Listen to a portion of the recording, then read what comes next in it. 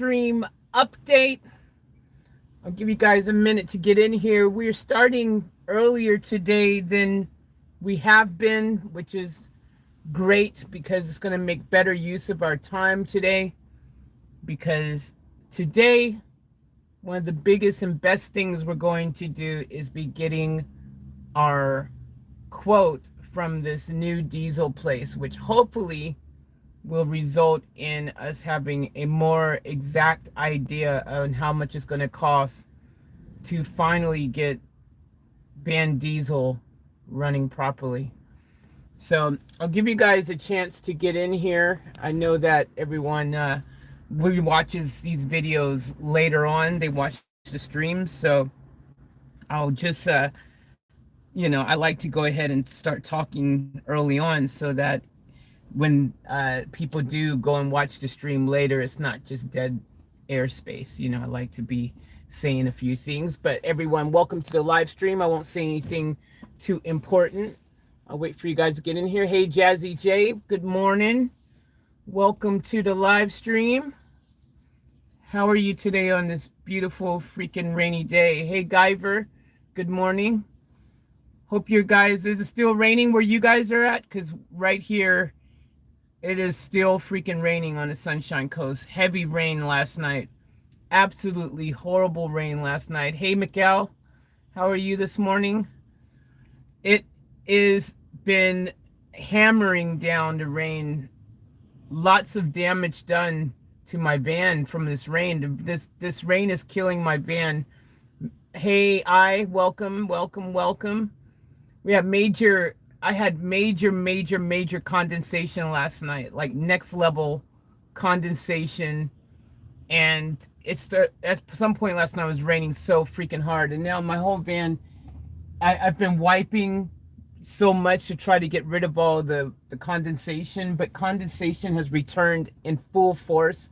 It is everywhere, man. On the roof, on the sides, wherever there's metal, is tons and tons of condensation. And this is a huge problem that I have to fix soon. Otherwise, I'm going to have not only engine problems, but I'm going to have a rusted out freaking van. I've got to get away from all this rain. This rain is destroying this thing. The condensation, it was so bad last night that the condensation was dripping on me. I had puddles around me on the carpet. The whole carpet was wet. Hey, Toddy, welcome to the live stream. Welcome. Toddy said, good morning, a beautiful, warm, sunny day in Tassie. Rub it in, why don't you? Man, Tassie's one of those places I do want to go to. Definitely on the list, man. I would love to be able to put my, vehicle on the ferry and take it over that freaking water over to Tasmania and just spend freaking, a few months there just exploring and just relaxing and then taking in the environment down there. I heard it's so beautiful and picturesque and sounds like a good time to me.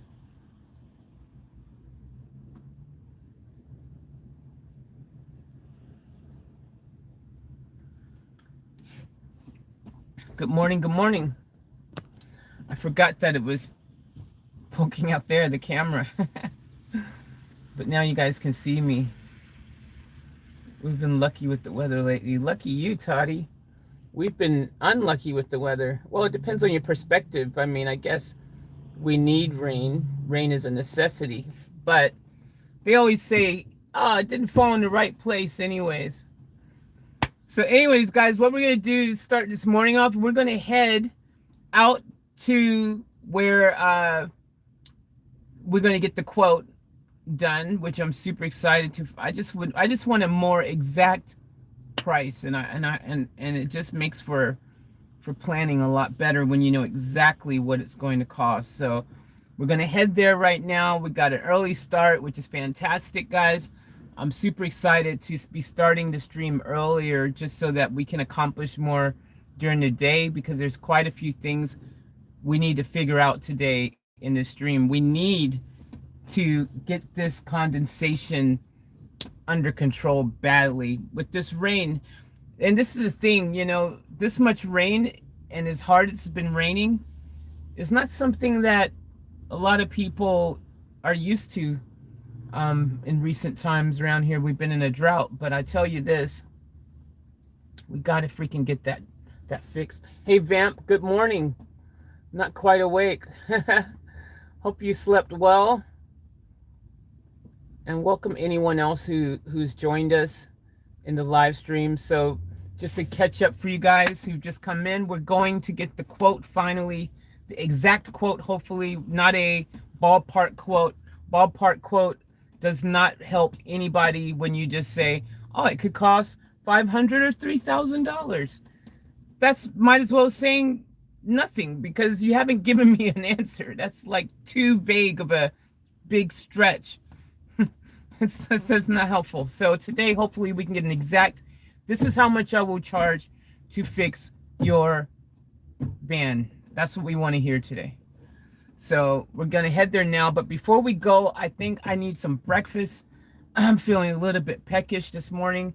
And so I think I'm going to head over to Hungry Jack's this morning, and I'm going to get a breakfast wrap from there. Or I may even drive up the road to see if that new Guzman is open down there. If they're open, we'll get one from there, a breakfast burrito from there. But if not, we're going to just head over to this Hungry Jack's. And then we're going to head straight to the diesel place. And that's the plan, family. So without further ado, we're going to start up the beast. And let's get this show on the road. If you guys are here in the channel for the first time, or if you've been on the channel for a minute and you have not done yet, please make sure you click that subscribe button, become part of our family, and yeah, give this video a thumbs up. That all helps with the algorithm. And yeah, guys, I am Faith Chase, aka CrossFX, aka Chosen Effect, and I'm hashtag van lifing. So we rolling. Let's get it going. Last night was a really rough night for sleeping because of how cold it was, because of the wetness with the condensation and everything. I mean, it was a really hard sleep. I didn't sleep much. And when you're attempting to make an effort to go to sleep and you can't sleep, sucks, because, you know, usually I don't sleep much. But I've been consciously attempting to get in some type of pattern where during the night I, you know, get some sleep, because usually during the day, lately, well, it's kind of been a bit different, but usually, generally, the van is too hot in the day to sleep in, you know, and I don't have fans or air conditioning I can run that whole period of time. But now, ironically, it's been super cold in the freaking night.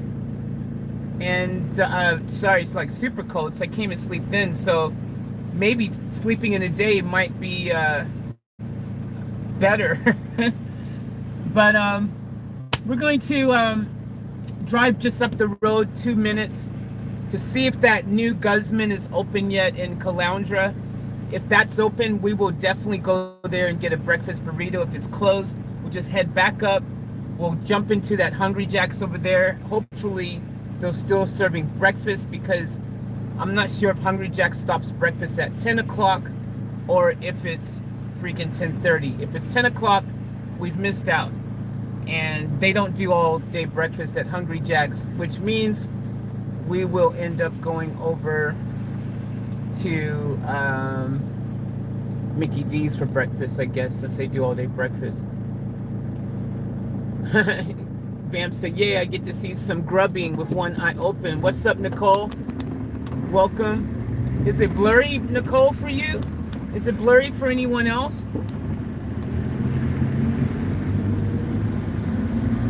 Let me know if you're seeing it blurry as well. Anyone else? Nicole, it's blurry. Oh, wow. Is anyone else blurry? I said blurry as well. Wow, that's surprising, because on my screen it looks really clear. That's weird. Mystery.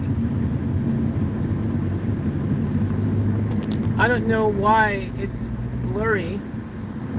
Oh, Toddy says, no, it's perfect. Okay, guys, anyone it's blurry, it might be your internet. So check to see if you've got good internet happening. Oh yeah, and reload, that helps. Yeah, Vamp, good advice. Try refreshing your browser there, YouTube. Wow, there's tons of people trying to get into the roller rink. Didn't realize so many people roller skating. Ah, right, spring break.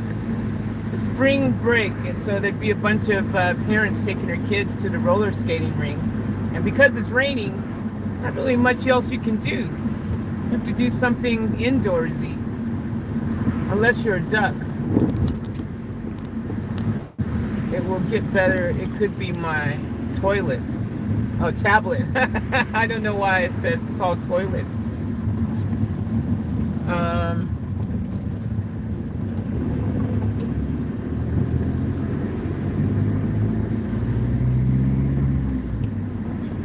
So I'm hoping this I'm hoping this Guzman is open, because I actually like Guzman's breakfast burrito. It's really good. It's good value. You get this big freaking burrito full of scrambled eggs, not just regular eggs, but they've got scrambled eggs in it, and they've got bacon pieces in it, and you can also, they got the pico de gallo, whatever it's called, pico gadaya, whatever it's called, that Mexican stuff. It's like lemon juice and diced tomato and diced onion, and they've got that in there. It's good as well. Hello, Lazuna. Welcome, welcome, welcome. Glad to see you were able to get into this one here. I started a bit earlier, so I was hoping if I start a bit earlier, some of you guys who normally miss out on the later streams would be able to join us in this one. This one right here is an important one for you guys who've just rolled in. We are going to finally get a quote, an exact quote, not a freaking, oh, it could be 500 or 3,000 quote. We're going to get, hopefully, an exact quote. Toddy said, I wish I could send a photo of how blue and clear the sky is here. Toddy, I can only imagine how amazing it is down there in Tasmania land. I can just imagine. It's closer down by the Antarctic down there. You probably got cleaner air as well. Toddy, Nicole said, how are you feeling? I'm feeling okay, even though I haven't had much sleep, as I said. Yeah, the freaking condensation's back tenfold, worse than it ever was. It's like hardcore back, and it's really bad. It's not open yet. But looks like soon, man. Looks very soon. They've got the signage up and everything. Not open yet. Very soon, though. I wonder when they're going to open it. Surely within the next week. Hello, Margie. Welcome. Welcome to the stream. Vamp said, I wish I could send a photo of how night and dark the sky is here. Yeah, the UK now would be dark right now, wouldn't it? So, I'll show you guys the Guzman. I'll put it on the other screen so when we come around you'll be able to see it. Oh, you can see it in the corner there. There it is, look in the right there. That's the new Guzman Mexican kitchen. They've got great food.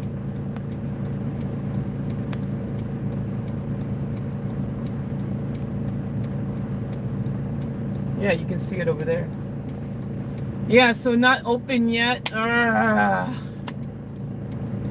So we're going to, this guy made a U-turn where he shouldn't have, and almost got in trouble with the car there hitting him. Meanwhile, I'm gonna do one here where technically I can. So over here, some of the red lights, unless it has a sign that says you can U-turn, you're not supposed to U-turn at.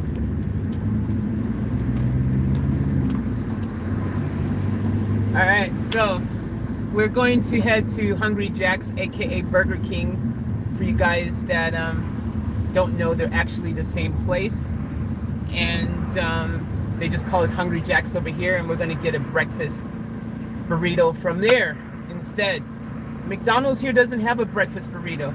They do have an omelet that they've been doing lately, which is like an omelet with some bacon in the middle and some onion. It's just not too bad, but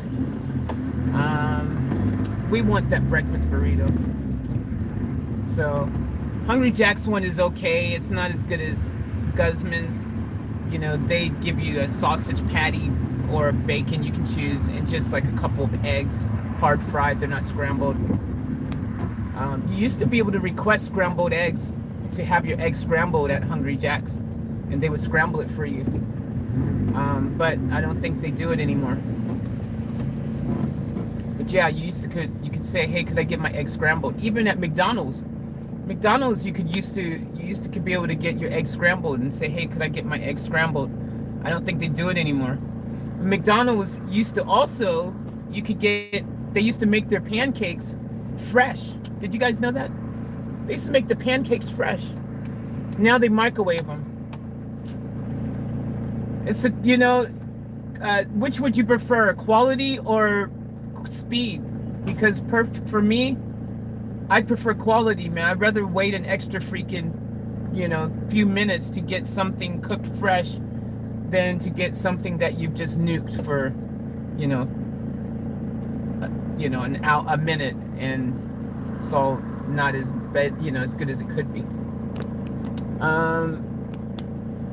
So everyone, welcome again to the live stream. Hope you all are doing well.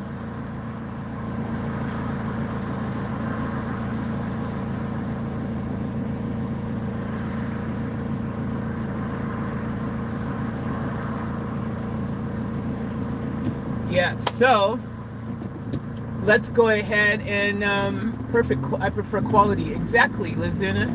Prefer quality. I'd rather wait and get something that's going to taste good and be, fresh and all that, than if we can just get something thrown together that's subpar for the sake of speed and convenience. I don't know, but that's the reason why I'm also willing to drive 45 minutes if I need to go to a food place that's at least going to give me the best experience. But anyways, we're stuck in a little bit of traffic. It's 10 o'clock in the morning here, and nothing was microwaved in. Hello, WRJ, welcome to the stream. And anyone else who's come in that I've missed, everyone, welcome, welcome, welcome. Always good to see all you guys. Makes me feel pretty cool being able to hang out with all of you, my family. It's freaking awesome, and it makes the day a lot more enjoyable when I can spend the day doing these things with you guys and taking you on the journey and adventures. I'm actually quite loving these live streams. It's really cool. It's a different experience than when I just upload a video, because even though I can communicate with you guys in the chat, in a premiere of a video, it's not the same as just being able to interactively just look and see what you guys are actually saying, and I can talk to you in live time and in live time tell you exactly what's going on. Thank you, Nicole. I love you guys too. Love you guys too. Thank you for the love. I appreciate the love, and I love you guys as well so freaking much. I'll show you guys where I'm at. This is my traffic situation right now. I think once we get past this roundabout, things might get a bit better.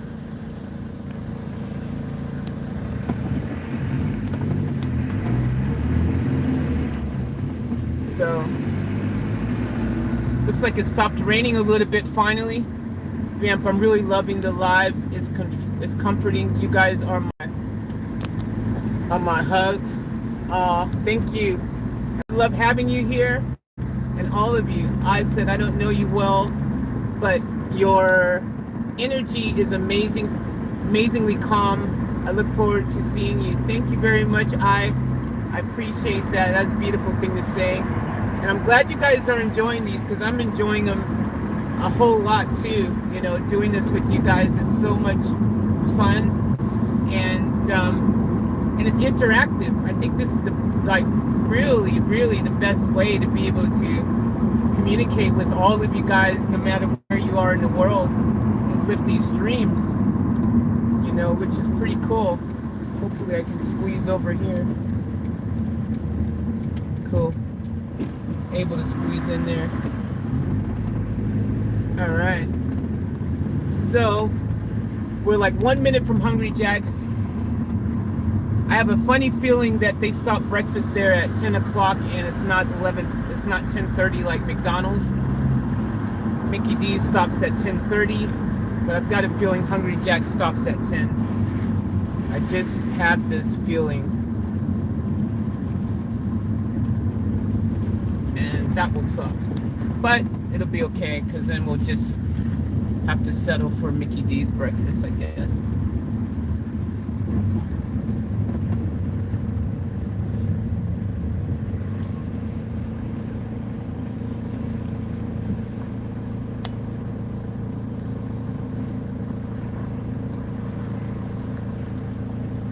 All right, so let me see what you guys are saying while we're at the light here.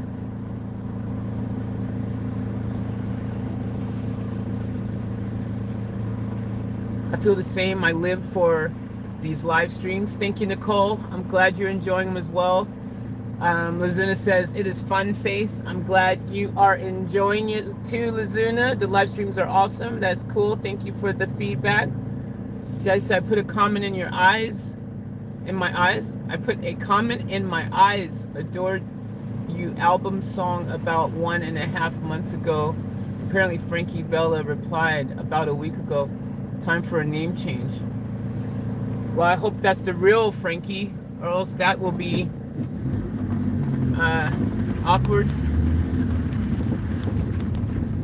All right, so we're just turning into the Hungry Jack's. The sun is out. Geez, we haven't seen the sun in a while. That's different.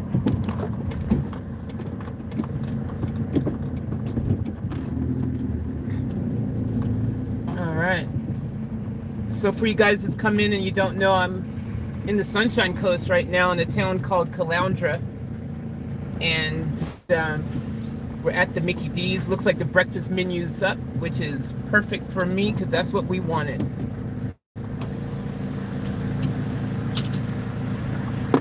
Hi, do you want to play sauce with me today? Yeah, hi. Could I please get a big barbecue brekkie wrap in the mill? And I'll get it with just a I'll get it with a bottle of water. And can I get no barbecue sauce and no cheese, please? That's so good. Anything else today? I'll get an extra hash brown as well. That's so good. Anything else today? That's all, thank you. And just double checking you have your mask today. Oh, I don't have a mask, no. Sorry, unfortunately due to the COVID regulations, I can't actually serve you without a mask. Hold on a second. Sorry, what did you say? Hold on, I'm getting my mask. I'm getting my mask, so I'll have one by the time I get to the window. That's so good. That through. Thanks. Wow. So that was interesting. She said she literally wouldn't serve me if I didn't have my mask on.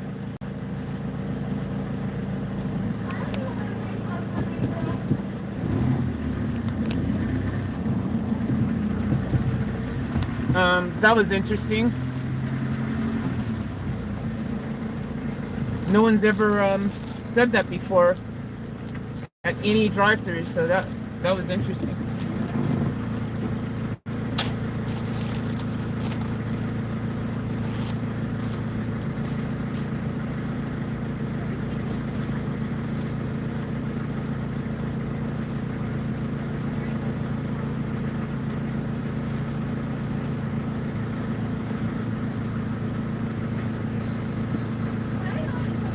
Yeah, just PayWave. So you guys are the first drive-through in. You guys are the first drive-through that's actually said that. That's pretty good. Yeah, because when we hit stuff out, it's Yeah. at the 1.5. No, that's good. I'm impressed.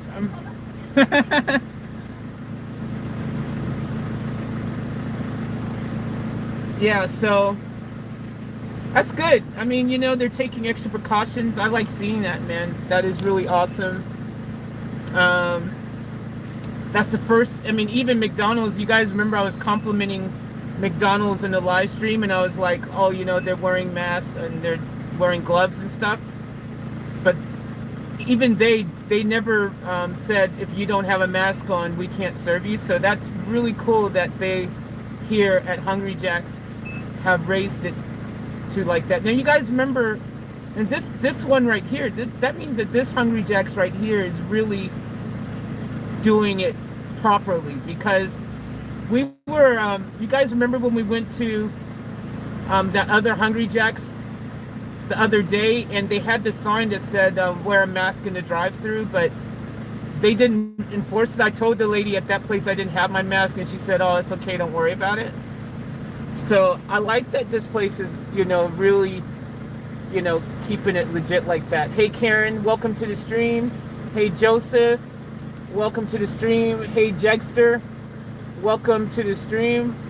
Hello everyone from across the pond in the UK. Awesome, man. What's up to you in the UK? Much love. Toddy said, not blowing my Tazzy Trump. Luckily, we haven't had any COVID cases in near a year and have been living normal lives. Wow, Toddy, that is awesome. Maybe I should definitely head right now to Tasmania. Hey, Paul, welcome to the stream. Hey, Miguel. Hey, anyone that I've missed. If I've missed you, I apologize. I hope you all are doing good. I don't think it's the real Frankie. I don't think it's the real Frankie either, guys. Thank you. Sorry, I'm talking to my live stream. Thank you. All right, guys. So we've got our food, and we're going to head out. We'll just park somewhere random. I'm not gonna. Whoa. Just gonna park up here somewhere.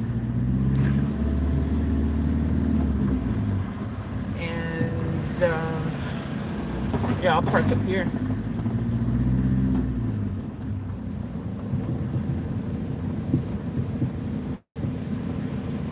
All right, we're just gonna park here real quick and smash down this food, and then we'll go get the quote.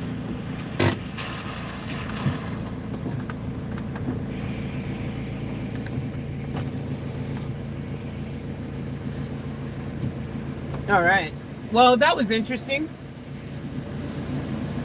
I wasn't expecting I was going to need my mask right now, but that was interesting. All right. So cool. Well, you know, hey, man, that is really interesting to see, because for a lot of reasons, but one of the reasons is just because in Australia, in particular, as probably a lot of you are aware, they haven't had like crazy amount of cases like throughout this entire pandemic. It hasn't been, you know, compared to other places, it hasn't been that crazy. And right now in the state that I'm in, which is Queensland, they've just had a couple clusters, you know, they've just come out of lockdown here. But they're saying for the next 2 weeks that masks are mandatory in public places, you know, things like that, which usually public places, I hadn't heard anything about drive-thrus, but I like that Hungry Jack's, every one of them are wearing it, and I like that they want us to be wearing it too. To me, that's not a problem. Like, it didn't bother me. I was just like, I didn't have my mask on at the time, but you know, I've got mask back here, so lucky I did, or we would have missed out on breakfast. But that's cool. Vamp says masks don't actually stop transmission. Well, they don't completely stop it. I don't think anything can completely make stop it, but I think if everyone is wearing the mask, it surely helps a bit. Like if everyone's wearing it, but it has to be everyone wearing it. If only one person's wearing it, it doesn't matter. You know what I mean? Like everyone needs to be wearing them and stuff. But who knows? Who knows if masks are really doing much or not, or who really knows? All we know is what they tell us, really. I mean, and there's a lot of conspiracy theories, as WRJ points out, about the mask even being alive with fibers or something. Or was that WRJ who said that, or it might have been someone else? Oh, it was WRJ, and then who knows? This whole thing, maybe this virus, who knows? Who knows? Paul said, I tell her to shove her food where the sun don't shine. But Paul, why would you tell her that? Because it's not her making the rules. She's only following what she's been told to do from the government, government guidelines. So you telling her to shove the food is kind of counterproductive, because she is just doing her job. She's only doing what she was told to do. You know what I mean? Like, I wouldn't want to be making her feel bad for wanting to do her job. That's why I understand, like in the States in particular, I was watching, there was times on the news, and you'd see someone like going off at someone at a store or somewhere. And it's like, dude, they're not the ones making the laws. Why are you going off on them? They freaking are only complying with what they've been told to do, or they'll lose their job. And so getting mad at them for wanting to keep their job and enforce what they've been told to do, that's not, to me, that's counterproductive, really. Go get mad at the ones making the rules, the people high ups. They're the ones who are forcing these things. So we got our hash browns here. Mikhail said, Vamp, don't stop you from infection, but to spray your infection to others. Lizina says it is good. More places should do that. I think so too. I mean, something's better than nothing is the way I see it. You know what I mean?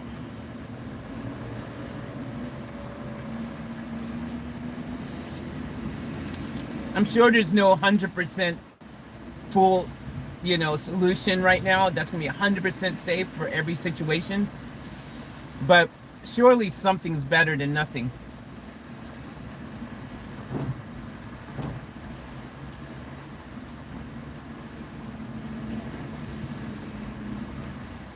These hash browns aren't too bad. Piping hot. One thing I would say about Hungry Jack's, their food is usually hot. You can see the steam coming from this.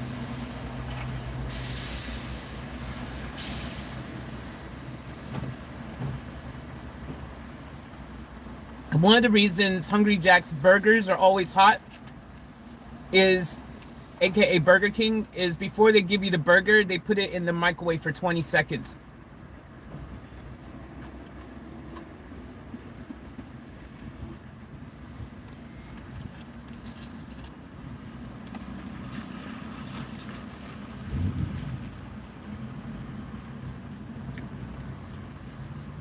Geez, this is making quite a mess, this hash brown. It's crumbling all over.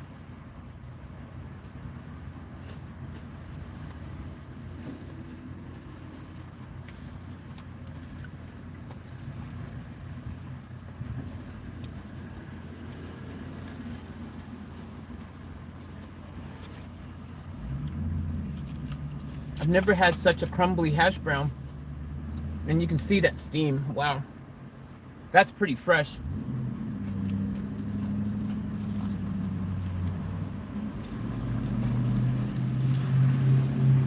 Try to get some of these crumbs up before they get all over the floor. Holy crap.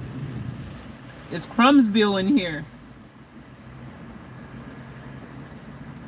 Crumma dum dum, me and my drum. Alright, let's get that breakfast wrap open. What do you say, guys?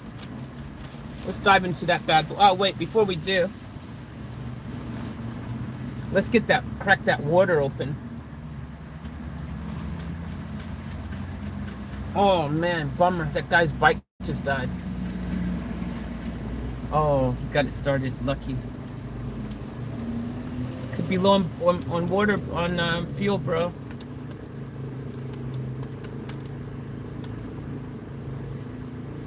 Alright, so looks like it's drizzling again, but there's some blue sky in the midst, which is good. We haven't seen the blue sky in a while up here on the Sunshine Coast.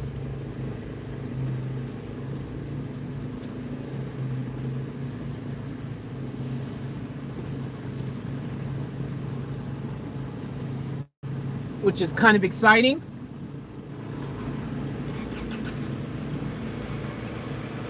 Alright, so I'm gonna crack this water open here. They've changed the water. They've got Mount Franklin at Hungry Jack's now, or at least this one does. They usually have, what's that brand with the red top? Cool Water. There you go.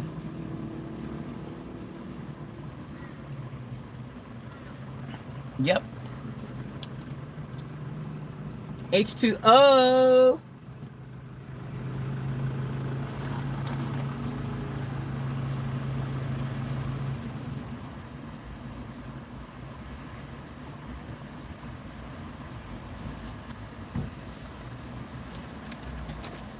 All right, guys, so we're gonna grab our breakfast muffin.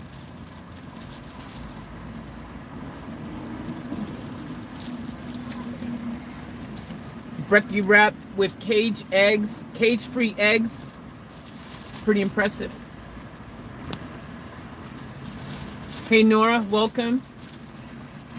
And anyone else that I missed?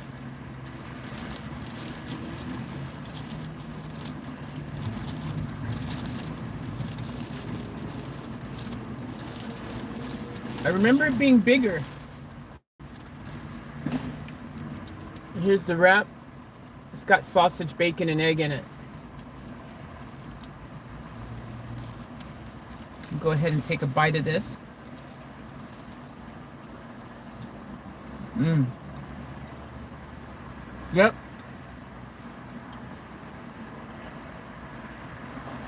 Breakfast burrito with egg, sausage, and bacon.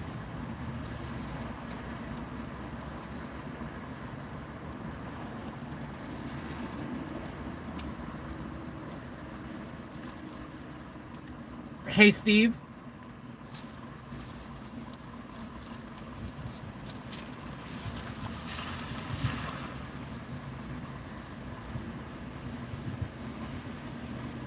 Tons of steam coming from it. It tastes good too. I get mine without cheese and without barbecue sauce.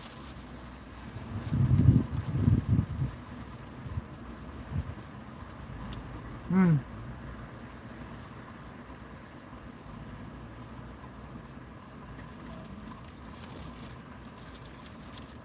Start your day off with a bit of breakfast.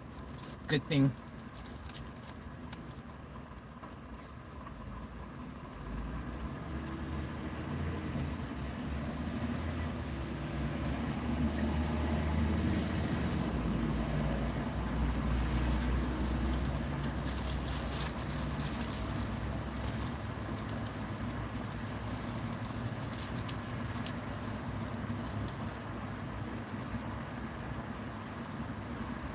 I don't get breakfast often, so this is a bit of a treat.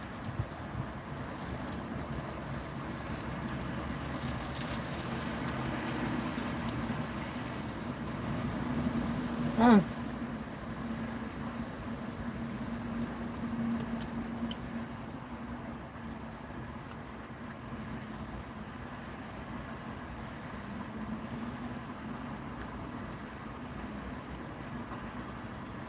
I thought the big brekkie wrap had a hash brown in it.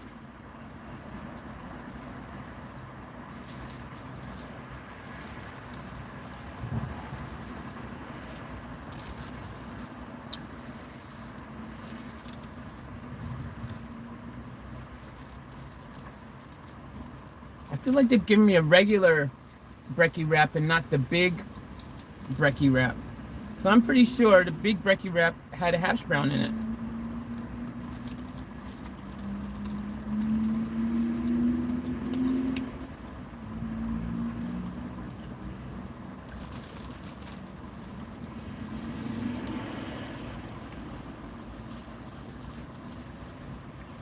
It's really good though.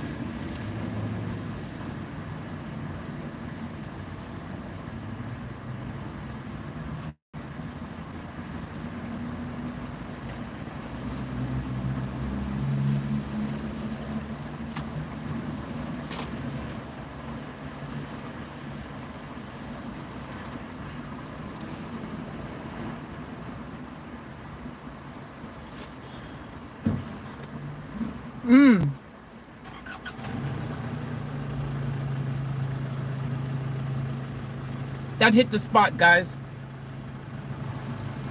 It's been a while since I've had breakfast.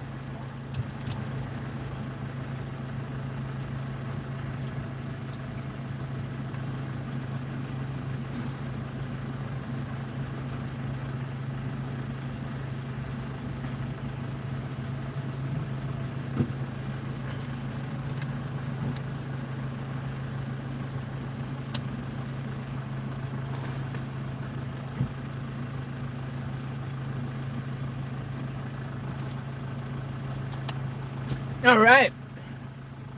We've had our breakfast.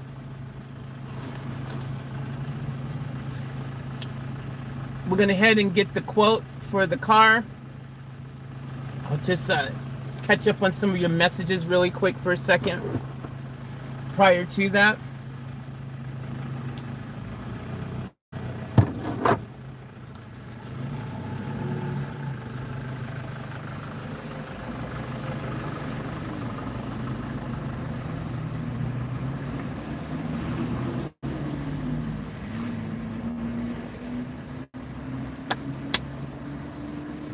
All right. Let me see what you guys are saying. Let me see who's come in the chat. Anyone new in here? Hey, Tim. What's up, Tim? Welcome. Hey, Steve. Anyone else coming out and see? Hey, WRJ. I've never worn a mask. I refuse to bow down to their God, WRJ says.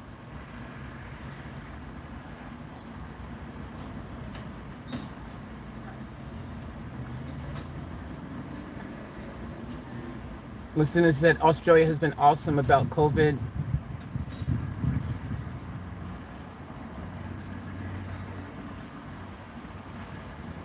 Victor.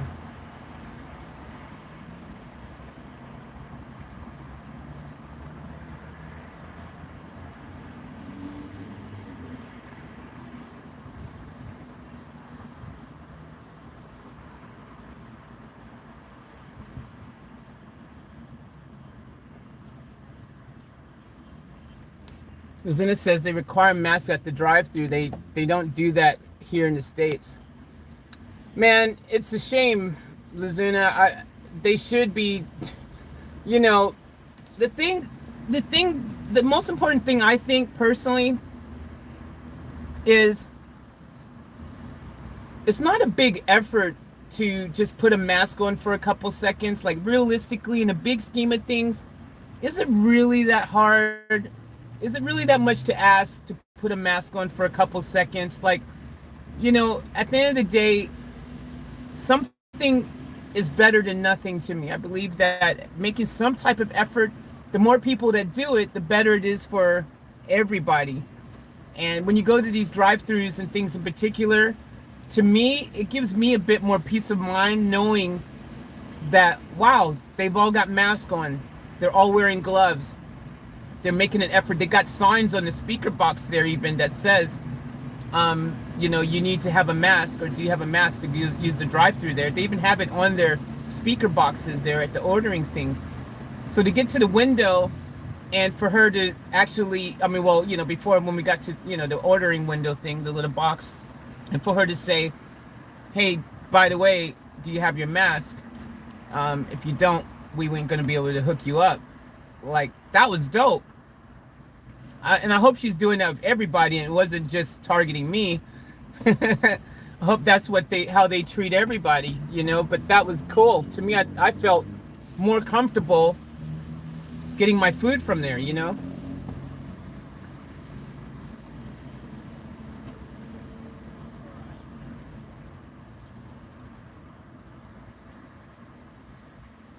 Margie says, I think it's good too.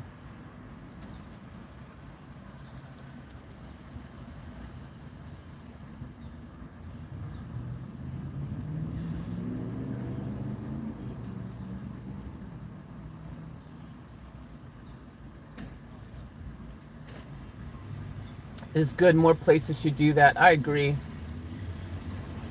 Hello, everyone from across the pond. Hi, my dear Faith. Hello, Karen.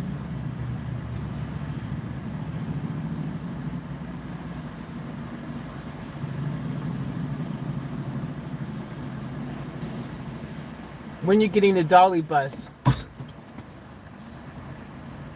Jexter, where have you been? Jexter, we've addressed this. I did a whole video. Go watch this video called I spoke to Elon Musk and Dolly Parton bus update. That's what it's called. It's the same video. It's one big video and I addressed it. But the short of it, Jexter, is there's no bus because the guy who said he was giving me the bus turned out to not only did he not have a bus, but he also, the donation thing that he said he was going to make didn't never happen and all that kind of stuff. The care package thing never happened. And he claimed to be Elon Musk on our last conversation. So you can see how that all just turned to poop really quick because he wasn't Elon Musk. He knew nothing about Elon Musk. If he's Elon Musk, Elon Musk has got freaking Alzheimer's and can't remember anything because that's what it was like.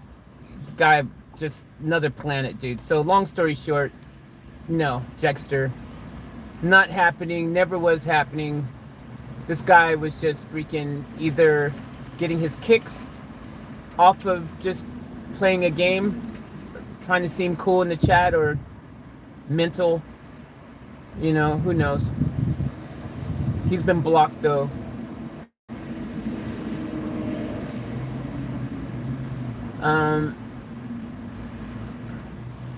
Australia's been awesome about COVID. Been pretty good here.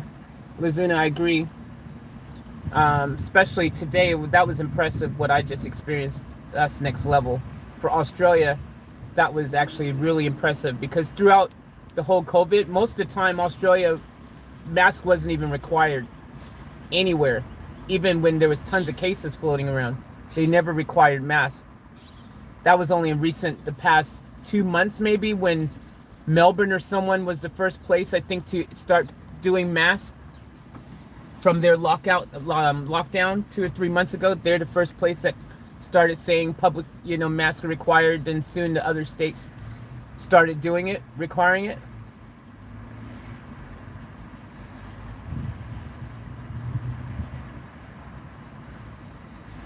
Margie says, oh, okay, oh gosh, go like Victor demanded. Nicole said, I've tested positive for COVID 3 times, no matter the precaution. I tested positive after getting it on the ICU, in the ICU after my stroke. Nicole, is it possible? I've heard that some people who seem to test positive multiple times after they've already had it, is that there's likely that they never were completely clear of it, that there was still some of the virus lingering somewhere in their body or something, and that they were actually never 100% completely clear of it. That's what I heard. Is it possible it was something like that? Jexter says UK is now lucky with COVID cases right down. No third wave. 32 million have been vaxxed. Awesome to hear, Jexter. That's good, because early on, the UK was one of the worst hit places. So that's freaking awesome. You guys, way to go. Way to turn it all around over there. That is freaking fantastic news. Way to go to all my UK peeps out there. Much love to you guys. That's freaking awesome. You guys keep killing it. Keep killing it. 32 million vax. That's awesome. What's the population of the UK, Jexter? Is it about 140,000 or something like that? Do you guys have there about 100,000 or 140,000, or is it close to 50,000? What's your population? I can't remember. Nicole says, I can't wait for my vaccine. Yeah, Nicole, whatever they offer you, get it. Whatever any of you guys out there, don't worry about what brand it is. Just get it. Whatever they can give you, get it. It's better than not. WRJ said, Morgellons. Yeah, that's that thing she said that is called the mask. In the mask, the fibers being alive or something like that. She said the mask are alive or something. Vamp, it's raining there. A mask when it gets moist, pointless.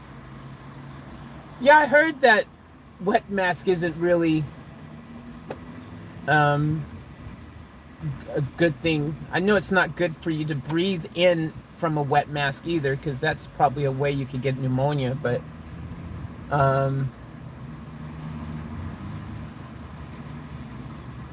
Karen said, no vaccine yet for me, still waiting. Man, this vaccine rollout should be, I don't understand why it's taking so long for so many places to, I mean, look, man, this should be everyone's priority around the world, is stop whatever else you're making. Geez, there's enough manufacturing companies around the world. Surely every government could be like prioritizing whatever's going on just for a freaking week. If every company for a week or two just band together, all the manufacturing big ones, is like pump out this freaking vaccine, and then everyone work together just to get the shot to people. Come on, this thing could be a lot better sooner over. It's taking too long. It's not helping if it's taking too long for people to get the vaccine. Vamp said, that's the thing. It's more about control now. COVID is a flu variant. It's going to affect folks different. WRJ said, it's not a law. McGowl said, I will be a pensioner before my vaccination here. That sucks. And you guys have it really bad over where you are, Mikhail. I'm sorry to hear that. Hopefully they get, resolved quicker for you guys. Lizina said, I've had 2 Moderna shots. I'm so grateful for it. Amen. Lizuna, that's freaking awesome that you've had your shots. Same here, Lizuna. Margie, awesome for you as well. But still wear a mask and cross. Exactly. Even though you've got the injection, guys, make sure you're still wearing your mask. Okay? Like, that doesn't mean you're now Superman and you're invincible. Still wear your mask. Still take your precautions. Just know that you've got an extra layer of precaution because you've taken the vaccine. But keep doing what you're doing, because it's not that big of a deal, guys, to go ahead and still wear a mask when you go out in public, or to still stay distance from people. Like, I think this is the way that the world is going to need to be for the next freaking, couple years. I don't see this changing anytime soon. Even when everyone's been vaccinated, there's going to take time. This is going to be the way it is for a while. That's what I believe. I heard them say it's going to take 6 years for the world to fully become back normal.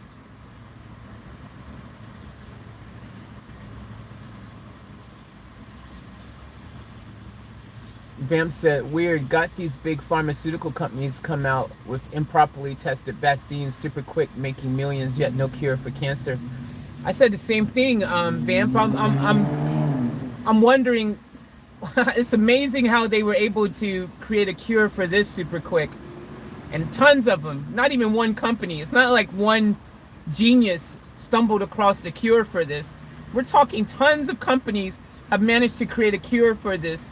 And you're telling me that over the past 50 years or however long it's been since they've been working on a cure for cancer and billions of dollars put towards it, that you guys haven't figured that one out yet, and the other ones, all these other diseases as well that we have, but yet this one, they could, come on, what's going on? Seems a bit questionable, doesn't it? Toddy says, since social distancing came in, I haven't had a cold or the flu for over a year. See, Toddy, another benefit. That's freaking awesome, man. Like, because think about it. If you catch a cold or a virus, you probably caught it from someone else that gave it to you. So if you're not directly near those people, yeah, you're not going to get sick. It's fantastic. I mean, unless you do something stupid like run out in the rain and get really wet, and then you're freezing cold and you've got your wet clothes on and you don't change them, and then next thing you know, you've caught freaking, pneumonia or something. Toddy, me neither, Margie says. Awesome to hear. That's good, guys. Jazzy says, in Australia, most of us work together against COVID. That's why we have it so good here. We only have to wear masks for 2 weeks at the moment because we had a few cases break out. It helps, that's a good point, Jazzy. It does help when you're in pockets of areas where people are working together for the common good of the situation. It's hard when you have only a few people doing something and everyone else is doing something different. That, like in the States right now, there's certain states that have completely no mask, mandates. There's certain towns within states that got different rules and different states, and you cross the border, and it's all these different things going on, and not enough people wanting to just be like, look, let's just do it. I mean, even the places where they're supposed to do it, there's people who aren't doing it, so it helps when the majority of people do the right thing. It's a big game changer. But yeah, there's a lot of stubborn people who just refuse to do it. Hey, Michael, welcome. Esoteric practices are a great way to deal with the unknown. I hope you choose to live out a van. I hope you choose to live out a van. I'm living out of a van, doing the hashtag van life, Michael, for multiple reasons. One of them is out of necessity, but one of them is also out of a desire to do so. And one of them is out of a feeling that if I can tough it out like this for a year or two, then maybe I can get ahead, and maybe I can buy a little land, and I can then get a little small property and build a little tiny house on, or who knows, maybe I'll just get so used to van life that maybe if I do buy land, it'll just be an investment property. I don't know, but all I know is that rent is just madness, and finding places with affordable rent just became very difficult. You got to do what you got to do, though. I'm just happy I've got a roof over my head. Ultimately, this is my roof, and I'm happy about it. And yeah, I'm just in gratitude for that. And as long as I have to be in a van, whether that ends up being a year, 2, 3, or wherever I end up in there, whatever, I'm just going to flow. One day at a time is all you can do. Margie said, if folks would have cooperated, this pandemic would have been over. Exactly, Margie, exactly. I believe that too, man. Like, seriously, if everyone, this is what really the facts, guys. It doesn't take a brain freaking surgeon or a super scientist to figure this one thing out. When the pandemic, when it was first known that this was bad news, if every single country around the world at that point all freaking said, hey, look, let's all right now, hard lockdowns for freaking 4 weeks. hard lockdowns, masks, freaking social, just the whole nine early on. If everyone would have did that and made it a law, like made it the law of the land, if countries are like, dude, if you freaking do it and go against the law, you're going to freaking jail. You're going to be fined. Like freaking make people do it and comply. Because I promise you, if everyone did early on and they hardcore freaking did that, man, this thing would be gone, because the virus doesn't live forever. It dies after, depending on what surface is on, it dies within a day, 2 days, 3 days, 4 days tops. You know what I mean? So if everyone stayed away from each other, if everyone did that and locked down for an extended period of time, guess what? Virus dead. Virus gonski. That's why Australia, when these cases have happened in Australia where the virus has come back, because overall Australia does that. Like overall, I think the majority of people here do the right thing. They attempt to do the right thing. It's the Aussie spirit, guys. I'm telling you, one of the reasons why I love living in Australia, because Australians, even most Australians, even if they don't like something, even if they think mate, they go, mate, that's a load of crock or something, you know, like even if they don't like something or agree with it, or they feel like, I don't want to do that, they still will, they're chilled out enough, and they'll do what they need to do for the better good, or at least the perceived better good, or you know, they tend to fall in line a bit, like they're just laid back like that. Like I was be like, whatever, mate, it sucks, but whatever, just get it done and do it, you know. Like I've heard literally Aussies say that in news interviews. They're like, what do you think of having to wear masks, and what do you think of this and that? And it's like, mate, look, it sucks, but you know, you just gotta dive in and get it done, man. You know, if that's gonna help in this thing, then do it. You know, that's just more the attitude of people's attitude around the world. You can tell where it starts from the government, starts up here, and it trickles down to the people. The government themselves, like in the states, like there's certain states where the governor is like, nah, man, we're not doing masks. Nah, man, we ain't doing no lockdowns. We ain't doing all that. What? Well, gee, I wonder why you guys have freaking mad cases in that particular part of the country, you know? Like, it's pretty obvious. You can tell around the world. Look at New Zealand. New Zealand's probably the star of the whole world, because they've managed to pretty much annihilate the virus. And anywhere who's annihilated the virus, like where it's completely gone, skis, like in Tasmania or whatever, you're saying Tasmania hasn't had in over a year, not even one case. The reason they've been able to do it is if they completely keep their borders secured once they've, you know, gotten rid of it. In Australia, the only reason we keep having these flare-ups that come back to Australia is because some stewardess or somebody in the hotel quarantine, you know, someone who flew in from another country to come back to Australia, one of those people somehow managed to get someone else infected who wasn't aware, and then they've gone out into the general population and someone else, and that's how these outbreaks has happened. But Australia has been very quick and strict with their policy on how to manage that. You know, the contact tracing has been really good.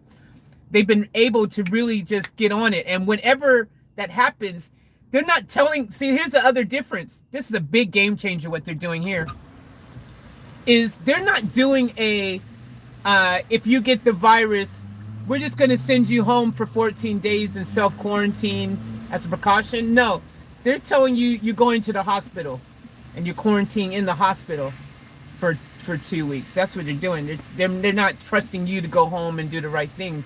They're sending you to the freaking hospital to do it. That's what I'm talking about. So, anyways, it is what it is.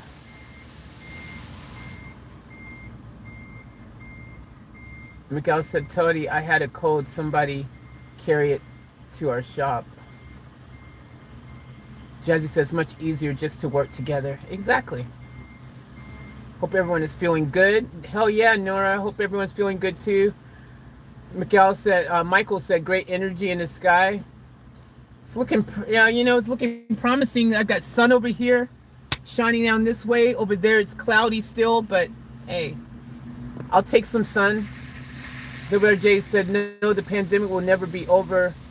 That are now pushing the vaccine passport. Yeah, I heard about that. I heard you've got to have a vaccine, a passport, and your vaccine is that says you've had the vaccine in order to travel places, which is a good thing. I think every country should take whatever precautions they can. Lucinda said if there had been more cooperation in the States, it wouldn't have been so bad here. I agree. It's too many, people who just are in it for themselves, Unfortunately.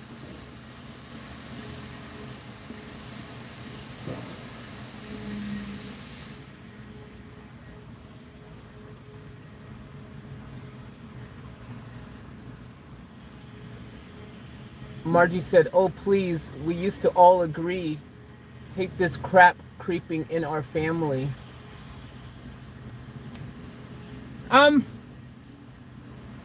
Margie, I think one thing about families, though, is diversity. Like, I'm starting up the band, guys. I'm going to start driving, making my way out to get that quote for you guys to just come in. We're gonna go and start heading that way because I'm getting baked in the sun right now, so I might as well start the car and start driving that direction. But yeah, we're finally gonna get a proper quote for the car if you guys just come in, and we're gonna find out exactly how much it's gonna cost to fix this thing. Not a ballpark 500 to 3,000 thing, but Margie, what I was saying, there's always going to be in families diversity. Diversity, in general. Look, there's always going to be people who have different points of views and opinions and stuff. And me personally, I like to, respect everyone's right to have that, to voice their own opinions and things, because we're not always going to agree on everything. And even if someone says something that you don't personally agree in, or, that you think is inaccurate or something like that, which we have a lot of going around the world right now. Obviously, with this pandemic, there's lots of people who are fed all kinds of information. There's lots of rumors going around. There's all kinds of information out there.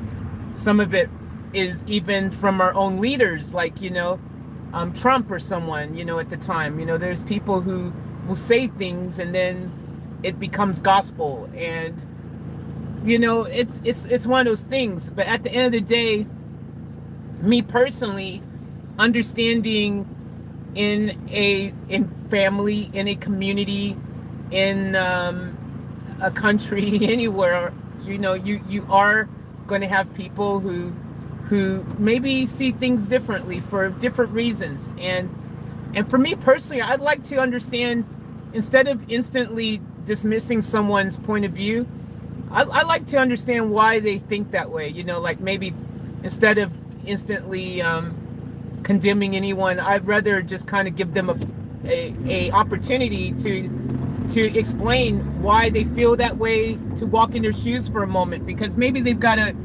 hands-on opinion. For example, a good reason why they feel that way. For example, when Nicole said that she had gotten the virus 3 times or something, and she had been wearing a mask and social distance and all these things or something like that. If you were someone who was doing the right thing every day, and that you was religiously doing the right thing, that you had your mask on, that you freaking was social distancing, that you weren't even around people, and you still got the virus, you'd be a bit like skeptical too. You'd be like, oh, I don't know, man. I don't know if these masks really work. I mean, I did everything and I still got it. I could see why some people could think that way, depending on their circumstances or their story, and especially some people, don't forget, guys, let's not be insensitive to the fact that there's people who have lost people to COVID, like completely died. And I think that's something really, another thing, that if you were someone that had a friend or loved one that died from COVID, your perspective of this whole situation is going to be different from someone who never knew anyone who even caught it. If you're someone who caught it, your perspective is going to be different than someone who's never caught it as well. So everyone's story in their situation, I think, is going to help determine why they feel the way they feel in this particular scenario, you know. And look, I'm not here attempting to take any sides, because I don't want to. I like to do my best to feel like I'm being fair and balanced with people in general, especially in our family here. Because again, I understand that people come from different situations, different cultures, different, look, the pandemic is affecting people differently in different places, you know. You might be in a country where the pandemic didn't hardly seem to even exist because you didn't even have many cases in your country. And so of course you might think, it's not a big deal, I don't see the fuss. But then someone else might live in a country where the pandemic has been freaking just madness, like in the States. Choose a state, any state, choose whichever one you want, really. And, you have a different perspective. You're like, man, this virus is real, because you know how many people are dying every day from it and how many new cases are happening, So it really depends, everyone's going to have a different perspective based on their own circumstances, their own environment, their own story. And not even only about COVID, but even just how they were brought up in life, right? Because if you're a super religious person, for example, some religions would be like, just put your faith in God. There's nothing that can stop you. You guys know. There's certain really religious people who would just say, oh, this is just the devil, and he's just, So I'm trying to say, I'm attempting to show a picture of just how come some people may feel or think how they do. And you never know. Some people may also just actually have more information at their disposal than we do. Like that's another reality. There's some people who maybe are more in the know than we are. And maybe they do know something that we don't know. There's a lot of things that go on that mainstream media gets wrong, or mainstream media can paint a picture that looks freaking super grim and horrible, and media doesn't get it always right either. Media has agenda a lot of times as well, so it's hard to say, guys. Like, so I'd rather give someone the benefit of the doubt and say, okay, well, tell me, why do you feel that way?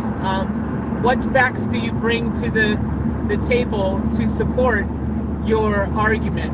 That's why, like, you guys remember in biology class and things like that, and you have the hypothesis, and then you're going to prove your hypothesis right, and so when you get down to the conclusion, you can base your findings on factual things and experiments and whatever to prove that.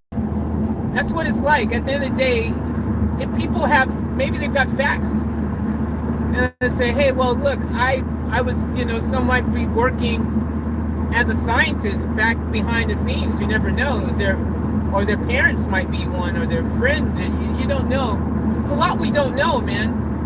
And there's a lot of information out there that isn't accurate. Like and there's a lot of conspiracies, a lot of hidden information too. Because look at freaking, for example, there's still differing stories as to how the corona even came to exist in the first place, man. Like, you've got some people dead hard saying it came from a freaking lab in Wuhan.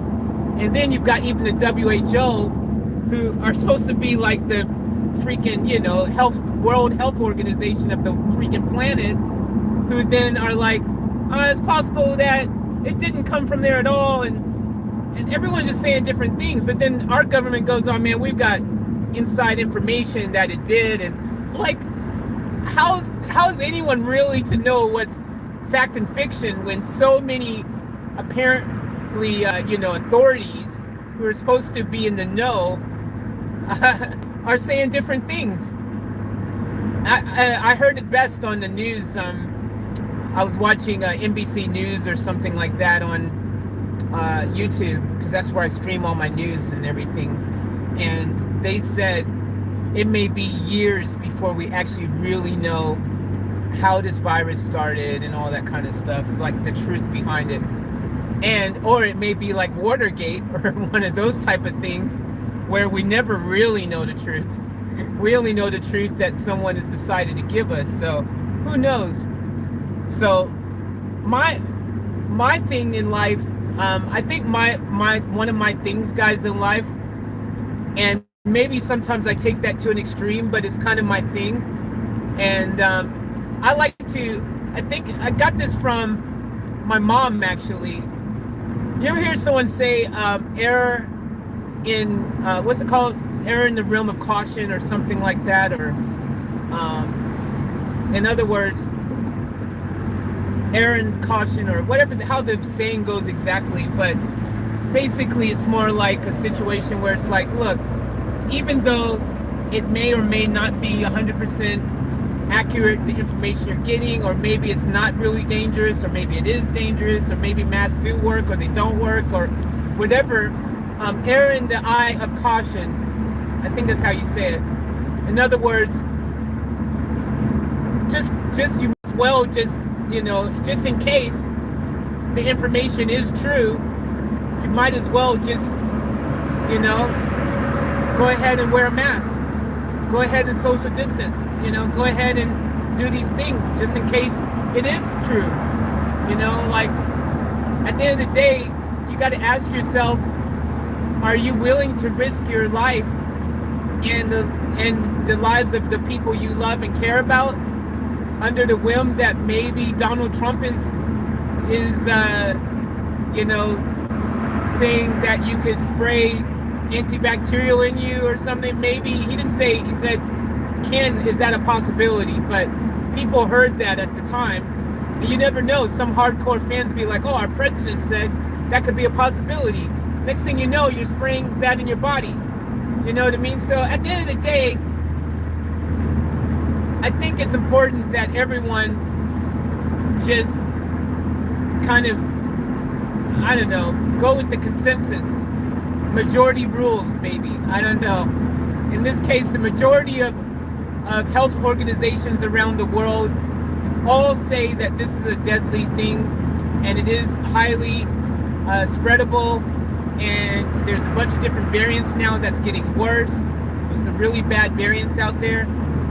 And so, since the majority of the planet is saying the same thing, and the majority of planet's health organizations are saying the same thing, I think it's a safe bet to kind of just in case all these people who are saying these things are, speaking the truth, just in case it's facts, I'm going to take these precautions myself personally. And so, here we go, the beep, beep, beep in the oil. Oil lights on. I'm on the highway now. It's a bad time for this. Slow down. Hopefully it drops. It stops.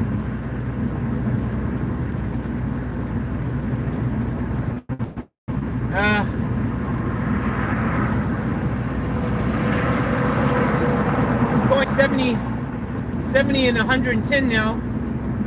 That light's not gone off. The flashing's still there. The oil high pressure light. It's not good. All right. It stopped flashing for a minute, guys. I'm gonna have to keep the speed down.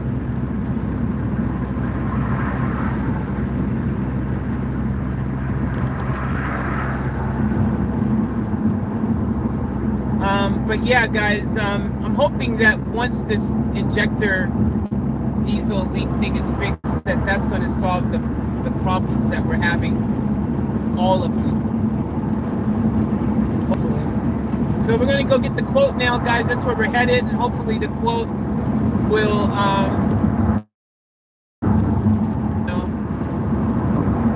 give us an indication of an actual goal for a cost that we can strive to get to. Hopefully he doesn't say anything freaking crazy.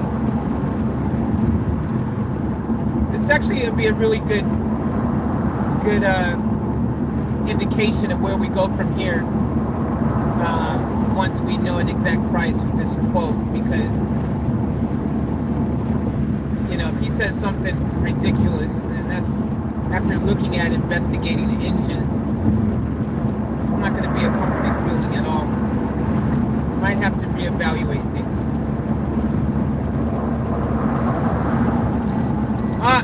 We're beeping again, and now I'm already going only 80 and it's beeping. Crap.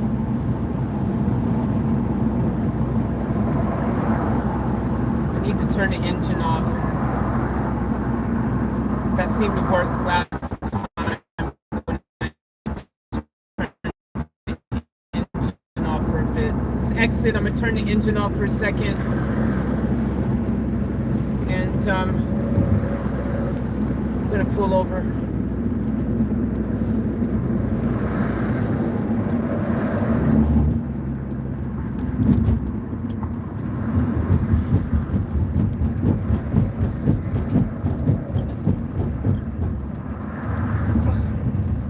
Safe place to pull over. Crap.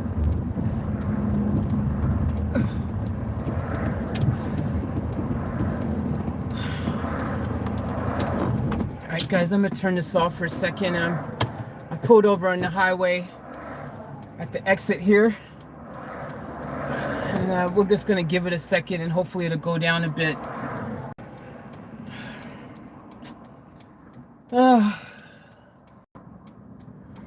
This is so frustrating. Besides driving in a van that, I know has an issue with the engine, I'm breathing in these fumes and stuff and everything. The last thing you want to do is just be broken down on the side of the road. And that's my biggest fear. I know I'll be able to start this in a second. I know it'll start. And I know it'll be good to travel for another few minutes or anything, but how long is this trick going to work for, This is something I really need to get fixed ASAP. This is not good.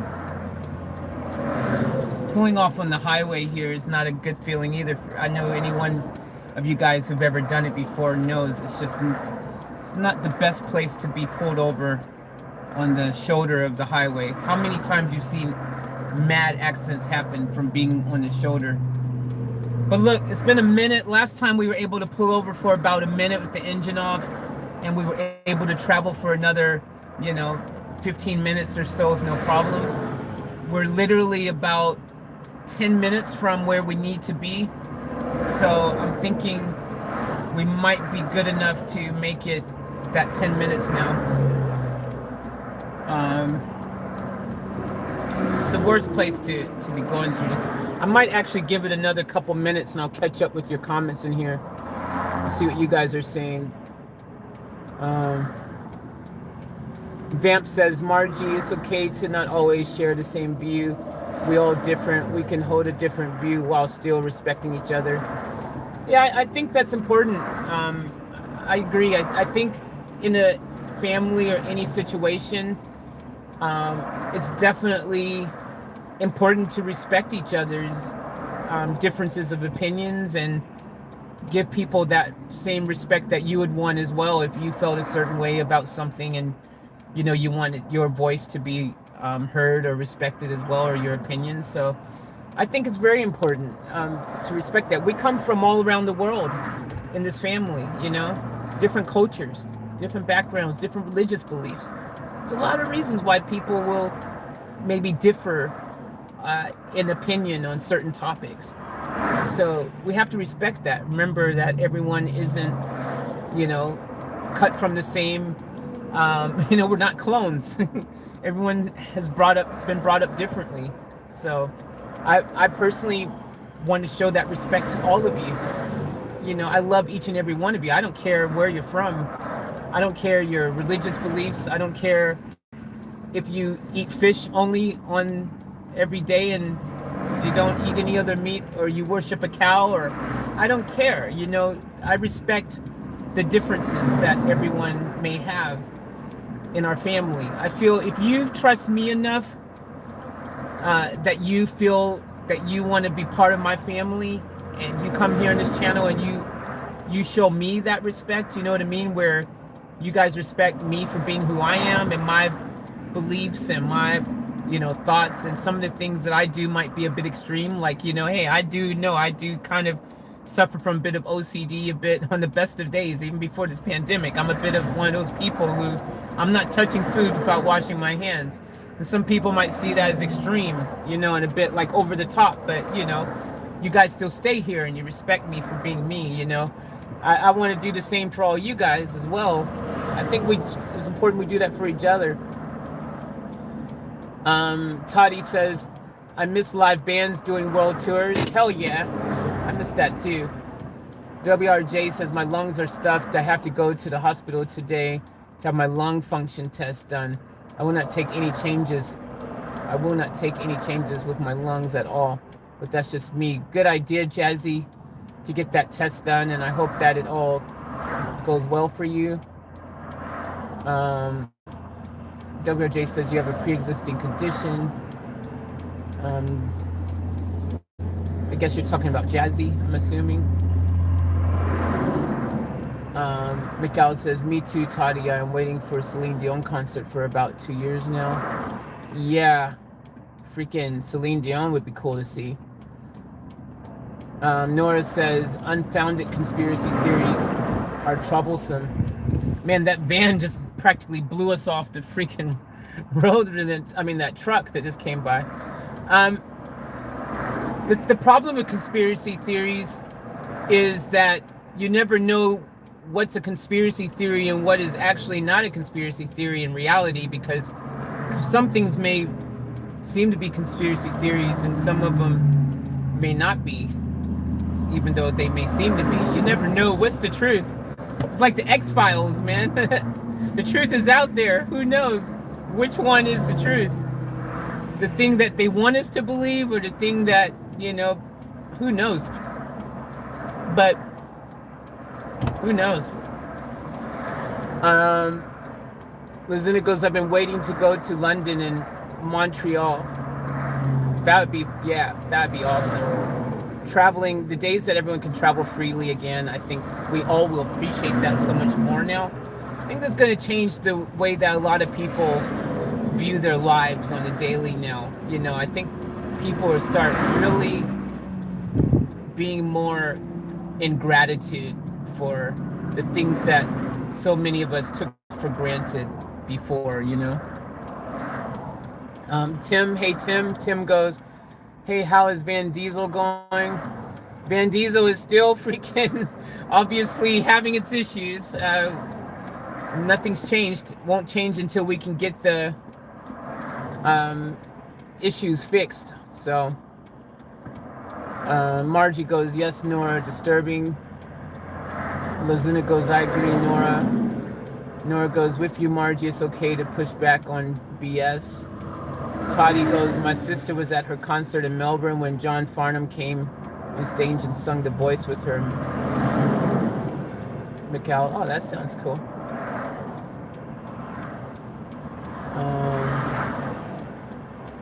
Hi, Tim. Van Diesel making condensation hell now. Yeah, Mikal. Guys, the condensation came back last night after me praising the plastic. This is Murphy's Law. You guys remember yesterday I praised those little plastic condensation things. I'm like, these are fantastic. Condensation's been gone, skis. And then the moment I do it, freaking, I had water dripping from my entire roof and on the side of the van, like crazy condensation, dude. crazy condensation because it wouldn't stop raining for starters. The rain has just been madness, and I've got a leak at the back window, so I've got water leaking in the vehicle as well. I've got freaking water leaking from the roof from the condensation. It's madness in here. I was wet, dude. Everything was wet. The carpet, the whole carpet in the back was wet. My towel, everything was soaked from all the condensation.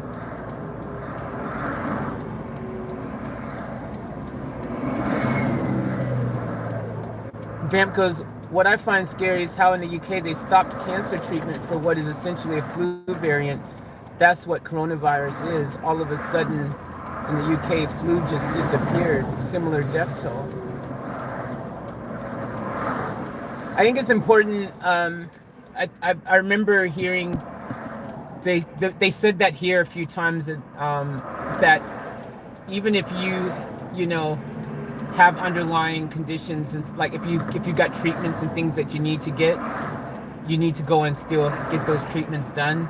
I know some countries, their hospital system is not, you know, their healthcare system can't handle all the cases of corona they're getting and servicing those people too. Unfortunately, that, you know, we're getting these treatments. Unfortunately, it's put a strain on some health systems. But the countries that are able to do it, they, like here, you know, I know they've said, make sure you go there. Don't be afraid to go to hospital, because a lot of people are afraid to also go to the hospital because of this corona, because they're scared to go there and they might catch it.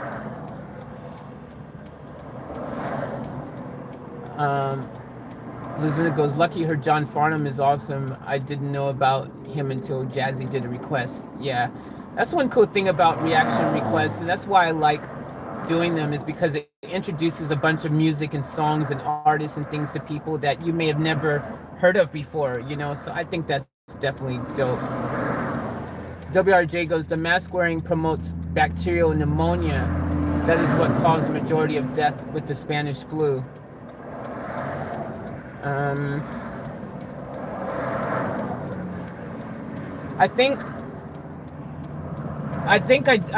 do know. I have heard if you're wearing a mask too long, the same mask, and like let's say you're wearing the same mask and you're reusing it and you're wearing it or you're wearing it like for a super long time, and then moisture builds up on the mask, you know, from you wearing it, because you know after a while, especially if you're talking and doing all kinds of stuff, the mask on, I do know the mask can get a bit of moisture buildup. And obviously, if you're breathing in moisture like that in your lungs, then yeah, you can definitely get pneumonia. If you know, when you got that wet, you know, water stuff, moisture going into your lungs, it's not good. So maybe it's if they over wearing it for too long, I would say that's probably maybe what happened back then. But it's like here, you know, like they could have had a shortage of masks and people just doing the best they can with what they got. You never know. Vamp said mean shouldn't.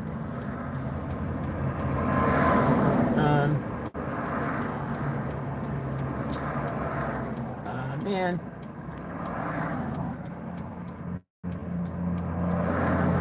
Hey Donna Lee, welcome to the stream. I'm slowly catching up, guys.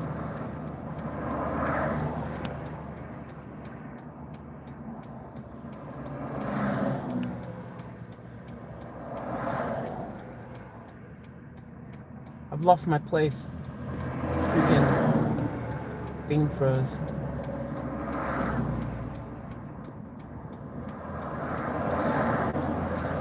Alright guys, I'll catch up in a second on more of the comments.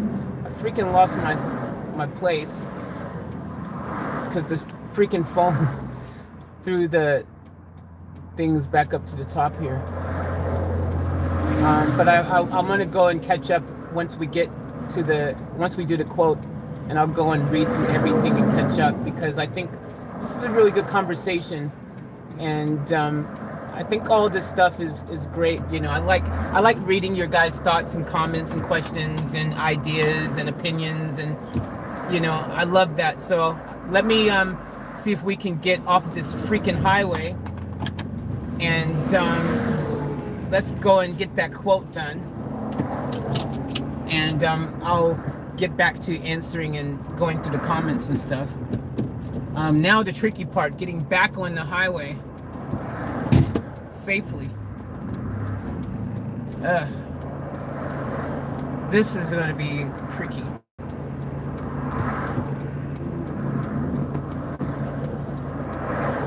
Especially in this van because it has no power.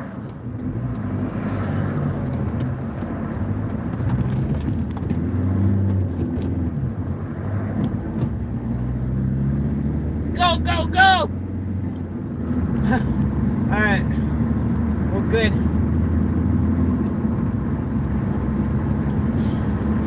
All right, so I'm just going up the ramp of the exit here instead of trying to go on the highway from that way.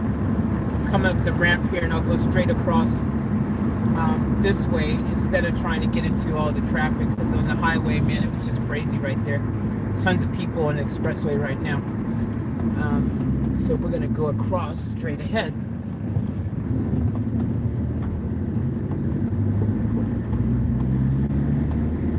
All right. Hopefully we can make it without that light coming on again.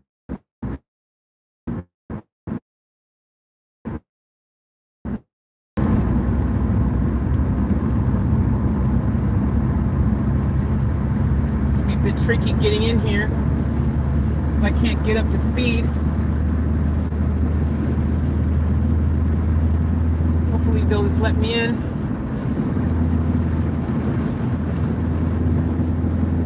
Alright, we're on the highway, we made it.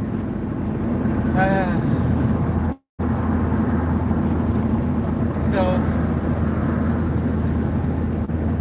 we're a few minutes from where we need to be for the quote.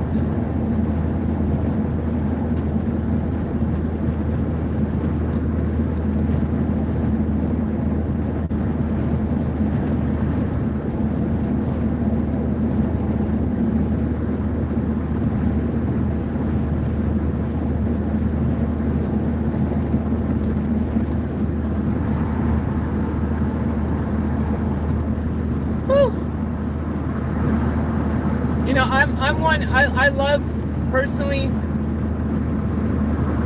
I love being able to have debates with people and having, you know, a conversation that sparks conversation, because conversation is how we all can evolve and grow, you know, by communicating. Communication is key to everything.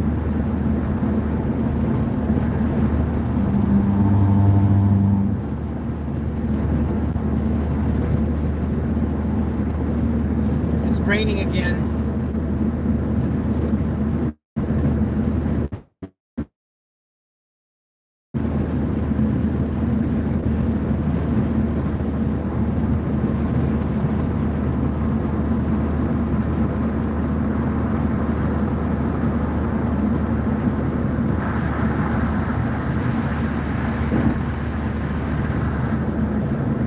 Oh, there's traffic.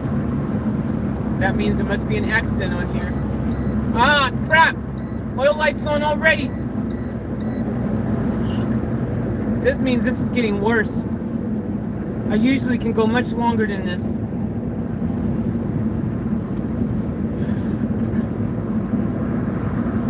Whatever's wrong is getting way worse, guys.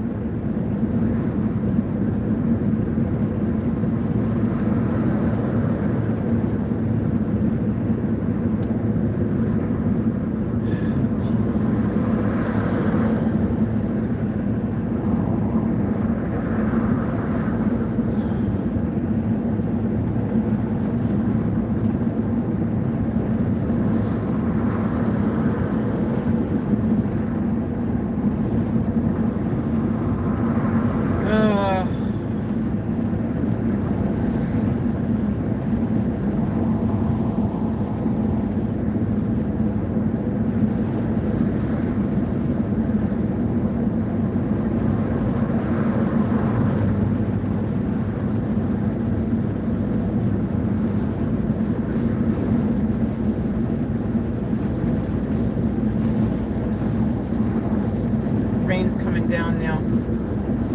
Harder. I can't pull over again. Not here. It's just too hard. I've got to go for it and try to make it to where we need to be.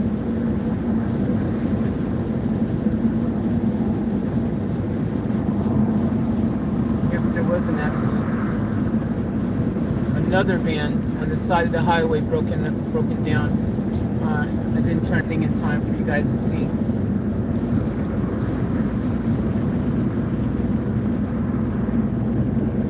And there's something else going on up here. Another accident. The traffic's coming to a complete halt. Complete stop now, guys. So there's definitely an accident on here.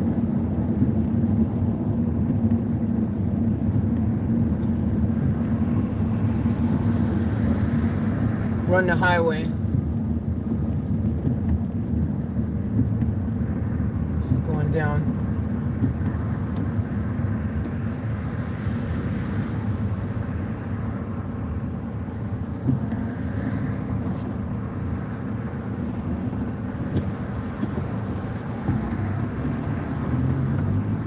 So,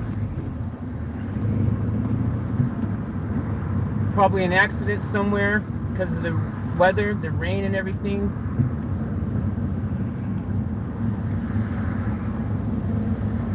This is backed up way back. Plus, after the holidays, after Easter holiday, there's also tends to be a bit of traffic on this road leading from the Sunshine Coast to Brisbane, which is the direction we're heading right now. We're heading towards Brisbane. That's where this diesel place is. Not in Brisbane, but on the way. We're like, well, with this traffic, I don't know how far away we are from it, but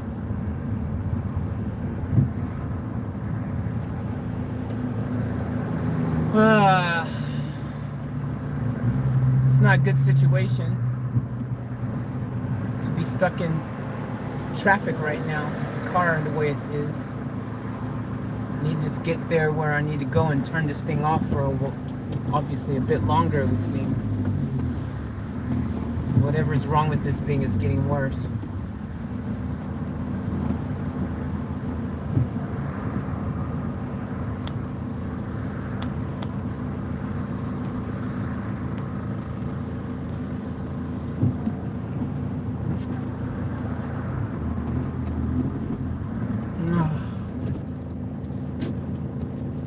Ugh, bummer. This sucks.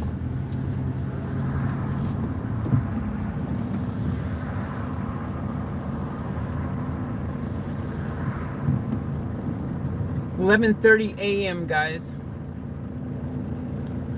Tuesday morning.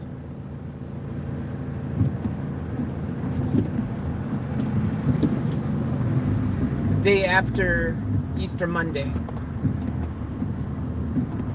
So part of it is because of that reason, this traffic. But I think there was an accident.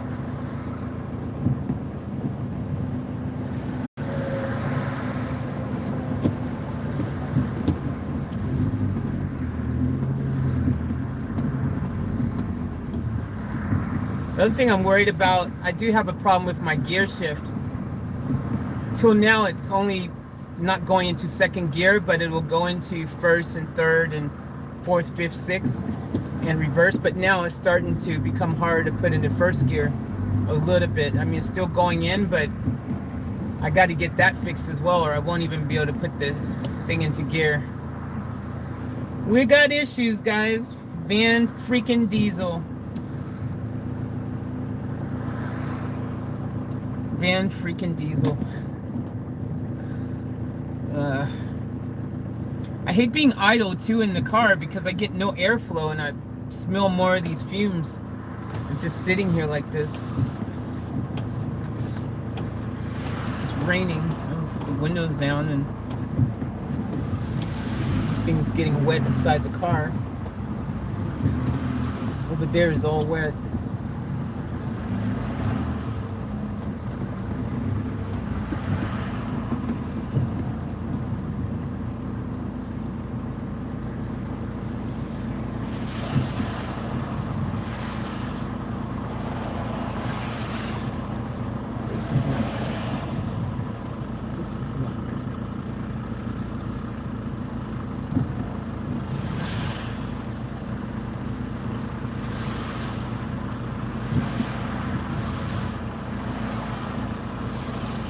nothing I can do. I'm stuck here.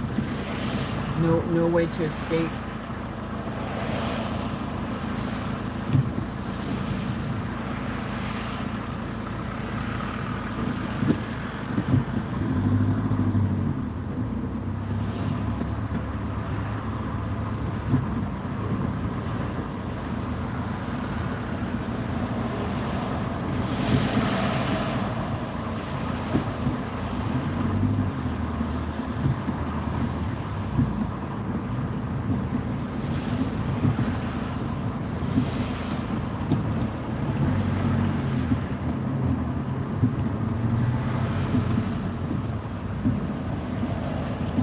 It's moving a little bit now.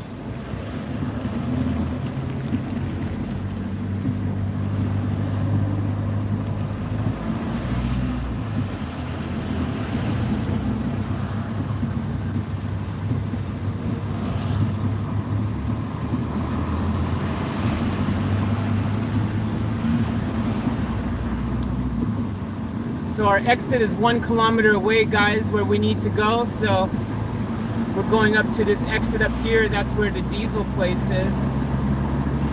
So we can make it to there. We'll be laughing. That's going to flood. Holy crap. This highway is going to be cut off soon if this rain keeps going like this.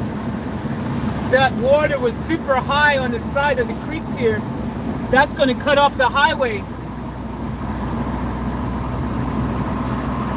Wow, my gosh. That's going to flood. That's going to cut off the highway. That's tons. Alright, guys, we're near the exit. Oh! Wow, that's going to flood for sure. Guys, you didn't see how high the water is on here. This highway is going to get cut off if this rain keeps going like this. This highway is going to get cut off and closed.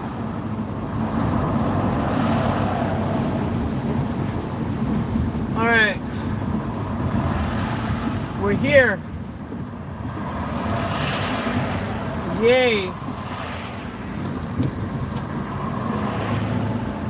That's where we're going up there. GHM Services. Diesel mechanic.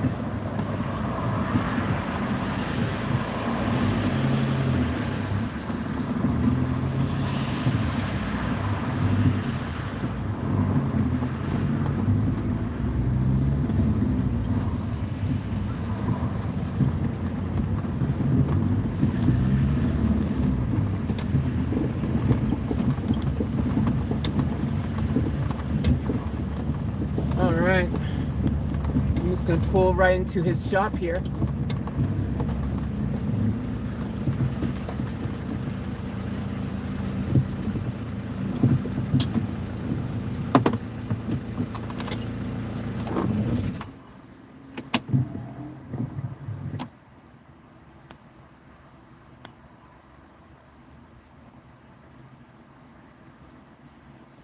Alright guys, so we've arrived here to where we're getting the quote done. Put the windows up because I know this thing is gonna get all kinds of midgies here.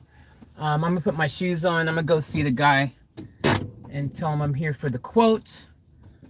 I will wear a mask.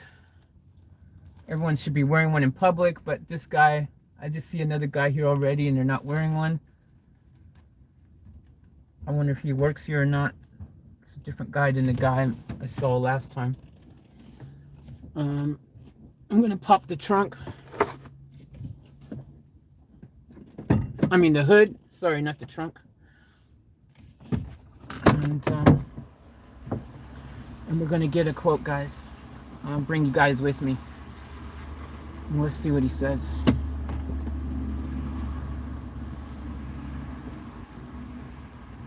Fingers crossed. It's good news. I'm hoping for cheap.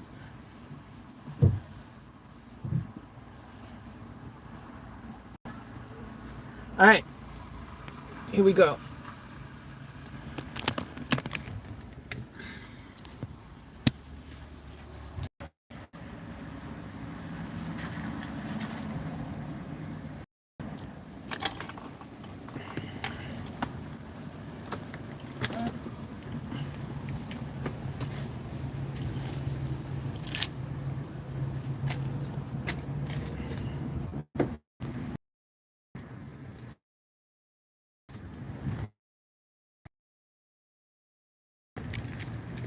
How you doing?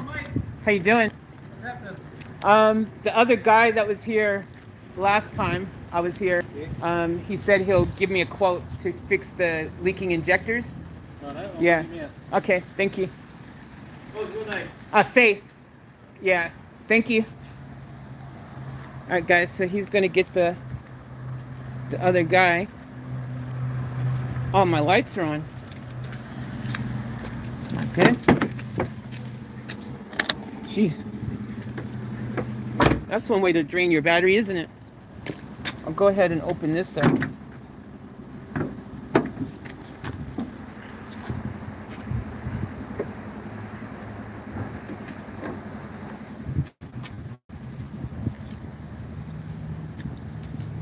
He's just on the phone. Yep. Traffic inspecting the vehicle coming. Can you park it just behind the Hilux? Oh, okay. Thanks, buddy. Yeah.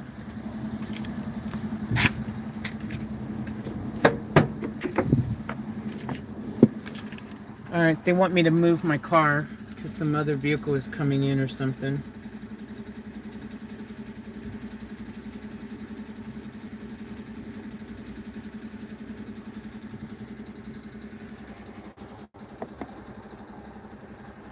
All right, guys, hold on a second. I'm just going to stick you in here for a second.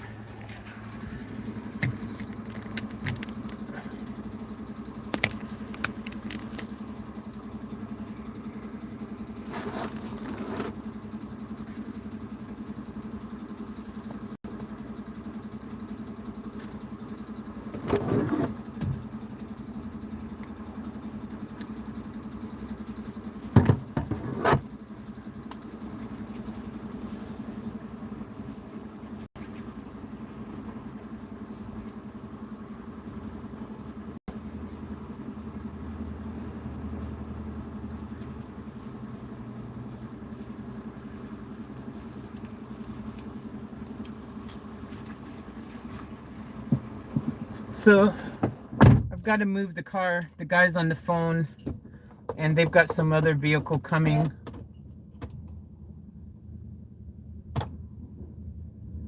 So I've got to wait.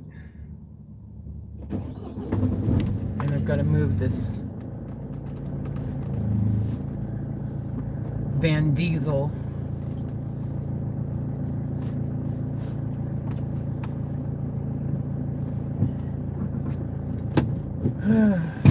There's nowhere to park around here.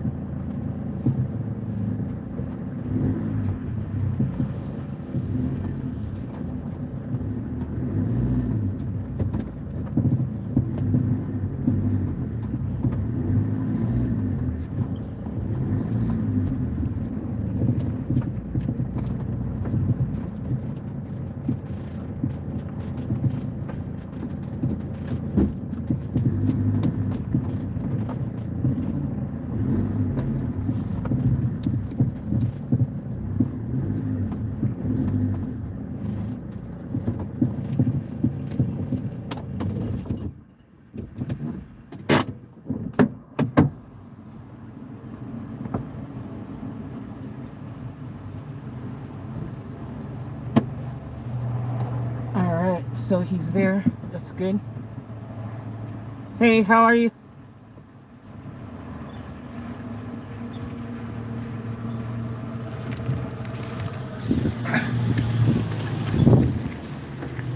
How's everything? Good, thanks. All right. Remember me from the other day? Yeah, so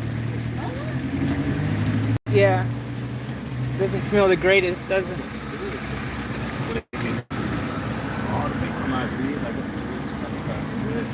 So yeah, the injectors are leaking. Yep, we could smell it. From injector cylinder 1 and 3 apparently. Yep. That's what I've been told by Lube Mechanical or whoever, those Yep. people. So they said, but everyone says that apparently that if that was cleaned and the rings, the O-rings or something are replaced, the seals, you know, the seals, that would fix the thing. But yeah, well, you don't know until you sort of open it up. Yeah. See how, because one rock cover on the engine quite often broken. Not always, but Yeah. to get them out. The injectors themselves may or may not be okay. Yeah. You may have to replace them. And sometimes, depending on how the actual, if it's been let go for long enough, like that, you can actually eat into the head. Yeah. And that's really, most of the time it doesn't do that, but where the bolts anchor down, they can strip out, and then, basically your head's going to come off the engine, and that is, multi-$1,000 job. But, just go and have a look at a couple of them for you. Yeah. All right, guys. So I'm sure you guys heard that right there, what he was saying, just on my live stream with my audience. But yeah, so he's gonna go look on the computer to get some ideas for pricing, but yeah, don't know.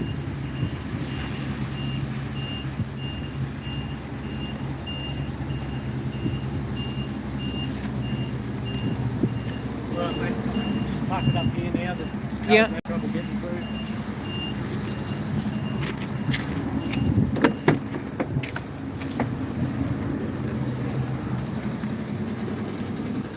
All right, I'm being told to move again.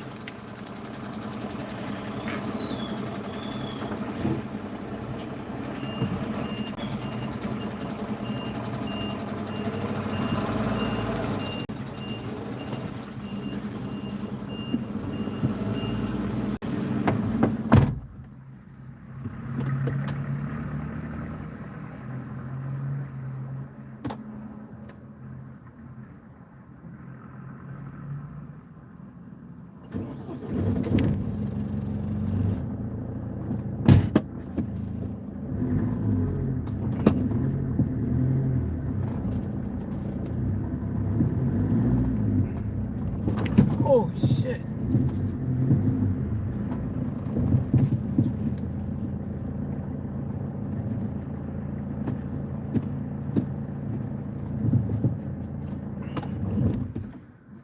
Well,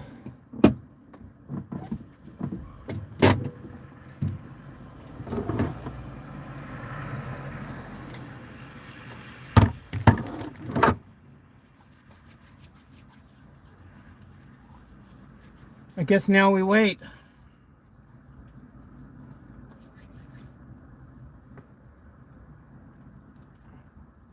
So I'll take my mask back off while I'm waiting here in the car.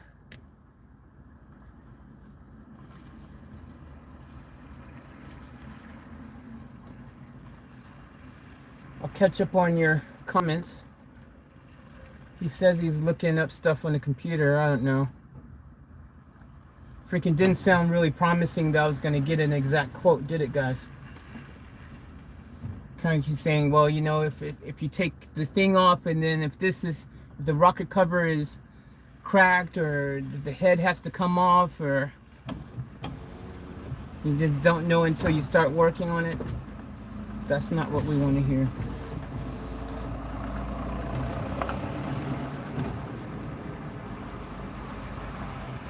Hey. Yeah, okay. The injectors Yeah. be $220 each. So they may not need replacing. Yeah. They might be okay, the two, but you don't know till you Yeah. get them out. There's little bolts and washers that you've got to replace when you do it through Mercedes. Probably at about $50 with freight. Yeah. For those, that's trivial sort of thing. Yeah. The labour we do at $110 an hour. Yeah. To do two, best case scenario, everything goes smoothly, you can get them out, swap them over, you'd probably, about 5 hours labour. Yeah. Worst case, it could be 10 or 12. That's probably not going to happen with two injectors, but you might find there could be more than two. But the absolute worst thing that can happen is if your head.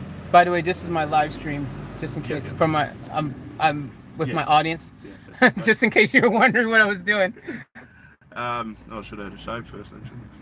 Oh, I've got only your arm in. Yeah, I was okay, trying that's to. good. I didn't know if you wanted your face on there, so I was trying to keep your face Yeah, from being no, on there. That's okay. Yeah. But yeah, it's one of those things you don't really know until you start doing it. But we'd be probably at least 3 weeks before we'd be able to do anything So- here at the moment. There is a guy on the Gold Coast that does a lot of these. I could give you a phone number of. Everyone's busy at the moment though. But, Yeah. I don't think I could drive to the Gold Coast yeah. right now. This thing is on the way here. The high oil light keeps coming on. Okay. If it's a high oil light, Yeah. with these there's a sensor on the sump that Yeah. often plays up, Yeah. and it's probably if it's saying high oil, Yeah. unless And I mean, I've checked the oil, and every That's time normal. it's normal. Yeah, it'd And, be just a faulty sensor. Just ignore it. Okay. Because it tends to kind of come on when I'm, like right now, like when I'm going about 100 Yeah. Ks or something, or 80, and then I'll slow down, and then it will go off. Yeah, Sometimes. it's a common thing in the Mercedes Oh, okay. for that sensor to play up. So Yeah. I wouldn't worry Okay. about that. So you wouldn't worry about it. Okay. So if everything goes to plan, like, what would be the total Well, your best case scenario. best case scenario? Is probably about $600 if 5 hours labour and then $50 for the thing. But it's unlikely that would be best case scenario.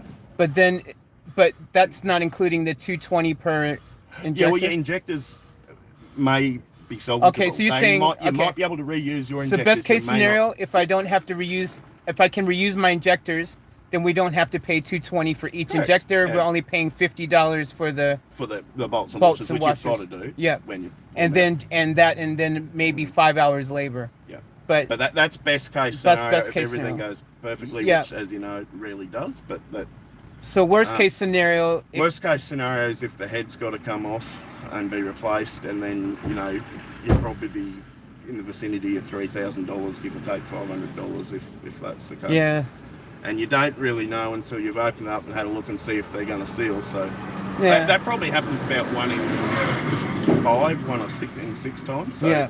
to give you an idea Yeah. from experience. But the fact that you've only got 2 doing it and not all 4, then it's probably not as bad, most likely. So you probably won't have to have the head come off. But it'd be one of those things, if you got to that point, then you wouldn't just do it. You'd have to weigh it up and see whether it's worth fixing the car, yeah. whether it's worth spending that money on it. So Well, it's my home, yeah, so it's not just a car for transport. yeah, fair enough. Yep. Okay.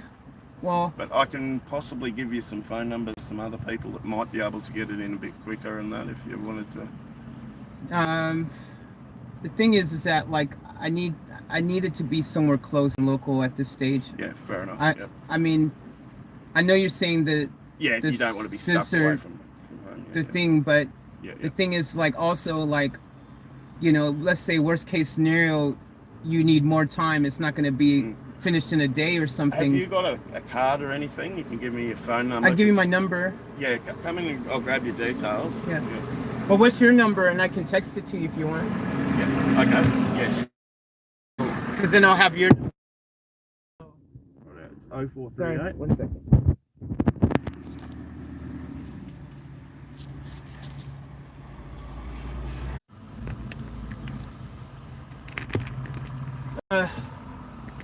Hey guys.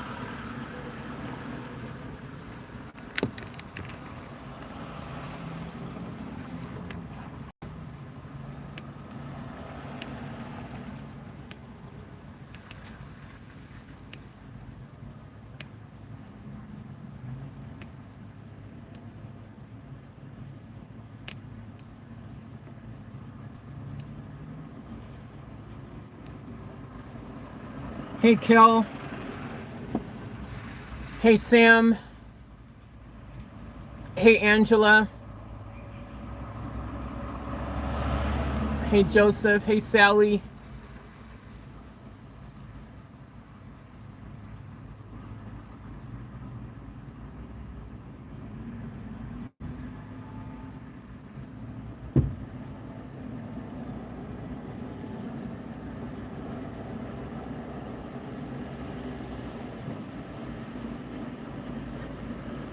Well,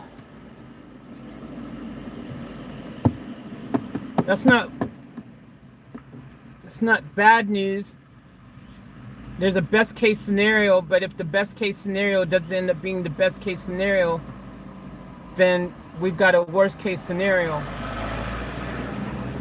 So the best case scenario for you guys who came in for the quote is roughly around $600.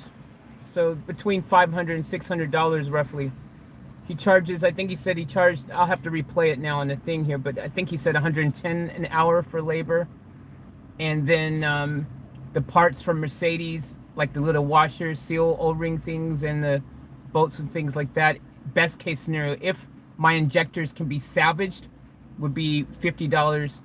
So best case scenario, if lucky, it'll be around somewhere between $500 and $600 if we're lucky. If we're lucky, that's best case scenario. Worst case scenario, but a better case, but not the completely worst case, is if only the injectors need to be replaced, then the injectors are $220 each. So if it's two of them that needs to be replaced, cylinder 1 and cylinder 3, which is the ones I've been told is the issue ones, then that would be roughly about 550 plus, like 550 in labor plus the cost of injectors, so another 440. So the next best scenario will be about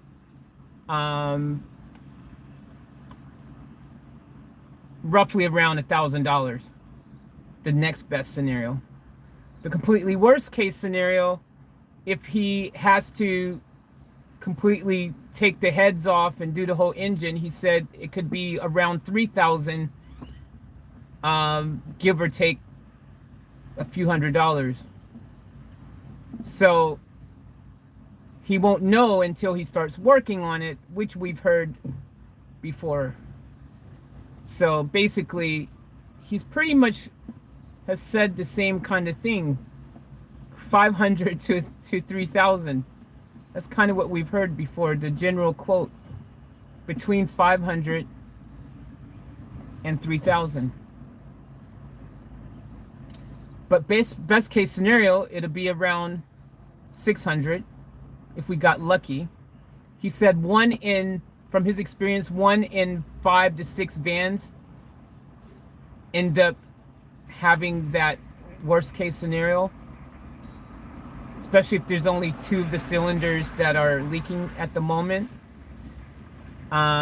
He said he can't get the van in for 3 weeks, but he said he'll try to get in a bit earlier. I sent him my number, so he has my number now. I've got his number. And funny thing, so when I was talking to him and he was here talking, I actually have met this guy before the last time I came here. Come find out, I actually met him. He was selling a van a couple months ago or something. He was selling a Ford Transit van. And I went to his house to see the van. And I was going to buy his van that he was selling, but he said someone who had come before me bought the van and beat me to it. But he had a Ford Transit van that he was selling that would have been cheaper than this. And it was a 2004 or 2005 Transit van he was selling at the time. And because he's a diesel mechanic, who would have known? I didn't even know at the time that he had a freaking garage diesel place that he fixed these things. Man, that van would have definitely been the van to freaking get, man, because he freaking fixes them. But unfortunately, someone else had beat me to it. But if the other person didn't come and beat me to it, I would have got his van, man. Bummer. So anyways, he's going to see if he can get me in sooner. But yeah.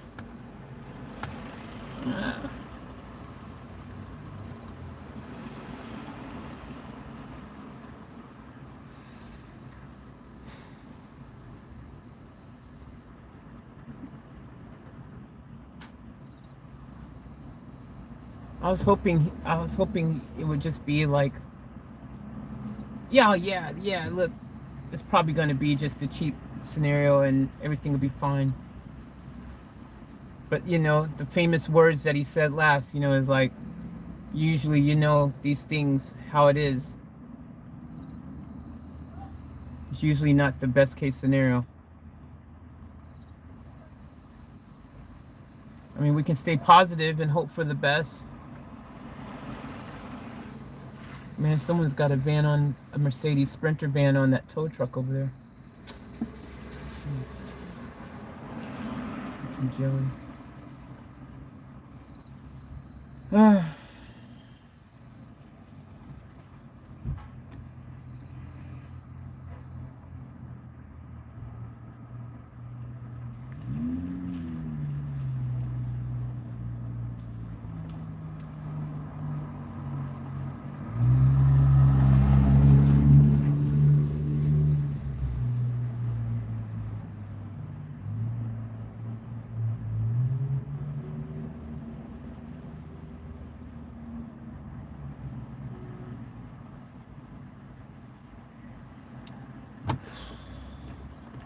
It's frustrating a bit, guys. It really is a bit frustrating.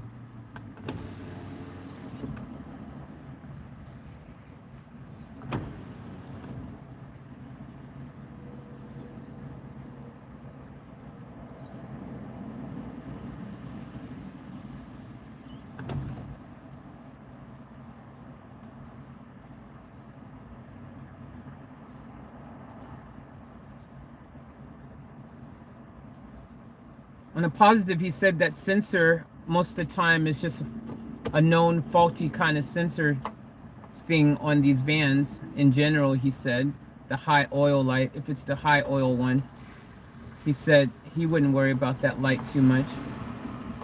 He said it is a known kind of faulty sensor that happens on these, but I don't know. It seems to go off when I'm going at a certain speed after a certain period of time. To me, it doesn't really seem faulty. Oh, that must be the van that he said was coming. The car he was expecting.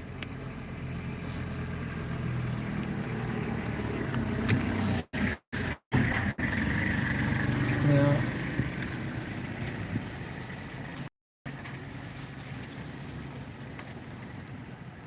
See? Someone else with a broken down van. These vans, man, are freaking unreliable.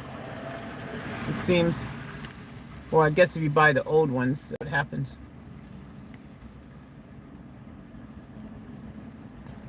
Okay, I guess we go.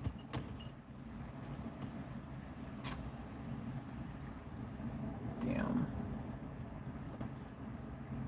I wanted one of those Ford Transit vans with the high roof and stuff. I heard the Ford Transit vans are supposed to be cheaper to fix, but freaking he ended up, that girl said her van was going to cost $7,000 to fix. If you guys remember from that one live stream we were here, and that one girl.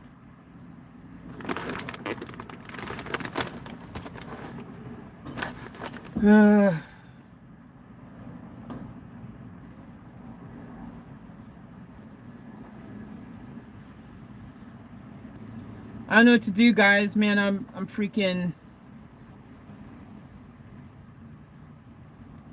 I mean, my biggest fear is to start fixing. You know, I bring the van to him. He starts working on it, and then he goes, "Nah. Worst case scenarios happened, and I'm gonna have to do the whole head and do all of that," and then he says it's like $3,000 to fix. Be freaking screwed big time.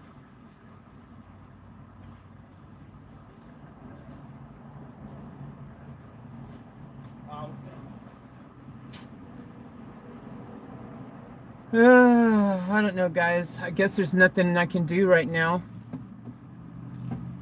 which sucks.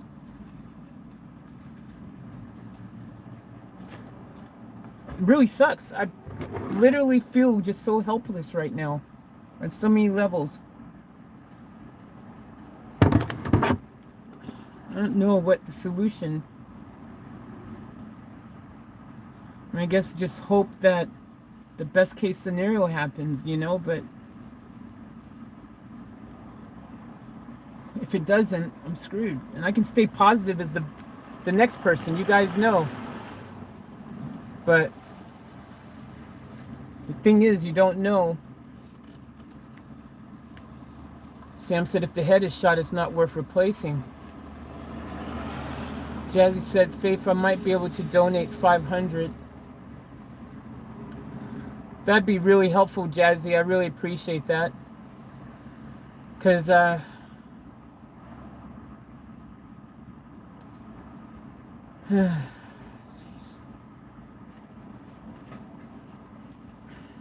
Zuna said, bummer, Faith has to wait so long. Joseph said, I think his quick look and quote sucked. Yeah, but Joseph, his quick look and quote realistically was I was hoping for more. I thought he was going to take the top off and have a look and be able to definitely tell me right now, like, exactly, I've looked at it and this is what we're going to need to do. Like, I thought that's what the quote was going to be. But he didn't even take the lid off. He just didn't even look in the thing. He said he could smell it and that's it. And I said, he just took what I told him from what the other mechanic said about it being cylinder 1 and 3. And then he based it off of that. And him saying that he can smell it leaking. But I thought I was going to get more of he was going to take the top off and look at it himself, physically make eye contact himself with it and go, you know, and maybe even unscrew a couple things or try to unscrew something just to see. I thought that's what was going to happen.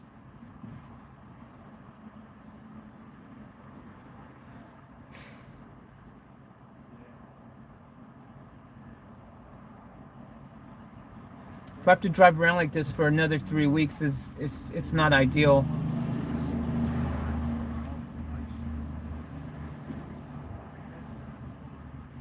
I'm breathing in these fumes and crap every day.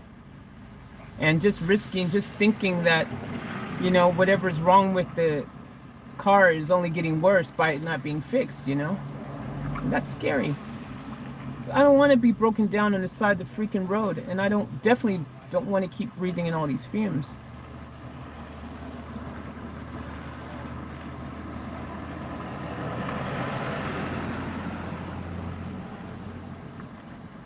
Mikhail said Transit has injection problems too. Yeah, I've heard. Sam says I couldn't eat for a week when my Beamer was in the shop, thinking the engine was shot after it seized because I thought it was my fault. Yeah, that sucks. Mikhail said Volkswagen van T5 not great. Yep. Kelly said, yep, it is what it is, and getting upset takes a toll on your body. True that.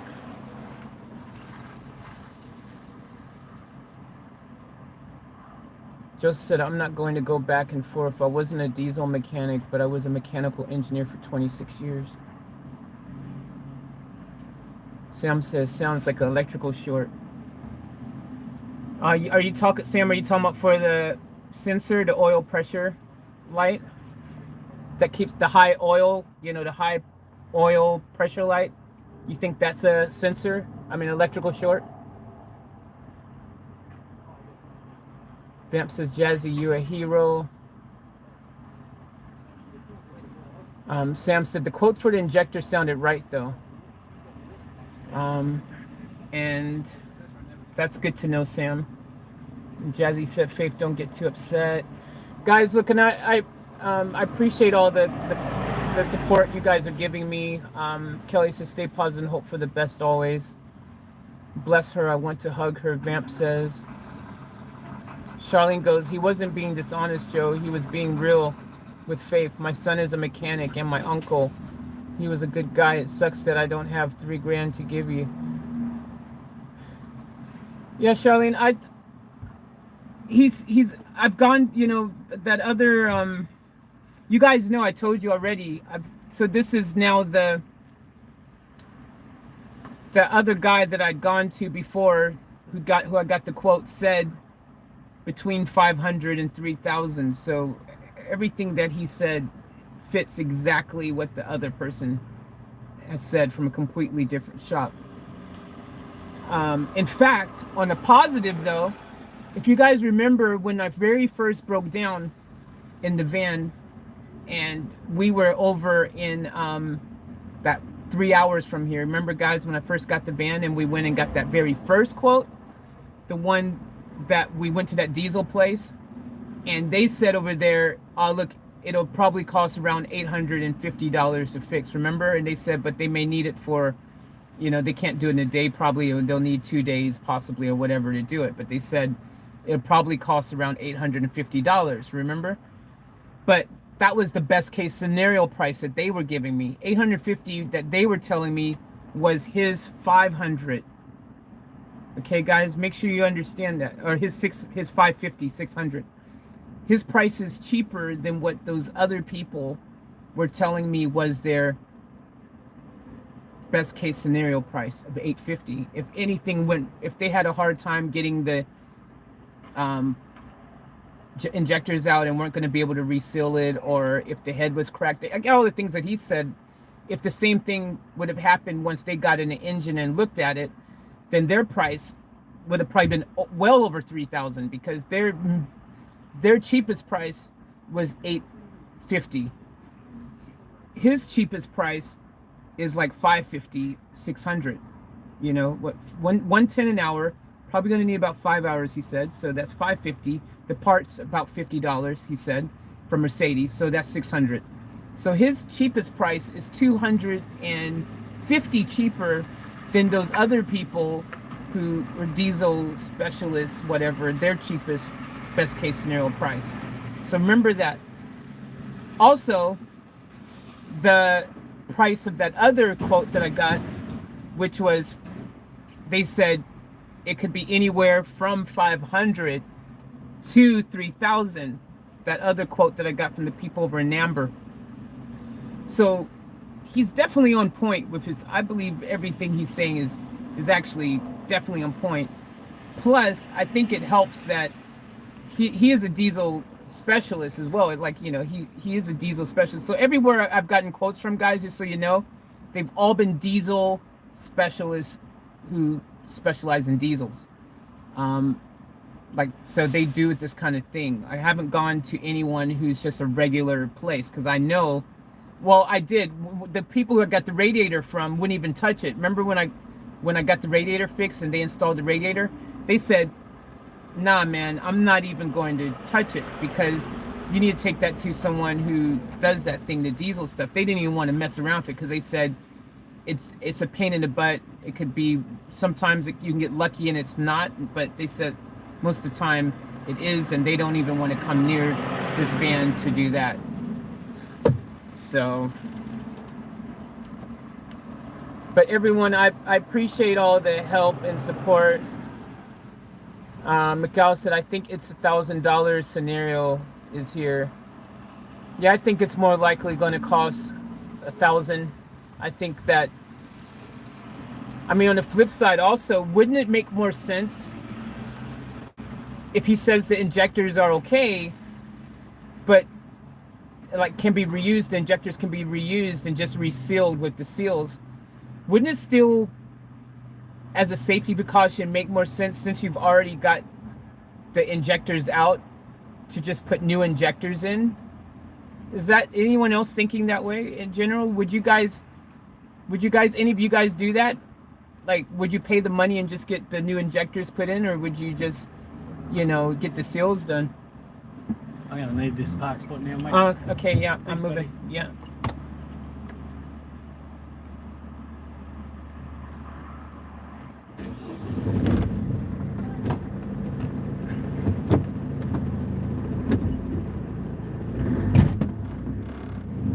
I gotta move the car.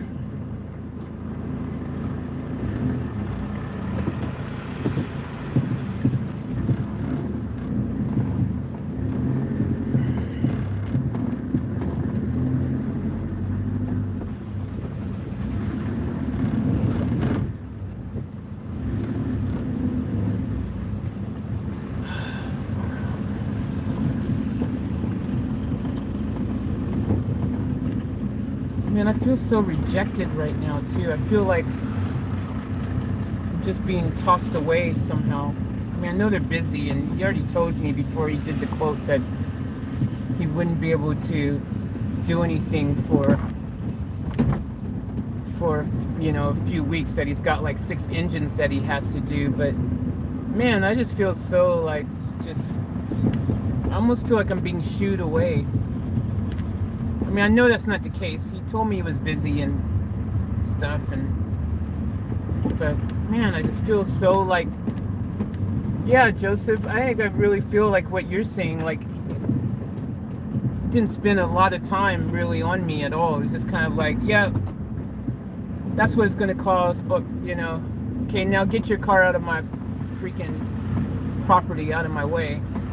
I've got other more important customers to attend to. I'm not saying that's what he was thinking, but, I'm just saying how I kind of feel. Because he didn't even look at anything. Just kind of just shooed me away, pretty much, is how I felt.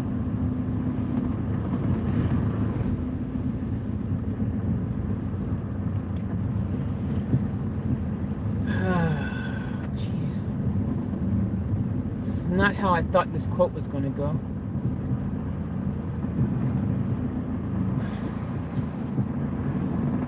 If there was ever a time that I needed a chocolate mud muffin, I tell you.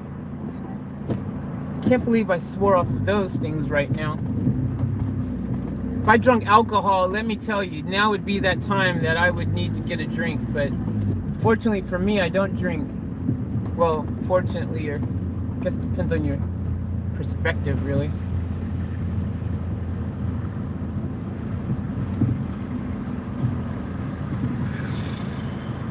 I don't know what to do, guys. I don't know what to do. I do not know what to do.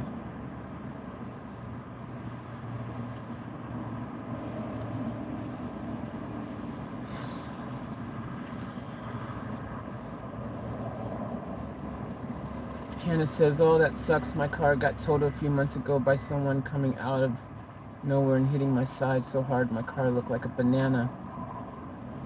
Yeah, that sucks. Kelly says, that's very generous of you, Jazzy.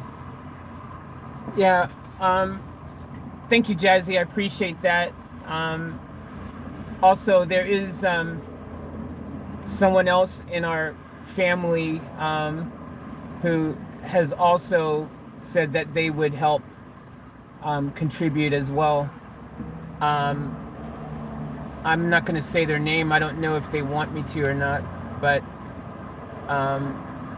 they offered to help as well. So thank both of you, and anyone else who wants to help with this whole van situation. If you guys want to donate and help, you guys can do so by clicking on the Streamlabs link there. The Streamlabs link that you see popping in the chat there is connected directly to my PayPal. So you can donate through there, or you can also you can donate by going directly to my PayPal, which is paypal.me/offtaplife. So paypal.me/offtaplife. So you can help that way, or you can do the YouTube super chat way, which is clicking on the YouTube $ in the chat. The only difference with that one, which I still appreciate any way that you guys decide to donate and help, is fine, but just know that the YouTube takes a cut out of your donation that you give to me, so I don't get to keep that whole donation from YouTube. YouTube takes a cut of that for their own, making YouTube a bit richer, so, because, they're struggling. YouTube is having hard times. I'm saying that sarcastically, by the way. So yeah, the best way to help, if you want to make a donation, is through the Streamlabs link that you see in the description there.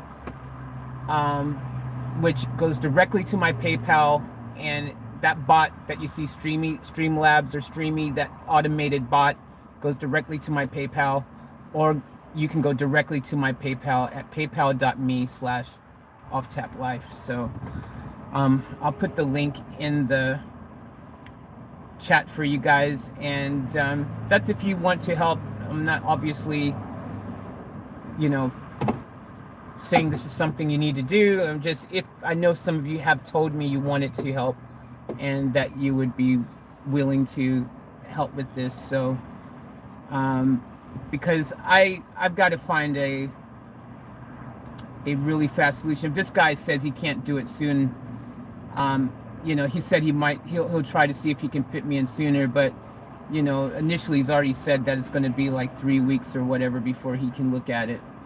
But I'm kind of feeling a bit,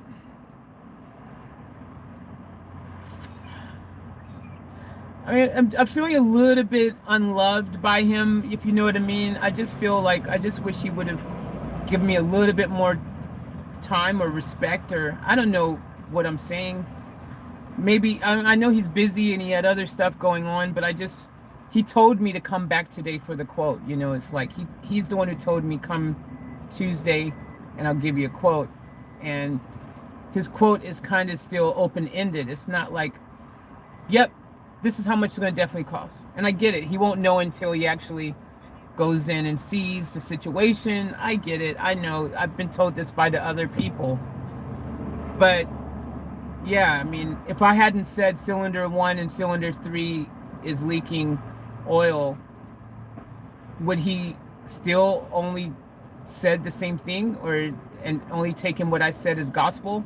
Because what if I'm wrong? What if the mechanic dude, you know, from Lube Mobile that told me that's the cylinders that are leaking and whatever, what if he's diagnosed it wrong? And what if they're all leaking? We have a bigger problem. And what if all 4 cylinders are actually leaking? I mean, by now, maybe they could be. Because doesn't things happen in pairs? I mean, what if 1 and 3 aren't the only ones leaking now? What if freaking 2 and 4 is leaking too? What if it's the head is cracked, as he said, the head needs to come off, there's other issues, and the whole thing needs to be redone, and he would have been able to know that if he took the thing off and had a quick, proper inspection of the situation, you know? Because then it's like, I don't want to start the job and then he goes up, it's going to be $3,000. Like, bro, I don't have $3,000. We was banking on the cheap option here, bro. We're here for the hope of $600 tops, man. Maybe $1,000. You know, maybe if it has to go that far, but we don't want to go to $3,000 at all. That ain't even a thing.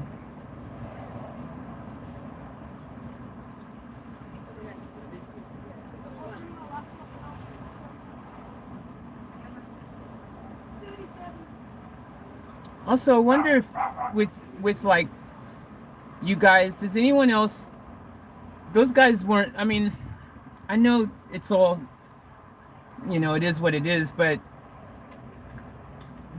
everyone else is wearing masks out in public everywhere. Everyone's wearing masks all over the place. I see everyone with masks on, but those 2 guys weren't wearing masks at all. They just weren't even worried about it. I took my mask off in the car, then the guy was talking by this window right in my face without a mask. Then this guy came to this window super close to me without a mask. I didn't have a mask on, and they're talking to me like without even social distancing. That made me feel uncomfortable. Is that who we want working on freaking Van Diesel? Like, I feel like I just gotta wipe everything down now in here. Spit flying. And he projected his voice a bit, this guy over here, so I know his spit was going. Anyways, I don't know.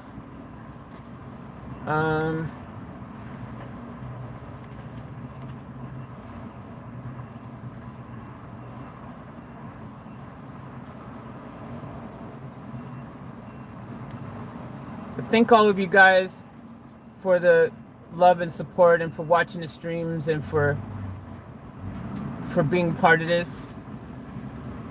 Joseph said, so sketchy, don't settle for this quote. When I would look at a customer's issue, I wouldn't go by their assessment. Yeah, Joseph, I was expecting more from him. I really was, because he told me to come back on Tuesday. Like, the quote he just gave me, he could have gave me the same quote on Friday or Thursday when I was there, you know? That's like a, oh, okay, yeah, cool. Well, look, if finally have to do the washers, you know, I charge 110 of labor, and then you just need to pay for your parts. So you're looking at about 50, so, you know, 600. You could tell me that on freaking Thursday, you know. The price of injectors, $220. I kind of feel like, I mean, it'd be great if it's, you know, it works out, it's cheap, you know, like that to fix, but I don't know. Anyways, this guy can't fit me in right now, so he's going to try to see if he can fit me in early, but he doesn't know, so I think I need to continue trying to find some other quotes. Anyways, I think I need to keep looking to see if I can find some other possible diesel place. He said there's someone on the Gold Coast that he knew. He said he'd give me some numbers for people on the Gold Coast, but I didn't really want to drive this thing 3 hours to the freaking Gold Coast. You know what I mean? Under his current situation, driving 3 or 4 hours in this. Besides the fact that it might break down, you know, who knows, because the situation at hand, or it might make it worse. But also because I have to breathe in those gas fumes for 3 or 4 hours. It means I have to sit in this vehicle for 3 or 4 hours breathing in these freaking fumes that I already can't handle being in for a second. That's a long time of breathing in a bunch of fumes. If that's the case, why don't I just keep on driving down to Sydney or Melbourne, where there's more mechanics that might want to do it cheaper? Like, geez. Oh man, guys, family. Van Diesel.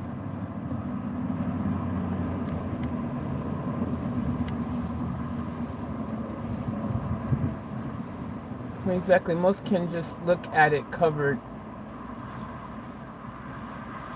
and smell it and hear it and give a diagnosis, unless he has a diagnosis machine.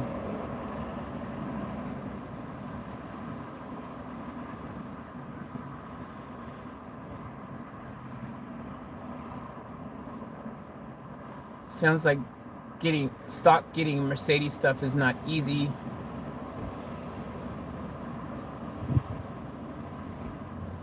Charlene says, Vamp, he can't give a complete diagnosis about pulling the motor. He is giving her an idea. Vamp said, hope it's not 3,000. Me too, Vamp. Good morning, Hannah. Hannah said, good morning, just woke up. Hey, Lesmus, how are you doing? Are the injectors in stock or have to be ordered? Well, worst case scenario, well, not the worst, but the medium worst case scenario, they would have to be ordered and delivered. He doesn't carry them in stock. Jazzy says, what are you thinking, Faith? I want to jump off freaking... No, actually, I don't want to jump off a bridge. I'll let Van Diesel jump off a bridge without me.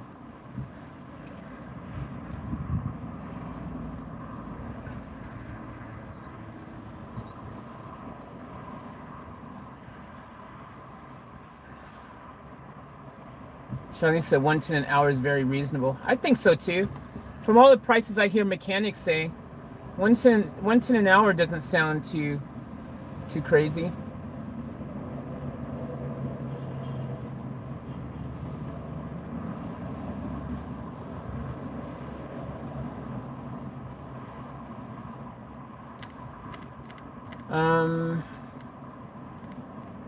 Someone made a dono. Hey, Lorraine. Hey, and welcome to the chat, and thank you for the $5 dono. I appreciate that, Lorraine. Thank you for the super chat. Thank you so much. That's gonna all go towards fixing this van here.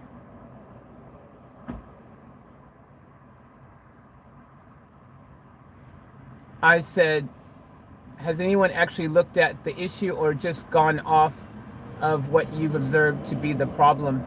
Now, the mobile mechanic came when we were first broken down with the radiator overheating thing and all that, the very first time when I had the van, the day after I got the van. And that guy told me, he told me that the radiator, he's the one who told me my radiator had the crack in it, you know, that needed replacing. And he's the one who told me about the cylinder head and what cylinders need to be fixed and stuff like that. But he was going to cost ridiculous money because those mobile mechanics aren't cheap.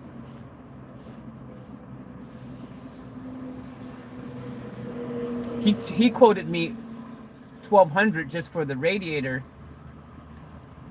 I managed to get it for half that price by me sourcing my own radiator and then getting a different mechanic place that charged a cheaper hourly rate to install it.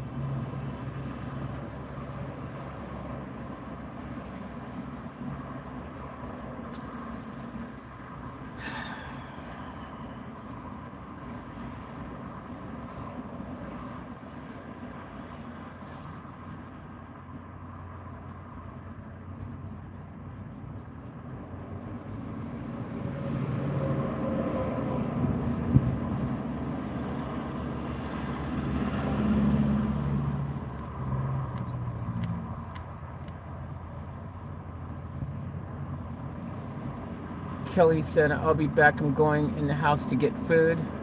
Sounds good.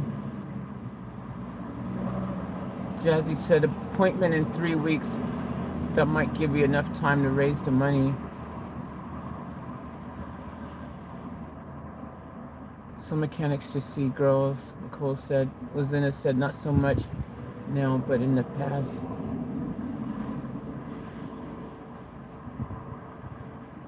Lizina said, sometimes I just want to crawl in a hole.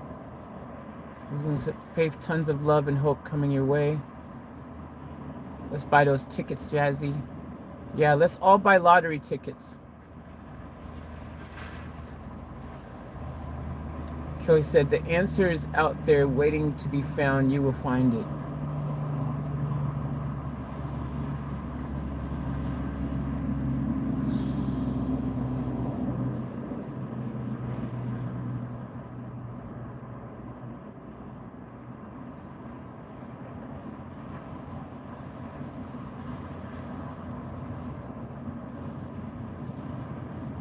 Jazzy said, I have my lotto on, guys. I am ready, willing, and able to win millions in a lotto.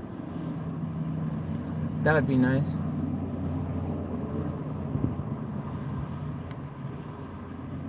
Nicole said he saw a girl.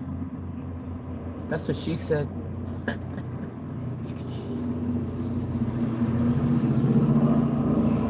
I'm gonna go. I wish you the best, Faith.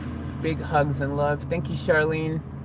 Thank you for the support and appreciate the love and all those beautiful things.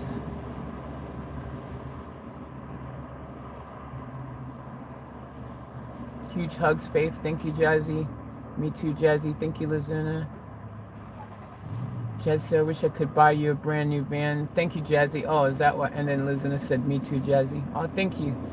Well, you know, guys, I appreciate the love and all the kindness and everything anyways. And the support from our family here. Thank you guys for everything you guys do. You know, I'm always in gratitude for everything, whether it's giving me a thumbs up, whether it's watching, subscribing, all of that. Yeah, that's what I felt like. He blew me off. Me too, Vamos. Like he blew her off. That's what I was feeling like. I feel like he didn't really give me the time to just properly humor me with a quote based on his own vision with his eyes, and that because he would know, if you've done this a million times, if you opened it and you just for a moment tried to see if you could, like if you would have spent 15 minutes just seeing if one injector, how hard it was for him to get it out or something, you know what I mean? Or he could see how much carbon was built around it himself with his own eyes, and he could know from his past experience, he'd go, oh, yeah, that's quite a bit of carbon. I think we're going to have a hard time getting those ones out because it looks like it's built up quite a bit, you know? It seems like he would have been able to tell a lot more. I mean, I'm no freaking expert, but I know when I look underneath there and I see pools, like puddles, huge puddles of oil sitting in the thing, my brain has to tell me that, yeah, that's probably looking like just a little small minor leak out the gasket. Like that looks like major issues going on. But again, that has to be cleaned and sealed. Maybe that will fix it. I don't know. But I get it. I know you can't know until you start diving in and taking everything out, and if the gasket comes off right and this and that and whatever. But still, I just felt like that was like the laziest quote ever in the history of quotes. And yes, I think what you guys said is right. Like, who's going to just take the word of a customer that just comes and says, oh yeah, hey, I think it's leaking in cylinder 1 and 3 there, buddy. How much you want to charge to fix it? Like, they usually want to let me make sure I can tell you. And then they usually do a written quote up so you have a proper quote, right? And then you go back with your quote and say, well, this is what I was quoted. So, I don't know, man, whatever. He's on the park with what he said, though. He did say, I mean, like I said, everyone that I've talked to so far have said the same kind of thing. You know, they give me this range between 500 and 3,000. So it's probably the going rate for that. So it stands to believe that any legitimate garage I go to, if I can find some other diesel places, or because I don't think any other, see, all your other garages, like the mainstream ones like UltraTune or freaking those kind of places, I think they will, first of all, charge me more because they're not a specialist in diesel themselves, and their hourly rates are usually more in places like that. And they, you know, I'd rather go to someone who specializes in that kind of thing. You know, they do diesel. You know, they're going to, in theory, be able to just fix it because that's what they specialize in. Vamp said, I'm mad that he made this appointment with her to get a quote and he's just left her feeling lost. Yeah, that's exactly how I feel.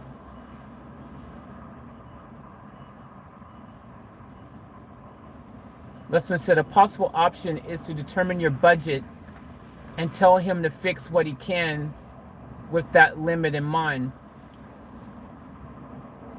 That's good in theory, Lesmus. I agree. I mean, that could kind of work, but what if when he goes to try to pull the injector out, then, like he said, you know, something else is cracked or something else ends up cracked or broken. Do you know what I mean? Like, it's one of those situations where what if he goes in there and then something else, because it's so hard to get those injectors out of whatever, ends up cracking or breaking in the process. I don't think that's why they give you a general price, because for this particular thing, like some things you could probably do that easier, you know, like if you're just getting new tires, for example, you know, and that's all you want. Say, look, I've got $500 budget. I need 4 new tires. Make it happen within that budget. That's it. That's all I got. I could tell him that, but if something else, when he's even just taking the rocket cover off, like he said, if that's freaking broken or something like that, you know what I mean? It's kind of a tricky one. Plus, if I say, and if he goes through that effort and he can't fix it for that price, then that means I've just wasted money. If he takes it off and it turns out that what if the whole fuel rail itself is gone, or what if, you know, the rocket cover is gone, or what if what if it's something else, you know what I mean, altogether, like the whole head needs to come out, like he was saying, or something like that. That means I've just wasted potential money for him to do nothing that he ends up can't fix, you know what I mean? That could have went towards the bigger picture. because if that's all I've got, and then I say no, you know, it's just a waste if it's not going to fix it. But I get what you're saying.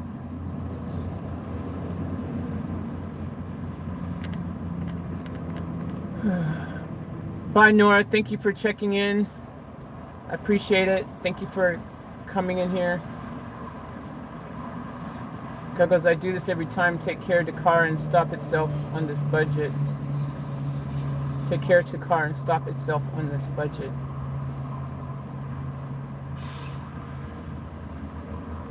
Gotta get my lunch ready for work tomorrow. Catch you guys later. Much love to you all. Thank you, Nora. Much love back at you. Joseph said, just like my bad vibes from Victor, my BS meter is going off again.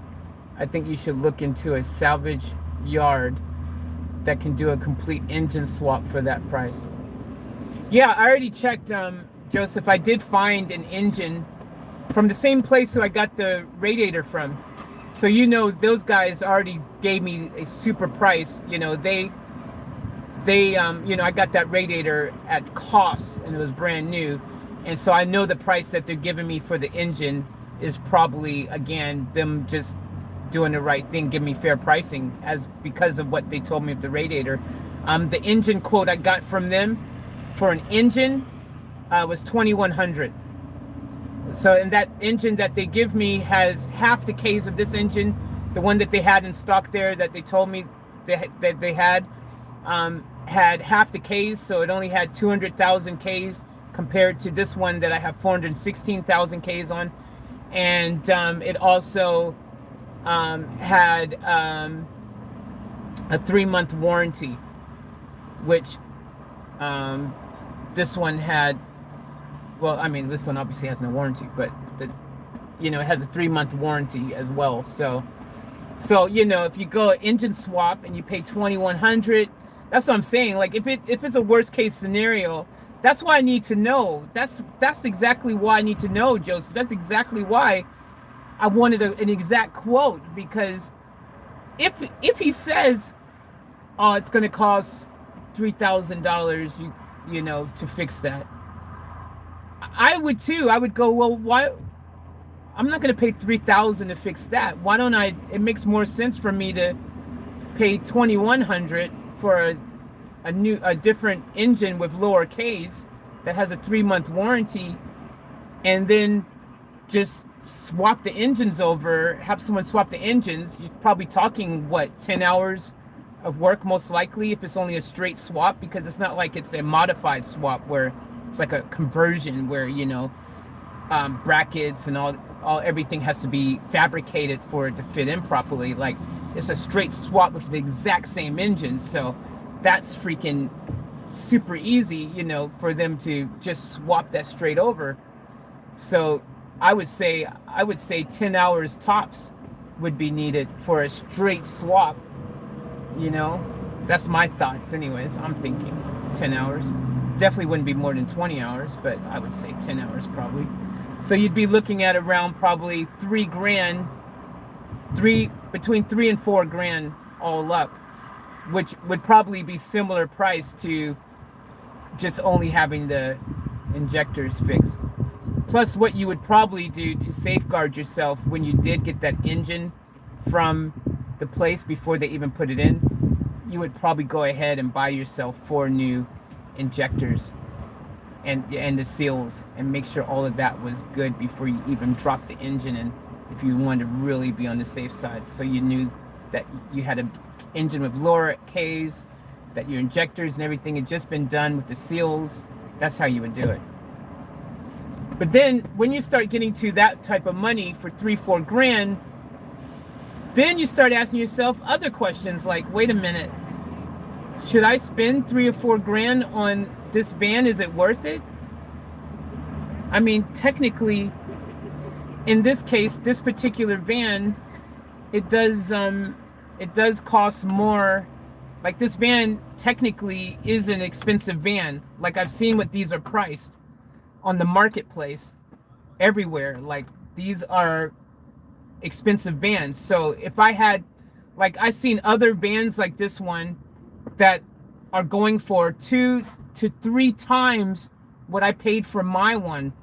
You know what I mean? So I'm just thinking, if this van is running properly and stuff, I mean, the price that it costs to fix it compared with what the price would be to try to go out and buy one, it would still be cheaper for me to fix this one. But then on the flip side, I go, but if I had $4,000 right now and I'm going to have to, let's say if I had to spend $4,000 on this van, let's say worst case scenario is going to cost $3-4 to fix this, worst case scenario, then instead of putting it into this van, would I try to sell this van as is for whatever I can salvage from it, and then try to get a van? Because if I've got to do repairs and spend money in repairs anyways, would it be better to try to get rid of this van and get a van that I already more likely really wanted in the first place, like something with the higher roof and a longer wheelbase?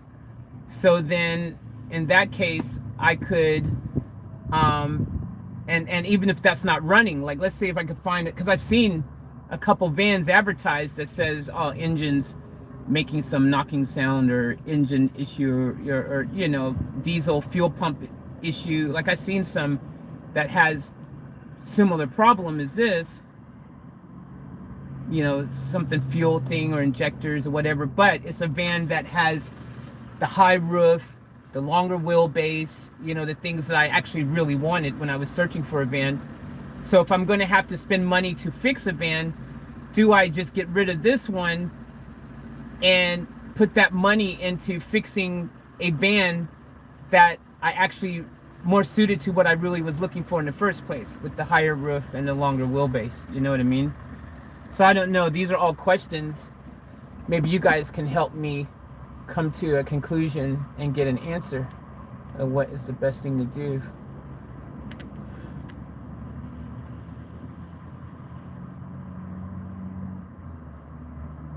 Joseph said, and you can negotiate better at a salvage yard when it's that expensive. Repair costs at a regular shop during diagnosis and repair. Nightkill, thanks for jumping in. Appreciate you visiting. Sally says, my husband removed my engine. He had string or colored pins and would color code everything. That's smart, Sally. It's the best way to do it. Steve said diagnostic test. Nicole said, I'm serious, Faith. I can help you soon. I appreciate that, Nicole. You know, everyone who wants to contribute and help, and who have said that they want to contribute and help, I appreciate that. And thank you all for wanting to pitch in and help to solve this. Angela says, battery dying. Good night all. Love and light always. Thank you. Good night, Angela. Thanks for joining us. Nightkill, thanks for joining us. Joseph said, I've done very well at salvage yards because they get lower mileage cars that have been in an accident. Yeah. Yeah, you know, I mean, I'm who knows, I might even... The problem with these vans at the moment, any van in Australia right now in particular, but the whole world, but in particular, it's even been on the news here. Vans are starting to become, you know, in demand. Everyone wants to get a van. And around the world, everyone's wanting to get a van, like do the camper van thing, and to get away because of the whole coronavirus thing. A lot of people have been getting vans and wanting vans, so that's made it harder to get stuff, more expensive to get stuff. That's why this guy here, he was like, I'm booked for freaking, I've got 6 engines I got to do before you. Originally, that's what he had said to me.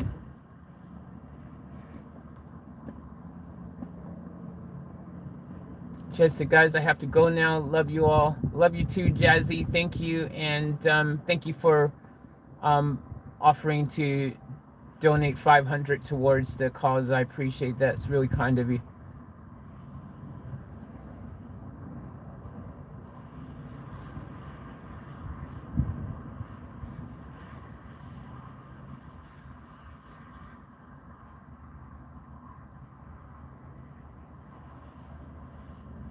Ask the others if they do quote match. Sally, that's a good idea. You know, the only problem is everyone that's given me a quote so far hasn't written it down. They haven't given me a paper, you know, to verify that, you know, like you would expect people to give you a quote that's been, you know. So, but yeah, that's a good idea. But most places, their hourly rate is what their hourly rate is. Joseph, I had to step away and cool down. I'm back. Sorry, Joseph. I'm sorry that you got so flustered from this situation. I'm just a Faith, we all feel really downhearted as well, sweetheart. Thank you. I appreciate the support, family. Thank you guys so much. Go back to the other mechanic, Nicole said. Are you talking, Nicole, are you talking about the first one? Or the second one? At this stage, they all saying the kind of same thing, but I need to find a, you know, it'd be really good. The thing I wish, see the problem, what I would like to do, if I could find a mobile mechanic that would come to me and do the job, means I could stay in my van, be parked like anywhere, and then they come to me and they do the job, and then I don't have to keep driving this around while it's broken. That would be the ideal situation if I could find a mobile mechanic that could just, boom, come, do it cheap, and then I'm not doing more harm to this car, keep driving it around. And if it takes more than a day for him to fix, you know, because he's got to order parts or he's got to do whatever, I still have somewhere to stay. See, that's the other thing. I don't want to go too far away from where I'm at, and then he says, oh, look, it's going to be, I need a few days to fix it. You know, for example, if he can't do it in that day, I'm screwed. So I might call around some, see if there's like a mobile diesel mechanic or something who's charging a fair hourly rate. There's some good like mobile mechanics that are out there that are mobile only because they don't want to have the expense of a shop. You know what I mean? And that's cheaper for them to stay mobile. Because this job, to do what I need done with the engine, the car doesn't need to be on a hoist to fix. You know, this job is one of those kind of jobs that you can do just on, you know, flat, because it's really the top of the engine that he's going to be working on, really. It's not going to really have to go underneath the car. I mean, he can use a jack stand for just the things he would, you know, like a, you know, a jack for if he needs to change the oil afterwards. Because I'd want to get the oil changed afterwards, because I have the suspicion, like some of you guys have said, that there could be diesel getting in the oil, mixing with the oil from the leakings. It's possible. I haven't gotten an oil change for this yet since I got it. Oh, guys, I don't know. This is so stressful. This is not the morning I thought I was going to have. It's 1 p.m. Tuesday, and now I'm just sitting here like...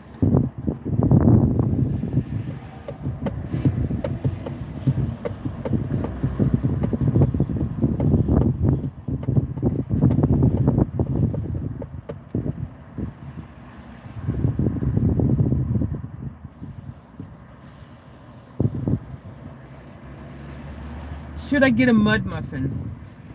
No. No, you said no more mud muffins, Faith. Stick to it. Lazuna said, I have to go. I have work tomorrow. Thank you, Lazuna, for dropping in. I appreciate it. And have a good one. Nicole said engine swap.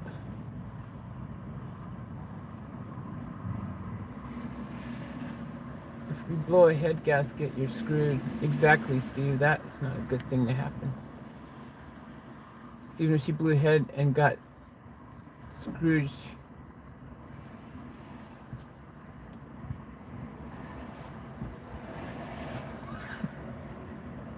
So, when Sally said, Stephen, if she blew head and got screwed, she would have at least. But that just sounds so wrong on so many levels. And it should have got a kiss.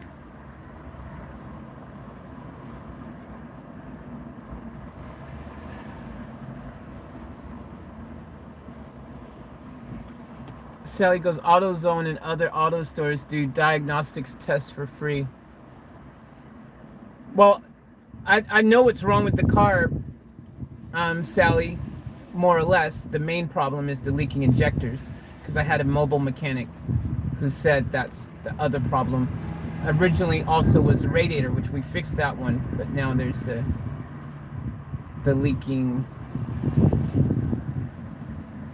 injectors that need to be fixed.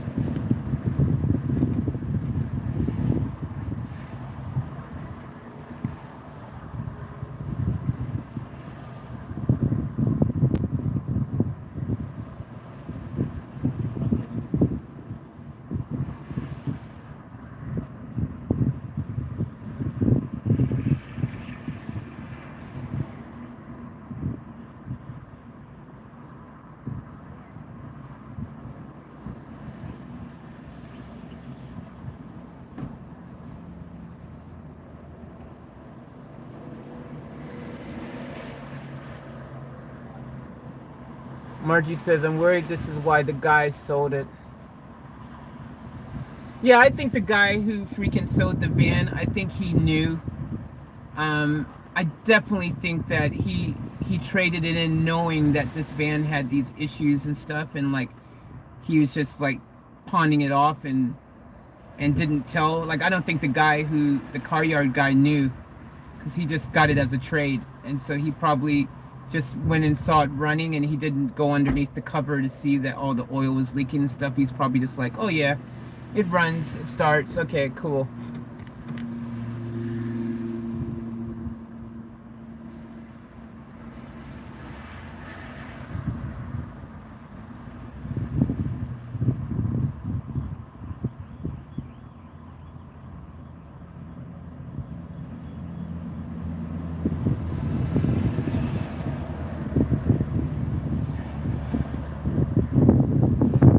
Jazzy said, let me know at the time. I might have a bit more by then.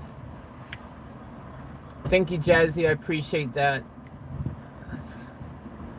This sucks. You're halfway around the world. I have 2 friends who have their own shops. Damn, Joseph. That would be handy. That's one of the things. The other thing is, like, you're always scary about... It's always uncomfortable taking your vehicle to a mechanic, especially a mechanic you know nothing about and you don't know, because you're always worried that, like, what if they aren't, you know, legit, you know, like, what if they're not really fixing problems but be creating more, or what if they're not, you know what I mean, really good at what they do. You know, we all have heard stories about dishonest mechanics and stuff.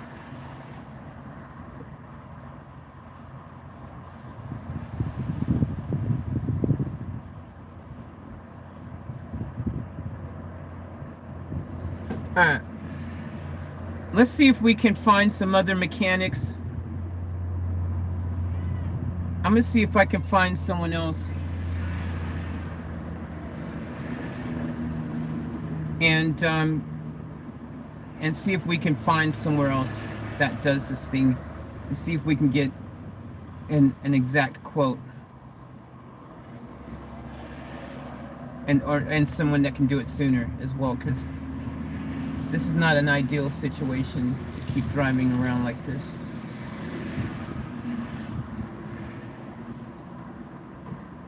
Diesel mechanic near me.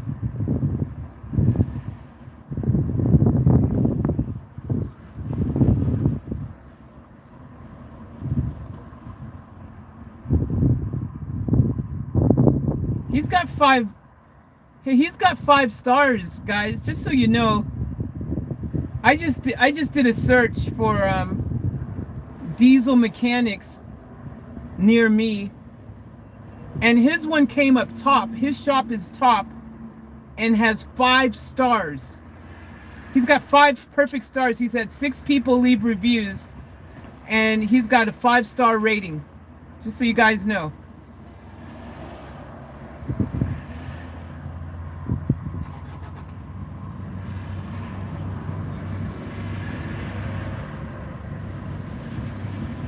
That's interesting. I bet you guys weren't expecting that.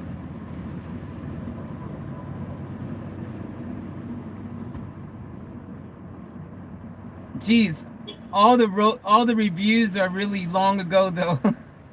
One is from 8 years ago. One is from 4 years ago. One is from 6 years ago. One is from 4 years ago. The other's from 3 years ago. And the other one's from 5 years ago. That's the only 6 reviews there are for him, but they're all 5 stars. But they're all from like many years ago. There's nothing in the past 4 years or the past 3 years. There's no reviews. Someone wrote, the last one, the newest review was 3 years ago, and it says, they weren't able to fix our car on the same day. Nevertheless, very helpful and ready to check as soon as we got there as we were on the road. They must have 3 years ago been different.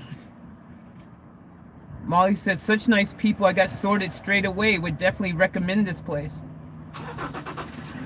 Ozzy said, genuine gentleman, knows his stuff, lost a gearbox, came out and escorted back to GHM yard, sourced out replacement, gearbox refitted, it constant communication during the whole ordeal. Thanks guys, true excellence. Absolute champion, highly recommended, someone else said. And someone else's review from 8 years ago just said Coles Express plus Hungry Jack's. Because where this guy's shop is, there's a gas station, Coles Express, and Hungry Jack's. There's also McDonald's, but 8 years ago, maybe that McDonald's wasn't there, but that's funny. That guy just gave 5 stars because it was located near Hungry Jack's and a gas station. This other guy 5 years ago wrote, the owner is an absolute star, and a gentleman, Genghis, came out to me on a Friday afternoon. Who's Genghis? That's a different guy. This guy's name was Bill, so maybe that's a different owner. Maybe this guy bought the shop from the old people. Maybe that's why there's no other reviews now or something. I don't know. Genghis came out to me on a Friday afternoon, kept his place open until RACQ delivered my vehicle and stayed late working on it on Saturday to get me back on the road. He took pictures of the work he did. I didn't ask him to, but really appreciate his honesty, and at the end of it charged me a fair price for his work. Having encountered other folks that would have fleeced me in a similar position, it was a pleasure to meet a real honest, down-to-earth and hard-working bloke. Many thanks.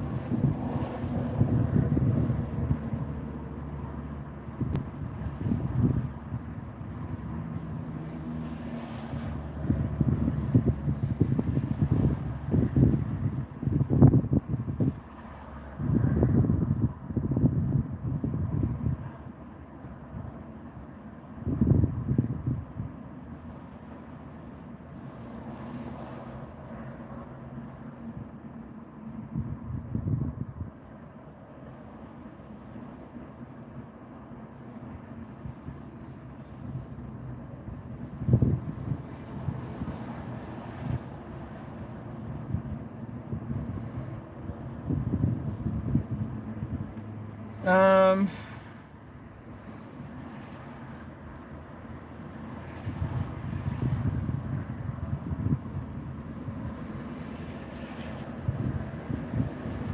Rapid Diesel and Mechanical, no reviews. Diesel engine repair service closes at 5 p.m. They don't even have an address or anything in here. Serves Sunshine Coast regional and nearby areas.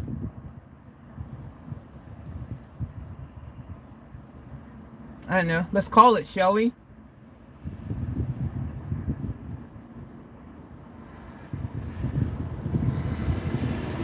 Doesn't hurt. I'll put it on speaker.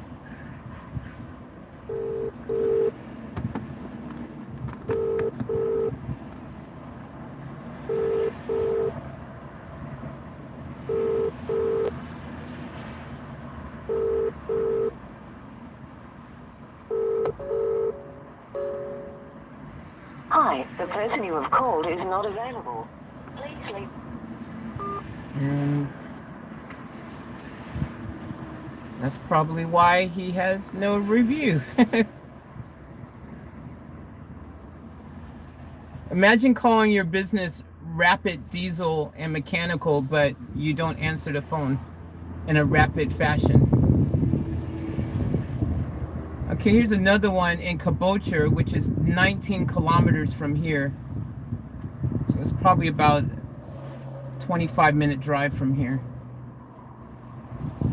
Kel Stanton's Mobile Diesel Service, P2 Ltd. Oh, they're mobile! And he's got 5-star rating. He's got 5 stars as well, and 9 reviews with 5 stars review. Now that sounds promising, doesn't it, guys?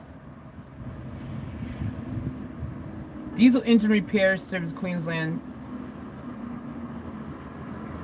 And he's had reviews in the past 12 months. He's got 7 months ago, 7 months ago, 11 months ago, 9 months ago, 9 months ago, a year ago.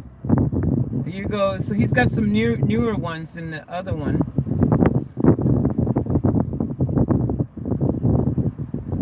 Ran out of fuel on the highway after business hours, called them to get some fuel for me. Took a bit of time, got some fuel from my truck. The guy was very friendly. Thanks, mate. Kel Stanton is my go-to guy for my Toyota Coaster motorhome.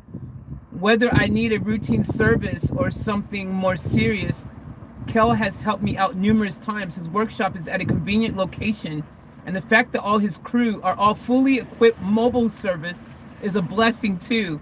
I trust Kel with my life, and I trust him with my wallet because he and his team keeps a close eye on my bus, which keeps me safely on the road, and I know he's not going to rip me off. For a female owning and running a larger vehicle, to be able to go to someone I trust and say, it's doing this, can you fix it? And know that 100% focus will be put into it is gold. When I meet other vehicle owners and drivers of heavy vehicles in his workshop, and I see the respect and high regard they have for Kel and the service he provides, it's why I know I'm going to the best place. I like how his high standards filter down to all his team, and I'll be happy to continue to support his business. Holy crap. Was that a glowing review or what? Jeez. I like this one. This one is short, but this one sounds good to me. Great service and quick turnaround. That's what I mean. Quick turnaround is what I want to hear. The guys go the extra mile to do a great job, and that you just don't see in workshops these days. Damn, these are some, man, these reviews are incredible. This one, I just noticed something, guys. This person here, there's a person who's done a review on this guy's diesel place that's also done a review on the other place. So someone who's used both diesel services and given them both 5 stars, and this guy's got 15 reviews. So that's interesting. That it's the same guy. One of these guys is the same guy that reviewed the place that we just came from, and this guy. That's pretty interesting.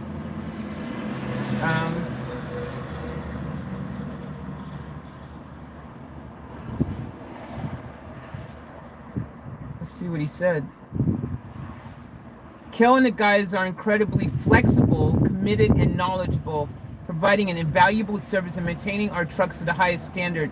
It's easy to see that each and every mechanic in the crew is passionate about their work and is willing to make that extra effort, so often missing these days. For all servicing repairs to diesel vehicles, plant and equipment, whether on site or in the shop, I recommend these guys without hesitation.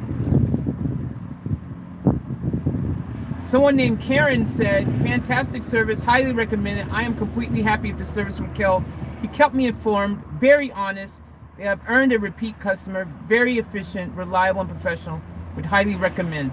Well, guys, I think we just need to call freaking Kel and see what Kel has to say. Let's get it.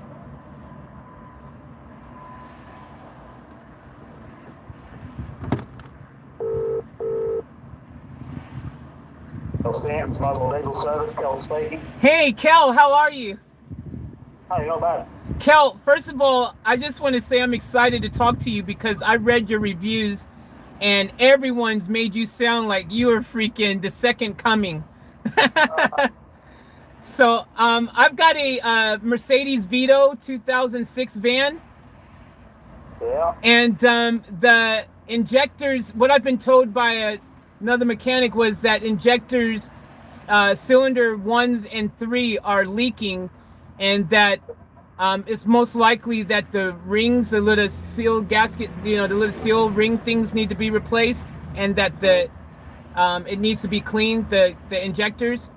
Yeah, whereabouts is this van at? I'm in the Sunshine Coast. Okay. Yeah. Is that something that you could do? When do you need it done?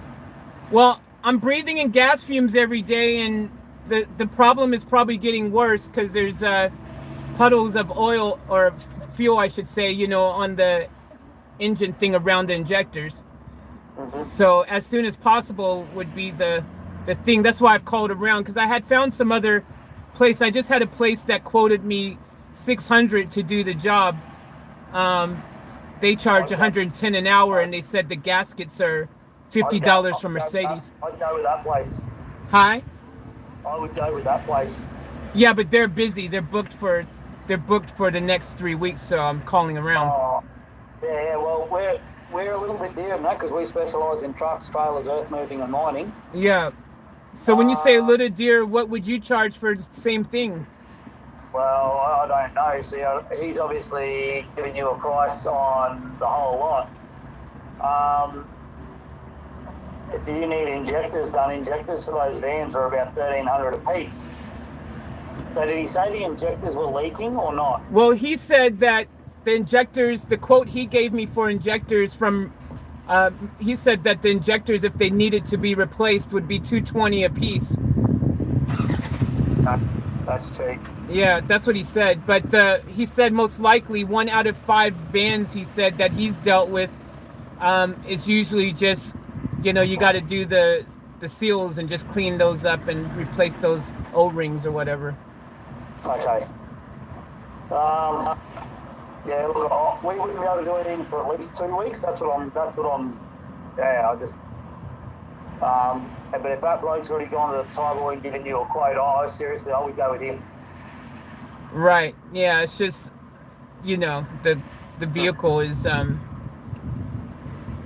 it's leaking gas. I'm having to smell every day because I live out of my van. It's not just a recreational van. Yeah, no, I understand that. That's right. You live. I get that. I don't even know who to. I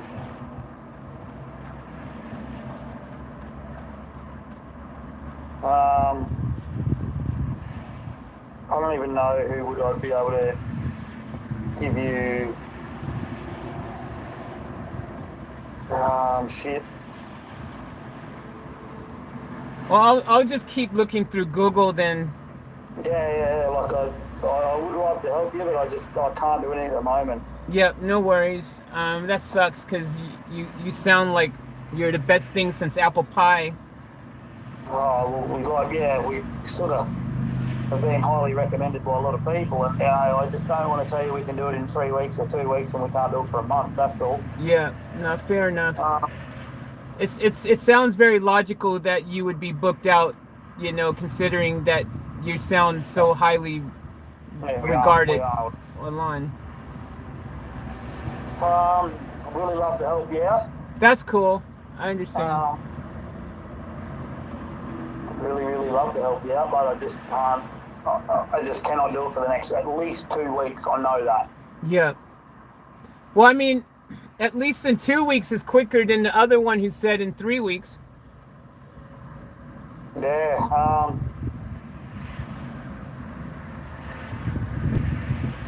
Plus, I mean, your reviews are more glowing than anyone else's I've ever read. Like Yeah. No. any No, mechanic, period, ever in the history of automotive history. Like have you seen your reviews? You've got a 5-star rating. Did you know that? I don't go on there. No, I concentrate on running the workshop. Yeah. I concentrate on fixing trucks, and I concentrate on getting happy customers out the door. Cool. You got a perfect 5 out of 5 rating. My wife decided, or she and the SEO people, they run that, not me. All right, but you've got a perfect 5 out of 5 rating. You've had 9 people leave these super glowing reviews. One dude wrote a freaking novel longer than Moby Dick, and it's like I mean, seriously, they make you sound like you're freaking like the Johnny Depp of the mechanic world. We do, you know, we do. When Brown and Hurley got a problem, or when Brisbane Isuzu got a problem, they ring us. Okay. So we do fix things, and we fix things properly the first time, and we don't charge for what we don't do. Yeah. So you're legitimate, Sorry. basically. Yeah, 100%. And that's one thing that, you know, I told all my mechanics, and that was my sort of, because I started this from nothing. I didn't buy this business. Yeah. I started from nothing. Well, there you go. That explains it right there, because you built it from the ground up. Back of a ute. Wow. And I am still here every day. I still run the place. I still, you know, I still watch what goes on everywhere. I've got 7 mechanics working for me, and I'm just about to start an 8th one on Friday. Yeah. So, yeah, if they don't do the right thing, they don't last long here. That's pretty well what happens. See, I've got mad respect for everything you just said. Like, you just make me want to bring my vehicle to you even more. Yeah, I know, and that's, yeah, we do get that. That's a problem we've got. So, yeah, like I said, if I could squeeze it in or I could do it for you, I'd glad to do it. I'd love to do it. I'd love to help you, but we are just booked up solid. Yeah. Well, if I was happy to wait 2 weeks to get you to do it. Yeah, I'd have to sort of just see what I could do for you. But we're not going to be as cheap as that other bloke, I'll tell you that right now. Okay. I'm not going to be as cheap as that. So to do the same thing, what would you estimate your price would be? Well, I'd estimate it at, you know, somewhere between 8 and 1,000. That's what I'm saying. I just know for what that bloke's doing and what he's told you, it's cheap. Yeah. So you think you'd be around 8 to 1,000? Yeah, that's where. So, look, if he's happy to do it for that, mate, I'd go for it. Yeah, but you know, it's also, like I said, 2 things. One is he's saying 3 weeks or so, and the other thing is you've got these crazy super glowing reviews that just sound incredible. Like, I mean, I just want to get your autograph at this stage. The lady with the camper van story is the really amazing glowing one. She wrote half a book on you. Yeah, and we've been working on, I know the one you talked about now. Her name is Andrea Moffat. Yeah. And we've been working on that camper van forever. So yeah. Let me have a look, I'll see what I can do, I'll give you a call back, mate. Okay, that'd be fantastic. Right. No worries, thanks, mate. All right, thank you. Bye. Thanks. Yeah. Bye. Thank you. Well, that was interesting. What do you guys think about this guy? Let me scroll down. Are you guys saying anything in here? If he's that good, he's going to charge you out the ass, Steve says. Yeah. Nicole said, err on the side of caution. That's what I was trying to say earlier when I was talking about the virus thing. Err on the side of caution. That's what I was trying to say. Err on the side of caution. Nicole says, sorry, step away. Joe says, see if he at least opens the engine bay and listens to the vehicle running. Exactly. Yeah, that was the other guy didn't even listen to the engine at all. But he said he could smell it. Oh, I had the engine. Did I have the engine running? No, it wasn't even running. I guess he could smell the aftermath of it, I guess. I don't know. Well, I did pull it up there. Maybe he could hear it and smell it when I don't know, man. It's not likely. Faith, let him know he's on speaker. Too late. Big restrictions at the hospital today, guys.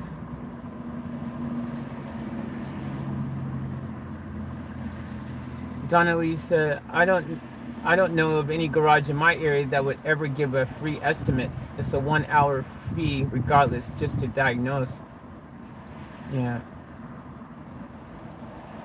Free estimates with a little better look at the engine. Nope, you get your first estimate from a dealership, it'll be the highest. Then you go get estimates from others. You'll know if they overcharge if they are as high as the dealership. That makes sense, Donna. Joe said, tell him just the basic information. Don't give him anything more than the symptoms. See, that guy's... Steve goes, Donnelly dealerships, are you kidding?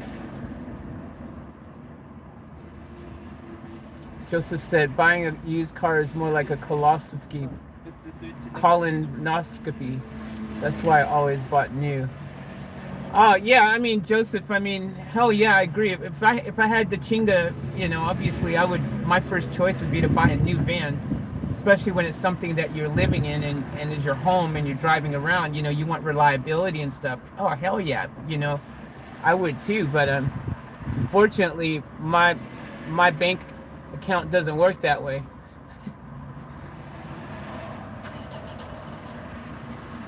Dunley said, so Faith did get 3 estimates already. Wait, how about a dealership? Don't they have repair shops?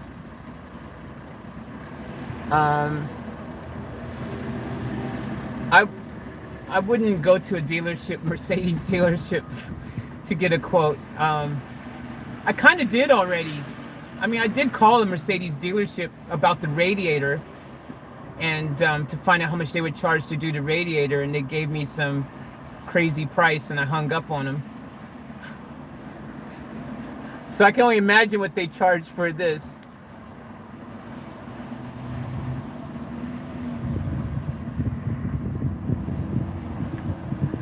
Steve said, buying a used car is like a box of chocolates. You never know what you're going to get. Those are all from relatives, and they have since changed their minds. Oh, the reviews? Yeah.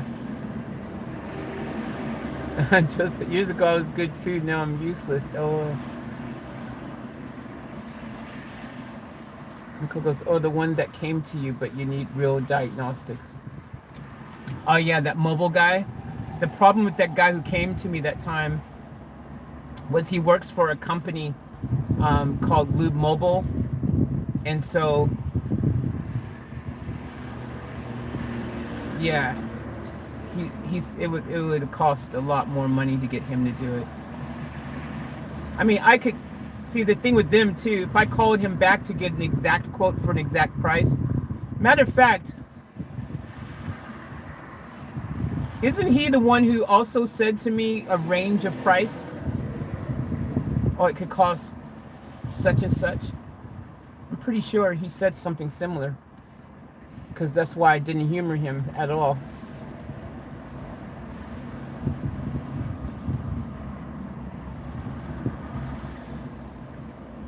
So I said, I think you should go back to the first or second one and get a way price match. Tell them you want them to price match. Do they have the BBB? They have the Fair Trade Ombudsman or something, but yeah, they're not going to price. I mean, most places will just tell you, like that guy did. You heard him on the phone. He's like, there's no way I'm going to be near that guy's price. Like, I'm going to be more. And he told me straight out, which makes you trust him even more, even though it's more expensive. Do you know what I mean? He didn't fake it and pretend like he was going to do it cheaper. He was like straight out, look, if I do it, it's going to cost between $800 and $1,000. His price matches more with the first place I went to. If you guys remember, the very first place said it could be best case scenario around $850. Don't forget, his $800 to $1,000 price, all these people's prices are giving me to start with is the best case scenario price, guys. That's based on the information that I gave them. That's without them visually looking at it. That's them just going on the assumption that it's going to turn out to only be cylinder 1 and cylinder 3, and the little O-ring needs to be replaced, and the the injectors need to be cleaned. Like, that's based on that best case scenario price. So his best case scenario price matches the first place I went to that said $850. Him saying $800 to $1,000 is in line with that first place that I went to. You know, so this guy here is cheaper slightly. I also want to point out that possibly because this guy recognized me, he did say, this guy we just came from now and got the quote, he said he did recognize me from when I went to see his van, that I was going to buy his van. It is possible maybe he was offering me a better price because he remembered me and he was trying to be nice. It is possible, right? Doesn't necessarily mean, I mean, his price so far is the lowest, and he does have some good reviews from 5 years ago, 9 years ago, 8 years ago, or whatever.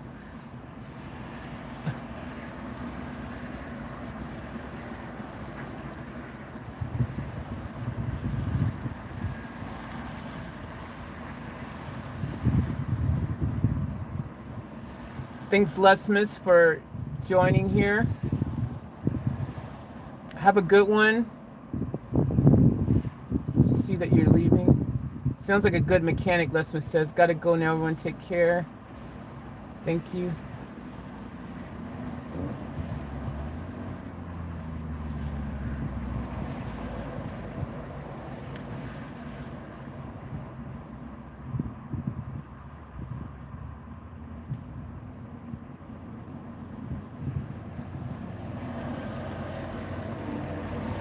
Hey, someone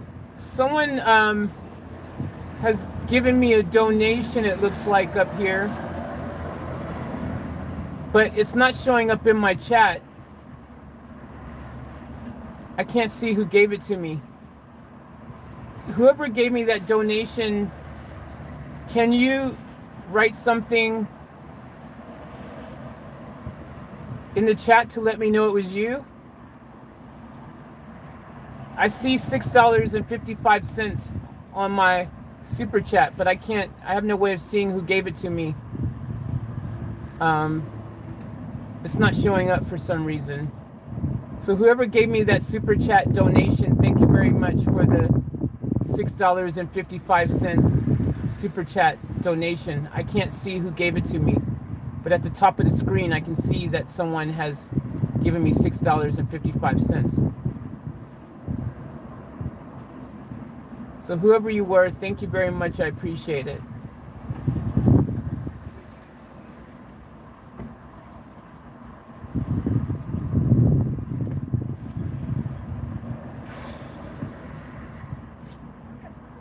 All right, guys, I think that What do I think? I think I can't just sit here in the freaking parking lot forever, for starters. There's that.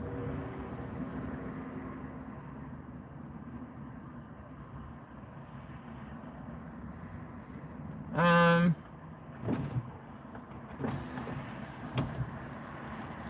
mean, I can try to call some other places, but these are the ones that are closest to here.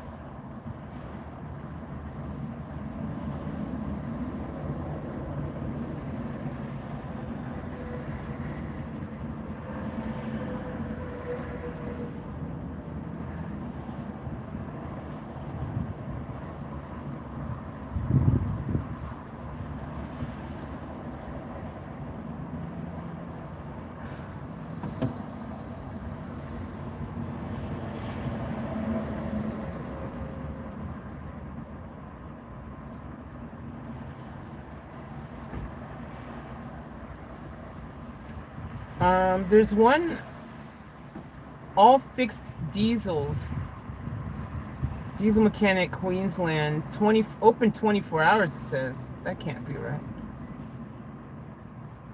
But it doesn't say where they're located.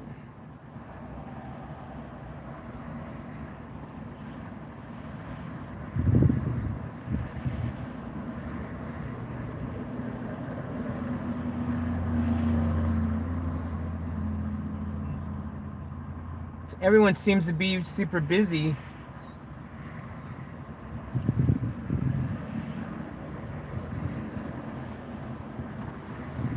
We'll try calling this Hi, one. the person you have called is guess not not. available.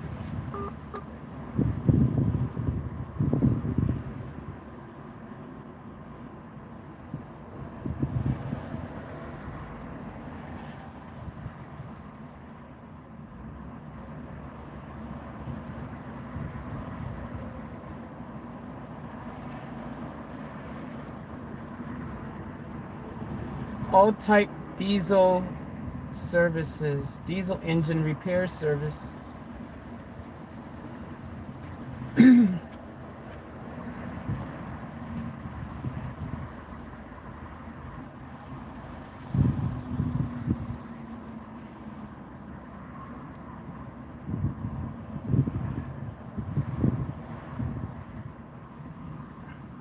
Diesel Precision. Kunda Park. Where's Kunda Park? That's somewhere in Brisbane, isn't it? Oh no, I know where Kunda Park is. That's in Sunshine Coast.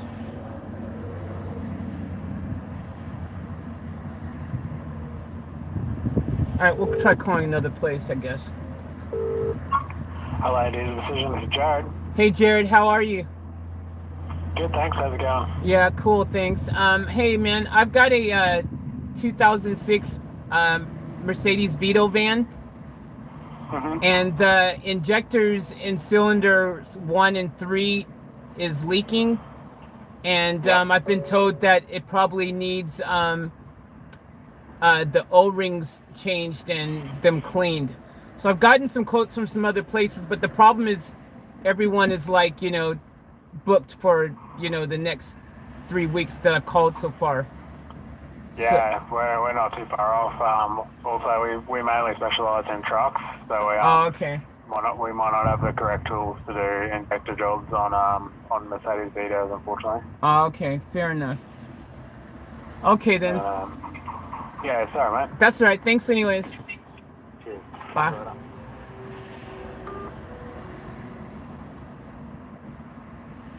No.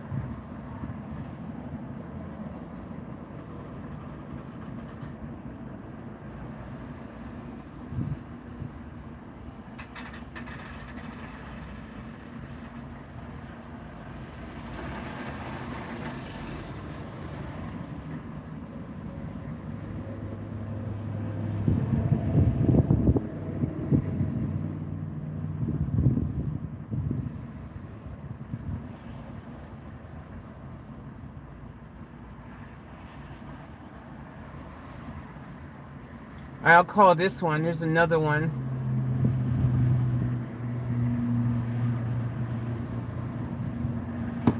At this stage, it seems like everyone's busy. So I might as well just, I don't know.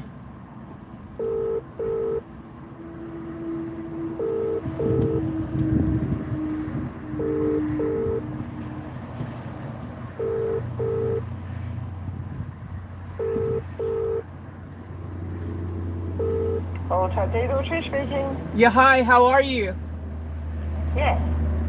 Can I get a quote for a quick job? We don't actually quote.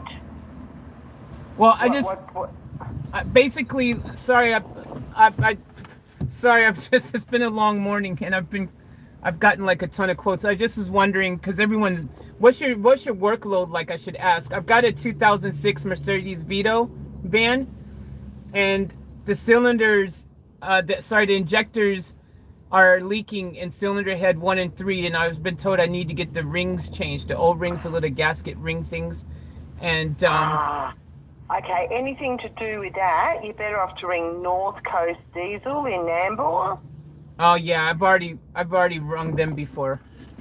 They told me, yeah, they gave me a they said they were busy for the next upcoming weeks, and they gave me an organic quote between $500 and $3,000. So that wasn't really helpful. Yeah, no, that's where we send our work to, yes. Oh, okay, fair enough. All right, well, thank you anyways. All right, no worries. Bye-bye. Bye.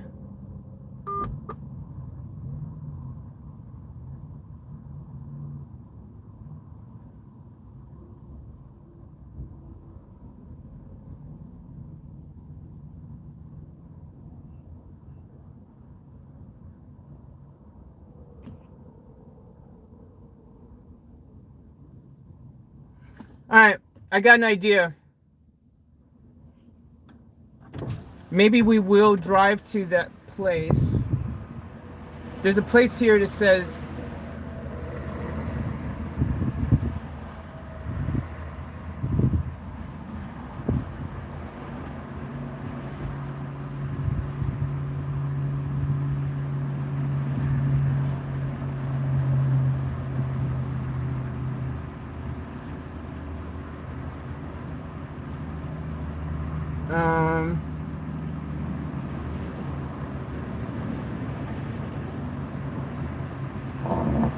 Marathon Mechanical, professional diesel mechanic and team in Birawa. We'll try them.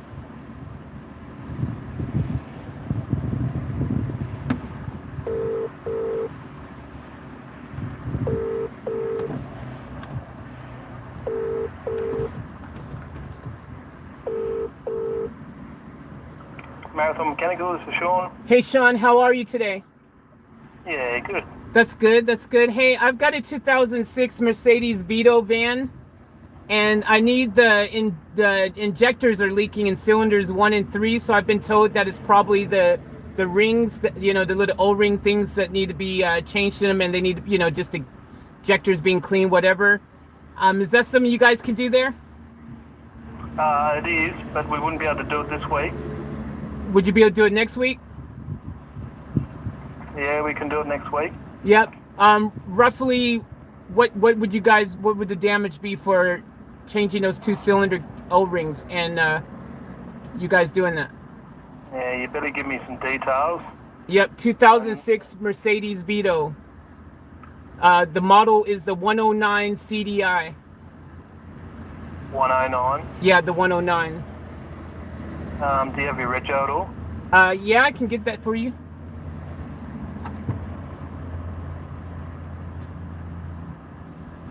Just give me a second. I'll pull it up for you.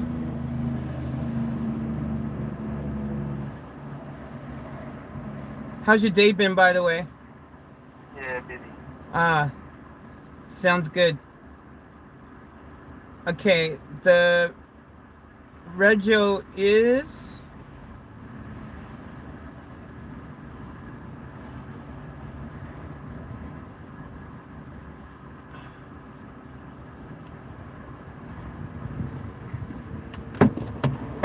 Sorry. Okay, it's 7.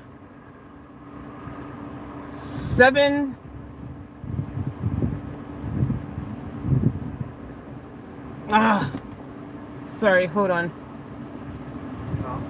It's 75B, oh no, 758 BK6. Yeah, B is in Bravo, K is in Kangaroo, 6. 758 BK. 6.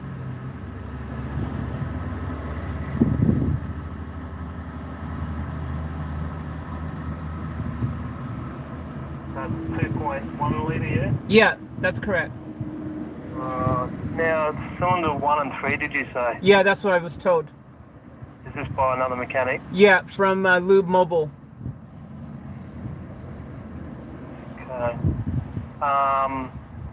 And it's leaking past the injectors, the seals down the bottom, or is the injectors leaking back?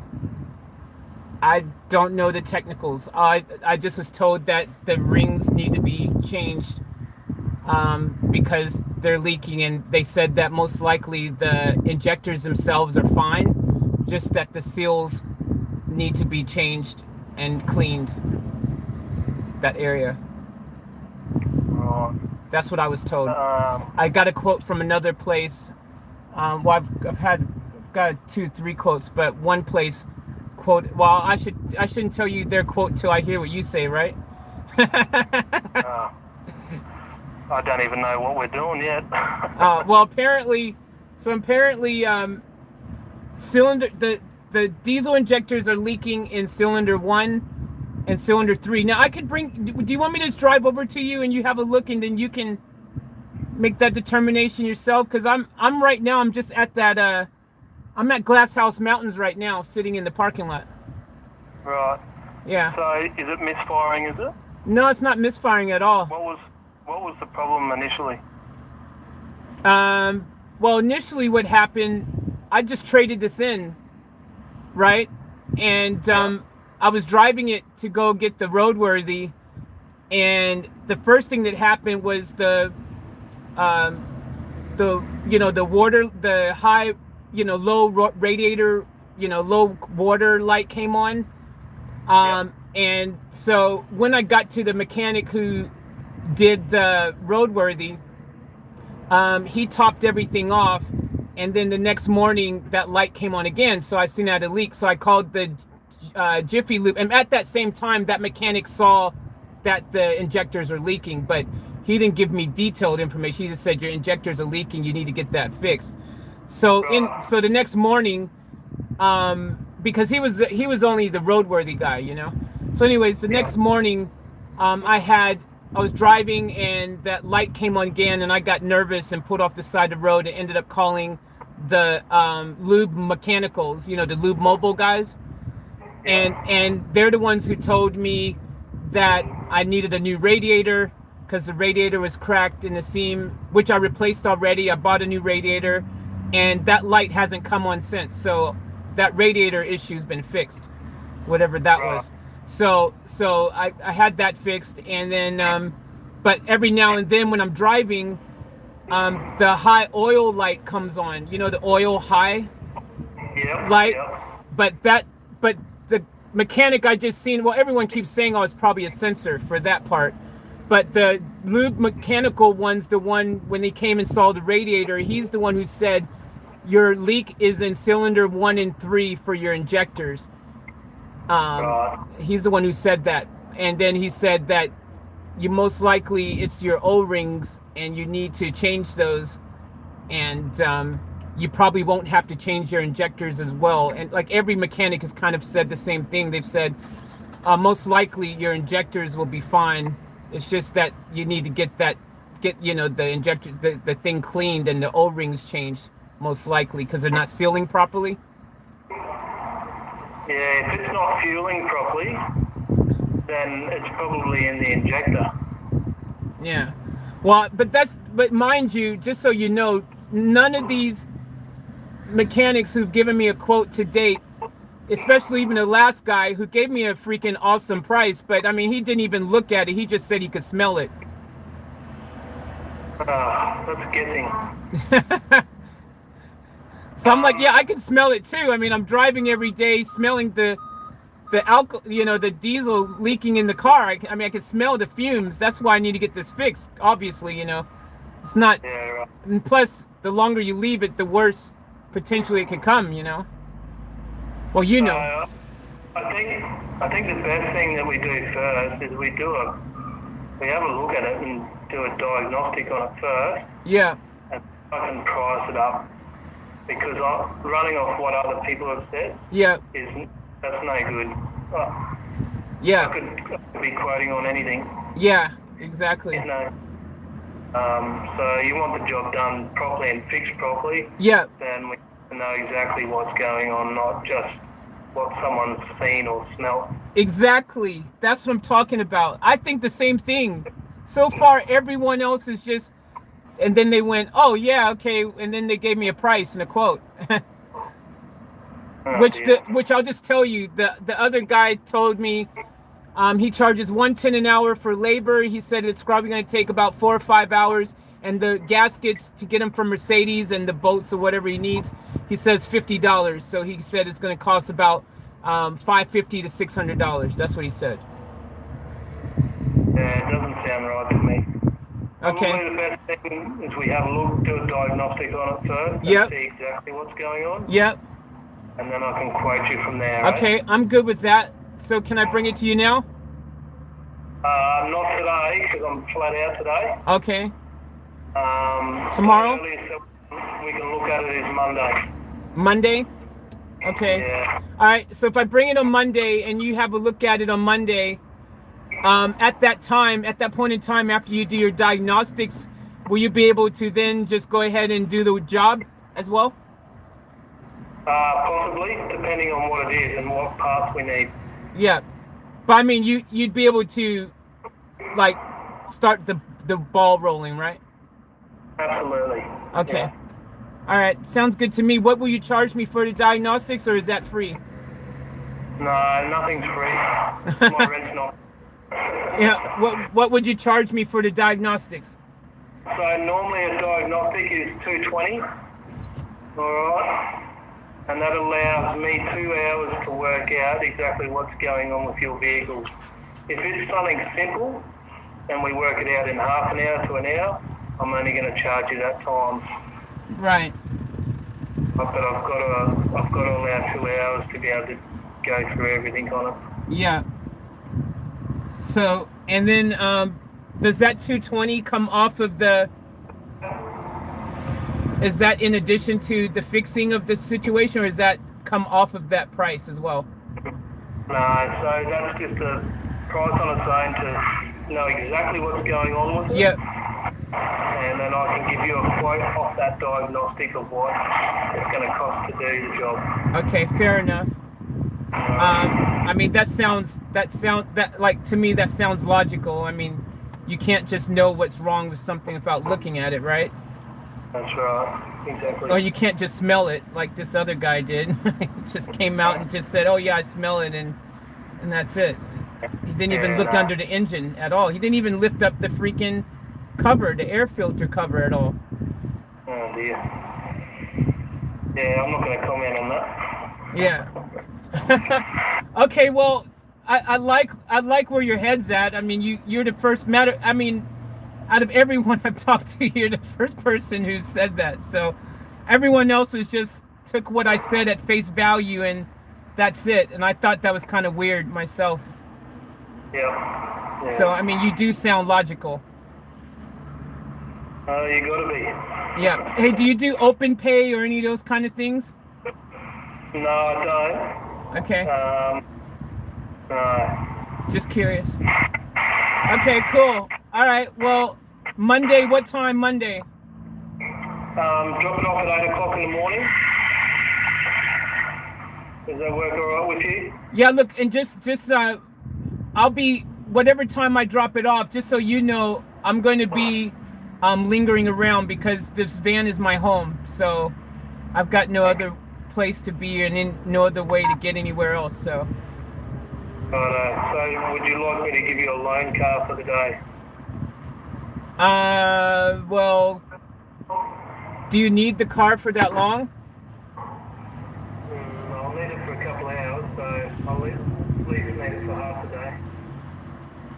Okay.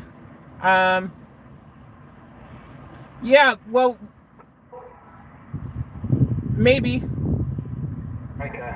Um, Put a question mark on it because we haven't loaned a car here for exactly that. So. okay. All right, cool. All right. So what's your name? Sorry. Okay. Are you there? Yeah. What's your name? So my name is Faith. Sorry. Can you hear me? Yeah. I think my phone's getting ready to die. If it dies, I'll ring you back. Are you there? All right, guys, my phone is just ringing. Died there.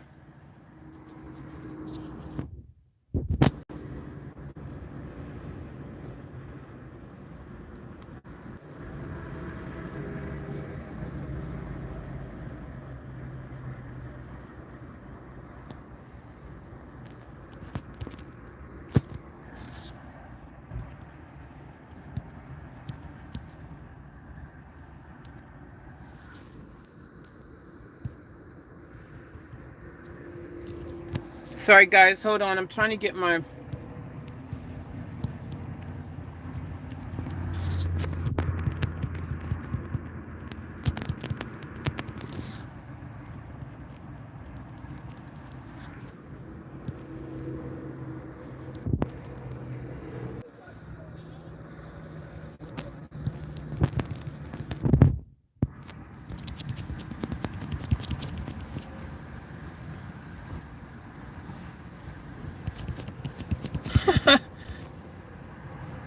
My other phone died. I'm trying to freaking...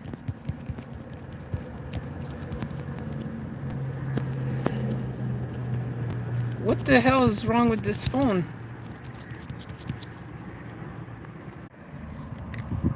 Alright, guys. I'm trying to,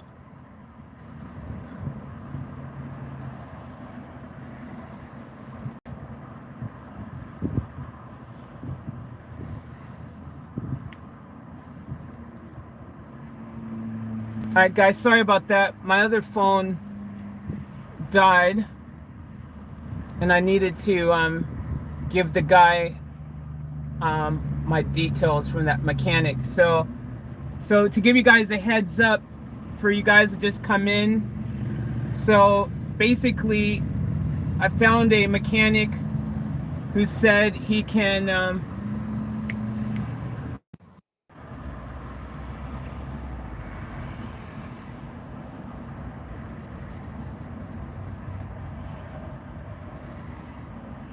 hello?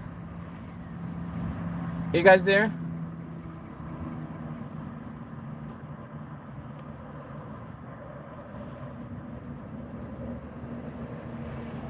So basically, guys, so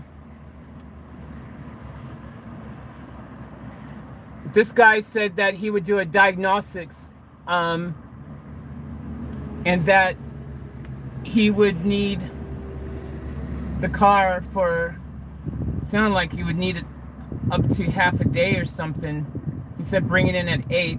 He said he'll give me a loan vehicle. He said it could be 2 hours, an hour or two or whatever for the diagnostics, but he said the diagnostics will charge me $220 to do the diagnostics. So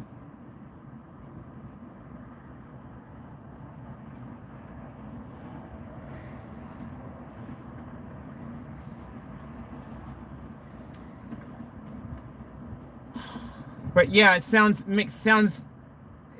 reasonable, like that he would want to do a diagnostics first. I mean, that makes sense to do a diagnostics, but geez, $220 just to do a diagnostics, and then depending whatever he diagnoses is wrong with it, I'll have to pay on top of that.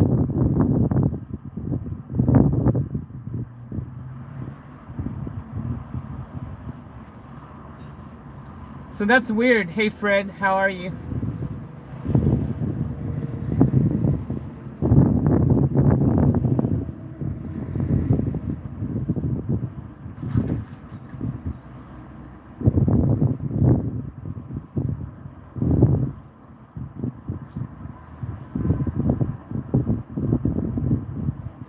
Joseph said that's the only way to do it correctly, Faith. I know the price hurts. Yeah, I know that's probably right.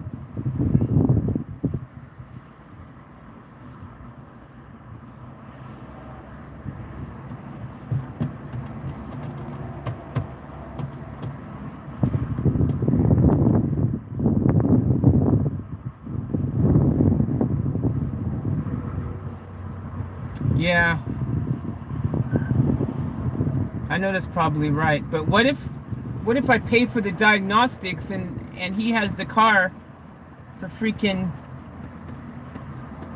half a day or whatever, and then it ends up being, I mean, why do I have to get a loaner vehicle? Like, does anyone else think that that's weird? Why can't I just stay in the back of my van while he's working, right? Because they're only going to be doing in the front engine. They don't have to come in the back at all.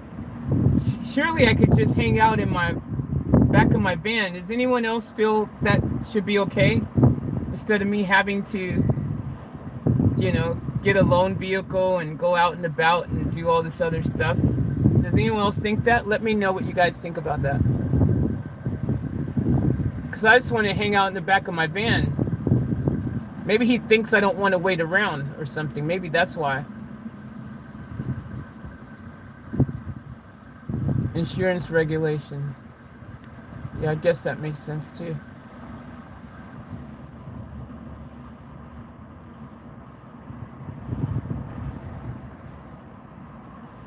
Definitely have someone look at it, but don't give them someone else's diagnosis.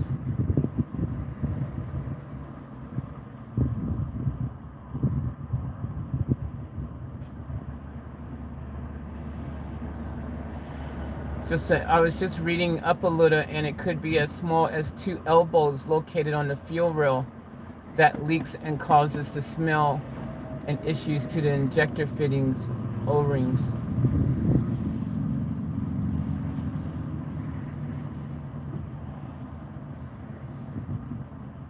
Yeah. Steve said, I told you diagnosis test. Nicole says, wow. Fred just took my pain meds. Thought I'd check in with you guys before going to sleep. Any reasonable quotes? Hey Fred, welcome to the party. We had a reasonable quote, but the guy who quoted it didn't even look at the engine or anything and was kind of shooing me away. And that was his best case scenario quote. So again, it was more like he could get in there and it could end up being something else. So if lucky, it would only cost $550, but if not, I mean $600 or whatever, but if not, it would cost $3,000, or it might cost $1,000. Basically kind of the same kind of thing, but he's booked for the next 3 weeks anyway, so it doesn't matter. So I called around some other places. This guy here seems to be the only one who said what you guys are saying, which makes sense, you know, like he's going to do a diagnostics first and find out exactly what's wrong. And then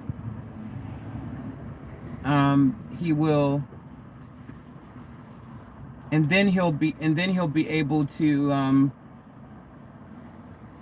tell me you know, what's wrong and what the quote is after he runs the whole diagnostics, which could take a couple hours or a few hours, he said, which scares me, because if it takes a couple hours, he said he'll charge me $220, but if it ends up taking longer than that, then that price will go up. So he might charge me for another 2 hours if it takes longer than, you know, an hour or two for him to get that initial diagnostics. So I could end up paying $400, because he must surely be charging his hourly rate time, because he's not doing any repairs. So if it's $220, obviously he's charging $110 an hour. So if it ends up taking 3 or 4 hours for him to decipher what's wrong, then that could be $440 for diagnostics or something, up to $440 before, you know what I mean?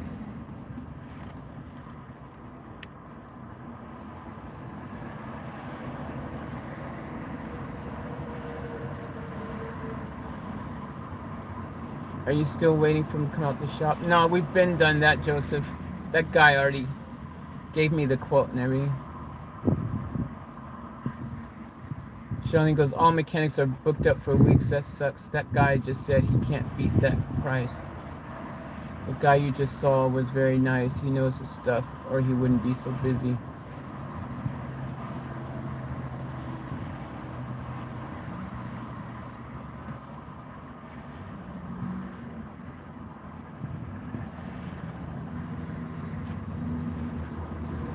Steve goes, if I was to walk up to you and smell you, think I could tell you what's wrong with you? Fred goes, connection dropped, now I'm back.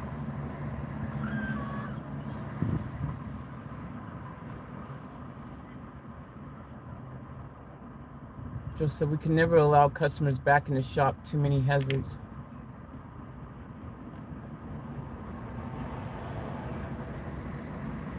I said, you told him you lived in the van. It seems like the offer was to accommodate the fact that it's also your mode of transportation. They may need to test drive it as well.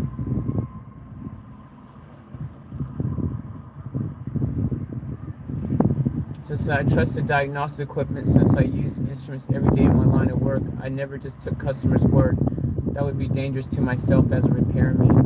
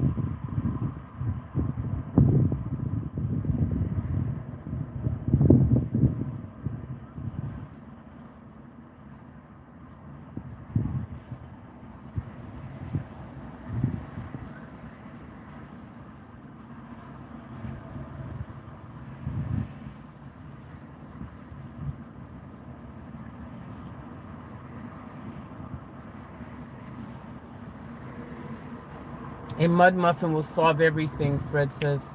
I can't eat them anymore, Fred. I've sworn myself off of mud muffins.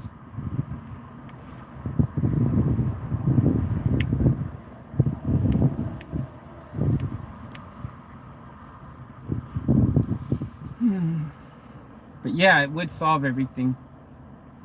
Yeah, a mud muffin would taste so good right now. Yum.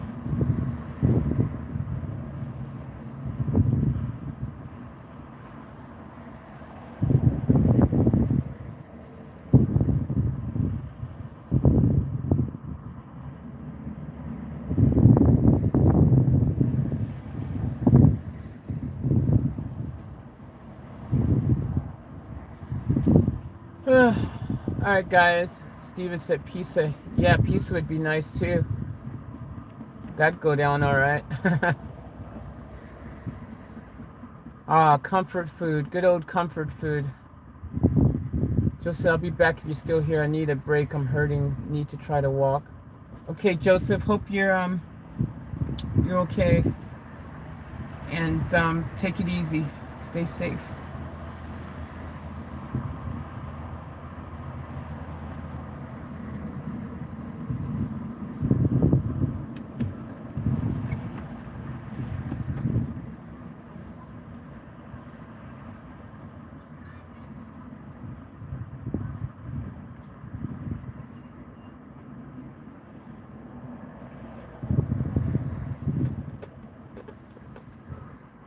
Well, guys, I might just take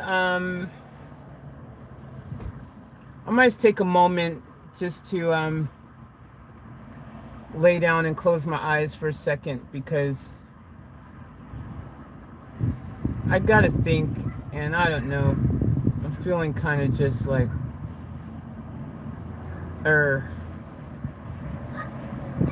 So, I don't know. What do you guys? I don't know. I don't know what I should do right now. I'm so kind of lost. I mean, I don't really want to. Nicole said, "Got you, Faith." Appreciate the love and support, Nicole. Thank you. It means a lot. I don't know, guys. I'm just feeling so freaking.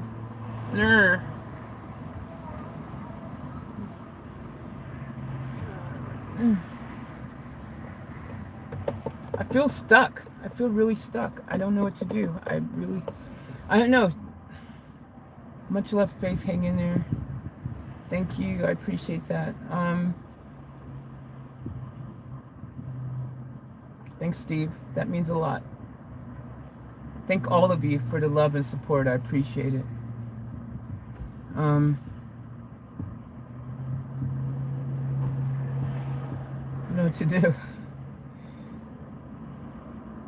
I mean, it's easy to say, like, oh yeah, diagnostics makes sense, 220, and just book it in. But in reality,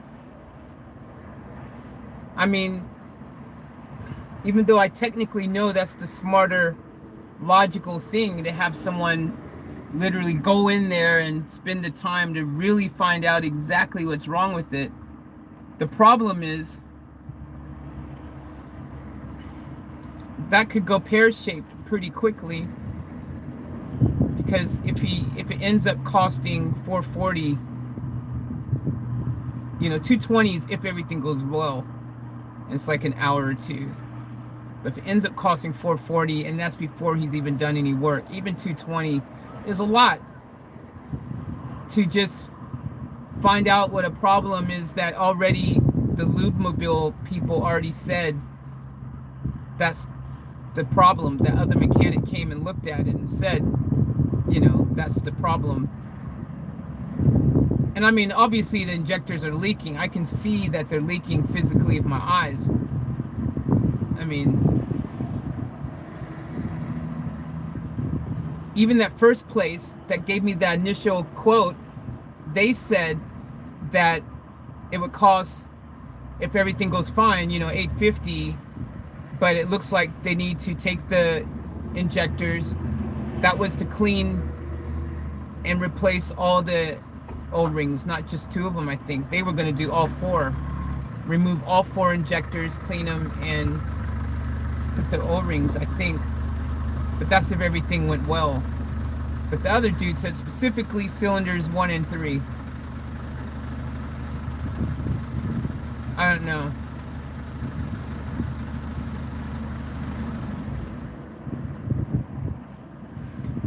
Is it other guys though, like, who are, even if they're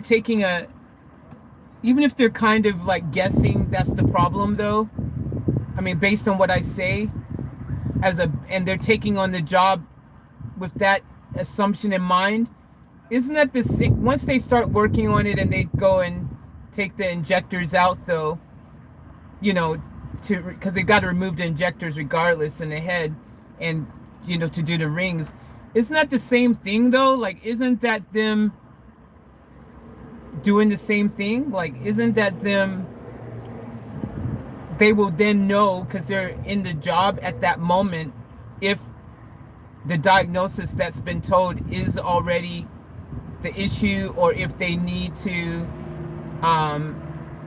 do something else. They'll see it hands-on without it costing me freaking $220 up to $440 for them to come to the same conclusion before they even start the job. Do you see what I'm saying?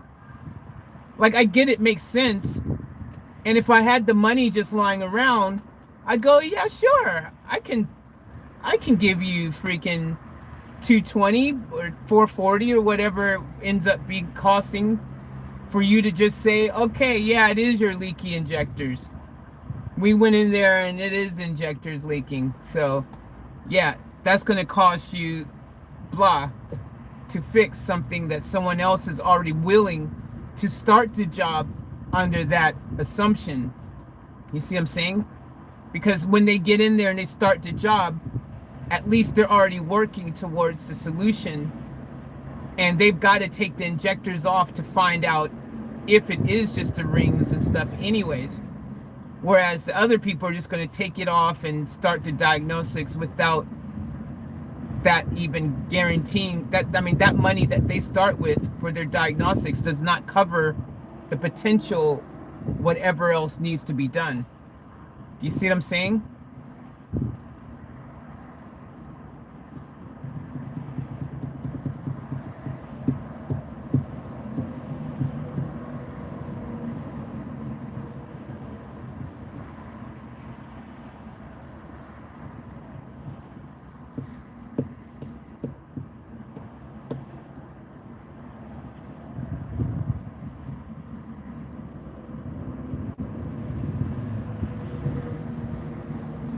Hi, Faith. My first comment. Hey, sure. Welcome to the chat. Welcome to your first comment. Steve said, sorry, Faith, I'm mad for you. Thanks, Steve. I says, one scenario is guesswork and the other would give you a clearer vision of what's wrong. I just had deja vu. You ever sitting there and something happens and you feel deja vu? I feel like I just read that message that I sent me sitting here to trust that this has happened before. That was really weird. I had major deja vu then. Steve said, much love, Faith, hang in there. Hot sauce, welcome back, hot sauce. Nicole said, look up, I gave you my email.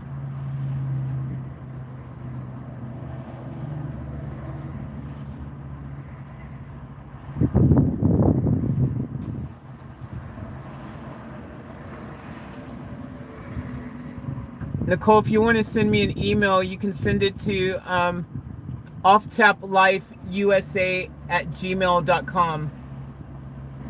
That's offtaplifeusa@gmail.com.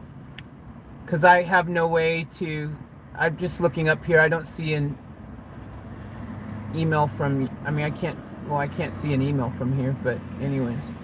If you want to email me, you can email me at offtaplifeusa@gmail.com. That's my email for anyone who wants to send the emails. offtaplifeusa@gmail.com.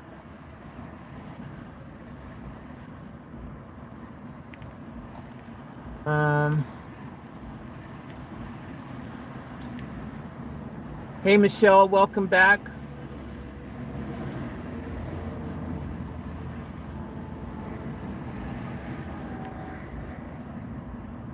Yeah, Nicole, I don't think you can put your email in here. So I mean, if that's what you meant, I don't know. Whoa.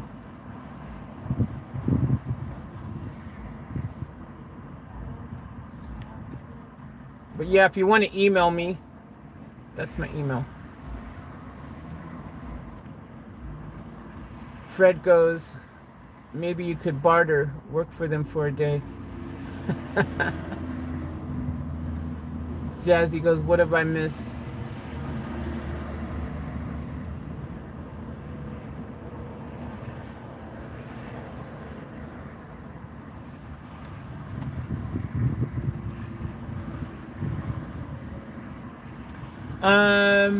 I've just called some other places to try to find out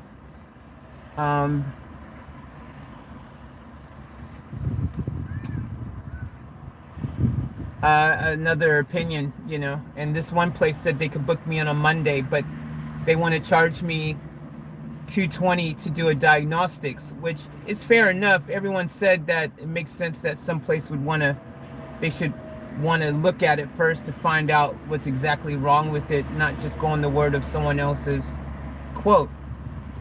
I mean, someone else's diagnostics, you know, that they would look at it themselves, which makes sense. Like, I totally get it, but to me, it's just a little bit risky for me to pay $220. It could be $220 up to $440. He charges $110 an hour. So he said, if it takes up to 2 hours, he'll charge me $220 for him to do a diagnostics.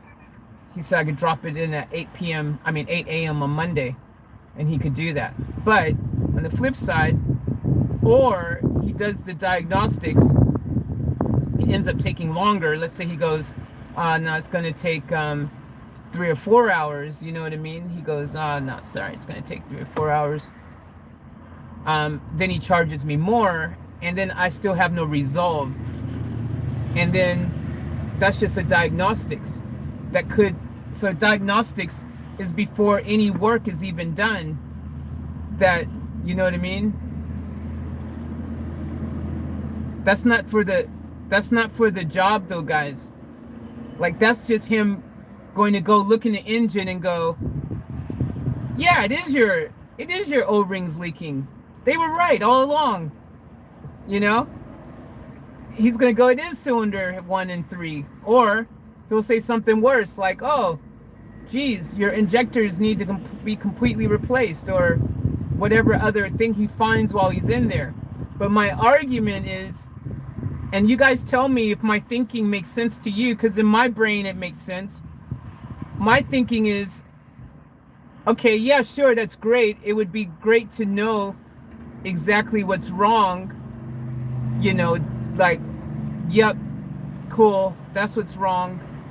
Sweet, awesome. But on the flip side, if he ends up spending that time and saying that, and then it's before any work is even done, then I go, well, dude, like, you know, that sucks, because it's going to make the job even more expensive, especially when I already had that lube mechanic dude come out and tell me that was what was wrong, that it's cylinder head 1 and 3 are leaking, you need to get the O-rings changed, blah, blah, blah. And I mean, he's just saying that. I mean, obviously you don't know until you start working, as everyone has pointed out at all these places.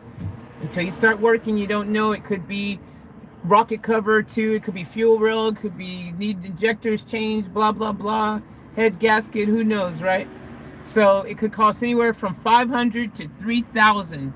So they keep saying. So in this case, if this guy does the diagnosis and I've already paid $220 before any work is done, and he just comes back and goes, yeah, it is the O-rings, that means that job became even more expensive already. And my argument is, but isn't the people, this is my argument, guys, tell me if I'm off base, I think it makes sense in my brain. The people who just went along with the, oh yeah, the gaskets, this is how much it's going to cost to fix to change those O-rings. You know, those people who said that, man, why are you smoking near me? Those people who said, oh yeah, it's the O-rings. Cool, this is what it would cost to fix that. Best case scenario, but worst case scenario, it could be this, or it could cost this much, right? So worst case scenario, the point is though, best case scenario, they're already working on the van inside. They're going to already work it. So I'm not having to pay another extra $220 for them to diagnose the problem, because they're already working on it under the guise that it's going to be the best case scenario. But while they're in there, they will soon find out if it's the worst case scenario, and I'm not having to pay an extra $220 or potentially $440 to find out what it is, because they're already in there doing the work. You see what I'm saying? The other guy is going to freaking just give me a diagnostics. He's not going to start the job. So I'll be paying on top of that. You see what I'm saying?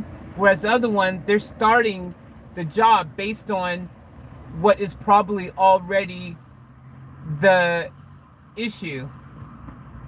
Most likely based on what everyone has said. And if it's not, he's already in there working. The injectors are already going to be out. The rocket cover is already going to be off. So then he'll just continue doing what he has to do from there. Does that make sense to you guys? Please tell me if I'm sounding logical. I think I am. Nicole said sent. Cool, Nicole. I'll check my emails later. Jazzy said 220 plus Hey Faith. I said, tell him 220 is your ceiling. Jazzy said, would it be better to try and get a new motor, Faith? Well,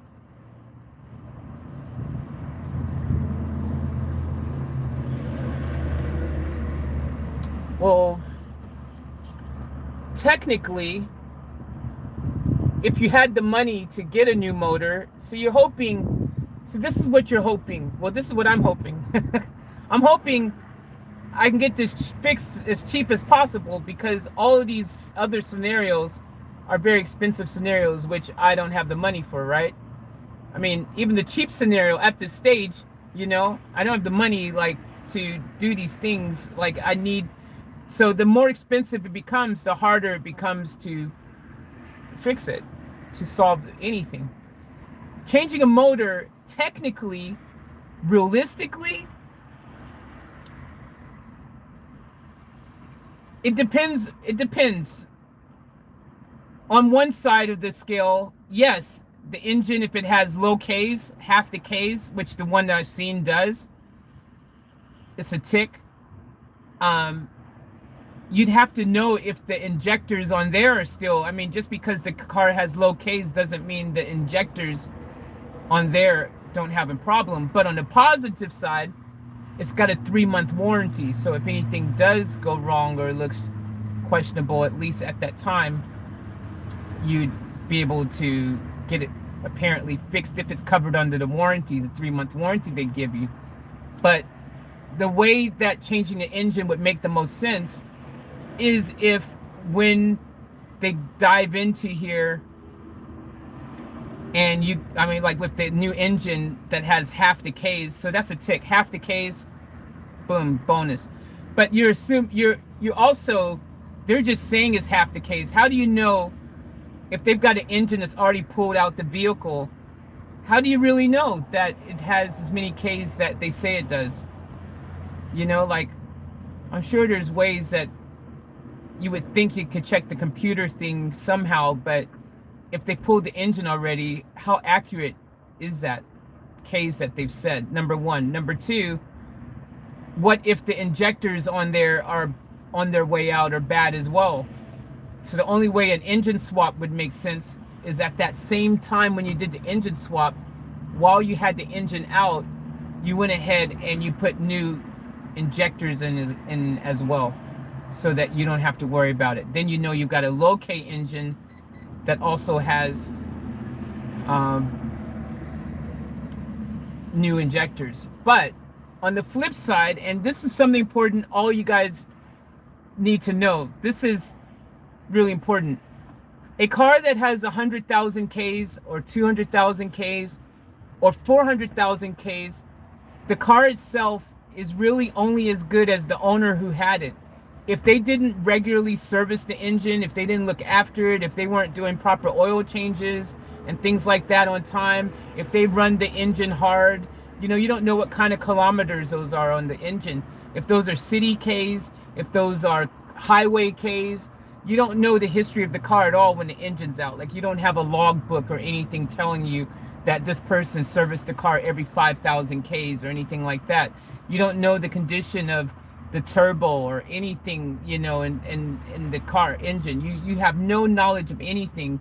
You don't know if that engine before had an overheating issue, or a cracked head, or there's so much unknowns that you don't know about a swapped engine, that you could be swapping your engine that might theoretically had been better well looked after. I mean, obviously this one hasn't, because a leak gasket is a leak gasket, but that's been ignored. But I did have a little sticker on the thing here, a little pink thing that the guy had listed when he did his oil changes. So even though he didn't fix the leaking injectors, it does seem that this guy was regularly at regular intervals getting oil changes done regularly. So even though the injectors are leaking doesn't necessarily mean my engine itself is a bad engine, because these diesel engines, even though it does have high Ks, these could be highway Ks. And the engine itself could be, because this was a commercial van. So, commercial vans, they could be delivering stuff up and down the coast. You don't know. But it's just hard to know if you're trading one problem for another technically. The only time really I would recommend anyone get a swap an engine and pay that amount of money, because the swap an engine, $2,100 for the engine sounds great to get a different engine. But again, it's something you don't know anything about. But if the Ks are accurate, what they're telling you at the records, that's how many Ks is on it, 200,000 or something. That's great that it has half the Ks of this engine, but you don't know anything else about the engine. You don't know the history. But you have a 3-month warranty. So, I mean, 3 months, I guess you could, I don't know. I mean, the only way to really, if you're going to pay for a new engine, you might as well just rebuild this engine. Wouldn't that be better then? Because it would cost probably around the same thing. Usually people who get a new engine is because their old engine was seized or fried and they had to replace the engine. I don't think you would just replace, or maybe because it was, if you knew for certain 100% it was definitely a lower K engine. But if your engine itself is running fine, which this engine, the engine, if it wasn't for the leaking injectors, the engine of this car seems to be fine to me. Like, we can drive, like the car doesn't, well, except when we hear that ticking sound every once in a while. And the oil light coming on every once in a while. But that doesn't necessarily mean the engine is bad. That could be a sensor for the one thing. I don't know, that ticking thing is probably related to the injectors, if you ask me. It just makes sense. Something's not getting lubricated properly every once in a while, and then it does that when it's sitting. I mean, you would probably just do an engine rebuild. Would cost probably similar to changing the engine maybe. But if you get an engine rebuild, then at least everything is getting, done, I guess. I don't know. Who knows what's really, I don't know.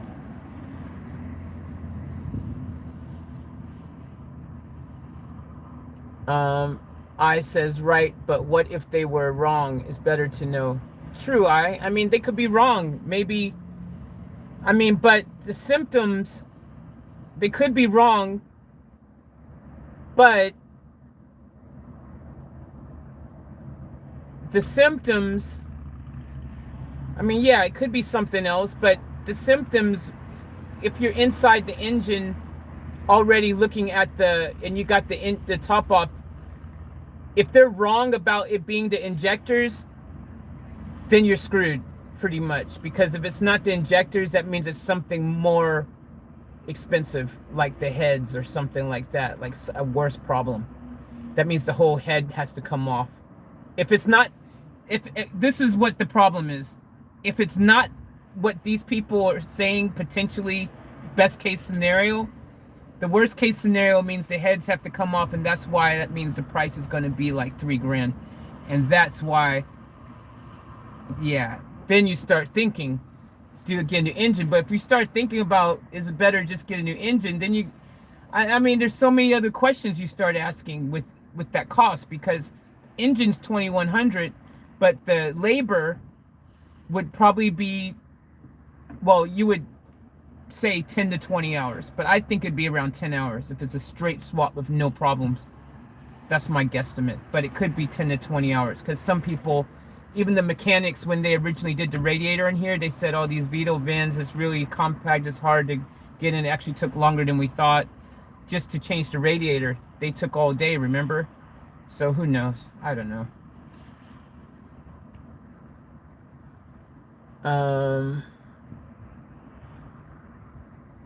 But it's worse to start work without really knowing what's wrong. That's true too. Michelle goes, this van, amen. This van, Van Diesel. Jazzy goes, but then again, he could give you a proper quote with that if he knows what's wrong, maybe. That's true too, Jazzy. That's a good point. I goes, right, Jazzy. Fred goes, go to a vocational technical school They will do the work for less, so they get practice. Yeah. It's a good idea in theory, Fred, but I don't think I'm going to be able to drive around and find a random school that's going to be willing to just work on my van for me in Australia. Maybe in the States that's a thing that's maybe easier to achieve, but yeah, I don't see that happening here.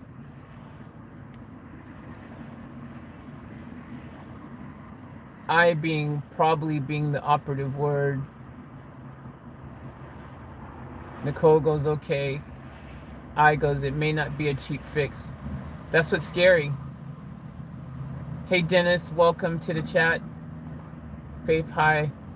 Chat, good morning.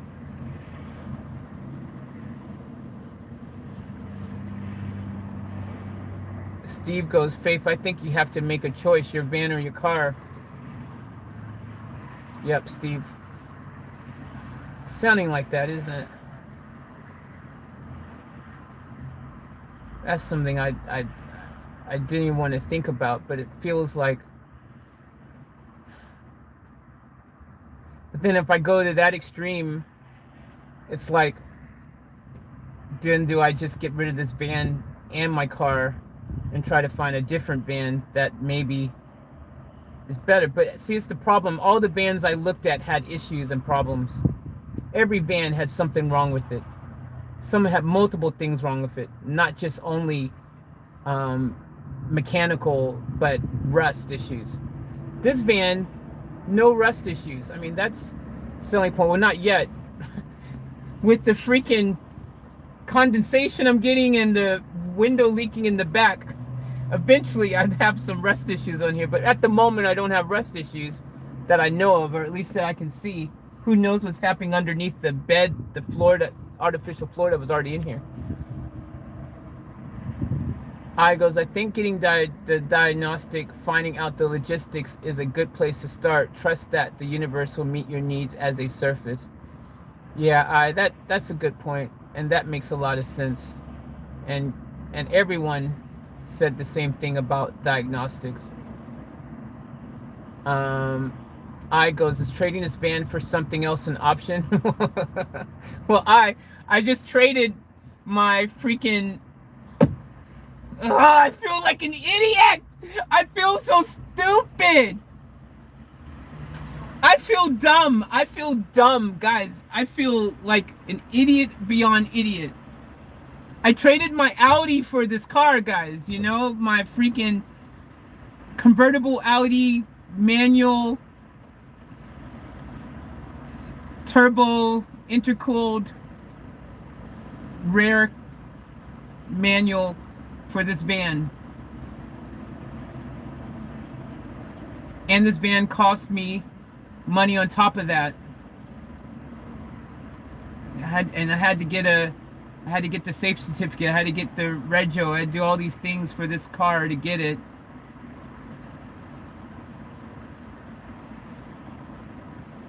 Pay all the stamp duties, all the other stuff. So it cost me money on top of the car. You know, it wasn't like I just straight swapped and just hopped in here and didn't lose money. Like, I not only lost the car at this stage, I already had to put money into getting this to get this. And now I've got to put more money, and this van already owes me money now because we also already switched the radiator and that. So, I mean, swapping this right now for another vehicle is going to be really hard to do anyways, because A, only thing I want to swap it for is a freaking another van. B, the problem is this van has issues. Who's going to want it with the leaking issues, you know?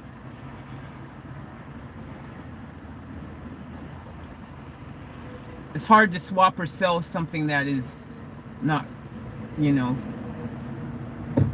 right.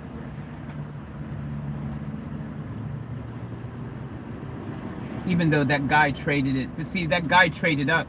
The guy took it to the car dealer guy, and he traded up for a new or newer Mercedes Sprinter van that they had on the lot there. I know the van, I've seen it. That other van he swapped up to, I saw it and I was like, oh man, that's the one I wanted. So perfect. It had the high roof, the long wheelbase, and that's what he traded this van for. And so he paid cash on top with the trade-in to get the better van. But that car dealer dude didn't realize that, he didn't know that this car had the leaking injectors. They drove it for a couple days only around to do some deliveries or whatever. And as far as they knew, it was fine. Which, yeah, look, if you don't drive far, he wouldn't have known about the radiator leak or oil thing in particular. He just wouldn't have known.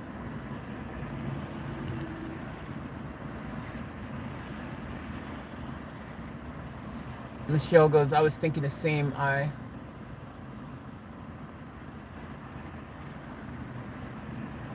goes, but a diagnostic would solve that. Nicole goes, the diagnostics is necessary. Michelle goes, they do it here. I get haircuts at the at the Loco Tape. I've heard of this in Australia. Yeah, I had someone once want to do my eyebrows or something. Hey, we're just training. Come get your eyebrows done or something, or eyelashes. No, it's eyelashes or something. I was like, yeah, I don't know if I want you to really do my eyelashes. You're kind of new to the game, and I don't know. I might want someone a bit more experienced. But I know what you mean. Yeah, surely. I don't know, man. Driving around trying to find a university or somewhere who will do that, though, it's not the easiest thing, you know. I think it's highly unlikely I'd find someone, especially now during pandemic, Easter break, all these different things going on. Who knows? And you're just hoping that you drive around and find one. Hey guys, I've got a van. Any chance for extra credit? You want to have a look at it? It'd be nice if I knew someone like that. But yeah, I know what you guys mean.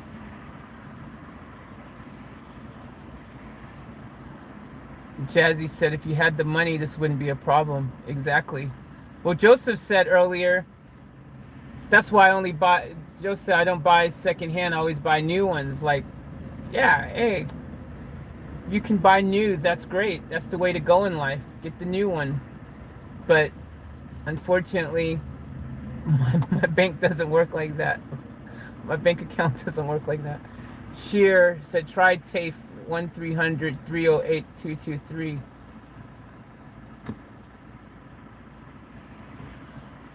Steve goes, love you, Faith. Gotta go, off tap for life. Thanks for joining us. Appreciate it. Much love.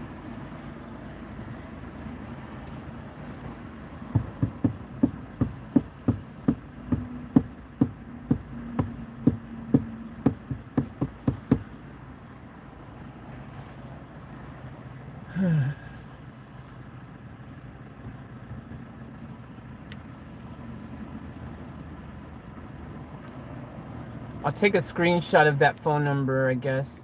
Can I?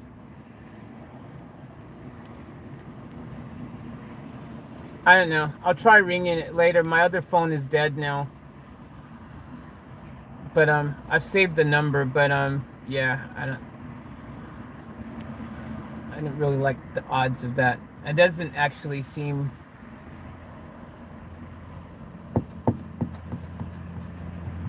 I don't know.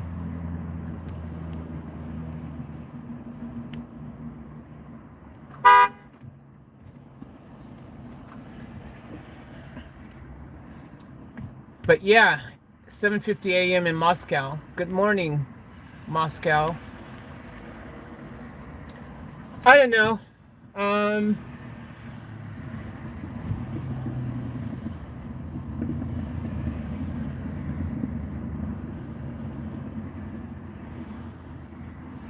Whose idea was it for me to stop eating mud muffins right now? That'd go down really well right now.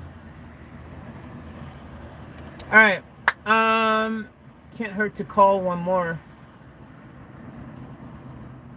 Yeah, true. I'll give him a ring later, because if I ring now, my other phone is dead. I mean, I'd have to use this phone. If you guys want to hold on for a second.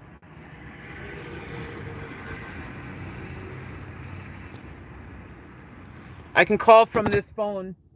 If you guys want to hold on, I can do that.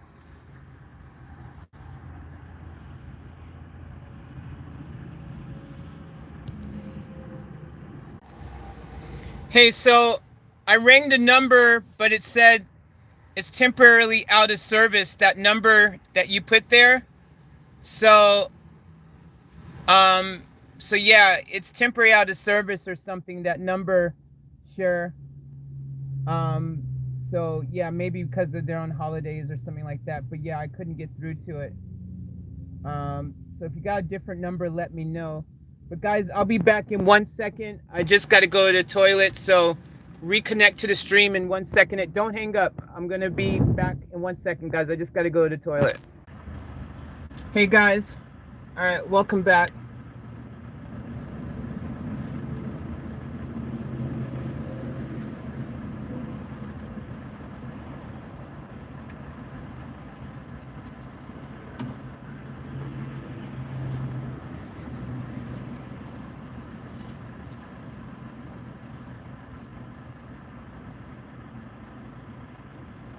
Welcome back.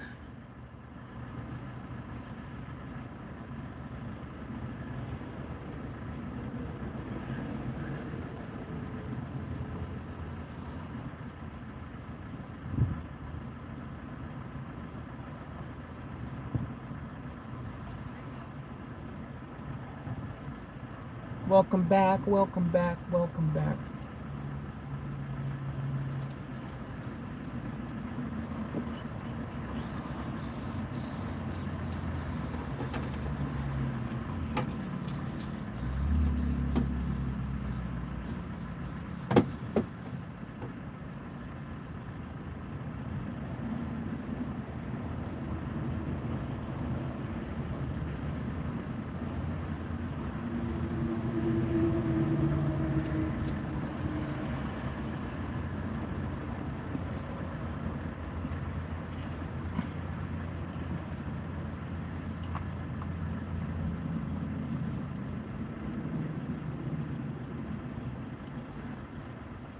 She's making a call. It will reconnect when she's done. I can't get the stream to work. Looks like it's buffering. Truth is that the internet is bad here.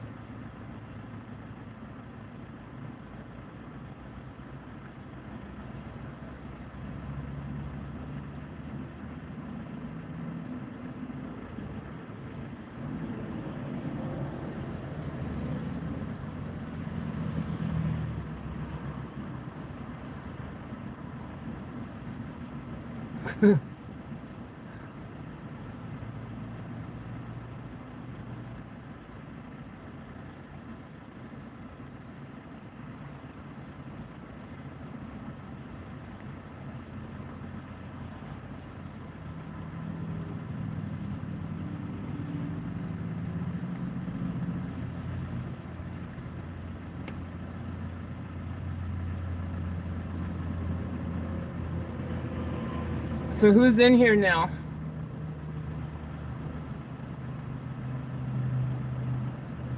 Looks like I lost some of you from it being disconnected earlier.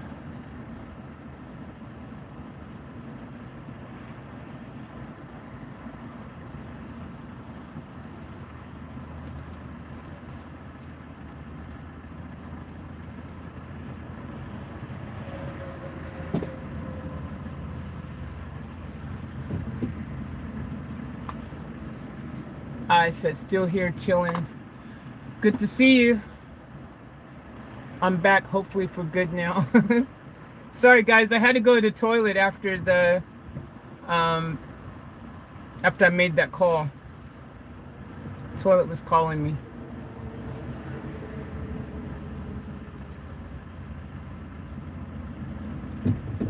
I'm here. What's up, Michelle? Welcome back.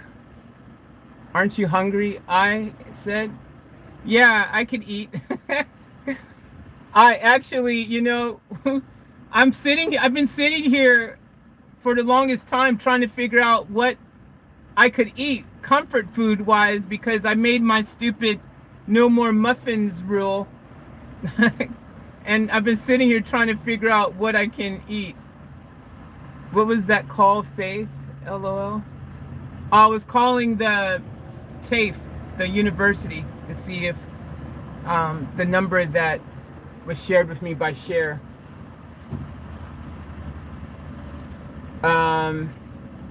No prank calls, I promise. If I do a prank call, you guys would know, because it would be, I would do it on here so everyone could enjoy it. Or would I?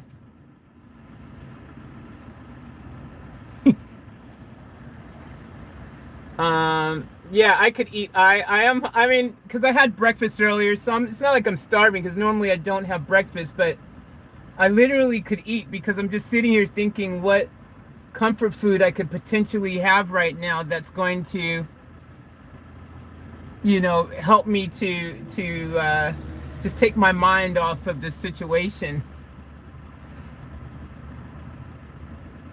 Freaking muffin, chocolate mud muffin would go down so well, but I fear that chocolate mud muffin has played a big part in me having to go to the toilet a lot more, and that sucks. I just, yeah, not enjoying that. Every second having to go to the toilet, it's not fun.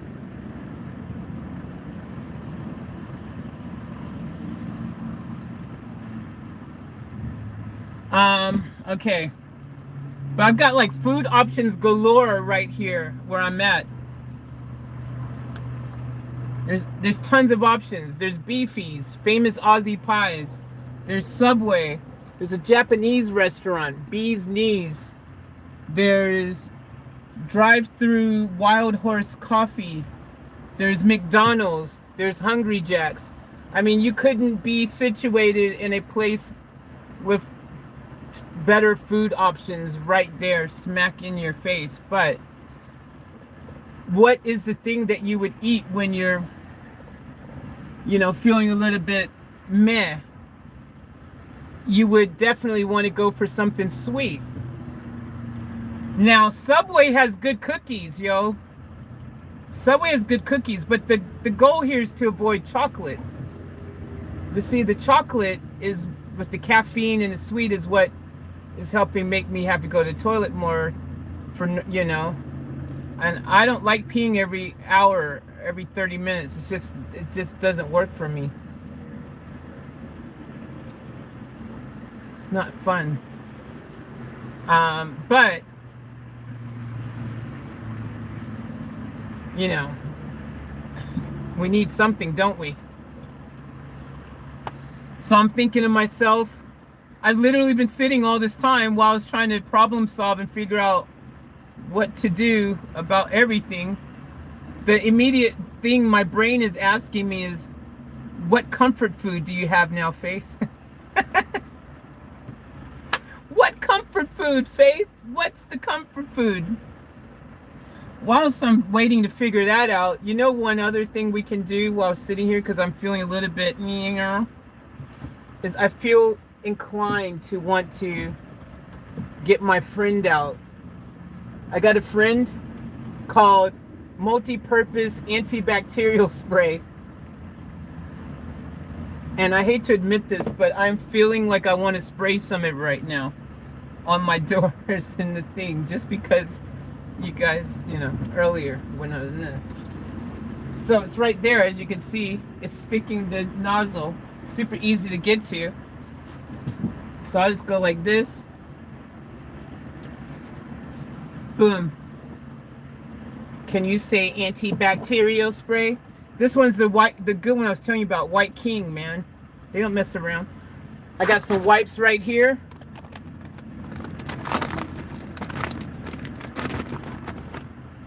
I just want to clean now. What is that? Jeez, you know you're freaking stressed and your mind's not in the right place when you decide you want to clean. Who does that? Watch, I'm just going to spray a little here. Woo, that feels good. Cleaning is therapeutic.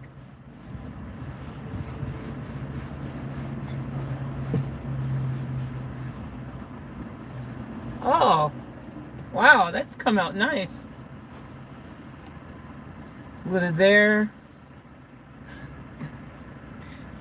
You guys think I've lost my mind, I know.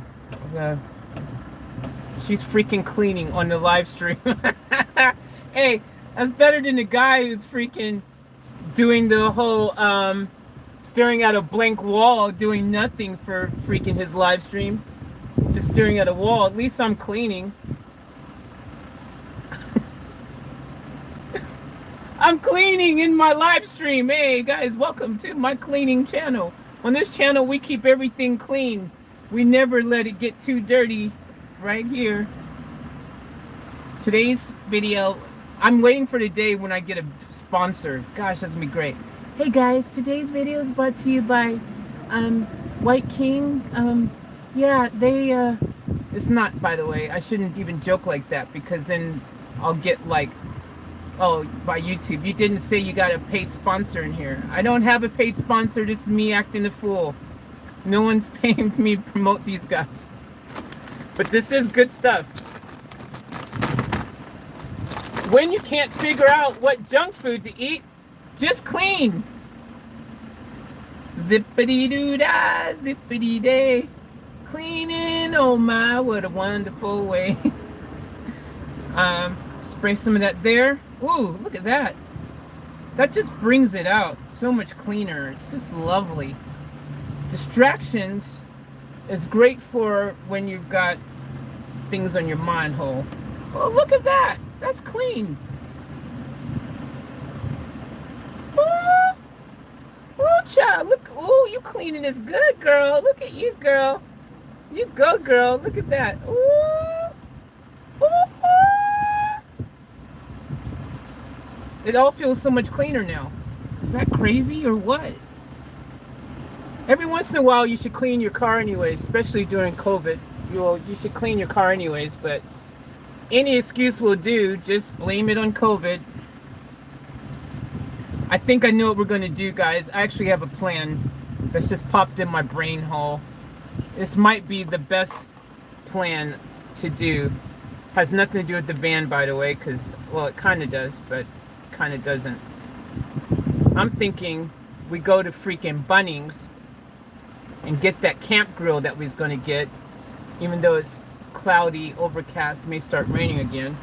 I say we get the cookout grill. We go, the little cookout camper grill thing, you know. We get one of those bad boys. We go get a frying pan. We get a bag of freaking chocolate chip cookies, because I have a favorite brand. You guys might have seen me talk about it in one of my videos. And then what we do is we heat those cookies up in the frying pan for dessert after we make us a healthy stir fry or something for dinner. I should have thought of that earlier because it'll be dark soon. And not that I'm afraid of the dark or anything, it's just the midges come out and the mosquitoes, and it still might rain and cancel my whole plan. So maybe this isn't the plan that we've been searching for after all. But on the positive, geez, look at how clean everything looks in here right now.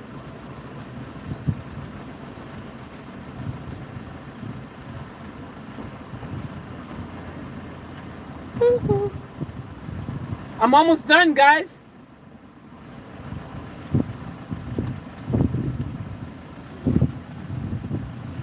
Cleanliness is next to godliness. Haven't you heard that saying? You'll be happy to know there's no dirt coming off anywhere. That should tell you how clean my car is. No dirt. Look. Whoa.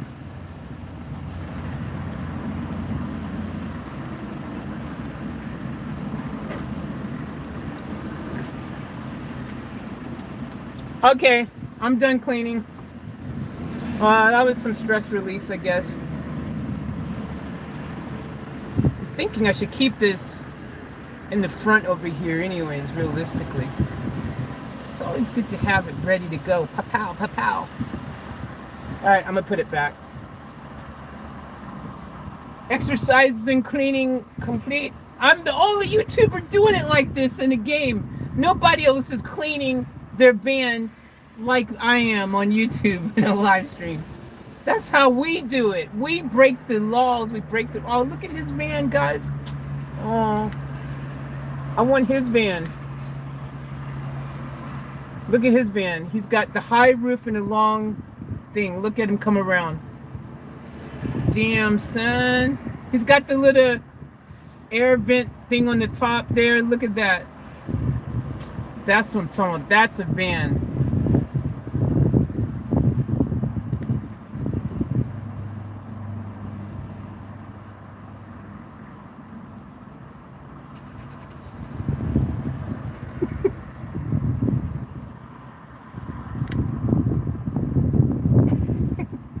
All right, I'm put this away. We've had our clean fun. Nothing like good clean fun.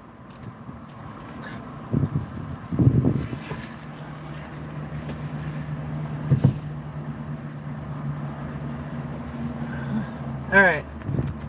I'm gonna look at your comments and see if you guys are telling me some good ideas of things we should be eating right now. Like, oh man, those pies. See, they've walked out of there with some pies and some fries. That sounds all right. Pies and fries. It even rhymes. Hey, get some pies and fries. Yeehaw. Pies and fries. Pies and fries. Anyways, guys. Hey, that rhyme too. Anyways, guys. Pies and fries. We definitely... What should I get the camper thing? I don't know. Let me read your comments. You guys, I'm sure you got some ideas there. Geez, cleaning was interesting for you guys. You guys were enjoying watching me clean. As soon as I stopped cleaning, 3 of you left the stream. Geez, I should have kept cleaning. 3 of you left as soon as I stopped cleaning. What is it? Fine, I'll keep cleaning. Jeez. Do a cleaning tutorial, lifestyle, freaking maybe a hair and makeup tutorial or something. All right. Let's get serious.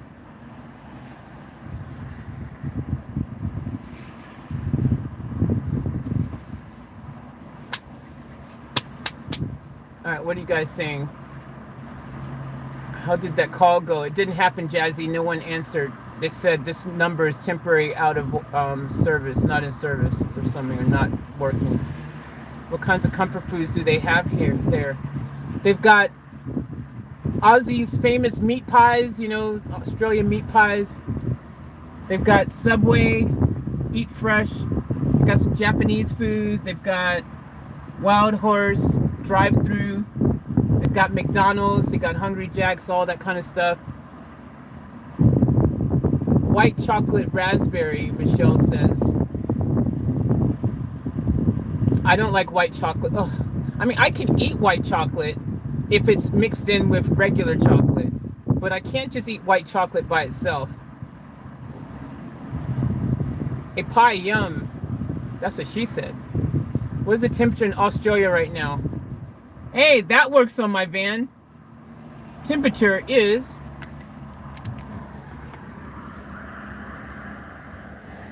24.5 degrees Celsius. Hey, I wonder if I can change that to Fahrenheit.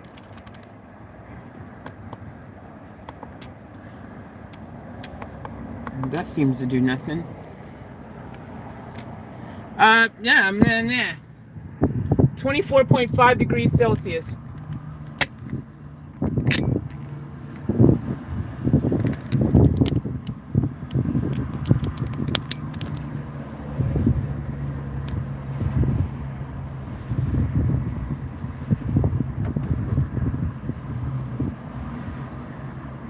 '24 and sunny. Not sunny here, Michelle. Where's it sunny for you at? Are you? It's not sunny here. Michelle, bit of rain where Faith is. Yep, cloudy rain, depressing.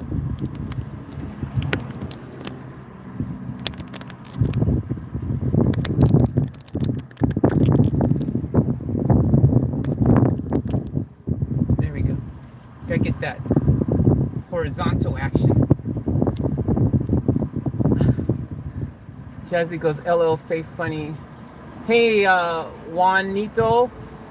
Saludos desde Bogota, Colombia. Hey, much love to Colombia, man. Thank you for joining the stream. Appreciate it. I goes, are you feeling anxiety? What gave you that idea? I'm not feeling anxiety, not at all. Not at all, Not at all. I mean, I'm only just cleaning my van for no apparent reason. I'm fine. Got no anxiety. No anxiety's here. I'm not anxiety at all. Look. I'm fine.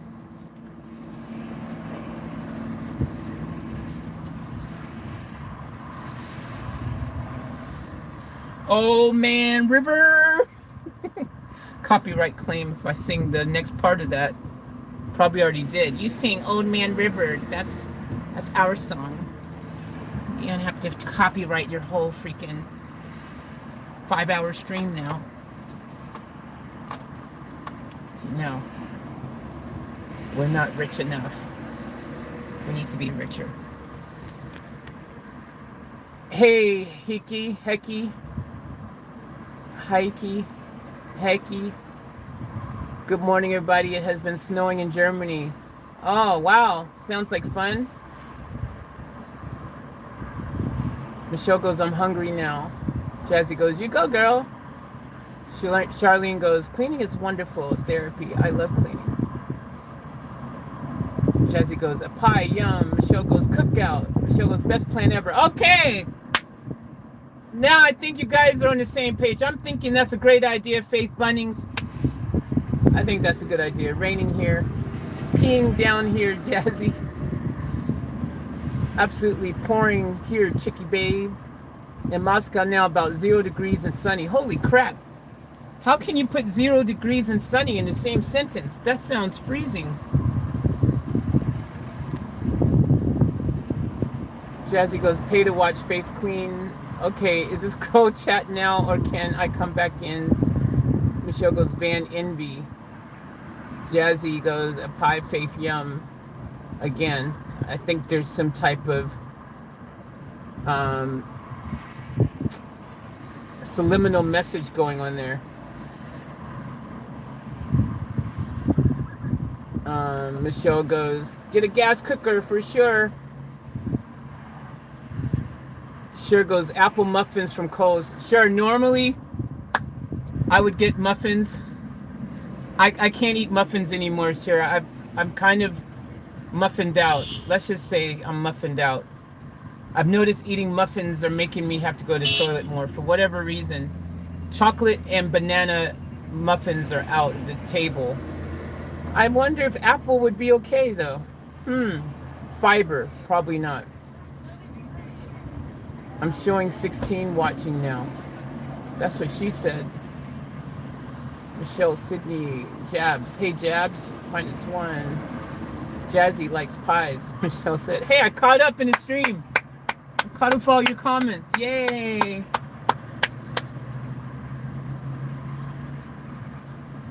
Okay, we need some, okay, here's the thing, guys. We definitely need to do the grill thing. Absolutely. I'm down with that. I just don't know if the weather right now is going to allow me to cook in the car. Bunnings run. I don't know, guys. Also, because I have to go to Bunnings and then I have to go to the supermarket and then I have to find somewhere to park where I can cook. All these things have to happen before the rain starts falling down again, which does not look promising.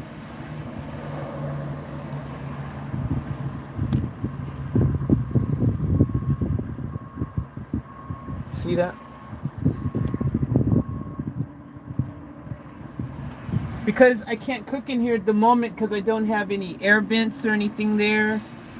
I don't think it's safe to cook in the van right now. Something about carbon monoxide. I don't know. But I should prep and get it. I will definitely go to Bunnings, guys. Whether or not now, this very second's the time to go, as opposed to maybe later tonight, when it's less crowded, less busy, so I can just zip in and zip out. But we definitely will do that in this stream. It will happen. It will happen. I promise. The only problem with Bunnings is the same problem with Kmart, with the same problem with freaking Super Cheap Auto, is that all these places got music playing in the background, and they like to copyright claim me, I should say, and take the whole video. So if I go into any of those places, I'm gonna have to run in really quick and get what I need and then come back out, guys. I can't bring you guys in to those places with the music playing anymore. Jazzy, will you need to get a fold-up table as well? Yep. I used to have 3 of them. I don't have them anymore. But yes, I do. I do need to get one. I need to get a fold-up table. Little small one, little cheap little ones, you know, little small ones. They have them at Bunnings. They're like $15 probably, or $20. Officeworks has them too. We could go to Officeworks. They have the little fold-up tables. But yeah, just a little portable small one. It has to be small enough so that it's not freaking just, you know what I mean? Like, I just don't have the space for clutter back here. I'm already got limited space. But yeah, I'd get a little foldable table that could. You heard her sneeze, Charlene? That's why I put the window up. I didn't know if you guys had heard that. Someone sneezed, and I put the window up. That's why I closed the window. You guys rock. You guys don't miss anything. Yep, exactly, Jazzy. A small one, that's all you need. Exactly, just a small one. I just need it so that I can put the burner on. I just hope, because I know the fold-up tables that I've seen are all plastic, so I hope that I can put that grill doesn't get too hot on it. But I don't know, I guess we'll find out, won't we? Because it's the only option I got.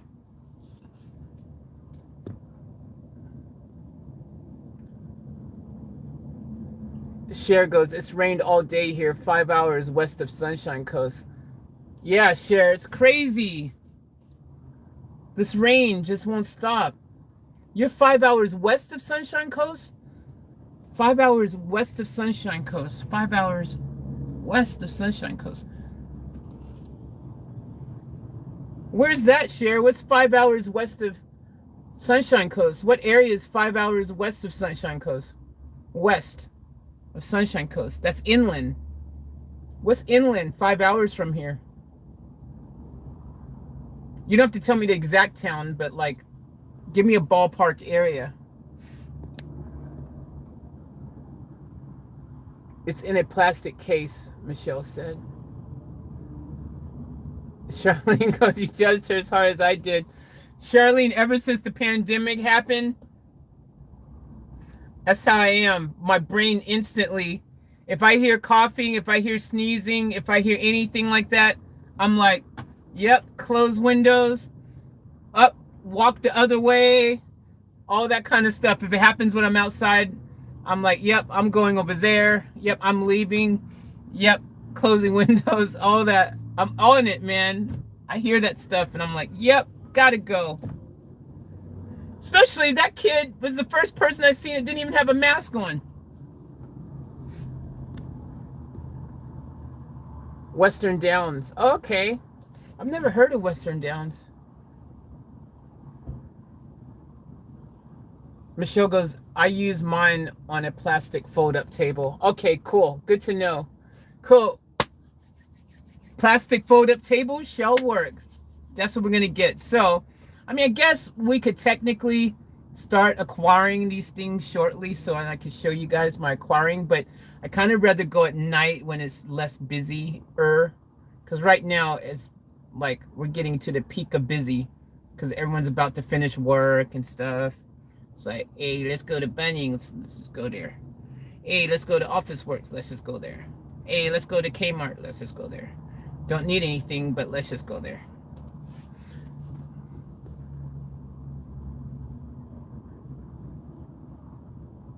Jazzy goes, you guys would not want to see me while I have my lung function test done. Jazzy, you're probably right. I'm joking.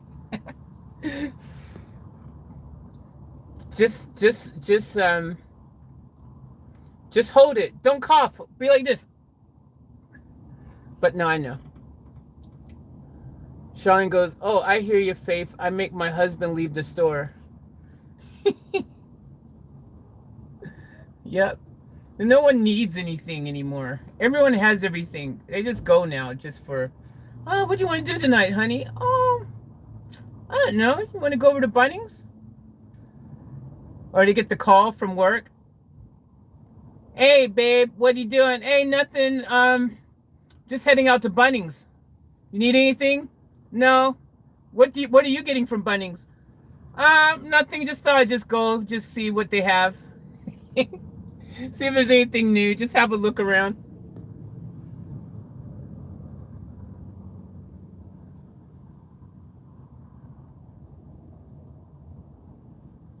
Joseph goes, Faith, check out Lady Bug Out. She has a van like yours and shows you the best way to show it up. Lady Bug Out. I like her name. That's a cool name. Lady Bug Out. I'll have to check her channel out. Charlene goes, we wouldn't judge you, Jazzy. That's right, Jazzy. We wouldn't judge you. We wouldn't judge you, but from a distance, we wouldn't judge you. We wouldn't judge you next to you either, but we'll be from a distance, not judging you. I'm just joking. It's my attempts at humor and comedy. You guys know how I do. Very poorly. Yeah, me too went to doctors and people had masks under nose. Yep. That's how you wear a mask, guys. Under your nose.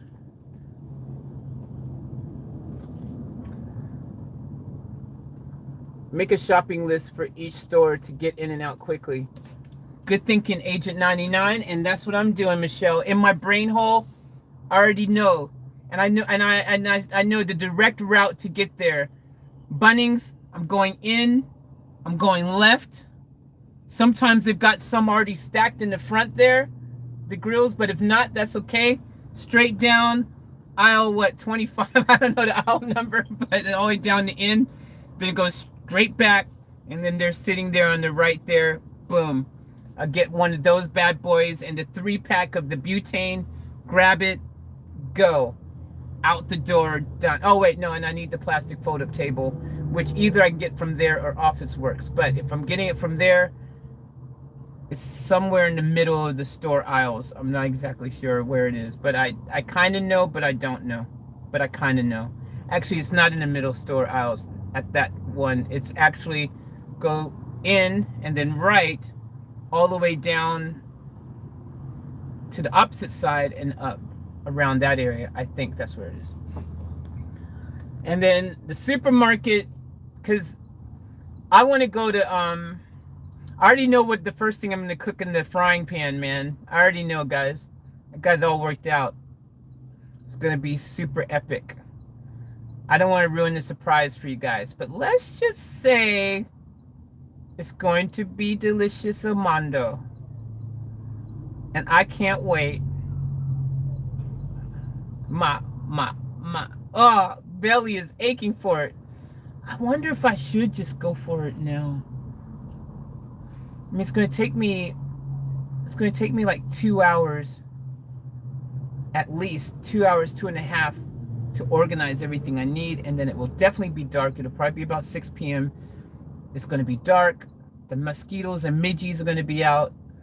I can't handle that. That just, no, don't want to get bit up.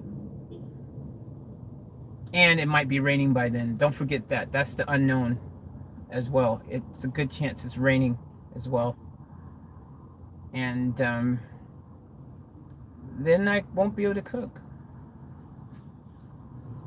And I'm almost tempted to just cook inside and just, if it wasn't raining, but then I could cook outside anyways. But I gotta get that pop-up air vent. I gotta just, there's so many things in my brain hole I need to get for this silly van, but the most important one is, before I even think that far, is just to get this thing running right. I don't know, people. Do you have cooking utensils? I got all my cooking stuff back here in the black thing. Maybe I should do my van tour for you guys in that video today. I need to do that. I should give you guys a van tour. I won't do it in the live stream. I'll do that in a separate video and give you an updated van tour. Because I do have my utensils, though. I do have all my cooking stuff in a black plastic tub back here. I'll show you the tub.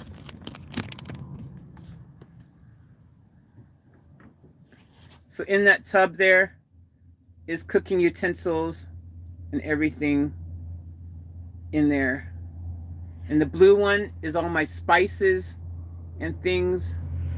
Got those new nifty bowls that I just came across in Kohl's that are super dope, disposable freaking bowls. Got a bag of popcorn there. Holla, holla, holla, playa. Got my bathtub back there. Got all my supplies and stuff over there. Cameras and things over there. Tripods and things over there. Spare tire over there. I hate that spare tire. More water and stuff there. Water also on the side of the door over there. And dish detergent. Over in the side door there is trash.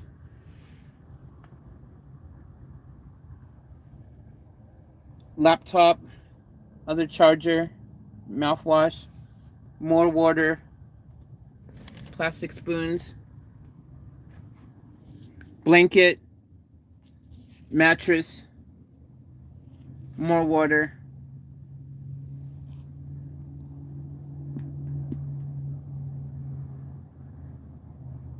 That's it. Congratulations. That's the tour. Actually, geez, that was boring. Maybe I'll have to do van build tour and current tour or something.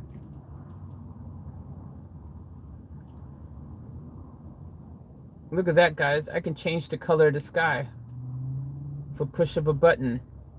I can make it look better than what it really is, or worse. Oh, look at that.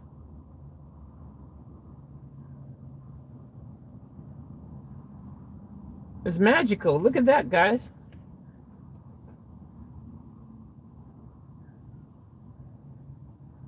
Dance party, this one's called.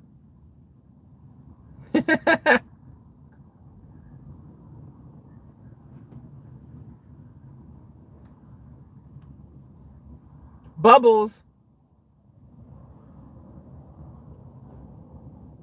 Yes, I do got blue sky now. Now I got really blue sky and really green trees.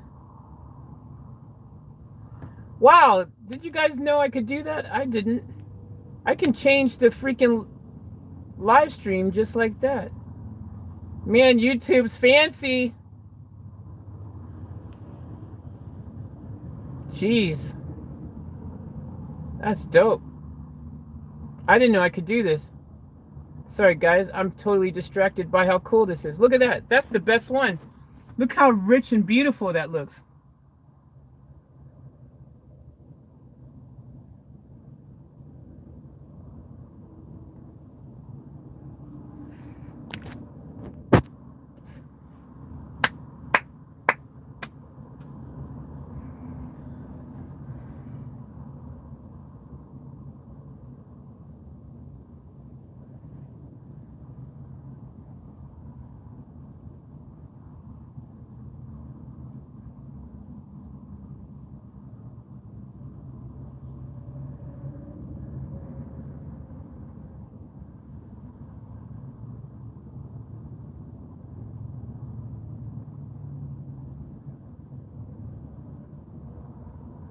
No, I have PTSD from those tests, Jazzy, but that was after they had cut me to pieces from surgery. Why bother wearing one?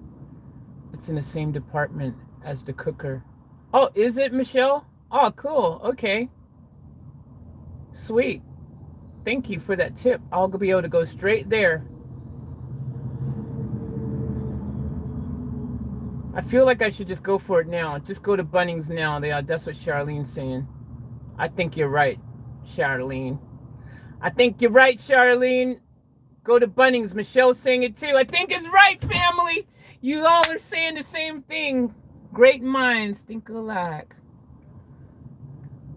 Joseph, yeah, analytic glass tomb. You got blue sky. Yeah, Ladybug Out will show you how to best set your whole van on the cheap. I checked it out today because of you. Thanks, Joseph, for checking out because of me. I appreciate that. Very kind. But you know, the funny thing is everyone else's idea of cheap is not my idea of cheap. My idea of on the cheap is already set up and back there. Plastic tub, freaking roasting trays for my toilet. You already know. I told you. Nobody doing cheap van life like me. I'm taking cheap to a next level. I bet you no one has cheap van life like me. I forgot what blue sky looks like, Jazzy says. I heard you. Yes, Joe, I was asking how do you clean the machine. She told me they take it apart. They have 600. I quit going since they said they can't help me. Plus, I have neurological damage also, which is also untrue. Man, sending all of you guys lots of love, family. Sending love to you all, Joseph, Jazzy, everyone. Like, I just hope you all are, you know, just, I don't even know what to say. Just out there every day doing your best to just, stay positive through everything and live your best lives. And I the family, we're all here for you. We all love you. And everyone in the family who is in the family, I want you all to know that we're all here for everybody, no matter who you are, what your religious beliefs, what country you're from, what you're going through. Maybe, you think you're alone, but just know that none of you are alone. We're all here for all of you, for each other. We're all family, guys. So just know that, okay? And there's a lot of love in this family. There's a whole lot of love to go around for everybody. So don't worry. There's plenty of love. A whole lot of love. That should be a song. Remember that time on Seinfeld? And what's her name? The girl, what's her name? Claire? I forgot her name. But she was dancing and she was like this.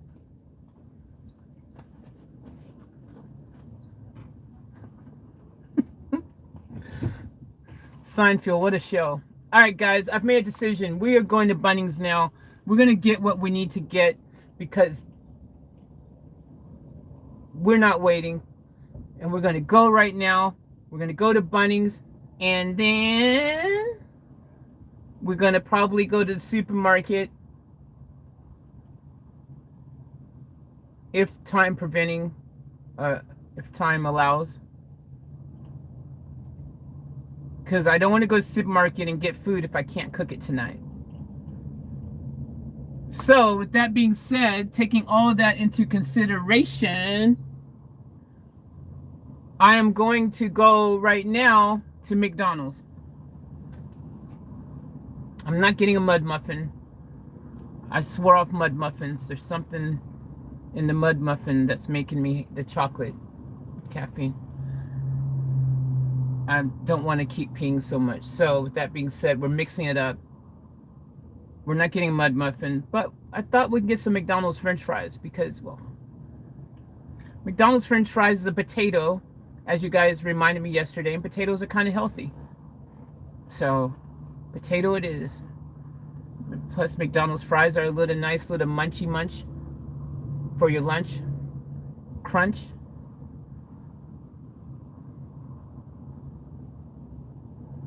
So I think that's what we'll do.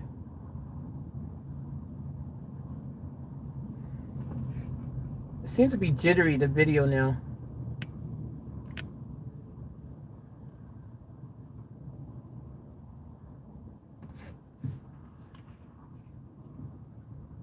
Bunnings, woohoo! You as well, Joe. Hugs to you. Got it back at you. Best luck to you, Jazzy. I just keep on breathing one breath at a time. Amen, Jazzy. I hear you. Joseph, you got me there, Faith. She did spend more.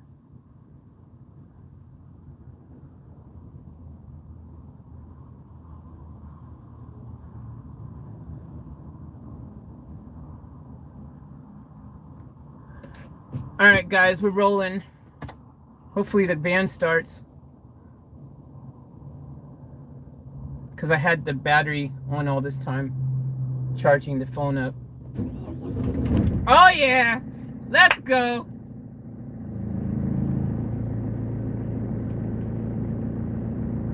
Hungry Jacks is better. Okay, Michelle, you know I love you.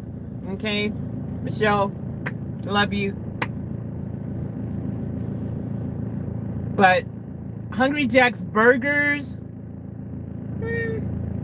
maybe there's an argument that Hungry Jack's burgers are pretty good. Understandably, I could see why one would say Hungry Jack's is possibly better as far as burgers go. There could be an argument there. The char-boiled, char-grilled burger action game that they do is quite delicious. But Hungry Jack's French fries? Yeah, no. There's no way you're going to get my support for Hungry Jack's French fries. Their French fries are the worst French fries out of every single place's freaking French fries. I just have to say it. They've got the worst French fries. Even Subway has baked French fries at the drive-thru. There's one Subway up here who actually has French. Hey, guess what? There's a Subway with French fries, guys, by the way. And they're baked, not fried. So they do like Domino's does, right? Actually, I think theirs are freaking microwaved. Because they're, yeah, I don't even think they bake theirs. I think they microwave them at Subway. But anyways, they've got some. Michelle goes, chips are a no. I swapped them for onion rings. Okay, Michelle, now you're talking. Yeah, I can see that. Hungry Jack's, especially the new onion rings that they've dropped now, the freaking onion rings right now that they dropped now, those onion rings are on point. Those onion rings are serious now. They're not playing around. Those freaking beer battered type of fried onion rings they have now instead of the crumbed ones they used to have. Yeah, man, those new onion rings are dope. Yeah, I can feel you on that. I feel you. I feel you. But as far as French fries go, Hungry Jack's needs to just stop. Their French fries are so bad, they should just not even sell French fries. And then they try to put some weird wannabe chicken salt on it that isn't really good. The whole experience just leaves you wanting to go anywhere else for French fries.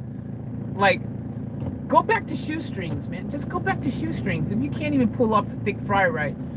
KFC's got the thick fry locked down perfectly. Freaking Red Rooster's got the thick fry game down perfectly. Hungry Jack's, what are you doing? Close, just don't even try it.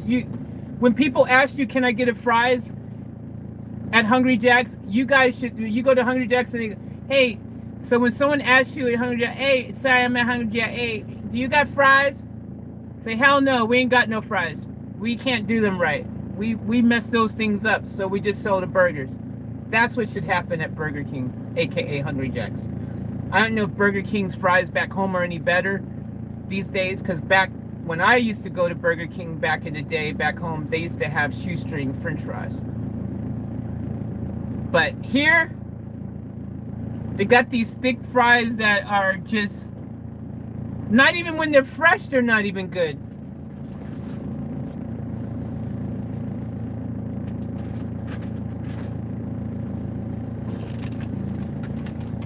We got more wipes. Don't worry, I'm not out. I got more.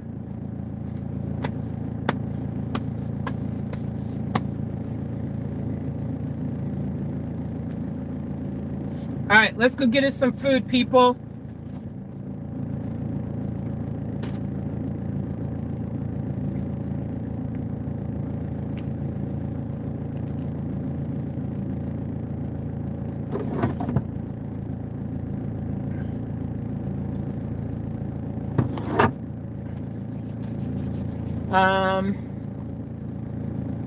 I'm tempted I was tempted almost, if they had a drive-through, I would go to Beefy's right now, to be honest. Because everyone's coming out of Beefy's and they all look really happy and stuff. They've got their little pies and they've got their French fries and stuff. And I'd be tempted to go. Oh, that's cold. These other people came out their van. That's cold. Don't judge me. Oh, did y'all just see that? Y'all would have seen that lady pass by with the guy, and she was all laughing and stuff. She looked at my van and laughing. That's because over here on the left, they've got a mega van, a proper camper van, and they're looking at my little van and they're just making fun of me. Seriously, look. That's their van. That's them. They've just walked to that freaking super van with their fancy air van and everything. And they looked at my van. They walked by and they were judging me.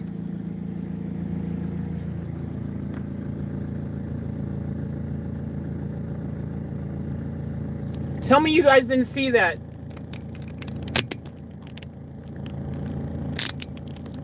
In the window, you would have seen them walk by. It's like, look at their van life. Look at crappy Vito. Old Vito freaking van. I bet their diesel injectors are leaking. You don't have something fancy like me, do? Your old Vito. Hey, didn't we used to have one of those 20 years ago, darling? Old Vito. Look at us. We're fancy. We got air vents. We've got air vents. Look. I'll show you their van.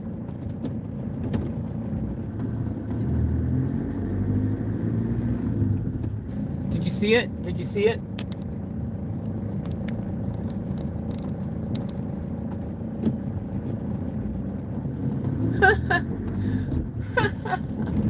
Yeah, joke's on me.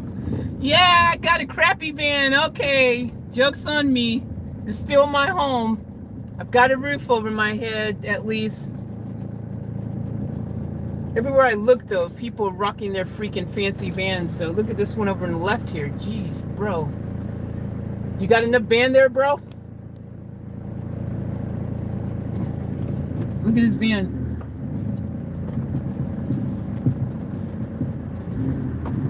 Look at that van.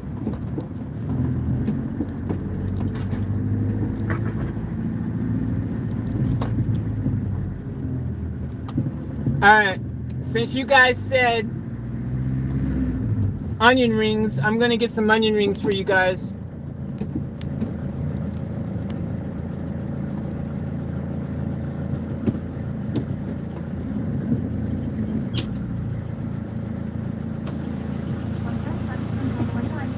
Hi, could I please get some onion rings? Is that what? What was that, sorry? Onion rings? Yeah, 8 pieces, 12 pieces. Oh, just 8 pieces, please. I don't need the 12 piece. Yeah, anything else? No, that's all, thank you. Yeah, right there. Cool, and I need to wear a mask, right? Yes, please. Yep, cool, got you. Thank you.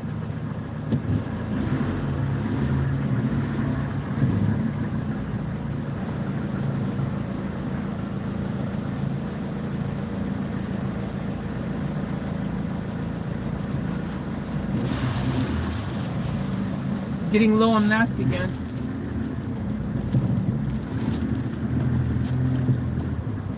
Oh! Oh my gosh, I just curbed the back wheel bad. That is so not like me.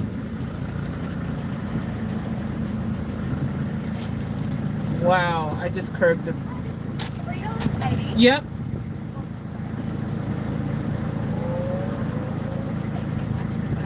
Just PayWave.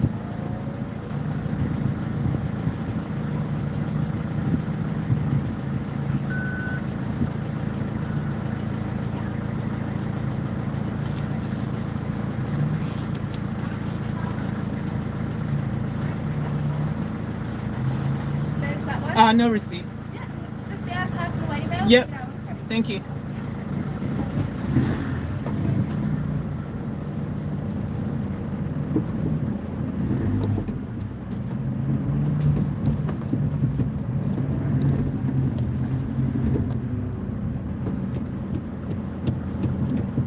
Well, at least you know the onion rings are going to be fresh.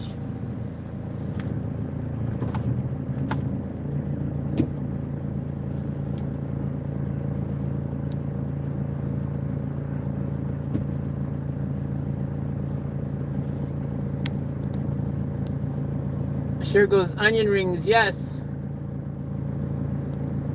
Oh no, Jazzy, loaded chips are yum. That's what she said.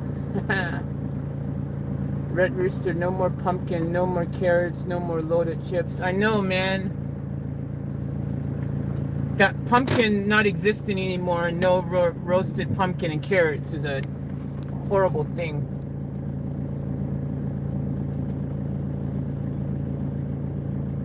Ask Faith about White Castle. Hell yeah, White Castle, let's go!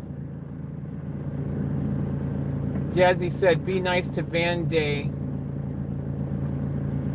Be nice to Van Day. Is today Van Day? Noise Van.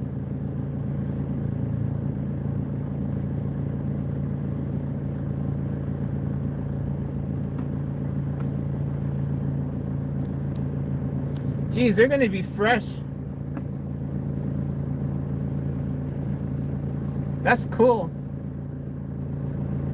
May I have one, please? Closest Hungry Jack's 2 hours away. Aw, Cher. Man, yeah, I'll give you one. So that sucks. 2 hours away, jeez. My heart goes out to you.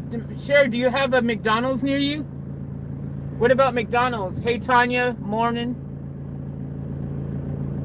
Do you have Domino's or Pizza Hut or anyone near you, Cher?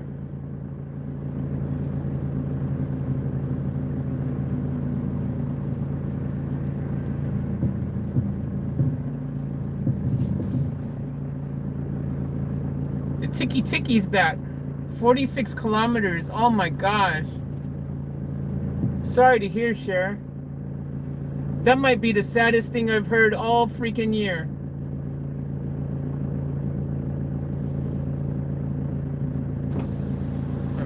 That's all right. Thanks. You too.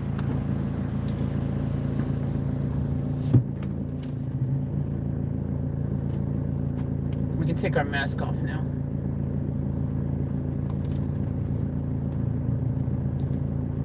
But it would be interesting to see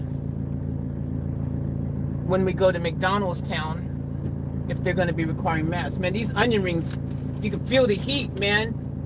What?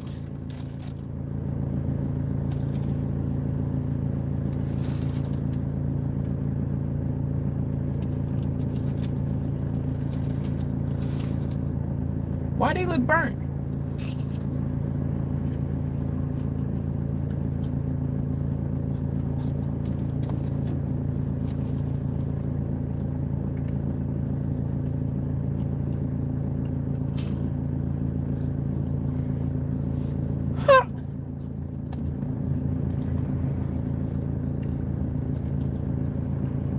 Hey, Bam. Yep, still going.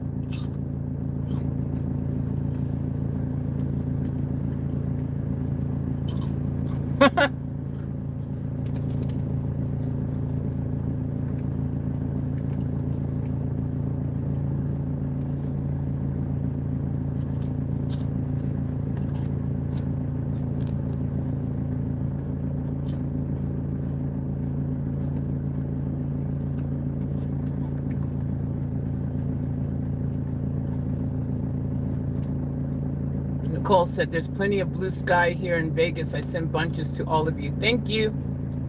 Appreciate it.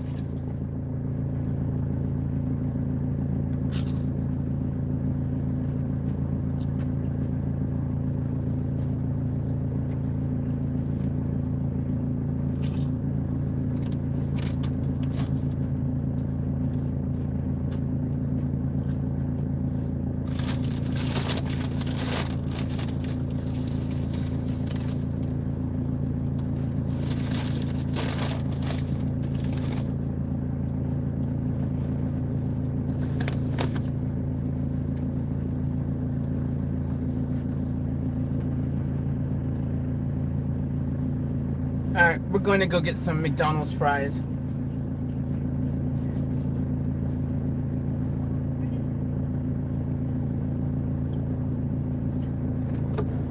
I think that would be best.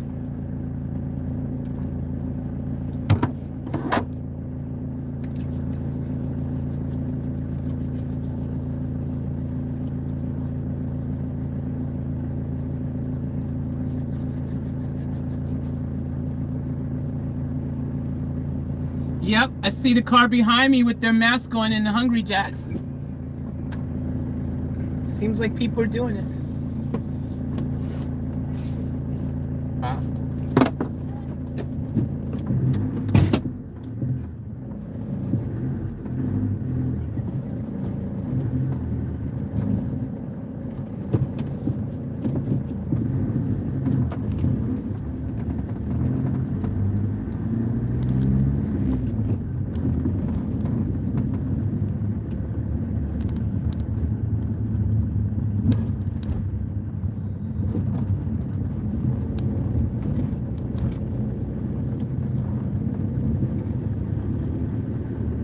Heading to Mickey D's.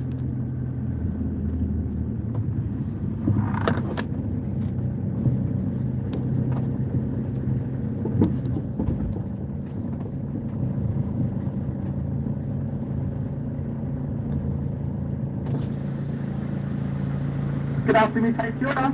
Hey, could I please get a large fries? A large fry, Yeah, just a large fries. that's all.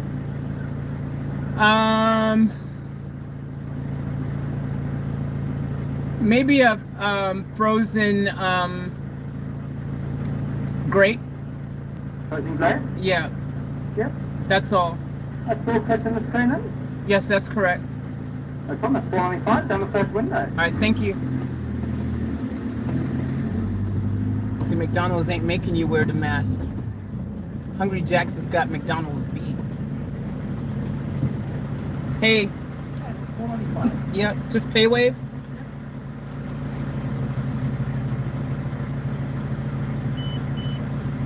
Yeah.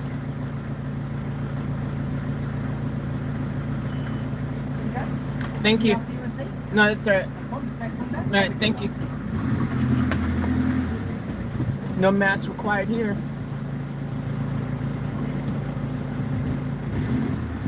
I used to have that car in front, guys. That's the exact car I had once upon a time.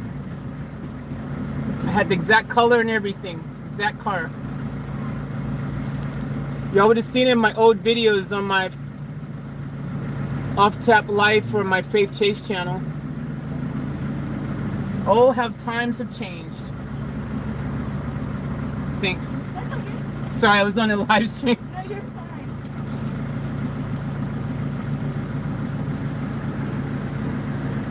Thank you. You too.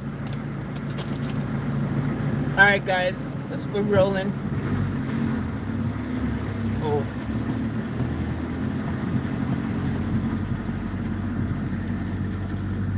Yeah, they're not making you wear a mask here. That's interesting.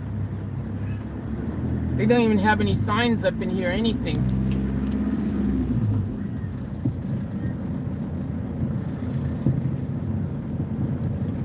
We're just gonna pull right in here like this.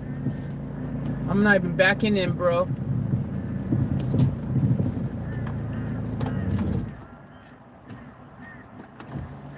All right, guys. We're at Mickey D's. I got some fries and I got a freaking frozen drink, aka Slurpee. Just as a little comfort food snack to help comfort the day that was today.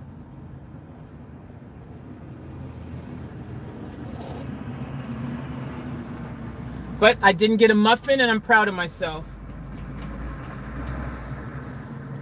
I was going to get a muffin and I didn't.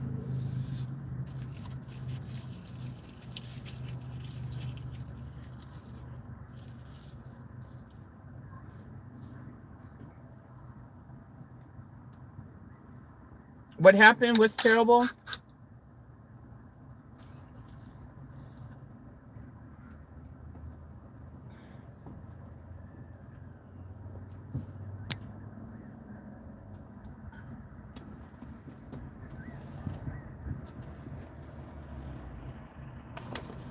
Vamp said hungry with the 2 a.m.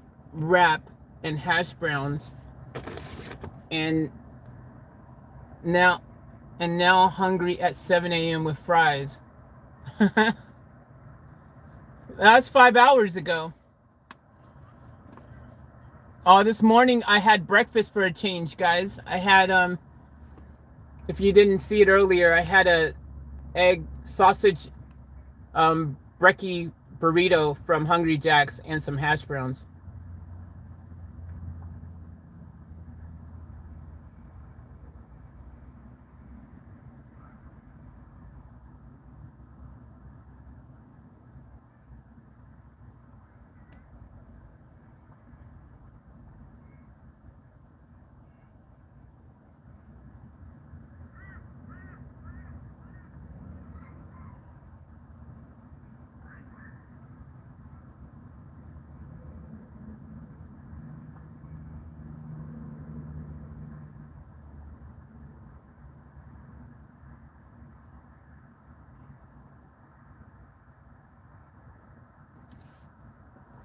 I like your name, Jazzy.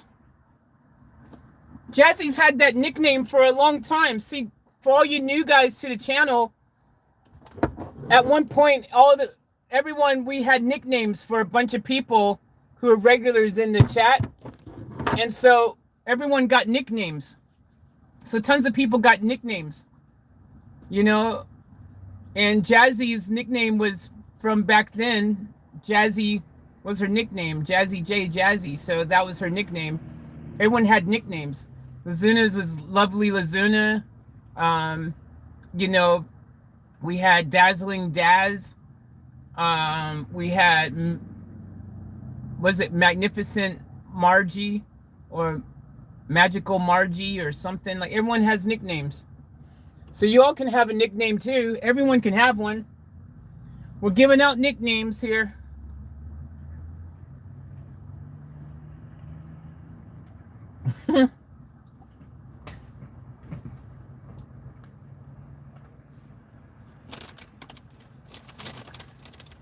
Anyone want a nickname, let me know.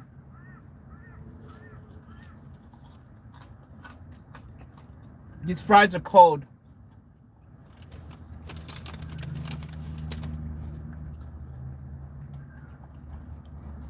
Note to self, this McDonald's, cold fries. Super cold. And still, nothing worse when you only get fries and they can't even get that right.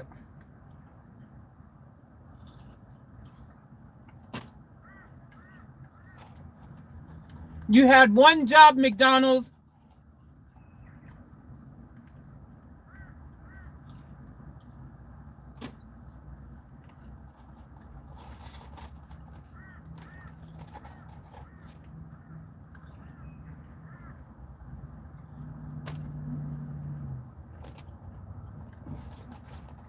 I'm going to vamp, but I've got an idea on how I'm gonna do it.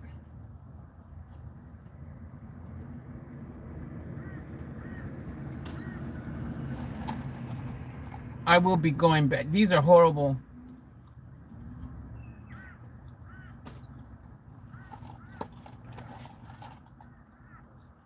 Oh, the further down, the colder they get.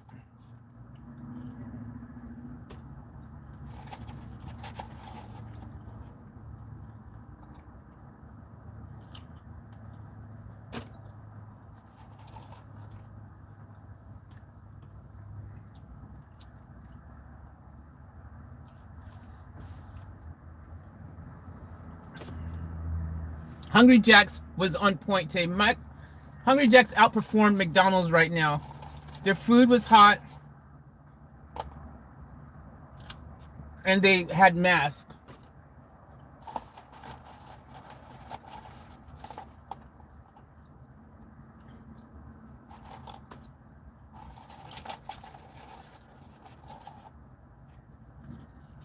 Oh, these are disgusting.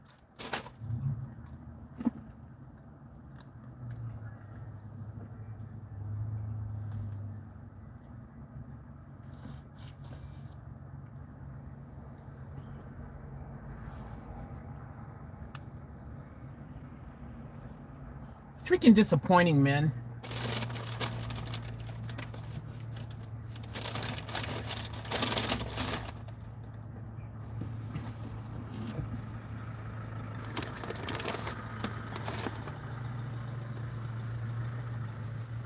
I don't have to break my freaking rule that I created where I don't go back to the same place if I have to go back to tell them to freaking make me fresh fries. Ridiculous. I will not break my tradition.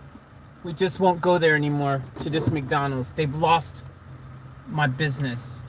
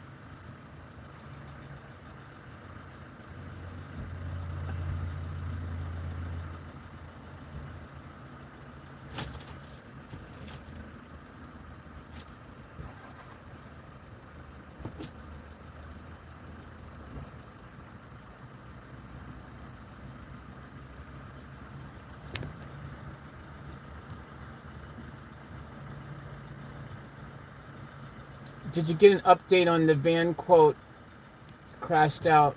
Was it best or worst case? I don't know the last thing you've seen, Van, but we got a quote from one place who gave us the best case scenario, and then the best case scenario was like 600, and then the next case scenario, if the injectors need to be changed, was 1,000, and then the worst case scenario was 3,000, which give or take a few hundred, he said. So he did all that by just sniffing, by smelling. He didn't actually look at anything. So his quote was just like pretty much everyone else's, you know, pretty much useless, because he didn't freaking do a proper quote. He didn't even bother to take the time to look. But then I called someone else who said they can do a diagnostics, a proper thing, and work out what's actually wrong. For best case scenario, 220 for 2 hours, but it could take them 4 hours. In which case, I worked out they're charging 110 an hour. So, anyways, I called some other places, and yeah, it was pretty. Everyone's booked solid. That's the other problem. Everyone's booked and stuff.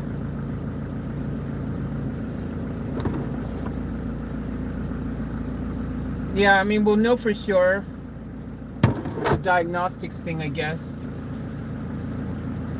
But it just kind of sucks because paying $220 to $440 for something that's still not going to even start to fix the problem, that's kind of, that's steep, It's a bit steep just to not even start the job yet.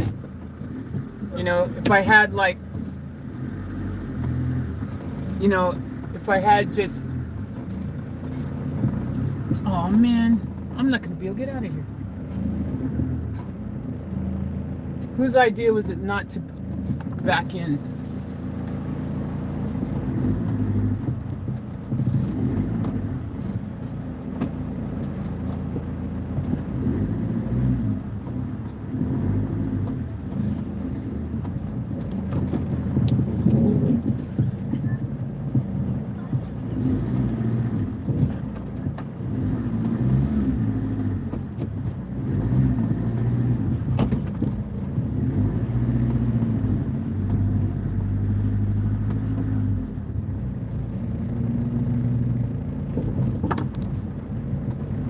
I'm gonna break my rule that I made with this McDonald's right now because I'm a little bit annoyed.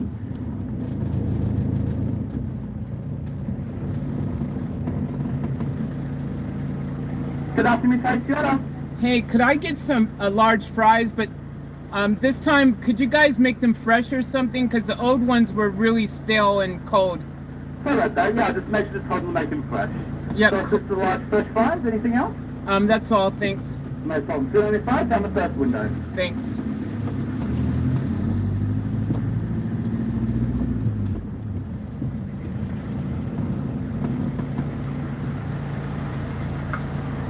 Sorry, don't want to complain. Just Oh, no, sorry about that. Oh, sorry, but I didn't realize it was just you from before. that's all right. I was eating them and I forced myself to try to eat them, but they didn't hit the spot properly, because they Come went back for. and you told us. No, I didn't want it. I don't like to complain, I understand. We'll make it look nice and fresh and hot. I appreciate it. No problem. All right, thank you. Cheers. All right, guys. So we're just getting some fresh fries. You just wanted the fresh fries? Yes, Yes, please. we're just cooking them fresh. I'll get down to the next one. Okay, thank you. All right, guys. So we're getting some fresh fries now.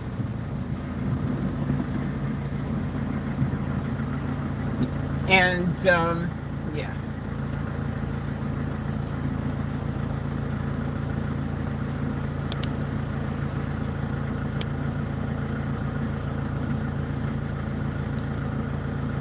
I broke my own rules, guys.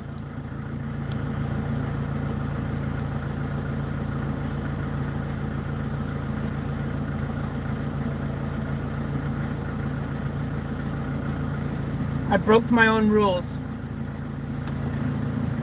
As you guys know, I don't usually go back to a McDonald's when they've broken the golden rule. But today, I did it. I went back, and he said, the guy was really nice. You guys heard him. He was really nice at the drive-thru. He's like, oh, you should have told us. You should have just came back and got Zones, because he said he didn't realize it was me in the drive-thru. But I was like, no, look, it's all good. I don't like to complain. Which I don't. I'd rather just not complain and just go to a different,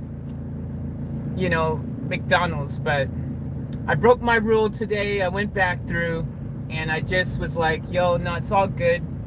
Because I did eat. I was trying to force myself to be content with them. And I did eat like tons of them.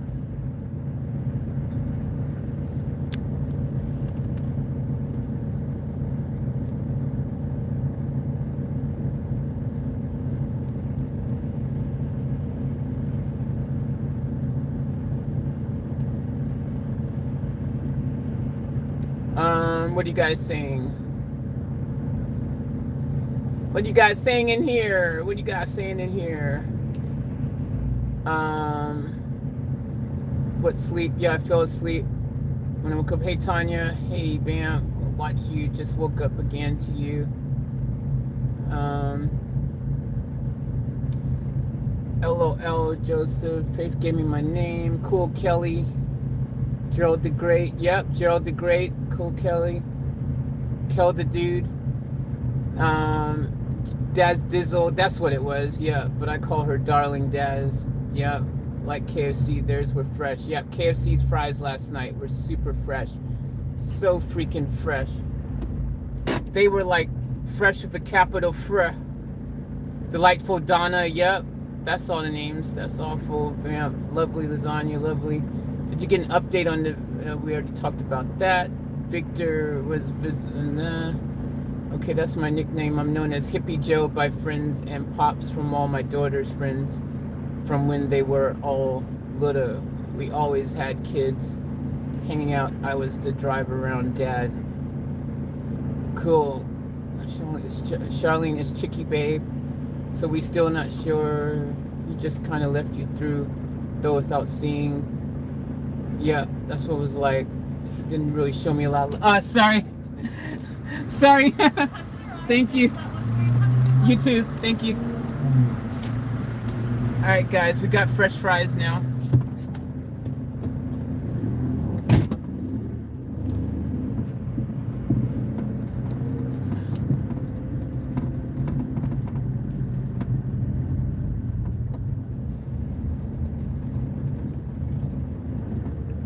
Alrighty then. Alrighty then. Alrighty then. Here we go. Take two.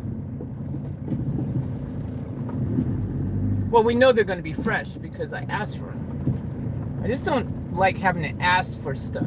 It should just be a given. You know what I mean? Why do I have to ask for fresh fries?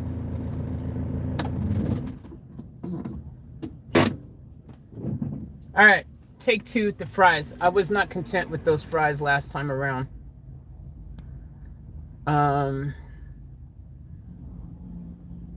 It's almost the cost of the best case scenario. Exactly, Vamp. That's what I'm saying. It's almost the cost of the best case scenario. With Dyson, you'll know for sure, but it's almost the cost of the best case scenario. Exactly. What if it's the best case scenario and then I've just paid between $220 and $440 for no reason? Because they just go, oh yeah, it's exactly what you said it was. So now, this is what we'll charge you to do that.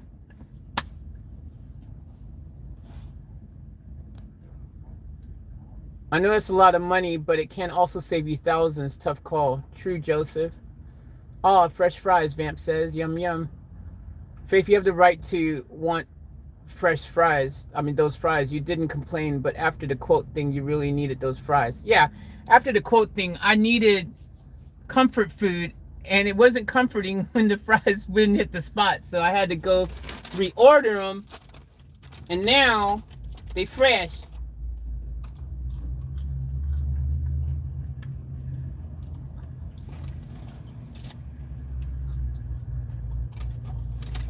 Yep. They're good now.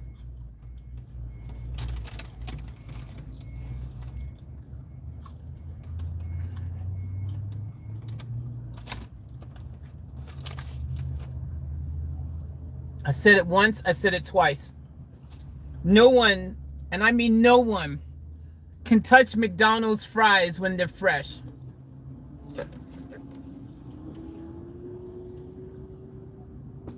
Nobody. When McDonald's fries are best, they're the best in the game. Whew.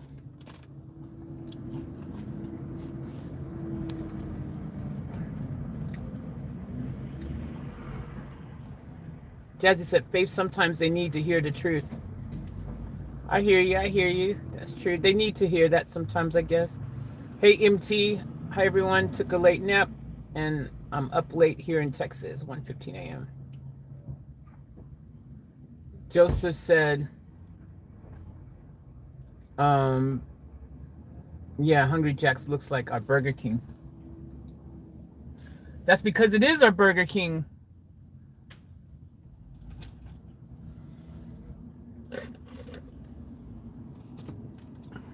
Same place, different name. You have KFC? Yep, we do, Dennis. We definitely have KFC. Had it last night. Had some fries and some donut balls. Oh, donut balls.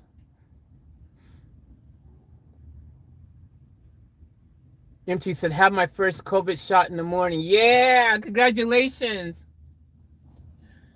Dennis says, I don't like McDonald's. I prefer KFC. KFC is good. KFC is good.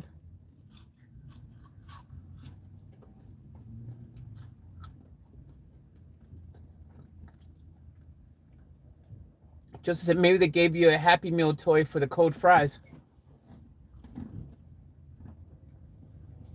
Nope, nothing in there.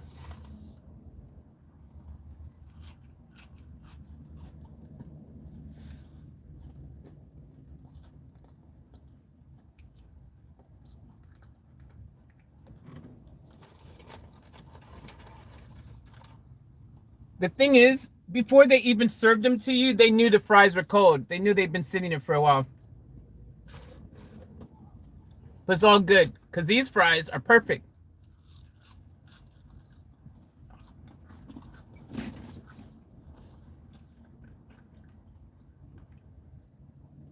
I've made a new rule, new law.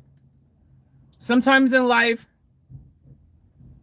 you may need to go do the drive-thru twice in life. Don't give up hope. Sometimes a second pass will get you there, even if not fast.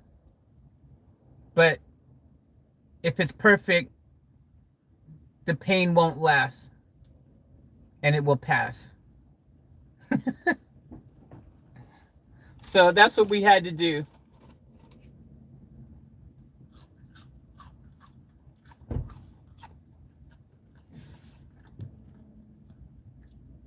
But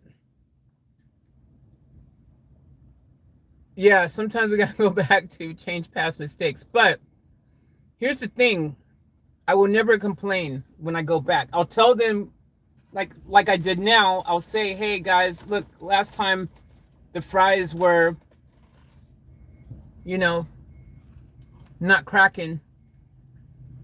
So can I get some fresh ones this time? I'm not gonna ask for free ones. I'm just gonna pay for it. Because then they know I'm not trying to get free food. That's the other thing. One reason I only complain, because sometimes I'm sure they think, oh yeah, trying to score some free food.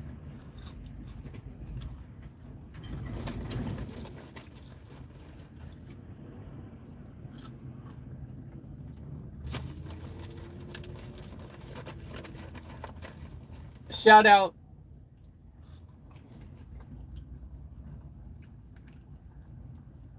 exactly, Cher. Don't forget to praise those who do well. Well, McDonald's, you redeemed yourself the second time around. Yeah, I had to ask for fresh fries, but you came through. So there's my praise for you. Because these fries right here are banging and hitting the spot just right.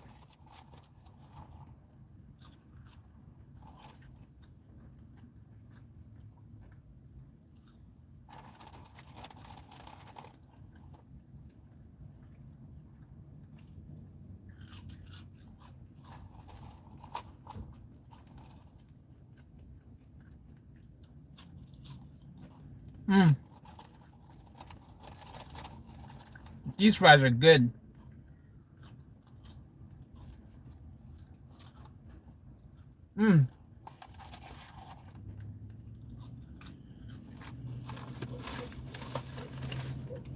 That's how you do fries, Hungry Jacks.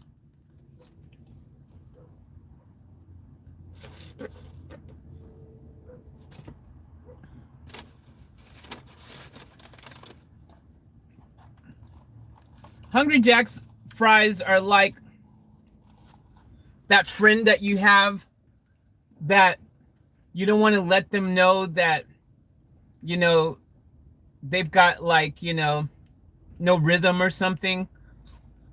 So you still go there and support them because, you know, they do some things okay. Like, you know, maybe they're good at playing ping pong or something else. You know, they got other attributes. They go, you're a good friend, but you just can't dance. You've got no rhythm. But then they're good at other stuff. That's Hungry Jack's.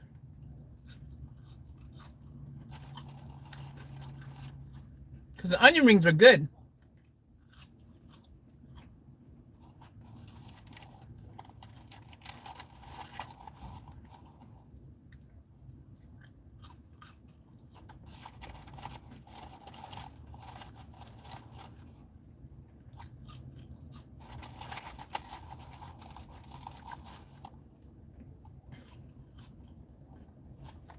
Mmm.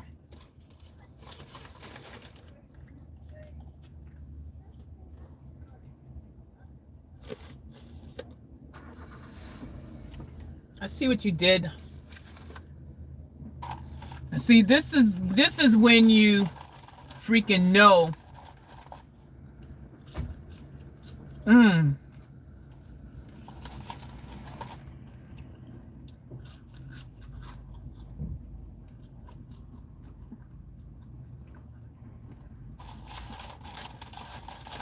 Man, these fries are good now.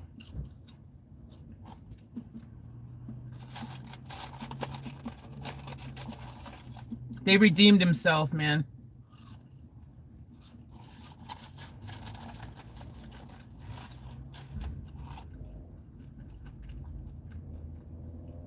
Just the right amount of salt, too.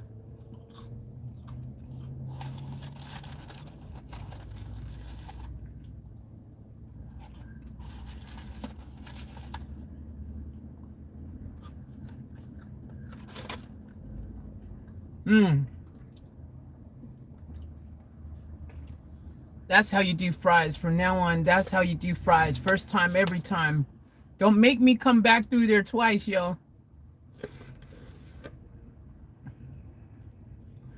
And the saltiness of the fries with the sweetness of the frozen Fanta grape drink, it's a combination that just absolutely just, it's just like a perfect match. You know, it's like Romeo and Juliet.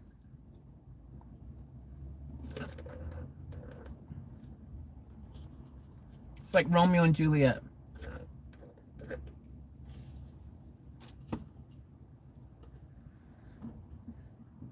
Since they redeemed themselves, I'm going to further break my original rules. And I'm going to go back to the drive-thru now. And I'm going to get something desserty. And I know all of you guys think that you know what I'm going to get. Because I just realized I didn't have lunch. So I guess my lunch is fries and onion rings now. Okay, let's have dessert. You guys think you know me? What am I going to get from McDonald's drive-thru for dessert? Put your thoughts in there. Let's see if anyone guesses it. I'm going to McDonald's right now to get dessert. Put all your thoughts in here. Let me see your answers. What do you guys think I'm going to get from McDonald's right now?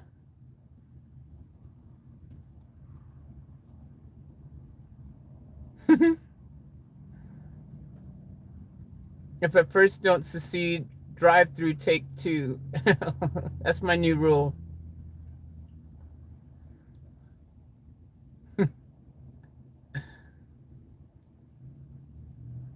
That rhymes. LO drive-through take two. Amuse myself with that one, Giselle. Always good to have a laugh, Vamp. Laughter is so important. They died though. Oh, Mud Muffin. Okay, Vamp's locking in Mud Muffin. Go and say it. LOL. Jazzy says, I'm the funniest, strangest person I know. My brother says he does the funnies. I say yes, but I do them better. LOL. He he he. Cher said cookies. McD's still the best fries, but not the same non-GM potatoes from when I grew up way back in the 50s. Yeah, I think they probably changed the potato game now, but they also cook in different oil now than back in the day. They used to use beef fat, apparently. Beef fat or something to cook it in. Chocolate mud muffin, Jessie says. Vamp says, I will literally scream if she gets a muffin. Like a good scream, Vamp, or a bad scream? They'll be like, oh my gosh, that's good, or oh my gosh, she did it again. Really, the mud muffin? I thought you said no more mud muffins. MT, I did not say I was getting a mud muffin now. I asked you guys, what do you think I'm getting? I'm going to reveal the answer in a second. Everyone is going to hear the best scream, Vamp says.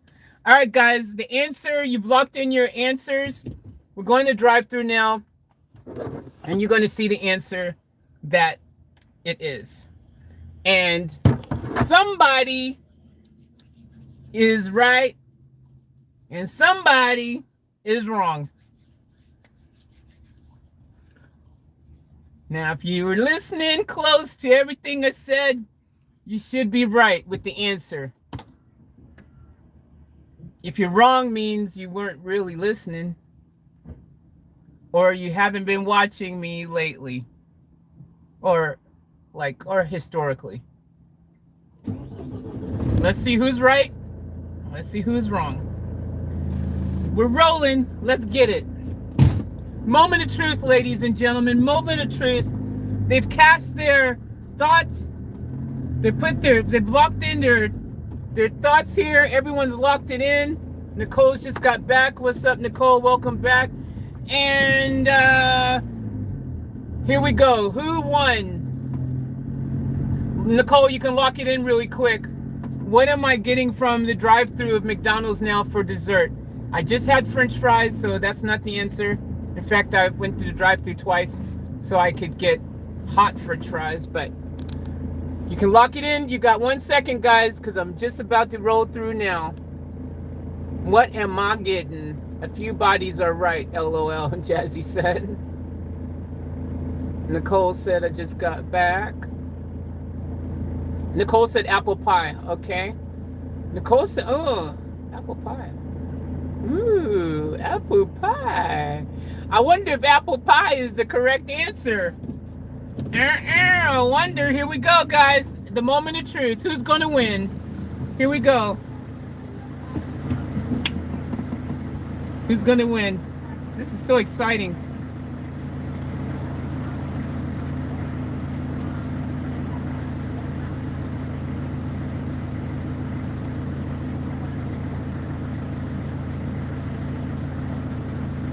I'm not changing my mind. I already had my mind made up. I should have actually wrote it on the phone or somewhere so you guys could see that I actually didn't change my mind. But I wouldn't do that to you guys. This is what I was going to get, I promise.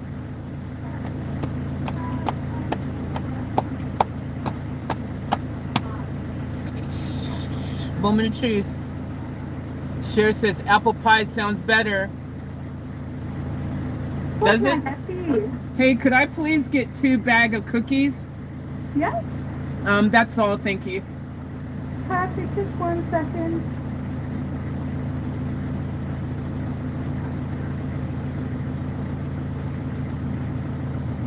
That was all for today? Yep, that's all. Beautiful, Jack. Thank you. All right, guys. There's the answer, 2 bags of cookies. So, I don't know why you changed. Cher, you had the right answer at first. Why did you change, Cher? Why did you change? Why did you change the apple pie? Cool, no problem. Thank you.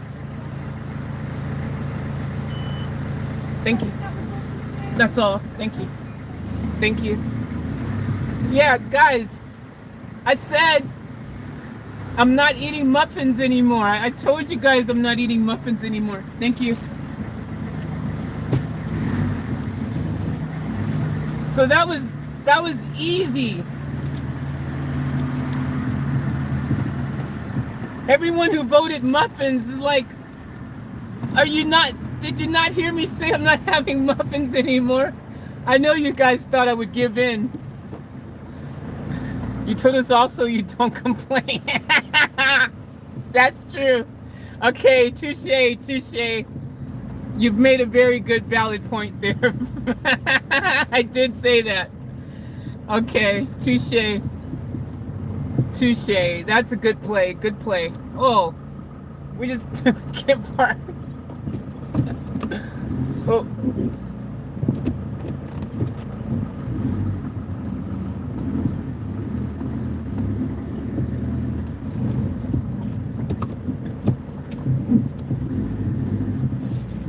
I'm gonna be blocked in and get stuck again like last time.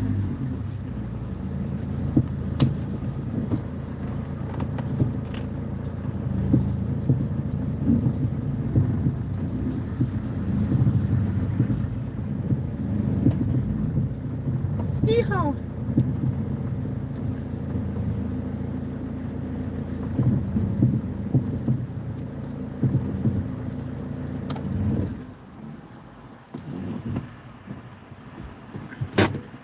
All right, guys. So everyone who voted mud pies, I understand why you voted mud pies. Like, theoretically, it was a logical choice and it made sense. Like, technically, I would have probably voted mud muffins too for myself because, well, I do love those muffins. But I also said I did not want to pee every hour anymore, and chocolate mud muffins and banana muffins are the culprit for that because I was eating tons of both. So technically, Cher, I'm going to go ahead and give you the win because you did say cookies. I would have had one of each. Cher, there's a time when I would have had one of each too. There's a time when I had to rock the apple pie and the cookies. I used to do that. So you win, because if I didn't get cookies, I would have definitely got apple pie. So all the apple pie ones are a good choice, guys. Everyone who voted apple pie, you did well. But everyone who voted mud muffins, it technically was a good choice. Technically, you're right. Nicole said apple pie. Technically, I would have got apple pie. But here's why I didn't get apple pie from this McDonald's as well. Because I thought about it. But McDonald's cookies is a safe play, right? You can't go wrong with McDonald's cookies. They come prepackaged. You know what I mean? There's no way that you can really go wrong with these. Well, you can. You can, actually. I can tell if the cookies are fresh by the bag. When you press it,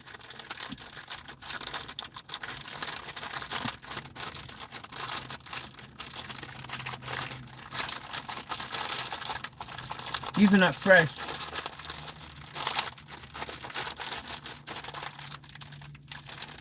So you can tell when you play with the bag, you can tell if air seeps through when you puff it up like this.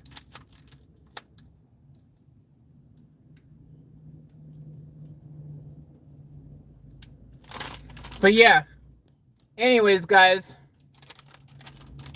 that was good.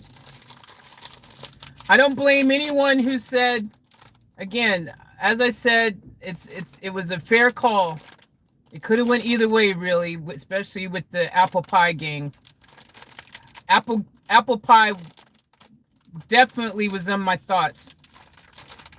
Muffin was in my thoughts, but it wasn't going to happen because just only because of the toilet thing, really.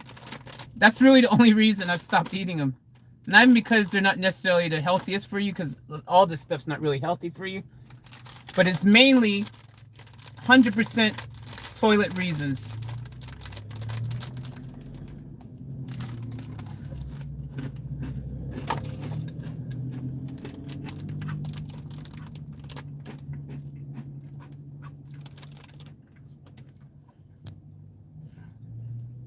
Later, share. Thank you. You may have had to do another double drive-through. Exactly. That's why I didn't get the apple pie as well. Because apple pie, I've gone to McDonald's, and you guys even seen me do it one day, and the apple pie was not fresh. And I had to go back through there again, and the apple pie was all lame. Remember when I had to do that, guys? And I was like, nope.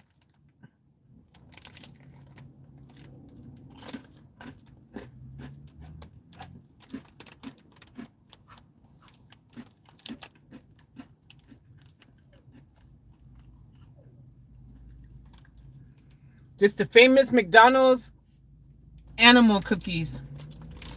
Or McDonald's cookies, you know, like the animal crackers that we have back home in the States.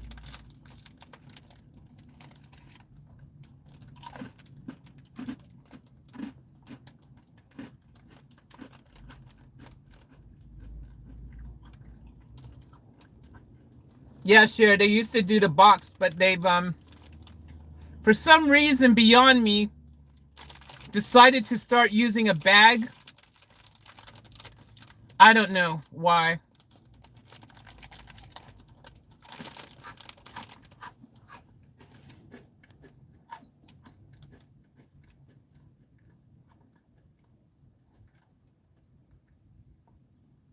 Jess said apple pies always seem to be soggy and old and yucky. Yep. I used to always ask for fresh. I always used to go to drive-through when I wanted apple pies, and I would literally say, back in the day, I'd say, hey, do you have fresh apple pies that have just come up recently? And if they said no, or something like that, that they've been sitting for a while, because I'd ask them, I'd either do one or two things. I'd be like, oh, okay, I'm good. Or if they took the initiative, which a lot of times they take initiative and go, hey, we can make you a fresh apple pie if you wait 8 minutes. And I'd be like, yeah, I can wait 8 minutes.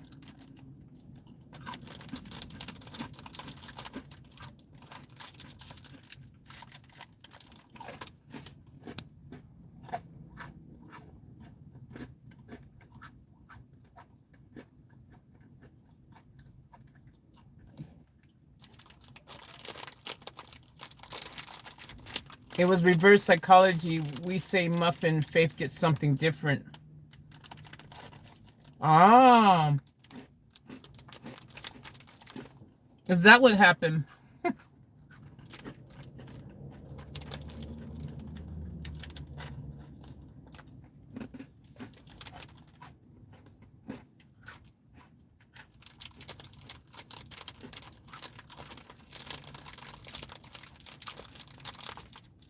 These are pretty good.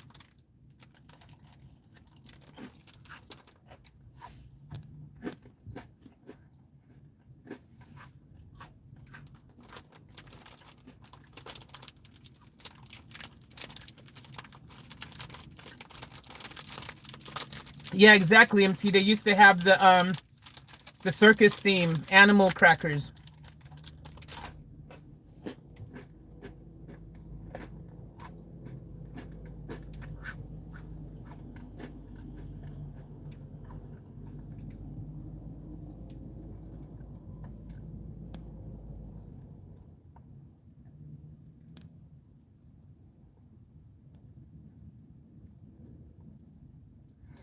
Yeah, those that was like the coolest thing when you was a kid, going and getting some animal crackers.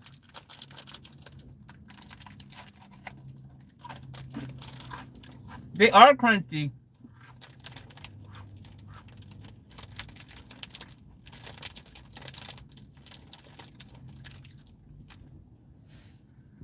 Cher said, how long ago is that? Oh, geez. I was back in the States. That was like ages ago. Back when I was home. I don't know. I didn't even know if McDonald's back home in the States still do animal crackers. Do they? They still do the animal cookies, the animal crackers circus theme ones in the box back home in the States, guys? Does anyone know? Joseph, do you know?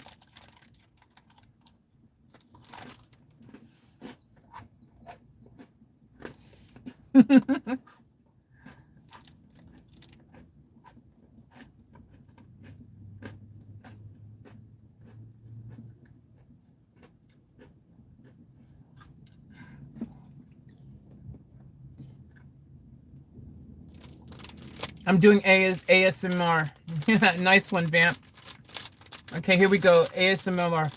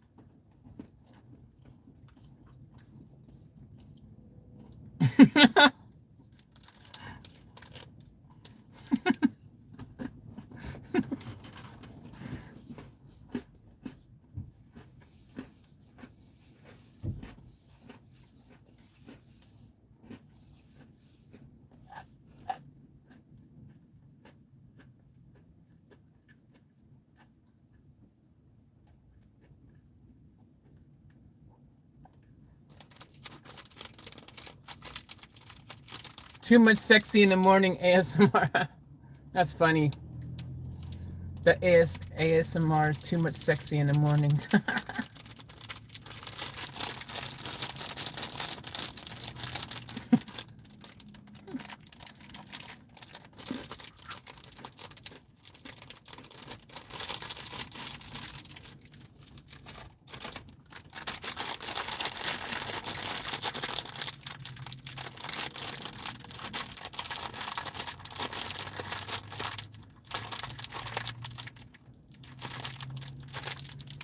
See, that's how you tell foods are fresh. You squeeze the packaging and you see if you can form air inside or not.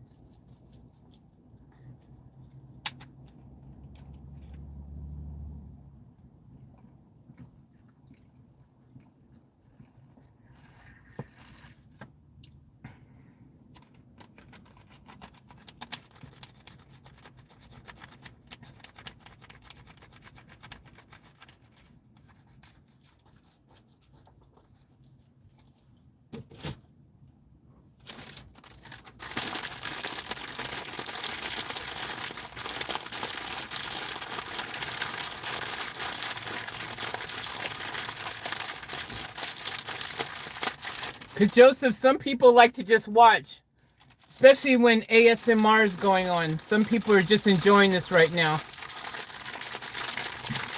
Some people don't talk. They just like to listen and watch. This right here is stimulating a lot of people.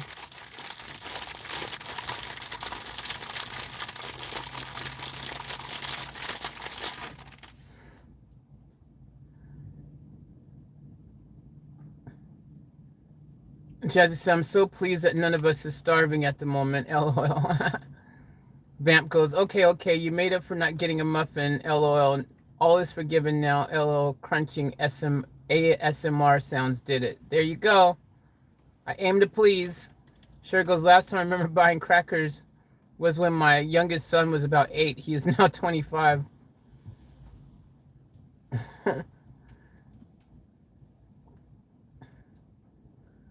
Just goes, I don't know, my granddaughter gets apple slices. Man, she's healthy. That's cool. Animal crackers in my soup. Loins and tigers. What? Do you mean lions, probably? Animal crackers in my soup. Lions and tigers. Okay.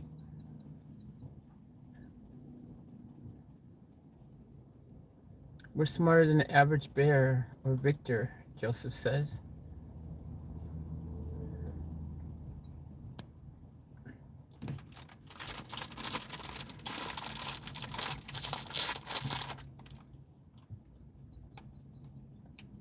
Oh, she's teasing me with this ASMR. I love it.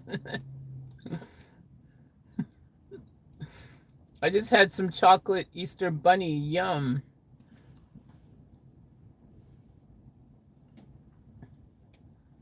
Joseph goes, okay. MT goes, dummy here. What is ASMR? So ASMR stands for, I forgot what it stands for exactly. Auditory something, maybe something reflexatory. I can't remember what it stands for, but basically it's like the people who are addicted to sounds and like the addiction of sounds. Like people like hearing like a saw in the background or someone munching or someone stirring up sauce, or like there's so many things that people like, or even chewing or swallowing or whispering like this, like going, hello guys, today we're gonna do some ASMR, so fasten your seatbelt. Okay, are you ready?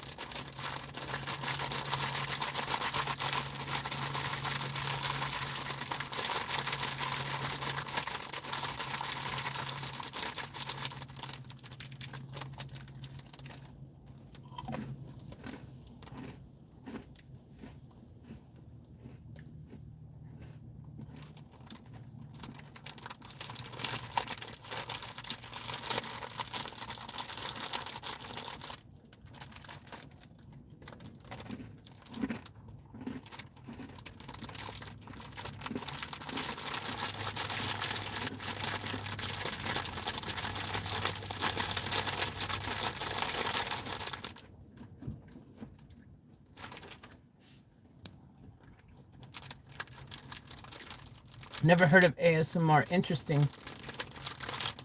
Yeah, there's whole channels on YouTube that only do ASMR. Type in ASMR in the YouTube search and welcome to a whole new world of weird. Because some of the things people are turned on by, like that, because it's basically people getting turned on, or very satisfying, as I say. Some of these sounds are very satisfying for some people. And so, you know, some of the sounds that are satisfying to people, like, you know, the chalkboard one, some people actually like that.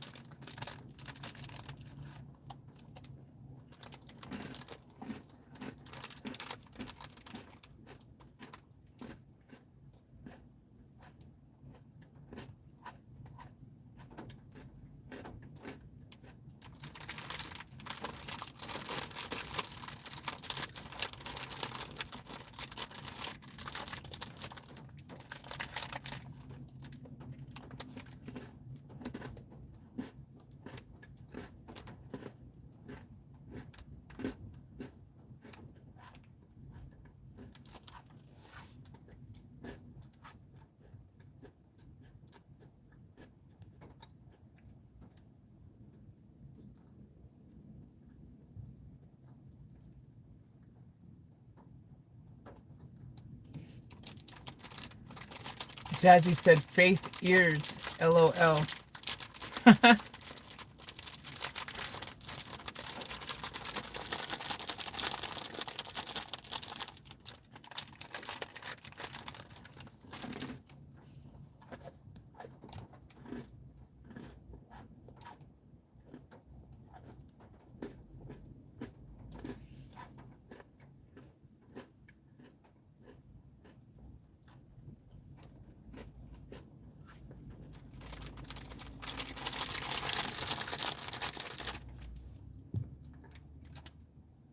Vamp goes, okay, this is a perfect morning, LOL.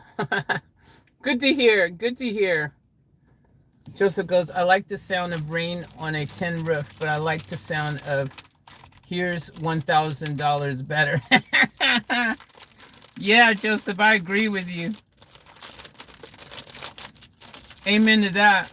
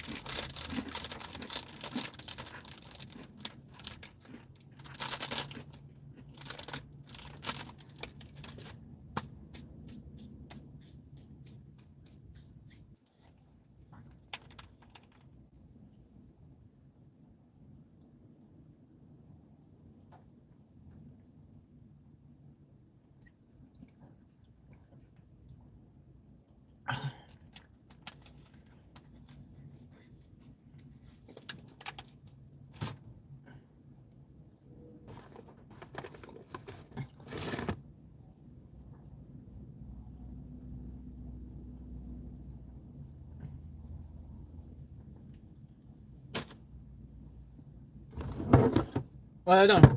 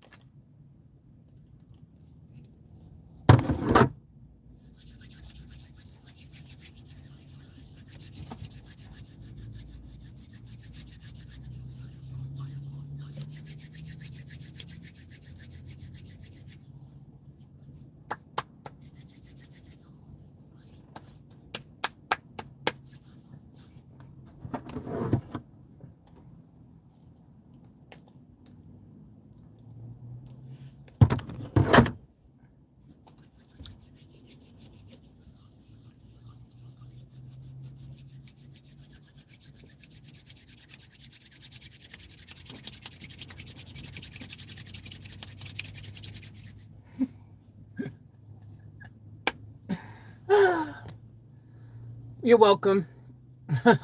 She got my eyes. Yeah. Biscuits, that's an Aussie word for cookies, LOL. That's what she said. There are a lot of biscuits in that packet, Faith. Not no more. All right. Well, I had some comfort food. We had some onion rings. We had some French fries. We had some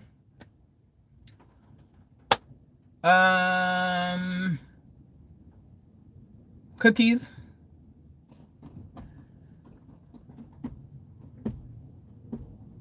And we had a frozen drink.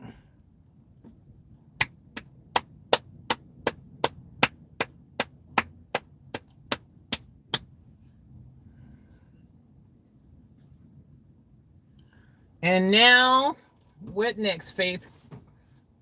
Good question. Jazzy, a full tummy. That's what she said.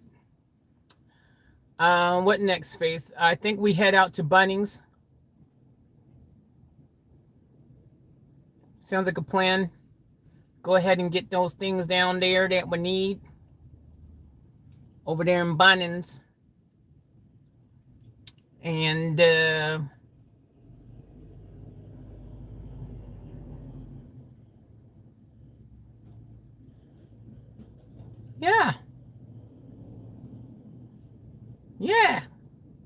Yeah, I think we go Bunnings. And then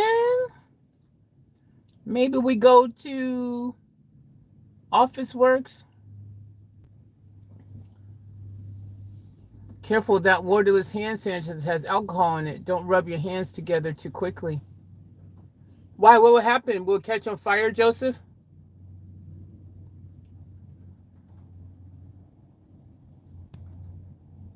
Toddy, hi, I'm back, and I can't believe this live stream is still going.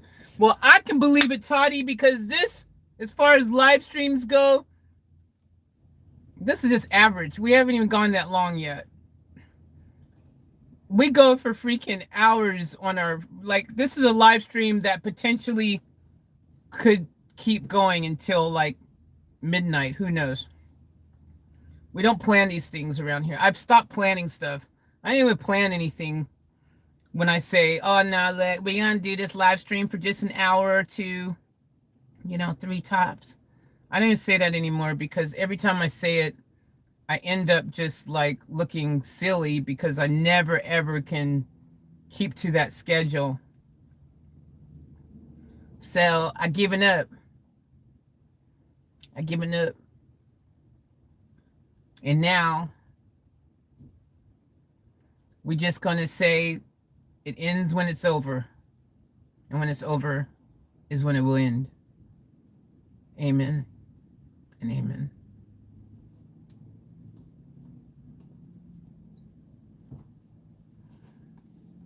All right.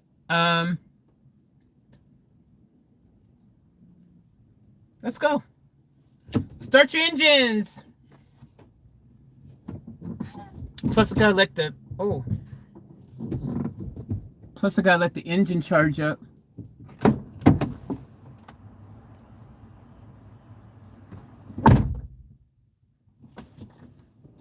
We rolling.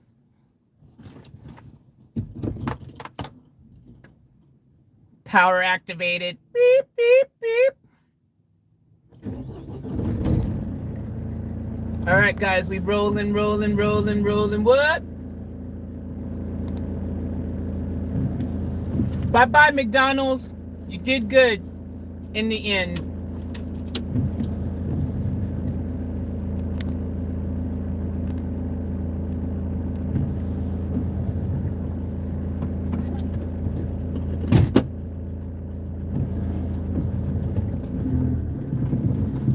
All right, let's go.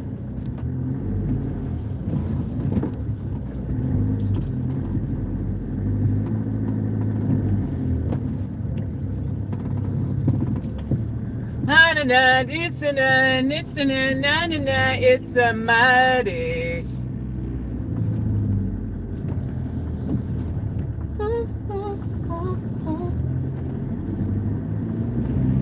All right, guys, we rolling out here. Let's go. How about I sing for you guys? You guys want me to sing for you?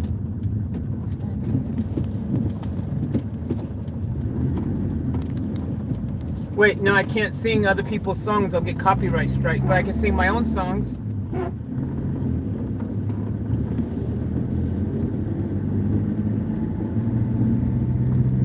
All right, where's some of my music? I've got none of my music in here, man. Like, I should play y'all some of my music, do a little mini concert for y'all. Y'all know what I'm saying?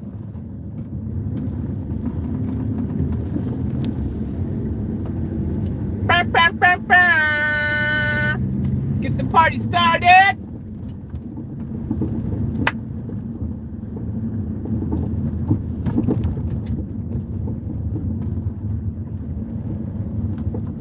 Well, here we go on the highway. Let's fingers crossed that we can go on the highway without any problemos with the Vin Diesel.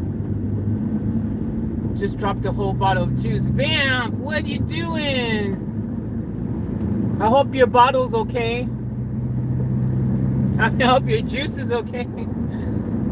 Yes, please, Faith, sing.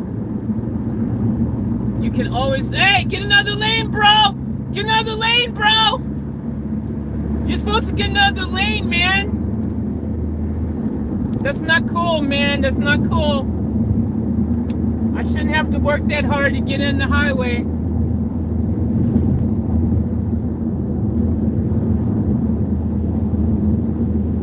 Sorry to hear, Vamp. For some reason, I totally missed the counter. Aww. Sorry to hear, Vamp. That sucks.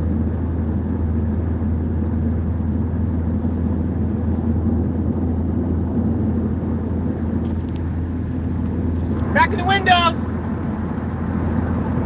Getting high. Cause I got high.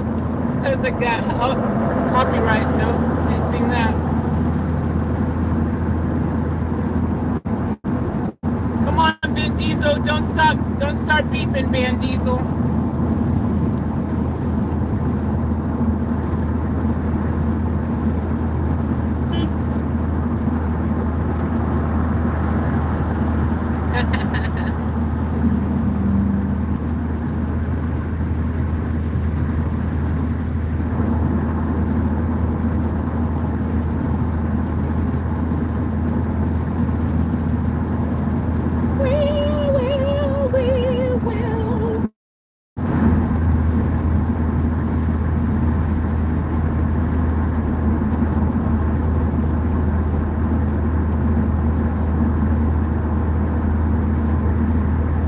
Okay, so we're on the highway.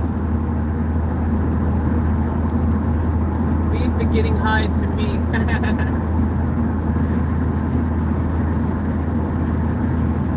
It's like my brain said you're going to directly drop it on the floor, then stand there confused for 5 minutes wondering when did the counter move. That's funny. I wonder how you get to that road there. Wow, that looks like a cool road to drive down, man. How do you get to that road? That's the road we want to drive down. Whoa, that looks like fun. Man, I wish I had a 4x4. A 4x4 would be fun going in that flooded waters. Woo! Wow, oh yeah! That'd be so much fun. Got to do some jobs outside before it gets dark. Nice to meet everyone. Thanks, Cher. Nice to meet you too. Thanks for joining in. And thanks for joining our family. Make sure you hit that subscribe button before you leave. Notifications on so you don't miss out when we are out doing what we do. Do.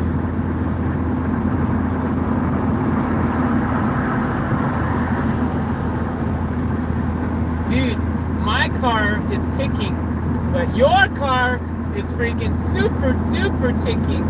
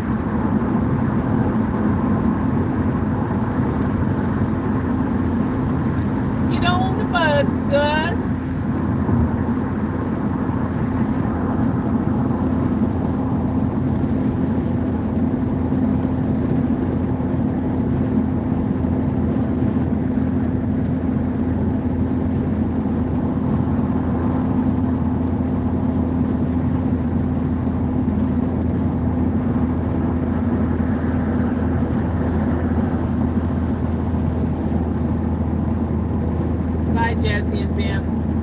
See you,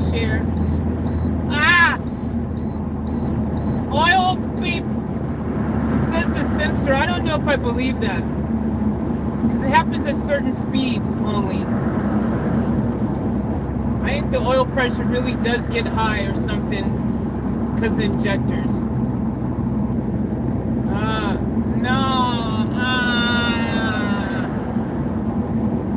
High oil light, guys. Oil high. He says the sensor, but I don't know. I don't know if I believe that. He doesn't know. He didn't even test the sensor.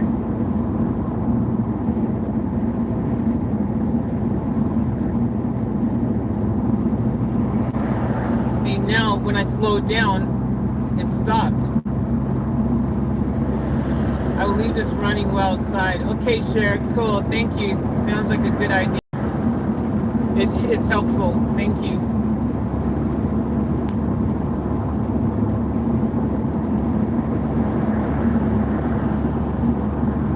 Everybody.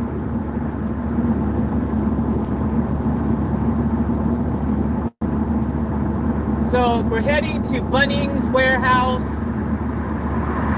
We're going to get our camping grill. See, good thing I didn't plan to cook dinner. It's raining again. The blue sky was short-lived. I guess we got to see some blue sky. You know what they say, some blue sky is better than no blue sky at all.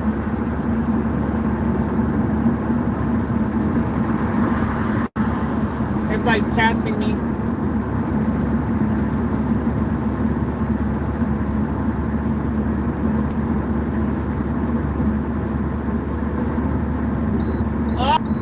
Back again.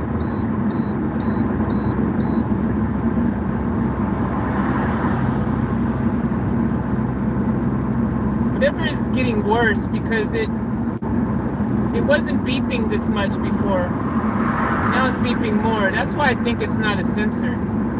It's just weird that it happens only at certain, But now it's starting to happen a lot more. It wasn't happening this much before.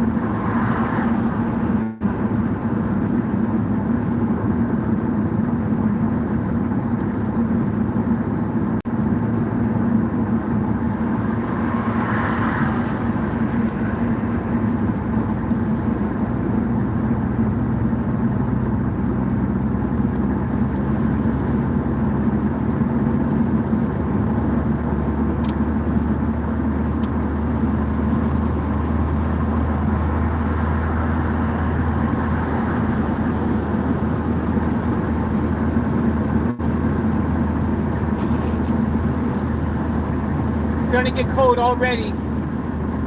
22 degrees now. And it's not even after 6 yet. It's going to be another cold one and another wet one. When I'm in Bunnings, I need to remember to get more of those moisture absorber thingies. We need more of them. We need like 20 of them in here. That'll fix it for a day or two. Those moisture absorber plastic bottle thingers.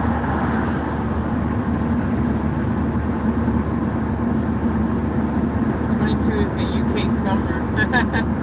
That's funny, man. Ah! Da-da!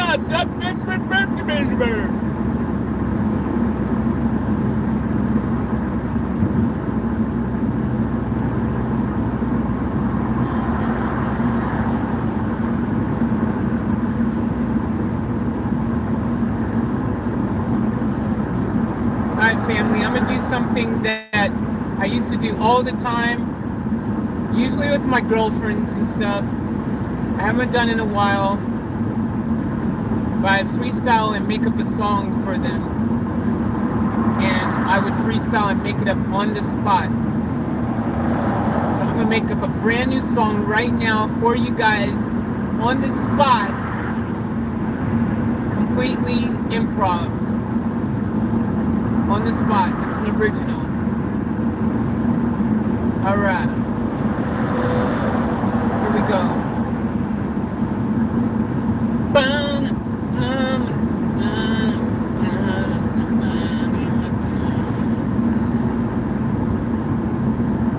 I got a family. The off-tap family is the best family I ever seen. My family is a big one. We're getting SHIT done. Every day you know that we're running the game. Everybody knows we put them all to shame. The best family, boom, best family, boom, best family in the world. Boom, best family, boom, best family, boom, best family in the world. Bam, bam, bam, bam, bam, bam. The best family in the world. Beep, beep, beep.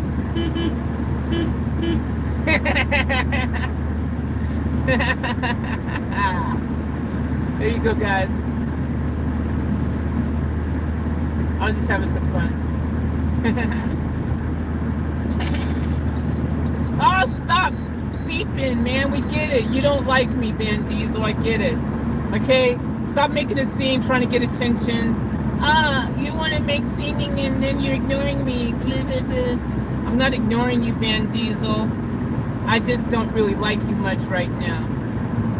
Because you keep interrupting me. You keep making me smell your farts. Your fumes. Oh, it won't stop flashing this time, darling. You might want to go down there and pull over soon. Because this thing ain't going to stop that beeping down there. Sphincter said what?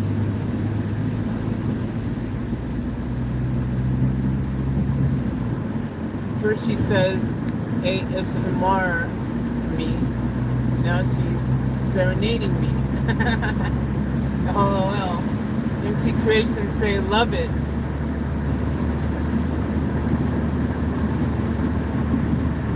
No, Vamp. If I was serenading you, girlfriend, you would know I was serenading you, girlfriend, because I would serenade you. When I serenade you, you will know about it, girlfriend. First she, girlfriend. Oh, wow.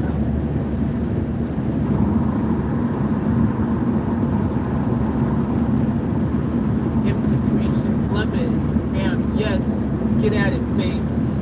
Go for it, MT. What's normal for this time of year in AU? MT. That's a good question. I feel like it's not this cold though. But I don't know. I feel it's never this wet, that's for sure. I would say it's not usually this cold or wet in Queensland this time of the year. But for some reason, my brain hole can't remember what it was like even last year or year before. I just feel this feels cold to me. When I think daytime in Queensland, I don't associate it with cold. Are you finished? Huh, Van Diesel? You happy? Okay, we're giving you attention. Yay, Van Diesel. Yay, okay. Look at Van Diesel. Oh, you're so cute. Yeah. Okay, fine. You finished? Huh? You done? You done now? Go ahead. No, go ahead. Beep again, Van Diesel. Go ahead. We are all waiting now. You got all of our attention. You just interrupted us. Go ahead. Go ahead. Yeah, that's what I thought. Freaking drama queen Van Diesel here.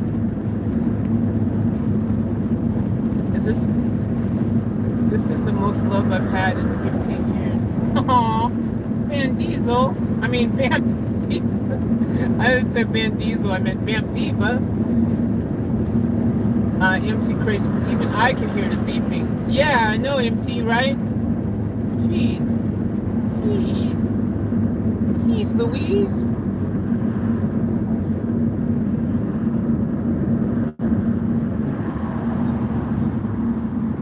2:15 a.m. It's already dark. That's what she said.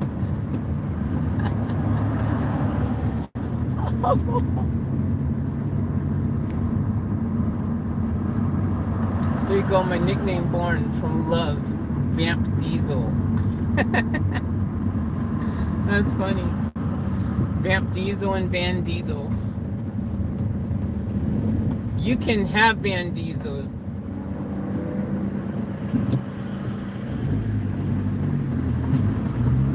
I won't fight you for Van Diesel. Van Diesel. Freaking naughty Van Diesel won't stop beeping every second.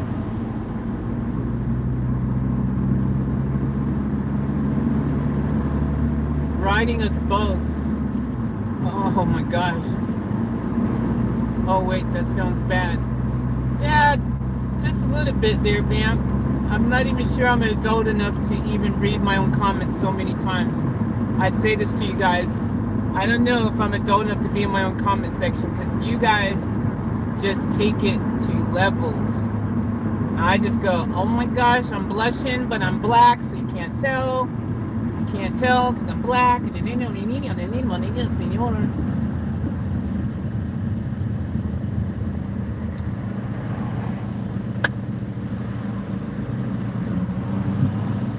That's where we're at now.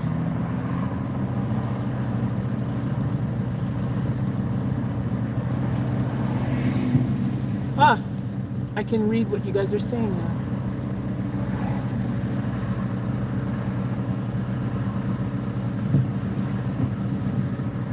Where'd Jazzy go? Toddy says, well, I'm about to listen to some AC/DC and so are my neighbors. Nice one. That's how you do it. If you're gonna do it right, man. Turn it up, turn it out. Hey, Jazzy's back.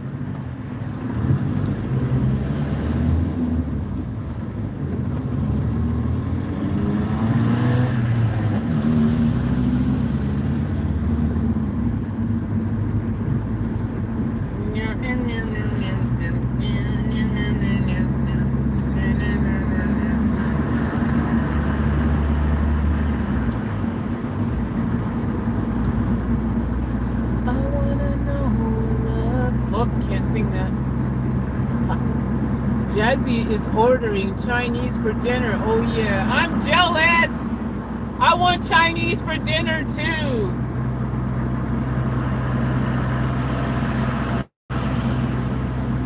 Did you miss me, Faith? I miss all of you every second of the day, my beautiful family, because I love you all immensely. And as Queen would say, you take my breath away.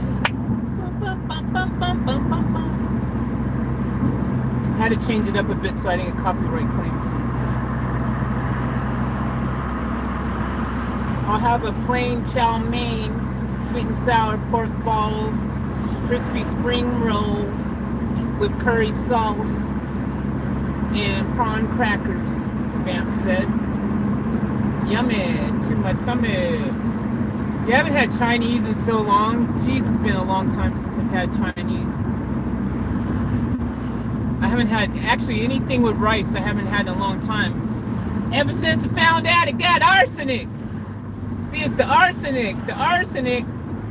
Yeah, it's that arsenic there that just kind of got me feeling some kind of way. I was like, oh, child, you want some arsenic? I said, no, I ain't want no arsenic, darling, because I already had too much arsenic. You see, they're telling me, they told me, you want some arsenic with that? What would you do if they did that? You would say, hell no, I don't want no arsenic with that. Just give me the freaking pork balls. He was saying, yeah, let me get, geez, wow, oh my gosh, what to choose? Let me get some egg foo young. Let me get some chow mein.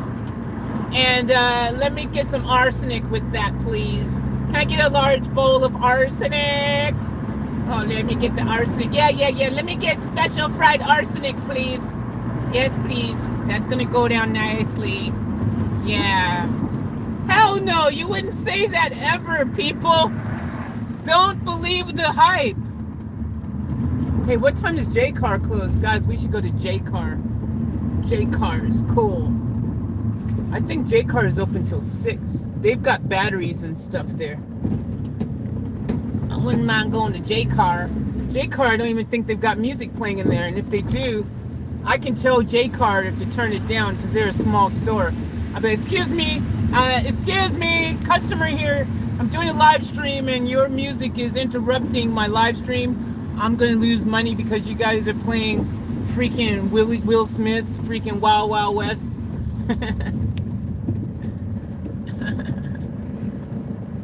Oh, I'm just gonna squeeze right on in here then, darling. You don't see me? Don't worry about me, guys. I'm just coming through. We're gonna go see if J-Car is open before we go to Bunnings. J-Car, for you guys don't know, is kind of like Radio Shack back home in the States, but not, but kind of is. Actually, it's actually like that. Radio Shack, aka Tandy. Y'all know that place? Remember Tandy Electronics? Radio Shack? That's what J-Car be like. Oh, yes, we're open. They got a sign out front that says, yes, we open. But I don't think they open no more. I think they closing, darling. Because this guy's pulling out. You guys closed? You closed? Are you guys closed? Oh, okay. Thanks, man. Cheers. They closed, guys. We missed out, family. We missed out. We missed out on J-Car. We missed out on J-Car. But I'll show you guys what it looks like.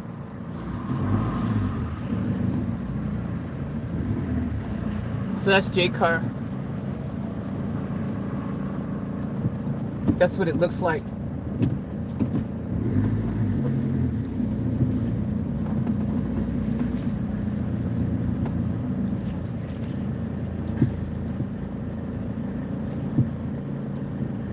I think they're closed, boss. They closed, right? Are they closed? Why is he coming in? Noise.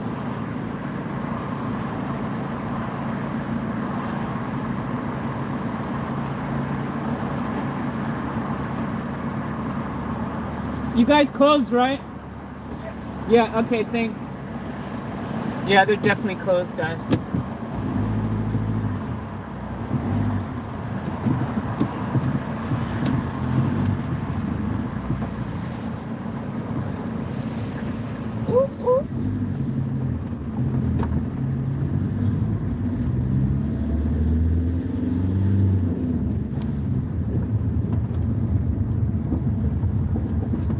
Alright guys, well they're closed. So much for J-Car. I should have thought that earlier. That would have been a really great place to take you guys.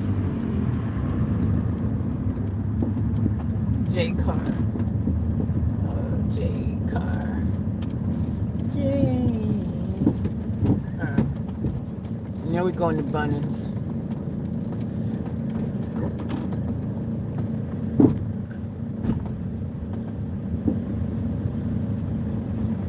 Going to Bunnings.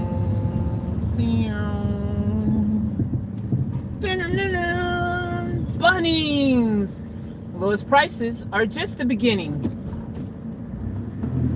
Oh, I'm in the wrong car park. Hey, I failed, guys. I'm in the wrong car park. You guys just witnessed me totally fail. This is not the car park we are looking for.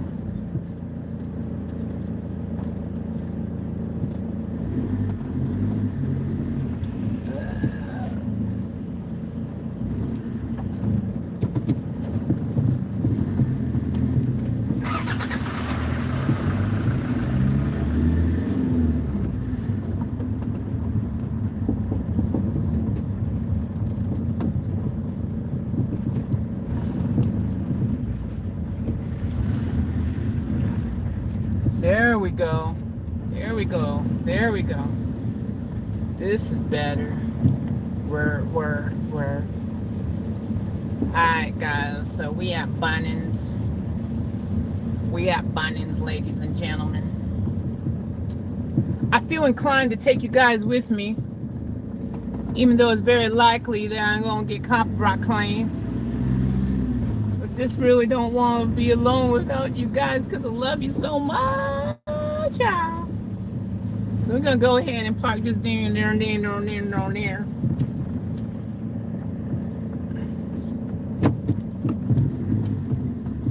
Beep, beep, beep, beep, beep.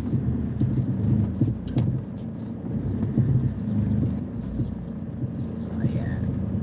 Oh yeah. Oh yeah.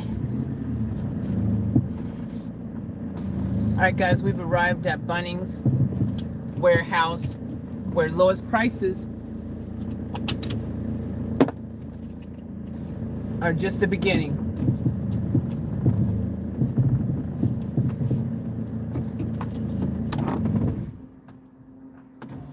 Why do you want arsenic, Jazz?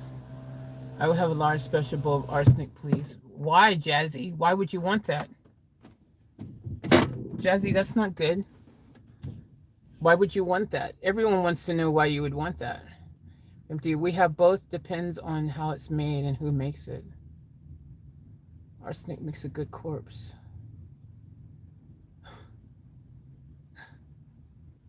MT, you'd be envious, Faith. I made homemade honey chicken rolls, honey pecan shrimp, sweet and sour pork, and Chinese wontons last week.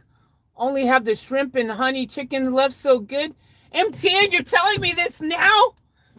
How do you know I could have been there at your house and had that with you? What is wrong with the world? This is the world we create. Oh, copy. Nope, can't sing that.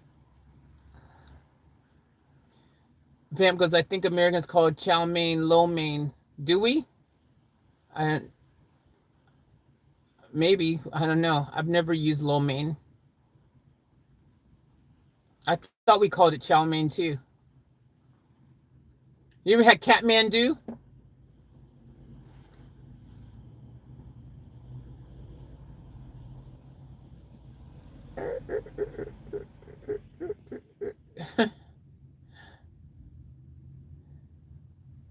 Charlene, that is rice, isn't it?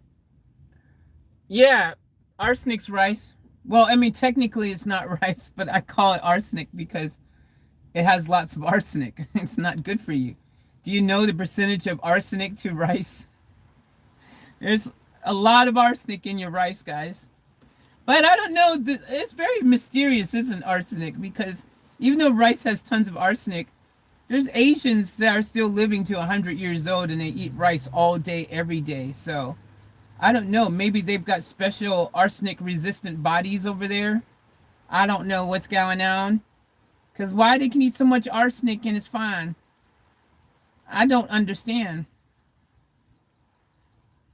Because every time, y'all remember when they were sending arsenic in the envelopes to the president or, you know, the staff, and everyone's like freaking out. And it's like, bro, they just sent you rice. That's a good one. I actually use that for my stand-up. Woohoo! Thank you. Comedy in a Van starts now. Thank you. Thank you. Wow. Tough crowd. Yeah, so do you guys remember back when they were sending arsenic in the mail? And you remember they were sending it, the president and all these people were getting envelopes that had arsenic in it? I couldn't help but wonder, why is everybody worried about getting rice in the mail? I mean, it's just rice. Yeah, some of y'all didn't get that joke, did you? Because you probably don't even know what arsenic is. Or rice, either, for that fact. So, yeah, whew, it's raining. Yeah, that's that wet stuff that you see falling all around. Yeah, it's rain, or what they like to call in China, they call it Wayne. That was a bad joke. Sorry, guys. All my Chinese fans, I apologize. That was probably my worst attempt of a joke ever, and I apologize. I was trying to say Wuhan, actually.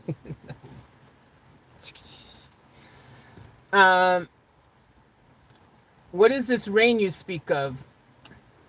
Or in Australia, Noah's Ark.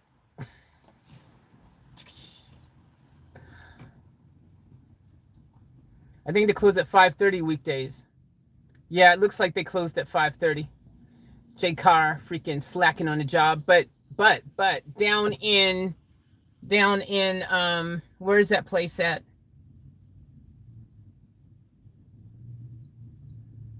Brisbane. They've got I think Jay Carr stays open later there. I think it open till 6 or 7.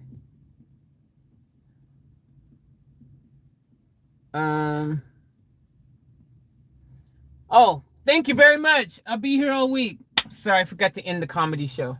Now it's over. Now I'm serious again.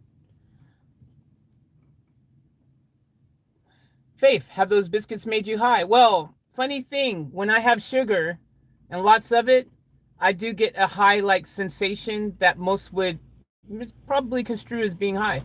And that is because I have a sugar reaction.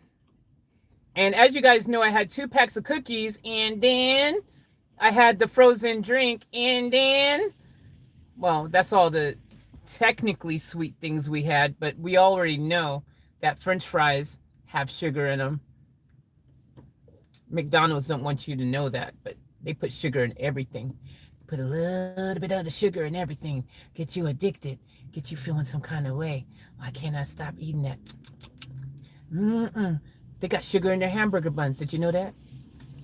They put caffeine in their hamburger buns too. Did you know that? Ooh, so addictive. I can't put it down. I can't stop with just one. That is why.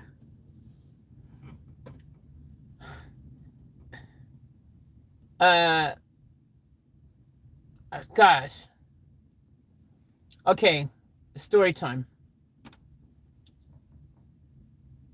I'm gonna do a live story time. This is a creative story. This is like my Tell Me a Story channel, which you guys should subscribe to. I think there is a story already there. I want you guys to help me create a story now, ladies and gentlemen. This is the part of the program called Interaction, Participation, Sensation, where you, the audience, get to help me create a moment through improvisation, aka improv for those who just came to the class now. I will use my superpowers of improv, and I shall entertain thee, for I am the greatest improvisational performer of all time. So, ladies and gentlemen, I present you a challenge, family. I want you to take a moment right now before I go into Bunnings to help me create the ultimate story. But let's make it epic. Let's make it amazing. Let's make it magical. Charlene goes, choose your own adventure. Yes, you guys choose my own adventure. Good story time. LOL fave. Okay, guys. Are you ready? This is what I want you guys to do. I want you guys to put words in the chat there.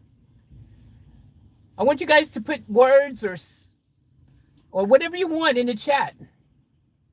And I will infuse them into my storytelling with such expertise and flawlessness that you will believe at the end it is a real story.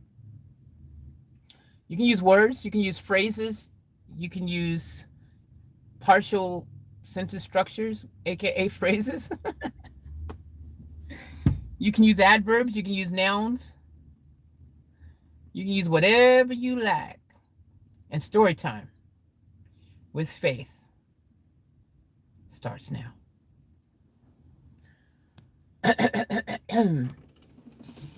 Once upon a time,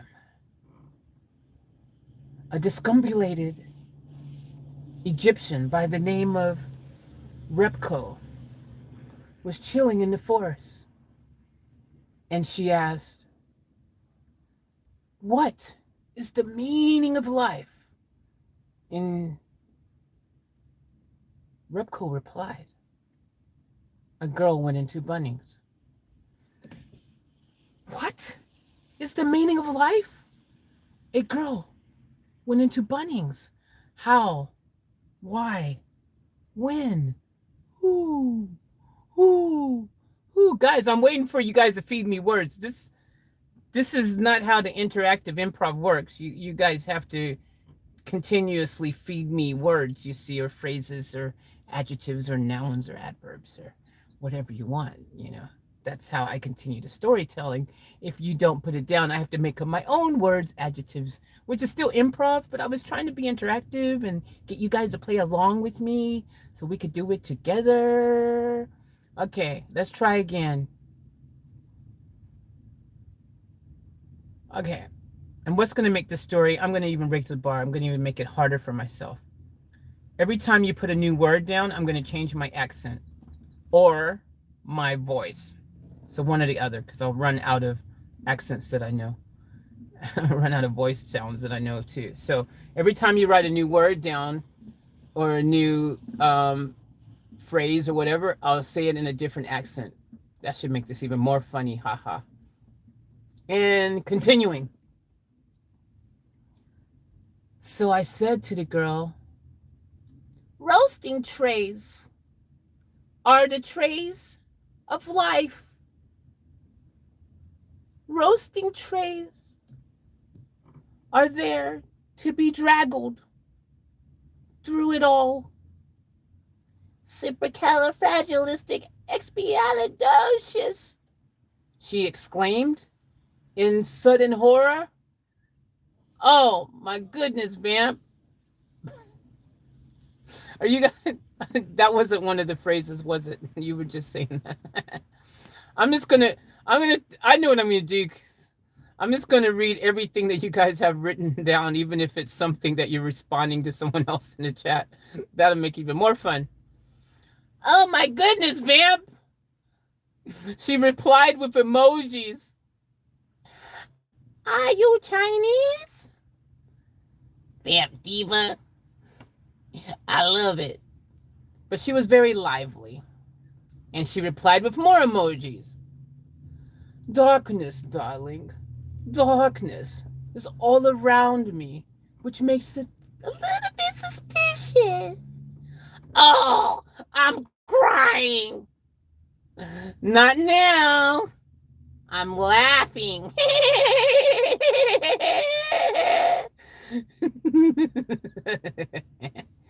And then my brain exploded, coming back connected. Again, it was raining. Again. And then I said, "You got a bubble butt." And she laughed it obnoxiously. Bubble butt. I'm insane in my brain. LOL. Hey, you got a little kitty love? Got a little kitty love? Thank you. Woo, that was great, guys. You guys kicked it out of the box. Bravo. Bravo, Giovanni. Bravo. Bravo. Bravo, Giovanni. And as the once great, once upon a time funny comedian once said, madness ensued. He didn't say that, but what he did say was, I got some ice cream and you don't got none. I got some ice cream and you don't got none. That was fun, MT said, as she strolled down with lots of jubilee. Jazzy then replied, "Can't play with my kitty litter." And then Vamp said, "Play with your kitty litter? Girl, it's only Tuesday, LOL." And then suddenly, in a bunch of raging jealousy, Charlene said, "You don't like eye cream? And I have got some." Woo, child. Nicole was like, "Oh my God, Eddie Murphy references." And then Jazzy said, "Rubbish bin that."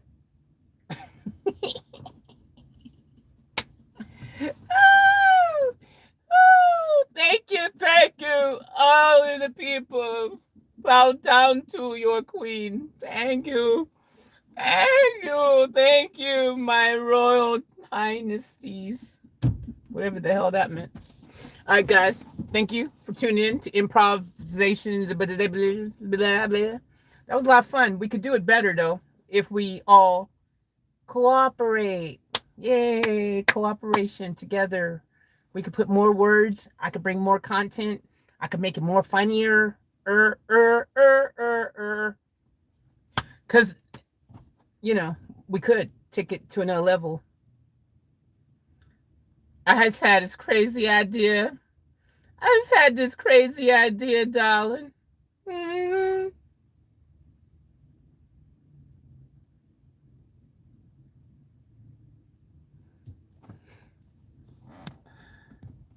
Oh, gosh, you guys are still going. Okay. Okay, scene. I'm going to have to open the windows for this one. New movie. Coming to a theater near you. Pythagoras Theory.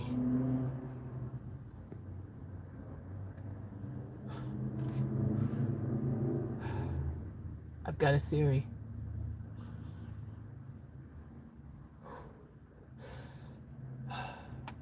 Pythagoras Theory. That's what she said. Yes, I do. Not only do I have a Pythagoras Theory, but I also made homemade ice cream, banana cream, and pecan praline. Well, do you want to support the stream? Do you want to support the stream? You could do so by going. I said pecan praline. Oh yeah. I said nothing about supporting the stream. Okay, Sugar Bunny. Time to hop into Bunnings. What kind of store is Bunnings, darling? Sound like an old 70s naughty movie. I got your Bunnings right here. This is some late night premium rate calls voice. Oh, you guys want me to do my 1-800 voice? I ain't paying $3 per minute, LOL. Okay, I'll do my 1-800 number voice. Here we go. And scene. Hi, call me now at 1-800 Glistening Mission Angel Goddess, where you can have your dreams come true. All you have to do is dial 1-800 Glistening Goddess after 2, and I'll be there for you. I'll be there for you. Oh, copyright claim, can't sing the rest of that. Change it up. I'll be there for Pooh. Pooh, mine's called Pooh. It's a different song. Can't copyright Pooh.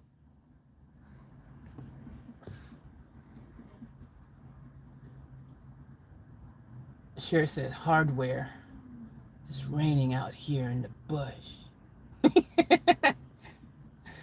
MT goes from general audiences to X-rated in 60 seconds. Charlene goes, oh Lord, have mercy. Vamp goes, emoji, emoji, emoji. Vamp goes, ah, Pooh from The Simpsons. Okay, cool, guys. Thank you for tuning in to we're gonna go into Bunnings now that we've had a little bit of fun in the sun. And ladies and gentlemen, I'm about to go in there now. Now, here's the situation, ladies and gentlemen, boys and girls. I'm going to be really quick. I'm just going to keep it real with you. I'm going to be really quick, like not lightning quick. And I really don't want to get copyright claimed with my music that they will not, well, I mean, their music that's playing. And then I'll lose the ability for me to monetize this video for myself, you see. See, mama need to fix her van, okay? Mama needs a cheddar. Mama needs the $1.49 that I'll make from this video more than freaking those freaking right out nasties who are going to take it and use that $1.49 just to add to their $1,049,000 they already have in the bank. That $1.49 for me is halfway to a Happy Meal. You see? So that's where I got a problem. That's where I got a problem. That's where I got a problem. Why you would take my Happy Meal away from me?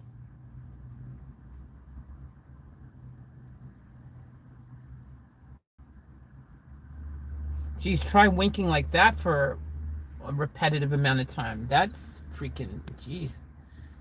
The end. Dun, dun, dun, dun, dun, no. Okay, guys. Yeah, anyways, I think I'm going to go in there really quick and just get what I need. Because you guys have been in Bunnings before. And even though I'd love to take you. And I'm tempted to do it. Even though I know I'll get coming can. I just really don't want to get copyright claim. But I do want to take you guys with me. Where's the happy medium in that?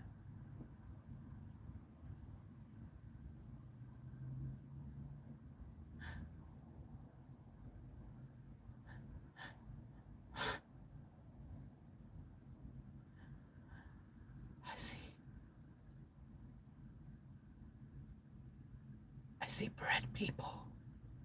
Bread. Bread, people. I see bread, people. Bread, people, you get it? Jazzy says, can you turn the volume down while you're in there, Shop Faith?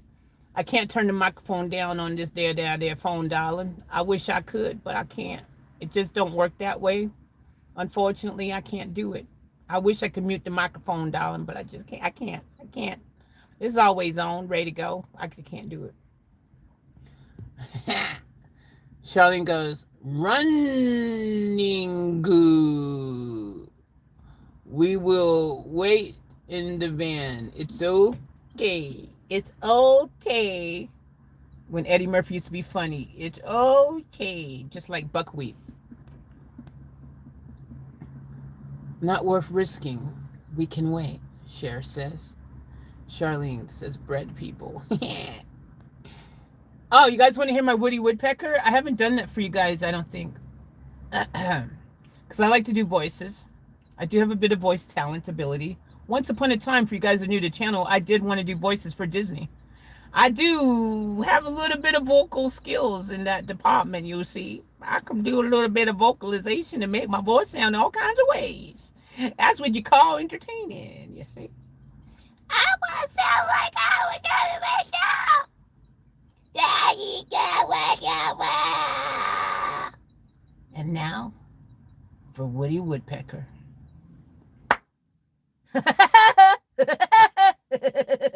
Guess who? I haven't done that in a while, so I'm a little bit rusty on the Woody Woodpecker. But Scooby-Doo, Shaggy, where are you?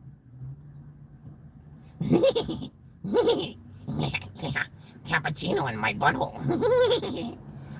Yeah, Beavis.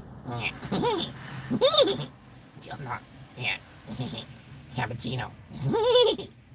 It's got to you guys on your Thank you very much. Vamp says she likes to do voices and I hear voices. I hear voices in my head. They talk to me. I understand. They talk to me. They talk to me. Yeah, leave us here. Okay, I will. I'll leave you guys here. But I'll be black. And you always remember, just call my name. And I'll be square.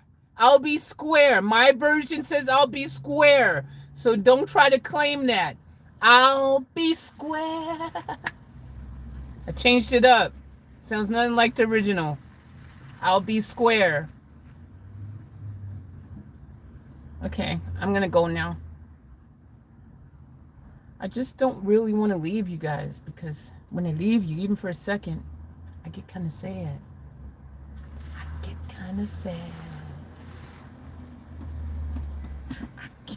sad. You know what? I just realized, guys, I need more than just camping gear. I need to get that freaking moisture plastic things again. Jeez, good luck finding those and what aisle they were on again. Jeez, that was a mission. I remember where it was before. I'll be bare from here while you square over there. Nice. Nice one. Showing go, obviously not in face mouth, MC. Whoa, what are you guys trying to put in my mouth? What just happened? Where'd this conversation go? What? Michael Jackson. Yeah, Michael. MJ, King of Pop. Woo! Come on, girl. Don't ban it, thing. Don't ban it. Own it, ban it. Own it. Don't own it. Own it. Own it. Own it. Own it. Ho! Ho! Woo! Oh!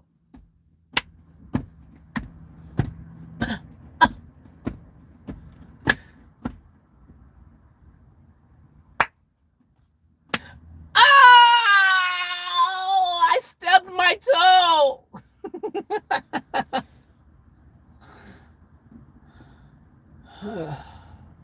Tough crowd.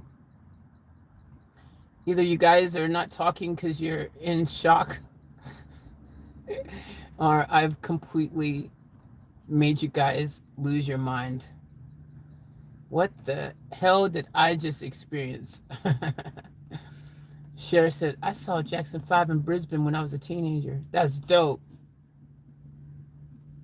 Vamp is laughing with tears. Obviously, there's a delay. I guess you guys haven't got to the funny part yet. Jackson 5, seeing him live would have been dope, Cher. That's dope. That would have been really cool. That would have been really cool. Love you, Faith, Jazzy says. Love you too. Like Michael said, I love you. Michael, we love you. We love you. I love you too. Yes, a big delay. That's what she said.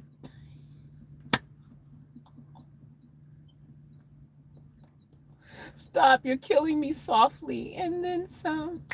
Killing me softly. Oh, copyright claim, can't sing that.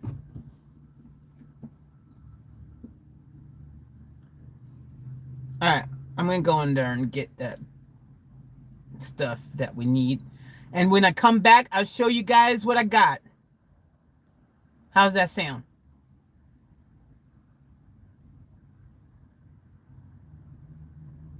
Oh, I just realized something, guys. I just realized something. If the phone disconnects, if the phone disconnect, y'all need to know I'll be black. Why am I going in here now anyways? I mean, guys, look, why are we here? I'm gonna go in there, I'm gonna get a cooking grill, and then what? Just put it in the back of the car? I can't even do anything with it till tomorrow. I mean, I don't really have to go in there now, guys. I mean, I don't have to.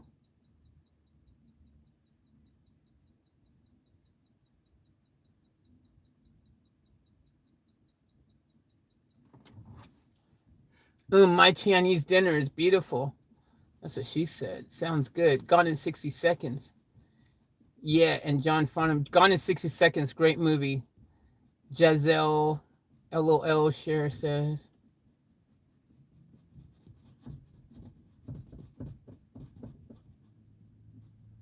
The age-old question, why are any of us here? Yeah. Facts. Facts. It's facts. Plus, it's 6:05 p.m. This store doesn't close till 9 p.m., people. It's not like I need to go right in right now at the peak time when it's absolutely the busy period. This is where everyone's finishing work now, going, hey, mate, let's go on Bunnings, mate. No worries, mate. Bloody oath, Carver. Put shrimp on the Barbie. No worries, mate. Bloody oath, Carver. Shrimp on the Barbie.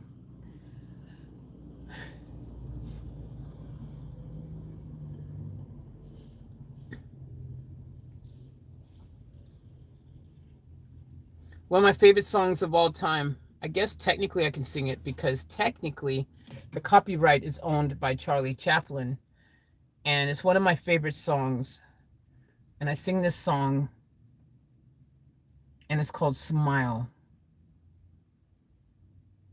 It's a beautiful song. And it goes like this. Why is it...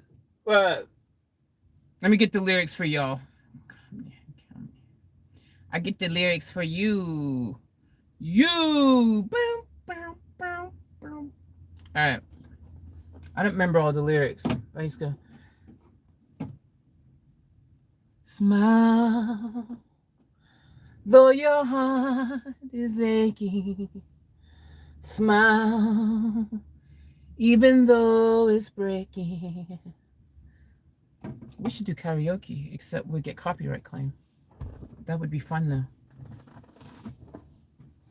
I'll find one of my songs for y'all. We're going to do a mini concerto right now. Yes, sir.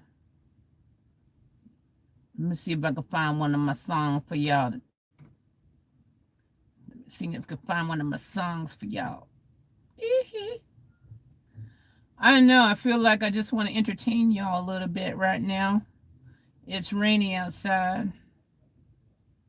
So I'm going to go ahead and see what I can find on here. Nobody better try to copyright claim my own music. You see? Don't play with my music. It's mine. Audios. Let's see what they got in the audios. They're hearing my music in here. Just trying to find some of my music. Oh, you know what we could do? It'd be fun. Instead of me getting my music, I'm going to actually go to Epidemic Sound, which I have a license for, because I'm licensed to use Epidemic Sound music, and I will make up a song using Epidemic Sound fresh right about now. Yes. We turn the light on up in here. Let me get some light up in here. All right, that's what we're going to do, man. We're going to go over there to Epidemic Sound, and we're going to go over there. What? Can you turn your hotspot on for me, darling? I need to share your data. All right, that's what we're going to do. We're going to have some fun up in this piece right about now.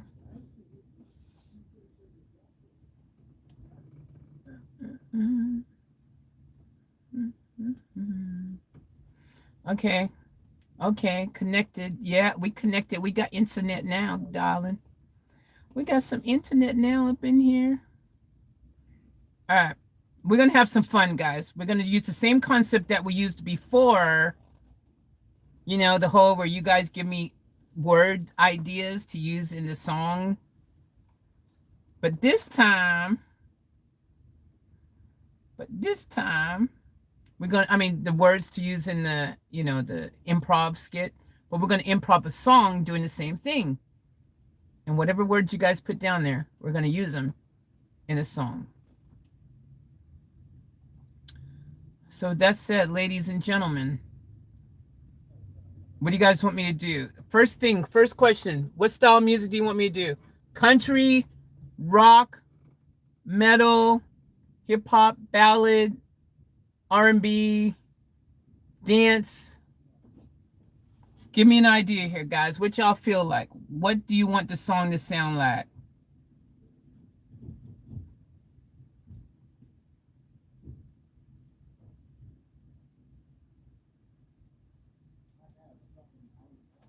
Metal, okay.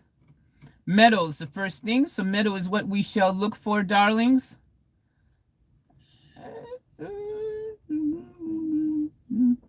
Add filter. Metal.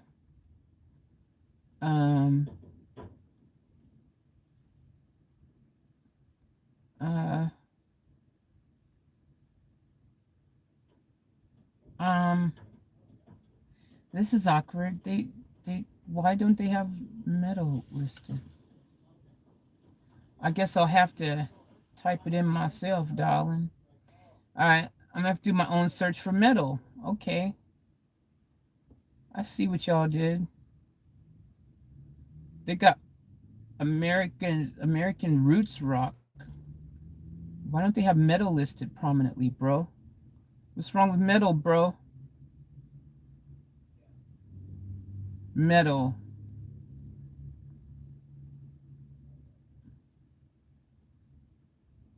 Search.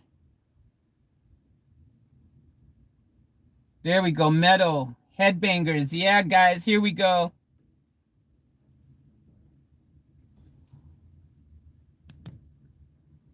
It's slapping time. We still singing Smile, LOL. We finished that, what you started, LOL. Nice one, Vamp. Vamp, bullet for my Valentine, all these things. It's slapping time. 3 words, fire truck, hula hoop, bird bath. There, try that. Okay.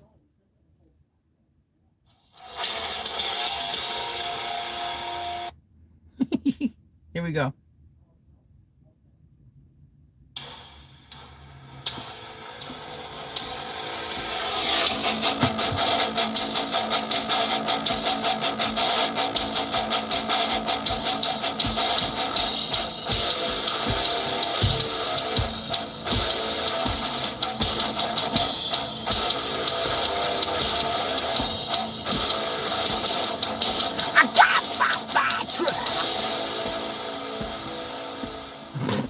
Wait, is that all? What? Why is that so short? Hold on, guys. That's like short ones.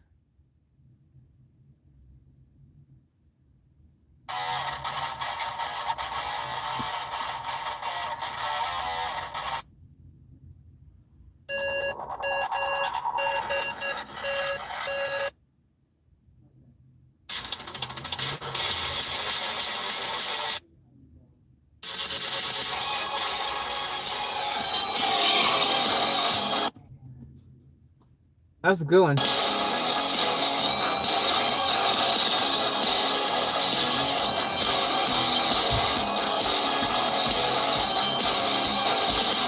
Got my fire truck. I've got my hula hoop. I got the bird bath. It's gonna make me pink. We got the Marshall cake, making me feel so sway. Don't wanna go away. Don't wanna go away.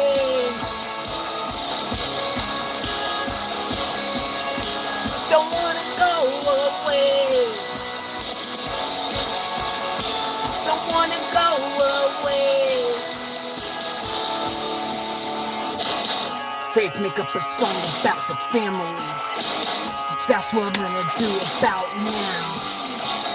Show you why we're so special, yo. Why we're the best family in the town. We're the best family. Nobody can touch us, cause we're doing our destiny. Hey, we are the Off-Tap family. We are the Off-Tap family. We are the Off-Tap family. We're off tap. Sometimes they want to know the answers to this journey. But I tell them to go to Off Tap Life and experience the journey. When they want to know how to do, I say it's the Off Tap Ultimate Lawnmower Macronic. Oh, is that the words you say? Screamo. Please don't hit your head on the wheelbarrow. How are we supposed to do this one, guys? I think we need to change the music. Even though I'm enjoying the metal, I'm thinking, I don't know, guys.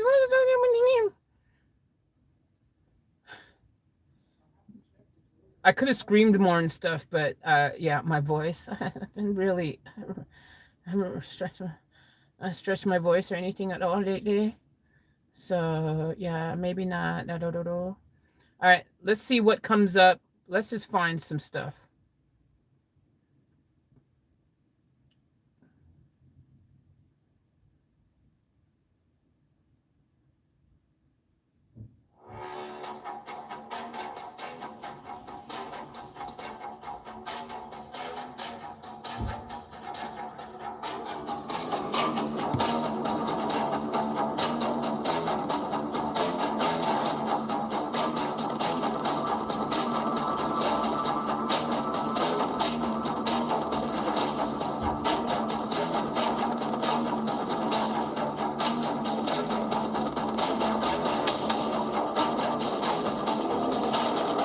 This is more like cinematic, like movie stuff. So I'm gonna do a movie scene now.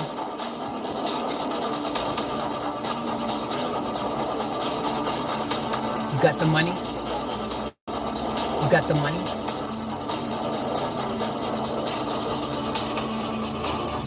Oh!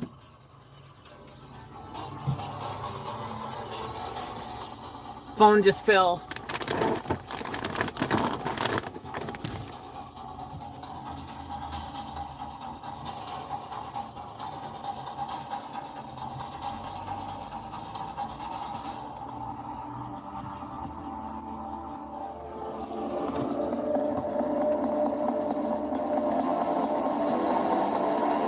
Kind of acted out a really cool scene now. Here we go. You know, it's people like you. It's people like you that give us a bad name. You sit there in your pearly gates in your office over by the sea, and then you think it's okay to judge me? How can you judge me? You don't know me. You don't know me, bro. You don't know me. I don't need to know you. I don't need to know you because I don't like you. It's people like you. People like me? No, it's people like you.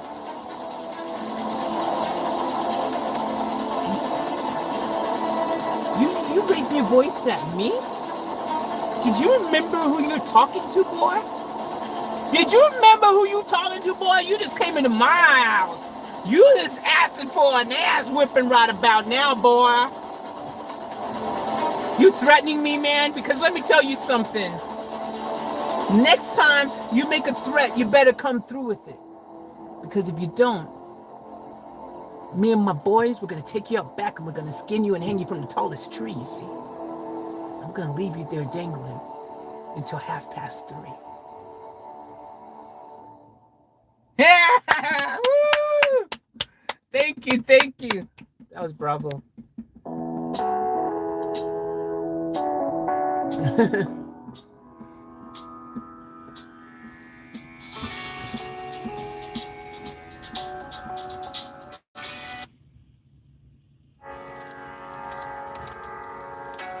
Ooh, this is good.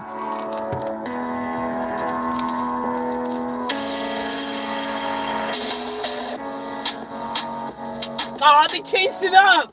I had a great scene for this. I mean, there's a good song I could make with that, but oh man, I had this really great, like, You know when you hear something, you're like, oh my gosh, bro. I feel that. Like, I felt something strong in that. Ah, man, they messed it up. All right, let's try this.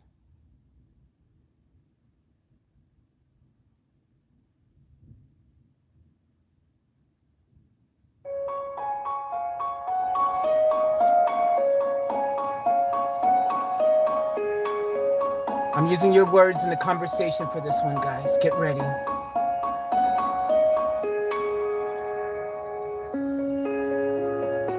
There was a camel that was dancing along the way. And I remember thinking to myself, wow, how inspirational is it seeing a camel right now? And I thought, of all places, to see a camel right by my window pane even. Now, I'm sitting here in the window pane, guys, and I'm in my rocking chair. And I know I'm not nice, but it's okay because, well, let me tell you, I was laughing out loud to this guy named Joe, and he said, ha, ha, ha, ha. And then Charlene said, oh, emoji, Joe, aka laughing out loud. Now, needless to say, Charlene also has this fascination with baby sharks. Baby sharks, of all the things that she could have a fascination with, yes, baby sharks. But it's nothing like MT's obsession with a pacifier. I remember, this was about 10 years ago, and she had her pacifier, and she was sucking it all night long, and then suddenly I said, what are you doing? And she said, oh my gosh, I thought that was a doorknob. I'm like, it's not a doorknob, it's a pacifier. And then she said, Beetlejuice, Beetlejuice, Beetlejuice. She said it 3 times, and I said, what are you doing? Do you know what happens when you say that 3 times? And she goes, yeah, my cute little puppy comes. And I go, oh, wait, you've got a puppy named Beetlejuice? And she goes, yeah, but it's okay. It's a nice puppy. And then Jazzy said, oh, no. Oh, it ended. Thank you. All right, I'll continue in the next one. That was good. Great. Fantastic. Go. Here we go.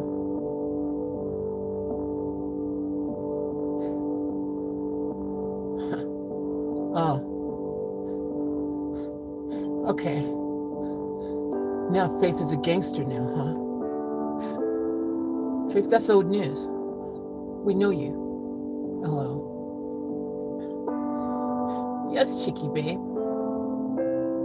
We know you. You're not a gangster. You're more like a baby shark.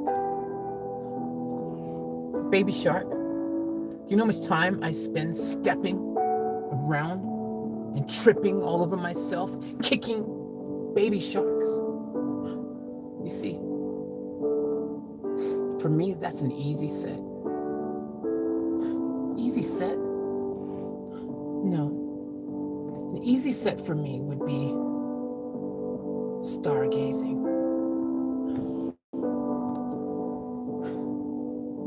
Where did we go wrong? Where did we go wrong? Yes. Let's do the jerk. Let's do the jerk. I know it's going to be hard, but sometimes in life, you have to do the jerk. I'm not doing the jerk. I ain't gonna be flip-flopping around. I don't want to be there with the mice. The mice, the buckets, the sunflowers. Faith is a baby shark. Yes, she is, girlfriend. High five, that's what she said.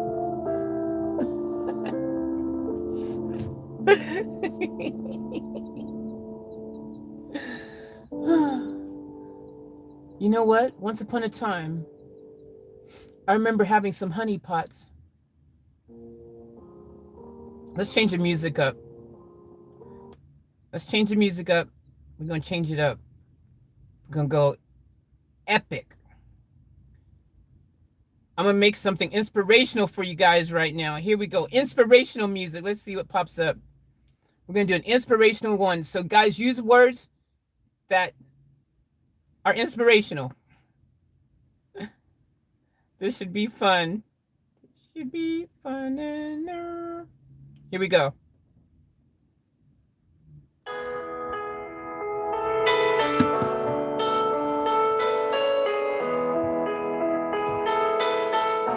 Should we can do better than that.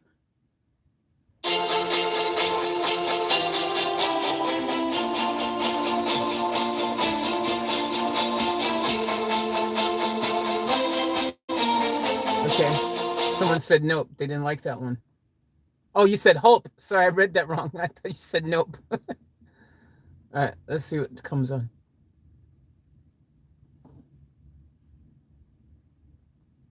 Okay.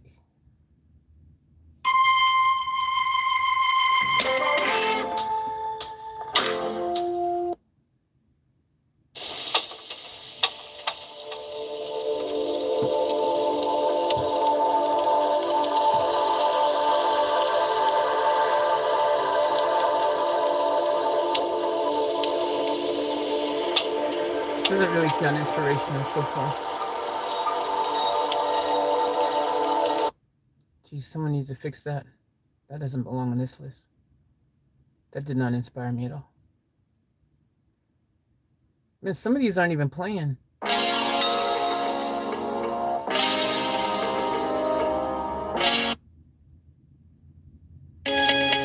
There we go. Sometimes in life, when you're reaching for that big star in the sky, you realize that you cannot succeed without a high five, baby shark.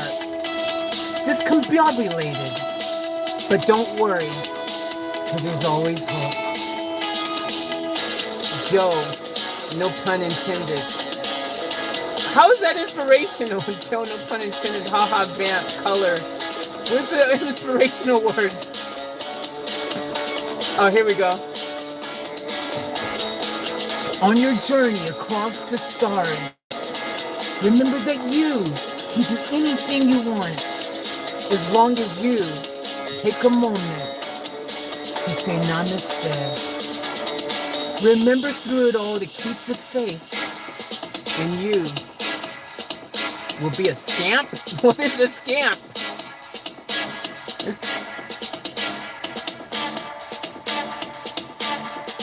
I'm going to change the song now.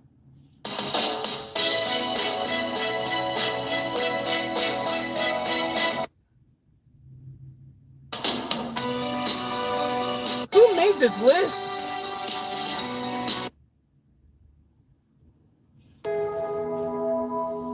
Here we go. There we go.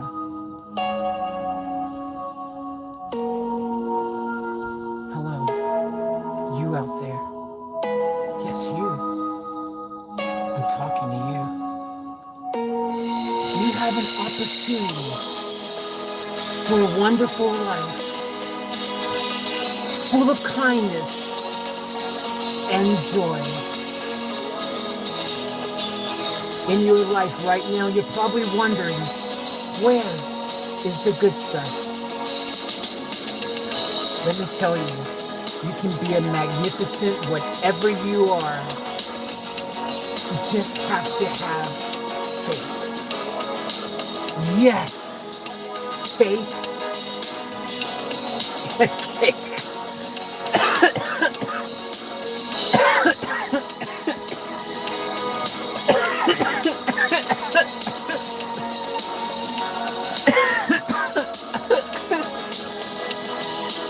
Not just any cake, but chocolate mud muffins. On this journey, when you're feeling a little bit lost, reach for that donut ball. That donut ball out there, dancing by itself. with that one unicorn. A computer made the list, and that might make you feel a bit discouraged. But just like Demarge, if you eat cookies, you will feel such excitement, and you will feel like a queen. Rejoice. Feel inspired, the motivation to carry on. Feel the hyperactivity and let it just flow freely through your veins. You can do it. All you have to do is believe. All you have to do is eat joy and happiness. And I promise if you do this, I'll take you to church.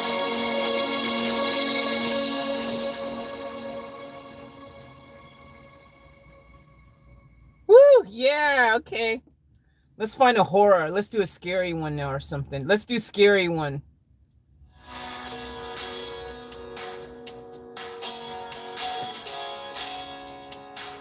Ooh, I like that.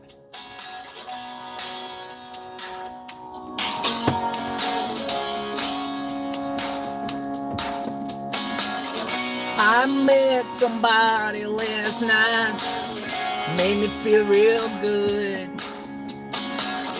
Told me your name was Billie Jean, she's my neighborhood. Don't know what they're telling me, but I'm here in the land of the free.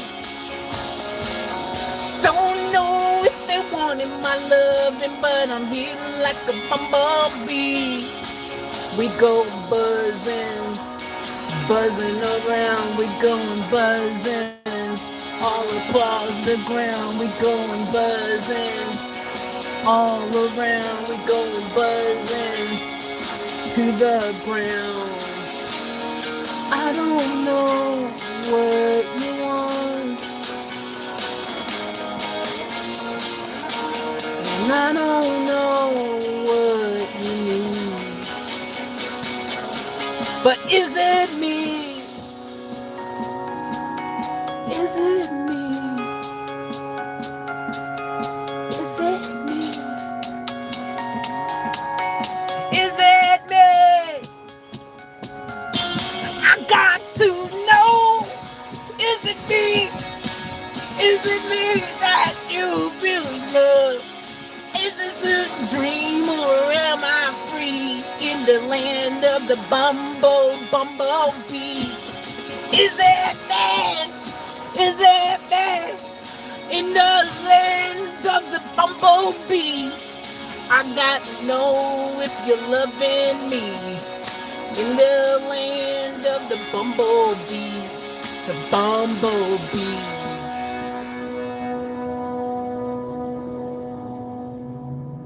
Woo! Yeehaw! Yeah, guys, we killed that one.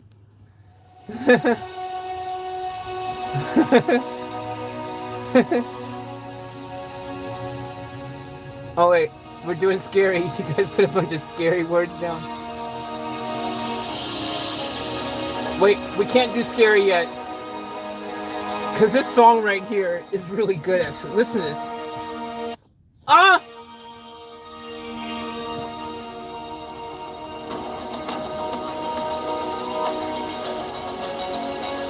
They ask me questions sometimes. Sometimes I don't have the answers. But that's when I decided to be all I wanted to be. I had to just dig in deep and listen to the beating drum inside of me and make it my priority to march to my own drum. When you're feeling at your weakest point in life, when you're feeling confused and lost, and you can't find your way, that's when you need to go to your off-tap life scan. Listen closely and they'll tell you, they'll guide you, they'll show you love. The Off-Tap family is the best family that you've ever known. And that is why we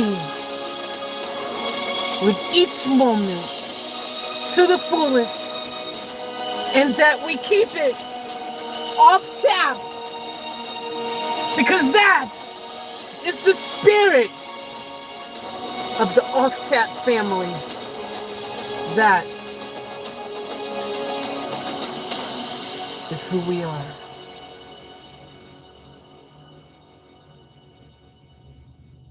Woo! Yeah! We killed it, guys. We killed it. I nearly peed laughing. Holy crap, Charlene.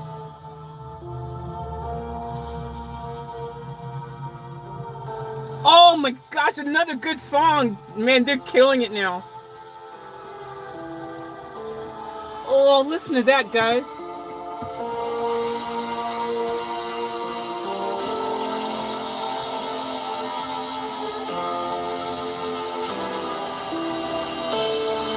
Ooh.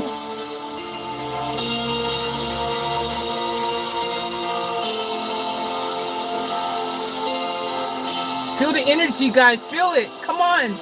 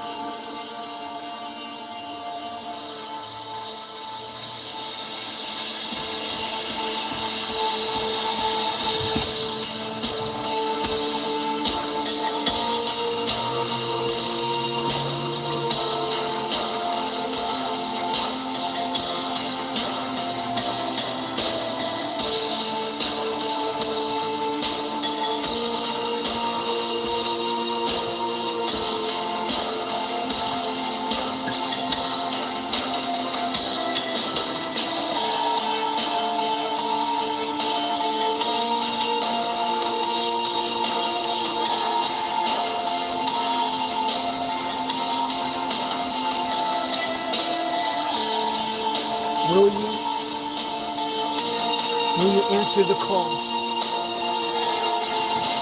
I need to know right now. We've got an army, a family as such, and we're asking you to join us. All you gotta do is click the subscribe. Where did they come up with this music? Dude, this music is so good. Oh!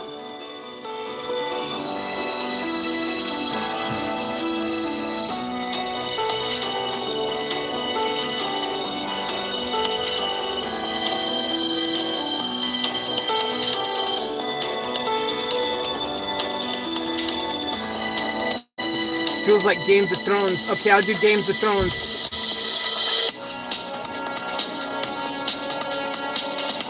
Your kingdom will crumble before my eyes. I promise you, I shall not give in to what you want.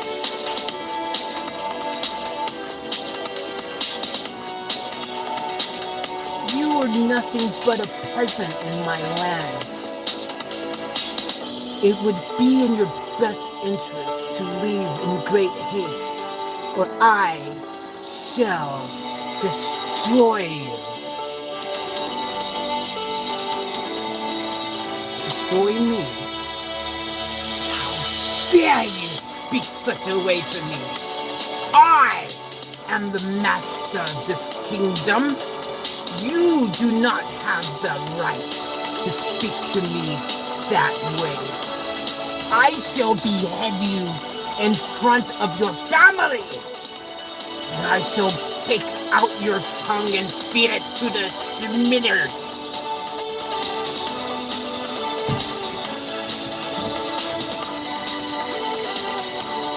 Okay.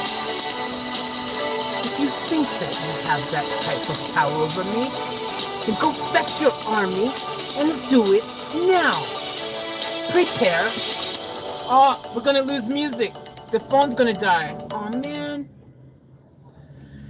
The stupid car won't stay and the battery won't stay and it won't keep charging. Goo. We were having so much fun. Well, that sucked. There you go. Phone knows how to ruin the party, don't it? Okay. Sorry, guys. Phone died.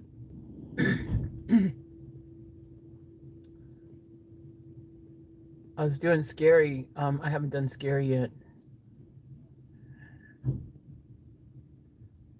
Toilet time after that epic Bumblebee song. This feels very Game of Thrones. Sounds more like a haiku. Friend can visit us. Wouldn't have to worry about entertaining her. She would entertain us all. That moment Patrick Swayze jumped into Whoopi Goldberg's body and goes, what would you like to do now, Faith? And she would do it, whatever it is. Swords, Mother of Dragons, play some Journey, Don't Stop Believing. Steve, I would, but I don't want to get copyright claim. Winter's Coming, Baby. That was fun, Faith. Thank you, Charlene. I do fun sometimes. Hi, No Pants. Can't believe that phone died, bros. That sucked. That sucked.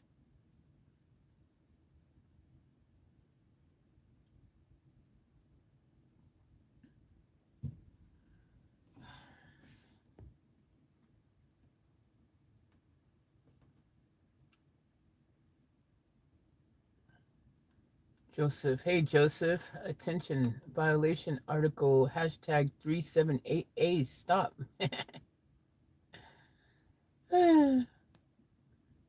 Fun spoiler.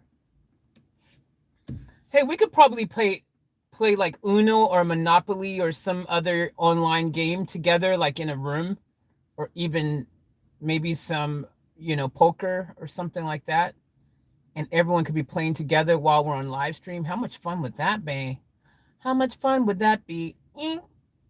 That'd be so much fun. I'd love to do that. Maybe we could. Faith has had her sugar high. Now the low. Yep. What goes up must come down.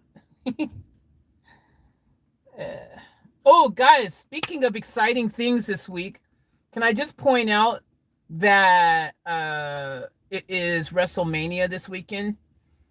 I do, MT, I have a multiple port, but this phone, the battery is faulty. It doesn't keep a charge properly and stuff. So even when it's plugged in now, like it's gotten to the point where it will still just sometimes shut off and not charge and stuff. So both of these phones are charging. This is my own one. That's one of the reasons I had to get a new one. This one's all cracked, duct tape. This one's been through a war. And as you can see, it is not in good condition. Front, back, everywhere. Crackety, crack, crack. Whackety, whack, whack. And so it just doesn't work well. It doesn't hold a charge. It doesn't do anything. And even when it's charging, it doesn't want to play ball. So yeah. So I only got one good phone, darlings. Not Monopoly. I can't flip the table over from here. WrestleMania. Yeah, guys, WrestleMania weekend. For you guys that don't know, this is WrestleMania weekend. This is the biggest date of the wrestling year calendar, sports entertainment, freaking WWE WrestleMania, aka WWF for those who haven't watched since 1980 or 90 or early 2000. WWE, ladies and gentlemen. Oh, yeah. And this is going to be a freaking good WrestleMania because Rated R Superstar Edge is back in the freaking main event with also the head of the table, Roman Reigns, and Daniel Bryan. That's one match for the Universal title. And then you've got freaking, well, how many people in here like wrestling for starters? Because no one watches it. It's no point in me even talking about it. It's like, you guys be like, why are you talking about wrestling, bros? We don't like wrestling up in her. I do need to go into Bunnings though. I can't wait till tomorrow or something. I really should go in there because I do need to get that freaking moisture stuff. Otherwise tonight I'm gonna not be able to sleep again. And this whole roof and everything is going to be wet and drip on me all over again. And the back sides and everything. And this thing is just going to get ruined.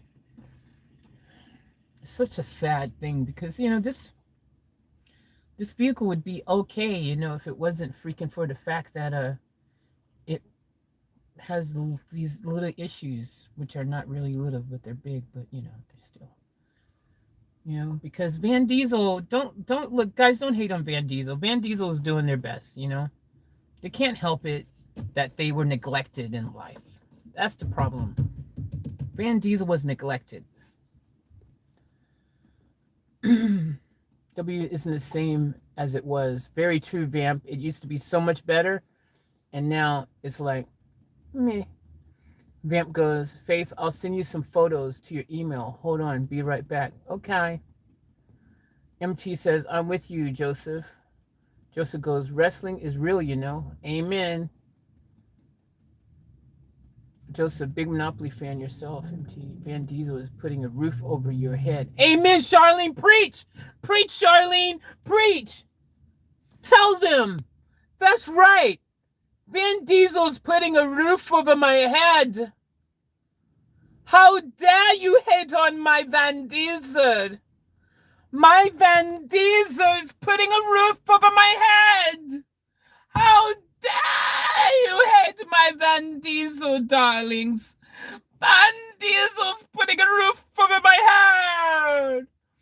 How dare you hate my Van Diesel? Van Diesel's putting a roof over my head. We are all a little broken. Oh, Charlene, that's so true and so sad. We are all a little broken. Just like turtles in the rain. With a big four-wheeler smashing out their brain. And it has an indoor pool. Put a plastic drop sheet on the roof with tape. Oh, you didn't know your ass better call somebody? Not wrestling is choreography. Choreography, sorry. Well, and it has an indoor pool. Hey, ain't nothing wrong with a van for a little indoor pool. Yo, man, you think your van is cool? Yo, dog, mine's got an indoor pool. What? Yeah, man. My pool is cool in my van. And it just only works when it rains, but it's still there. Not. It'll work on cold nights too. I'm sure I'll get condensation. What's up, Paul? What's up? What's up, Paul? Put a plastic drop sheet on the roof with tape. And then all the condensation will get in the plastic roof drop thingy, and that will form water, which later I can use to bathe with. Paul, I think you're onto something, man. That means I can recycle that water and use it to bathe with later. That sounds like a good idea there, sir. Maybe I can channel that water, maybe put some drainage system somehow, and I can have the condensation funnel its way over into a bucket. Hey, now we thinking, family. Now we thinking out the box. Now you're thinking out the box, you see. That's how you do it. Moisture suckers, stovetop, small fold-up table. Yeah, we need moisture suckers, the stovetop, and the butane as well, the little, and small fold-up table. Yeah. Right.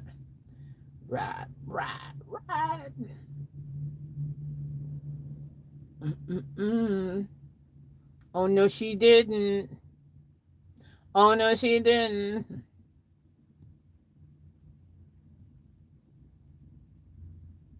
Joseph just emailed Faith some photos of me when I wrestled. What? What?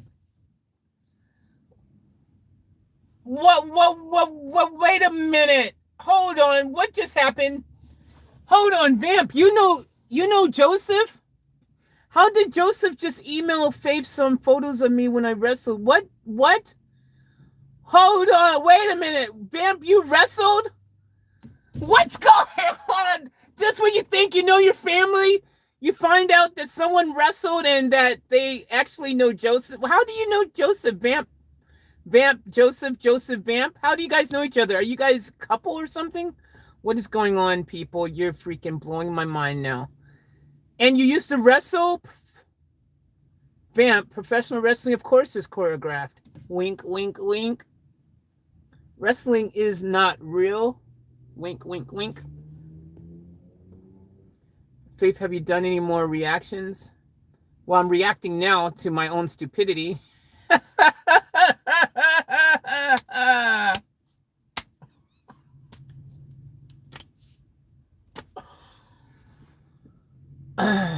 Charlene goes, well, the condensation is only your breath, Faith.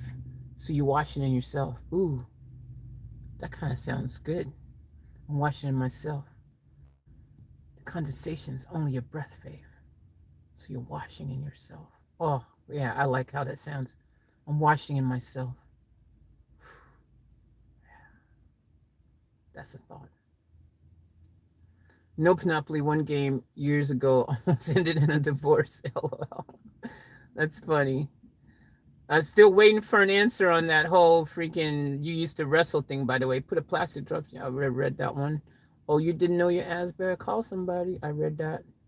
Let me keep going. Check your email, Faith. That's not good. I was replying to Joseph. Oh, what did I say, Vamp? I can't remember. Holy crap. Vamp used to wrestle? Oh, hell yeah.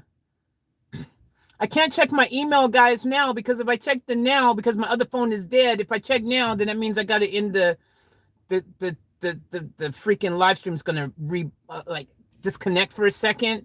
It's going to do the whole buffering thing, and then you guys are going to be like, oh my gosh, she left us again. And then I'll be like, no, boy, I'm coming back. So I'll look at them at a second. I'll look at them after I finish this. So, and Joseph, I just emailed you an old match of me on YouTube. What? You have an old match on YouTube too, Vamp? Oh my gosh, Vamp, who are you? Vamp, who are you? Vamp, tell me the link, please, Vamp, please, please. Vamp, who are you? Who are you? Which wrestling organization did you wrestle with? Was it WWE? Were you in WWE? Or were you in WCW? Were you in TNA? Were you in ECW? Where were you? Where were you at? Tell me. Jazzy said, snap.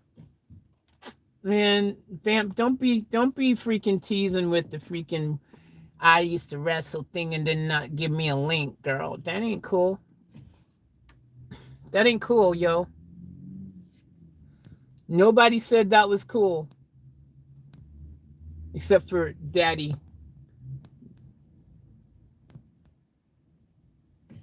Daddy cool.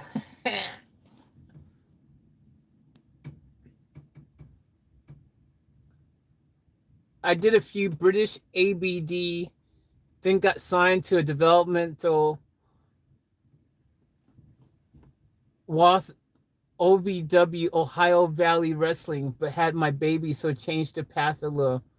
Wow!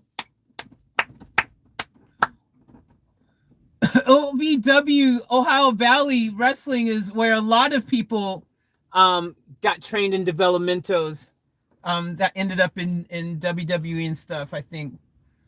Wow, man, that's dope. Man, that's super cool, man. Thanks for sharing, Vamp. That's freaking awesome. Man, that sucks. Imagine if you did. I mean, I guess it doesn't suck. I mean, I'm not saying that you having a baby sucked, because I mean, I'm sure that was awesome. But what I mean is, like, imagine if you didn't, if the timing was different and you ended up being able to go to pro wrestling. Jeez, man, that would have been so dope. I always wanted to be a pro wrestler on my list of millions of things that I always like to do and want to do. I would have did that. After OVW, you're given a character. WWE owned the rights to your personality. Man, that is so dope, man. Oh, Vamp, freaking hell yeah. That is stupid dope, yo. Vamp, can you still try? Is it too late? How old are you, Vamp? May I ask? Are you? I mean, age doesn't really matter, anyways. I mean, I know there's wrestlers who started getting their big break, like even in their 40s and stuff like that. There's still people wrestling into their 50s. Vamp, you're only 37. Vamp, go for it now. Vamp, where are you at? You're in the UK. Vamp, the UK scene right now, they've got NXT UK over in right now. The WWE has NXT UK.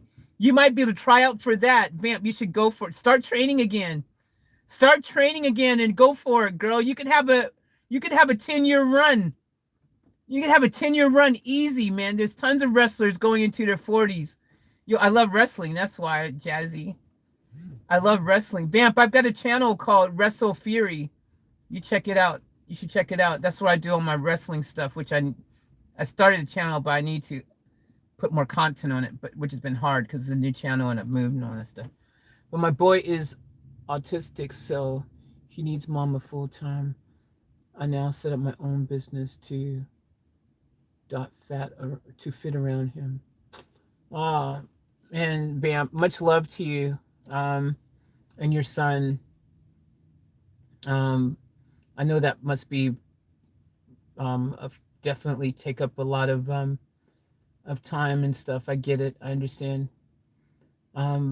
Much love to you, though, man. And that's beautiful that you are a loving mom like that, because there's a lot of moms and stuff who would have not even wanted to, take on that challenge. Unfortunately, some parents would have just been like, it's too hard and wouldn't be there, or even like just with regular, situations with work and stuff. Like some people in relationships, or like with their work more so than their partners, but some people are career orientated to the point where that's all they can see, and anything else, hell, they would have. I know some people who are so career driven that they wouldn't even freaking had the baby probably in the first place. They would have, once they found out they were pregnant, they would have been like, nope, not having any kids, man. I want to keep on with my career. So man, shout out to you for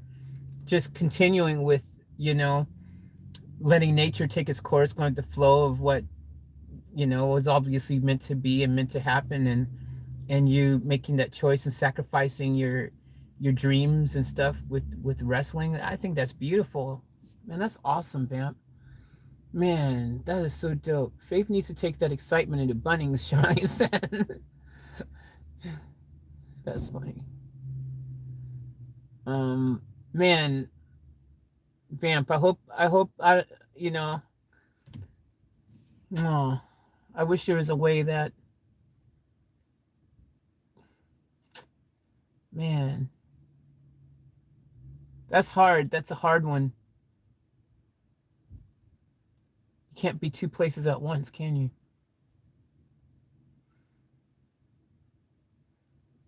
Jeez.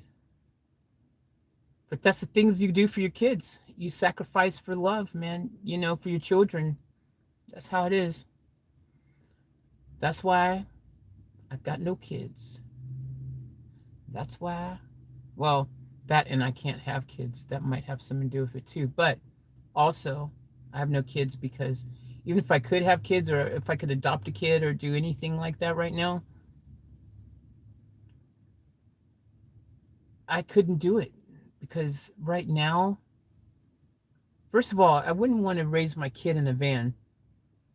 That would be like cruel. I'd be the worst parent ever if I was raising my freaking kid in a van. I know that there's parents and families out there that do it, but me personally, no, I wouldn't want my kid to. I couldn't afford to have a kid right now, like in my life. I couldn't give my kid the things that needed to survive and flourish. I don't think I could. I mean, I could do the good stuff, like tell jokes, read bedtime stories, make them laugh, be nurturing and all that stuff. I got that down pat. I have to be a good parent that way. But just from financially speaking and stuff like that, I couldn't give a kid what a kid needed, like as far as that side of things. My kid, if I had a kid, I want to be able to make sure they could have everything, like shoes and clothes and 3 meals a day and all these different things that, like, you know, and a reliable car to take them that they don't have to smell gas fumes in and stuff. Yeah, it's bad timing. But there is a time where I always wanted to have a kid at some stage if I could. It would have been really freaking awesome. I think I would be a good parent, but not financially right now. I wouldn't be able to give a kid what they needed from a financial stability point of view. But I can give them all the other stuff: loving home, positive, the positive things that one needs to grow and be a positive person on our planet and all that kind of stuff. I could do. Just, oh my God, Vamp is just a little older than my daughter. Boo-hoo. I'm really so lucky to have lived some great experiences. Absolutely, Vamp. Everything is a blessing and everything happens for a reason. And that's really cool that you were able to have the opportunity to be able to even just experience it. At least you were able to do it for a bit, And now you have a beautiful, child in your life and stuff as well that you get to teach and to love and to hold and all those beautiful things that come with being a mom. So that's probably the best job on the planet. You can be a mom. I think that's probably the super job on the planet anyways. Yep, Charlene, that's right. When you become a mom, you do what you got to do. MT said, Vamp Diva, bless you. Yeah. Jess said, my youngest will be 36 years old in July. Oh, wow. That's cool, Jazzy. Vamp says, so many females back in my day, as a female, give up a lot to wrestle. Yeah. It's different for women in the industry. Yeah. Exactly, Charlene. Yeah, Giselle, I remember you telling me she's 35, 36. Wow, Jez, I didn't know you were so old. Wow, LOL, Joseph said. She's my baby. Joe, I'm 60. 60 is not old. 60 is the new freaking 30, they're saying, man. 60 is like the new 30. They say that all the time. Well, they say 60 is a new 40, technically. I've heard 60 is a new 40, but some people, depending who you talk to, they say the 60s, but 60 is not old anyways. Whoever you talk to, 60 is still young. There's never really a perfect time to have a bubba, but you make it work. I hear you. I hear you, Vamp. Vamp Diva 60, still to 21. Yep, exactly. I'm teasing, kind of, Joseph says. Sharon goes, exactly, Vamp. I was 19, and I'm so glad I had my boy when I did. We grew up together. He's my best friend. Wow, that's beautiful. That is so cool, Charlie. Vamp said, I don't regret anything. He's my only, and his dad was my first and last. Oh, wow. It's just been my boy. And he'll be 14 this year. He's still a baby. Wow. Wow, that's amazing.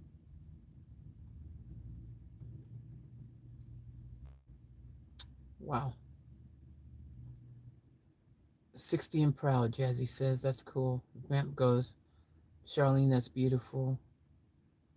He was diagnosed non-verbal, and last year on my birthday, he said, Mama kiss. Oh, wow. That's crazy. Oh, my gosh, guys. Tear up for that. Oh, my gosh. Oh, my gosh. Oh. Wow. Wow. Charlene, I was 19 when I had my first baby. You and I, Charlene, I was 19, daughter born. Wow, Vamp. Looks like we all had kids at 19. That's wild, Joseph says. And then Charlene goes, nah, Vamp, what a beautiful gift. That is beautiful. 19's a good age, Jazzy says. By last, I mean never been with anyone since him. Been Snake 15 years. Wow. It's amazing, Vamp. Oh, single. Been single 15 years. That's what I've read. Been snake for 15 years. I just assumed that was like some UK slang for single or something. Dennis goes, girly conversations. We spent a whole day breaking down the word banana. LOL. You guys are so funny. Vamp, my heart is with you. My heart is with yours. Wow. You guys, I love when I read these type of stories that you guys are writing. These type of comments is just so incredible.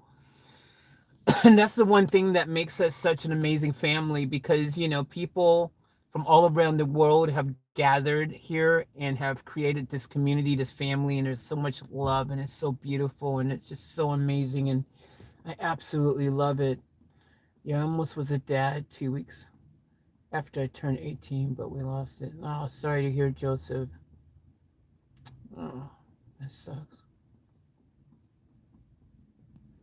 Wow, family. I love the sharing of stories, guys. That is so beautiful. It's good to find out the journeys and the different things that you guys have experienced, and that the road and the paths that you guys have been on. That is super cool. That is super cool.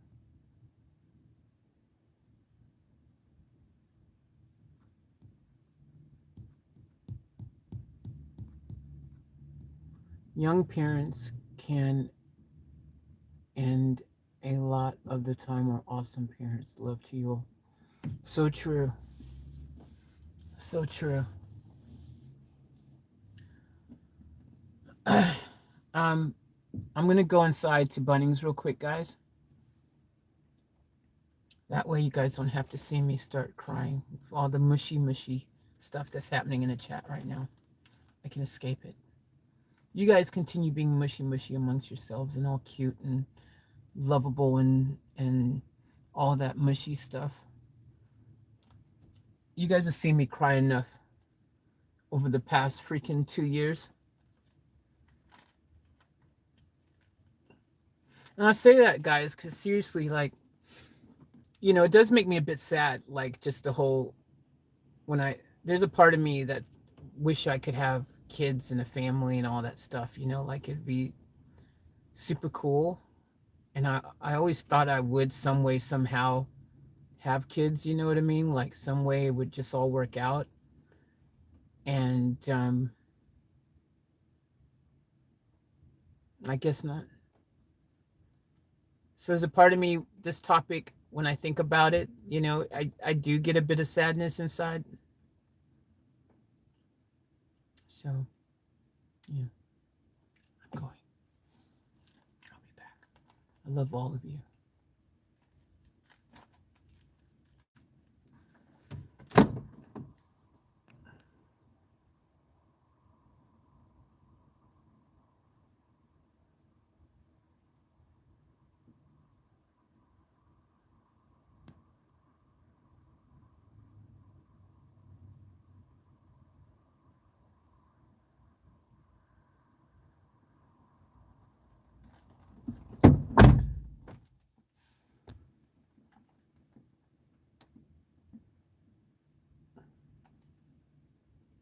Love you too, Jazzy. Joseph says, my daughter and I are like best friends now until she steps out of line. Haha.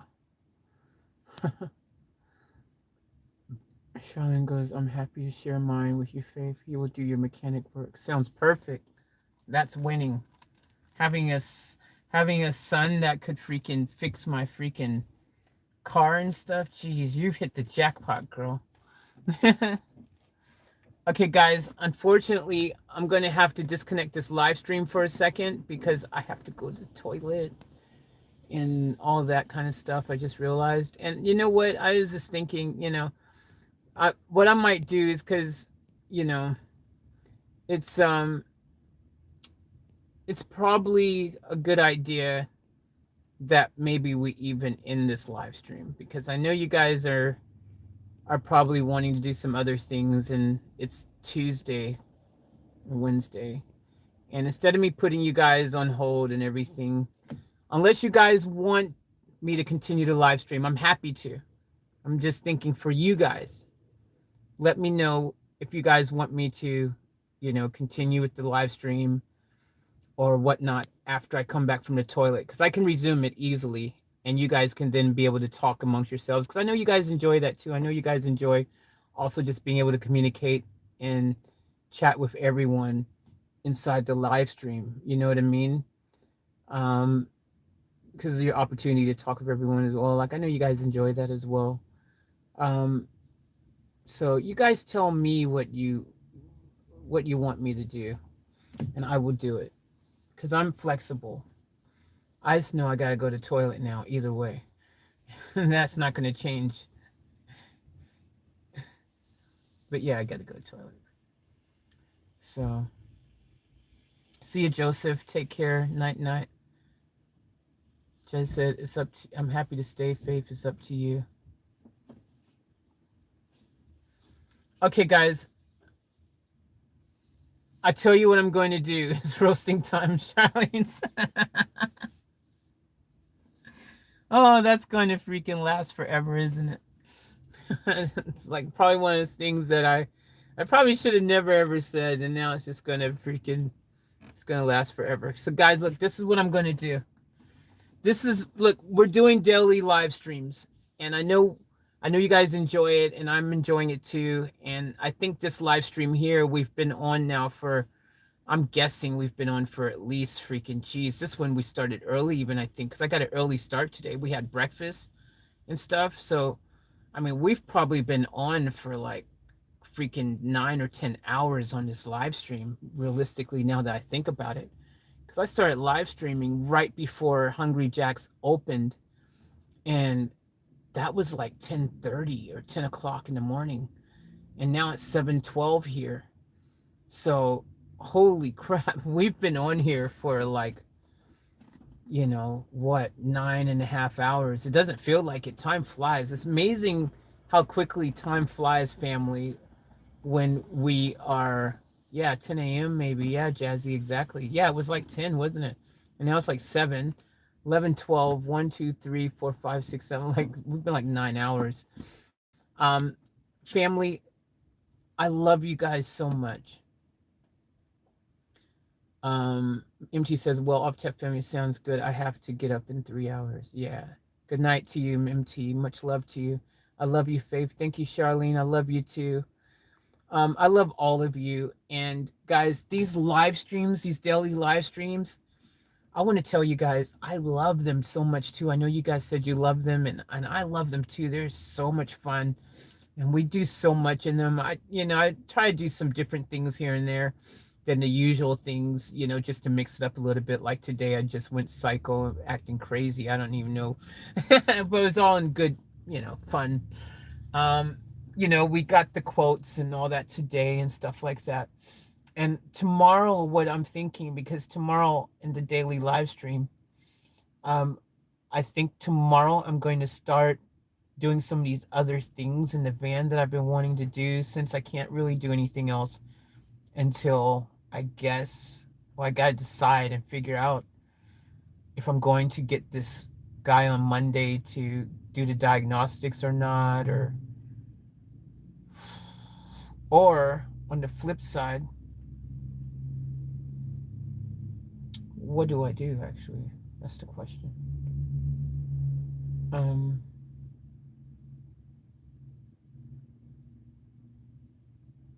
I might be able to take it around tomorrow morning. I actually have an idea. There's this, you remember that place that I called, and I told you guys, they said, they're the ones in Namber, they said between 500 and 3,000.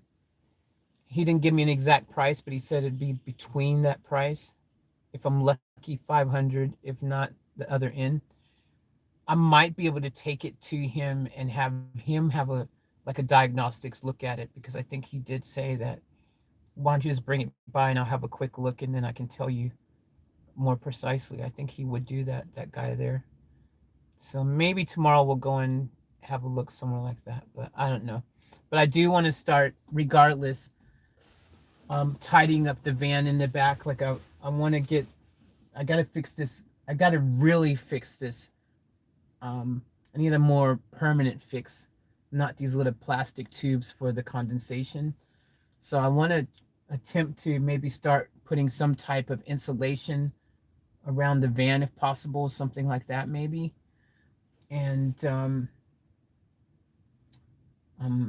maybe also, because at least if I can get the insulation, maybe the insulation, if I can get the right type of insulation, like, you know, the shiny reflective looking insulation, silver one,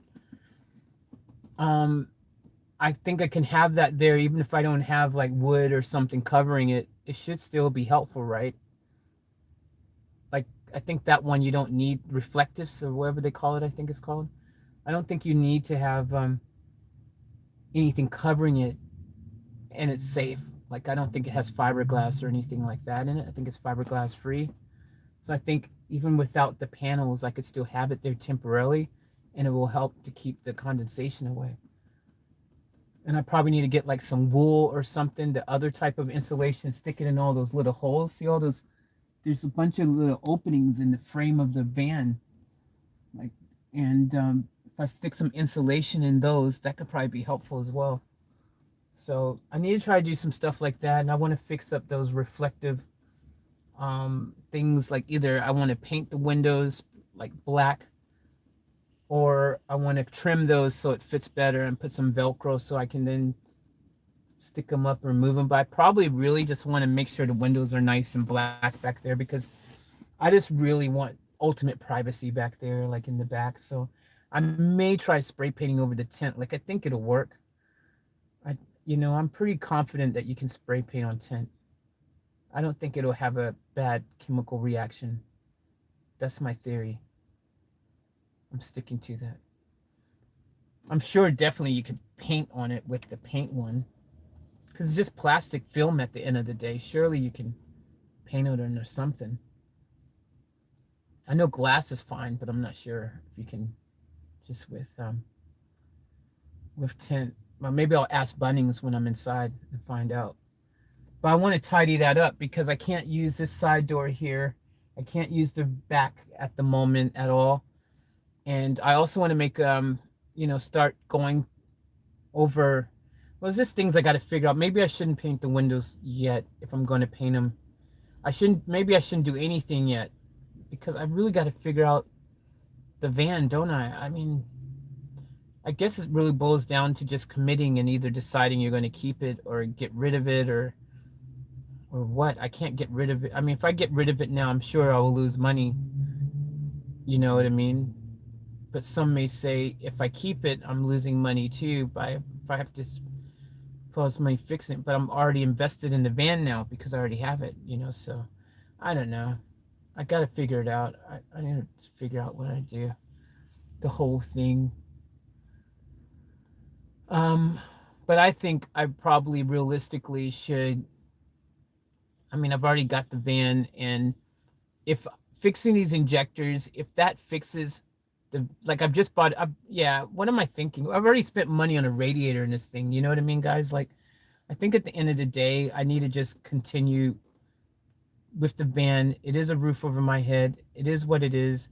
I've already got it. I'm stuck in a situation, and I just got to just get it fixed. These other little things, if I get once the injectors are fixed, I mean, this is a great van. And if I get lucky, who knows? If I get lucky and it's only going to cost, less than $1,000 to fix completely, we're laughing. I mean, this van is otherwise, besides the condensation leak and the high oil thing, which again, I think that high oil light is related to the injectors. I'd be willing to bet $1 million that once those diesel injectors is fixed, then that light will fix. And if it doesn't fix, then I'll be convinced to think it's probably just a sensor. And that's easy to check, because the sensor for something like that isn't that much. That's like a cheap thing. So yeah, we're already in the van. The van's not going anywhere, guys. I think that's the decision. I think this is the smart thing. I've already spent money in it. It already owes me money. I've already freaking swapped my other car for this. I mean, and I don't think I could sell this as it is and and make freaking enough money to get a different van. I mean, I would probably end up having to get rid of this van and my car in order to get a replacement van. I would guess at this stage, because I don't think I could sell this van by itself for enough money in its current state. Well, I should say, honestly sell the van. Do you know what I mean? And I would want to do the right thing by someone. I wouldn't want to pretend like this car is fine and it doesn't have an oil leak or something. That's not who I am. So I wouldn't want to try to do what whoever this guy who had this van originally and traded it in, probably knowing it was all effed up. So if I got it fixed first and then I sold it, then there's no point to sell it, because it's like fixed and it's running right. So then I would just keep it. But I think maybe, guys, ultimately, maybe I just need to be in gratitude and thankful and happy for what I have. And it is what it is. And just accept that this is what the situation is, and just do my best to fix Van Diesel up as good as I can, as quickly as I can, and just show Van Diesel love, you know, like, because poor Van Diesel, it's not Van Diesel's fault that it was neglected, you know. And I do like my van. I don't want to give you guys a misimpression that I don't love my van. I mean, I love my van. It's just it's pretty stressful and stuff, having to know that it's in the condition it's in at the moment, you know, and breathing in these fumes and stuff. It's not really fun.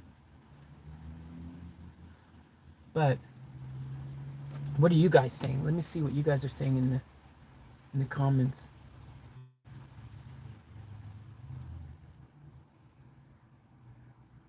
Go roast, babe. We will see you tomorrow. Love, love all. Yes, I remember, Faith. Can you call him first? Or maybe buy a tarp or something. Depends what it's made of, and you need something that is mold resistant. Ah, okay. Depends what it's made of. And waterproof, and you won't have a roof over your head if you get rid of it. Exactly, Jazzy. So true. This roof over your head at the moment, it's not perfect and it needs work, but it's worth plugging away at it. I think so too, Charlene. I mean, it is a lovely van outside of the little issues it has. I mean, it is a nice van. Like, I mean, like I said, similarly, I can't even speak now. Similarly, why can't I speak now? Similarly. Oh, say similarly fast, guys. Similarly. Sounds weird saying similarly. Huh. I never noticed I couldn't say similarly. But similarly priced vans, I mean, similar vans to this van right here, the same model and things like that, like, I've looked around, like, they're usually, like, pretty pricey, man, like, to get one. If I went out, I've seen one of these vans, and it was like 3 times what I paid for it. What I paid for this van. It was the same year and everything. So I'm like, geez. And I was just looking around, like, these vans are worth quite a bit on the market, you know. Well, ones that are probably running good and probably have half the Ks too and stuff, but still, you know, at the end of the day, you know, it's home. It's a roof over my head, and who cares? You know, we've got a story and a history together now, this van and I. I think the thing is we just got to make it feel loved. You know, let's just give it lots of love. And yeah, you know, it is a roof over my head, and I'm in gratitude for it, and it is what it is. And if once we get it fixed, it's fixed. And at least we now know the history of this van going forward. You know, I know now I can go, look, I've changed the injectors in this van. I know I've changed the radiator in this van, you know, like stuff like that. I'll know the history of the van. And so when things go wrong with it, I'll instantly be able to know, okay, it can't be that, it must be something else. You know what I mean? I don't know. Plus these Mercedes diesel engines, apparently they do last a long time. They can go forever if they're looked after. I think there's a way to save this thing still without having to do an engine swap. That's what I think. But I don't know. I think maybe this diagnostics thing could be a good idea, because at least then maybe, you know, I would have a definite answer as to what's wrong. Maybe that is a good thing to do. But I'm thinking maybe tomorrow I'll go to that first van, the first quote, or not the first one, the second one. The one I called on the phone, third one or something. I don't know. I'll figure it out. Hey, Michelle, I'm back. What's up? Welcome back. Just went to the cinemas. That sounds dope. Lock your self door, Faith. Yep, I was getting ready to walk out, but I'll just lock it while I'm still sitting here.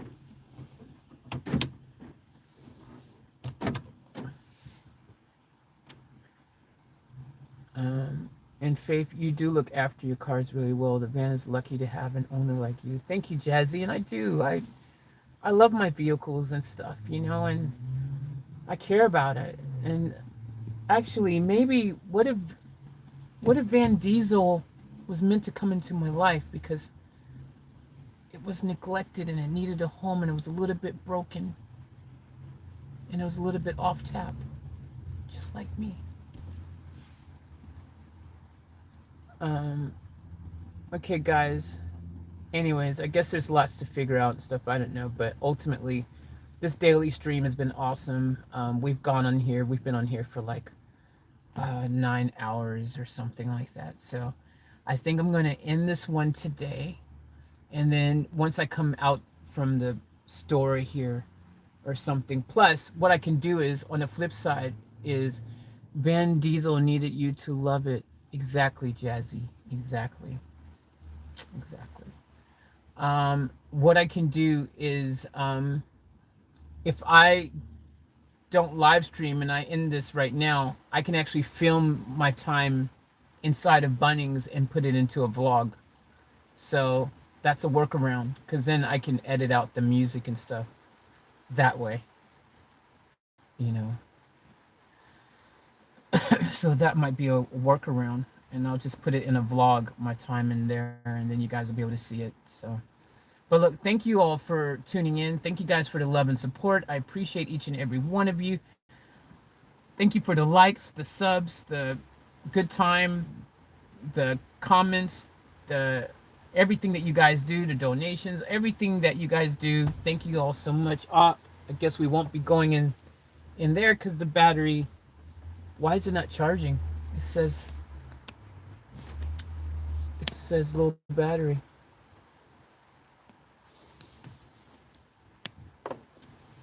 But thank you all so much for everything. It's only 9% battery. How is that possible, bro? Thank you guys. I love you. And I'm going to end this one here, but I'll be back tomorrow with the daily. And I may also, there's a good possibility, and I know I keep saying this every night, but last night with the whole freaking it just kind of ruined everything. But anyways, look, there's a good possibility there will be some other video or something uploaded before midnight tonight. Most likely within the next 4, maybe even a couple hours or something. I may put something up. But I think it might be a good idea to let the van charge and stuff. Peter goes, hey Peter, by the way, welcome. Peter goes, how do we get the 15.1K subscribers to get this message? If we all contribute small change such as $1, then you would have more than enough. Exactly, Peter. Exactly. I asked myself the same question. Because I don't know where my 15,000 subscribers are. It's really weird on my channel, just in general. Like, you know, you look at the views on my videos and stuff, and it's like, dude, like, I've got 15,000 subscribers. Where are they? You know what I mean? Where are my subscribers? I want to know. Matter of fact, I'm going to make a video called, Where is my subscribers? Where is my 15,000 subscribers at? That's what I'm going to make a video called Where is all my subscribers at? A call of action. Thank you. You just gave me a very good idea, freaking Peter. That was freaking awesome. Good question. I want to know where they are. Seriously. I have 15,000 subscribers, but you wouldn't know it from my live streams and from my my views on my most of my videos and stuff. And don't get me wrong, look, I'm appreciative. Like I said, I'm appreciative of only freaking 5 people watching my live stream, whatever. It's all good. Like it is what it is. I've got my loyal family members. You guys all know who you are, the ones who freaking rock and roll with me on the regular. And I appreciate each and every one of you so much. You know what I mean? Like, it means the world to me. So at the end of the day, I've got my diehards, you know, my day ones, and I love you guys, and I thank each and every one of you, and that's freaking awesome. But I do ask the question, where is everyone else at who's subscribed to my channel? Like, are they not getting notifications? Are they invisible? Like, what's going on? Why don't they? What happened? I mean, they subscribed to my channel. What's going on? Like, seriously, man, it blows my mind. It blows my mind.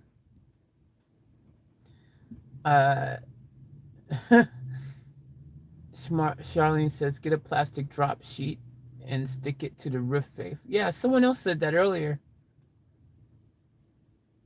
Was it Paul who said that? Hi, Peter. Calling all girls, calling all guys. That should be a song. I don't get your notifications. See, Vamp, I think a lot of people aren't getting my notifications. I don't think it's just you. It's crazy. I don't understand. Like, and I remember I had that problem early on. Guys, that's the other reason I remember saying something's wrong with my channel. Because everyone would always say, I don't get notifications and I've got all notifications on. Like, bro, why aren't you getting notifications if you got all notifications on? Yep. See, I'm remembering now, guys, exactly. These are the things that I ask myself, because I'm like, something doesn't add up, man. Like, why aren't people getting notifications when my channel, even though they've got all notifications on, why don't people, you know, like the comments is disabled magically? Why is that happening? Like, my channel, something's wrong with it in the back somewhere deep in YouTube. I really believe that there's something that the computer, the algorithm, something's going on. There's some type of glitch or bug that's keeping my channel from being able to get the notifications out right for people to know what's going on with it, because it doesn't make sense. There's a lot of people who say, I didn't know you dropped a video to me. I remember so many times people go, oh, I didn't know, I didn't get a notification. So I don't know. Anywho, I love you guys, and thank you guys so much for the love and support. I even hit the bell. Vamp said, yeah, I don't know. Vamp, it's confusing. I have no ideas.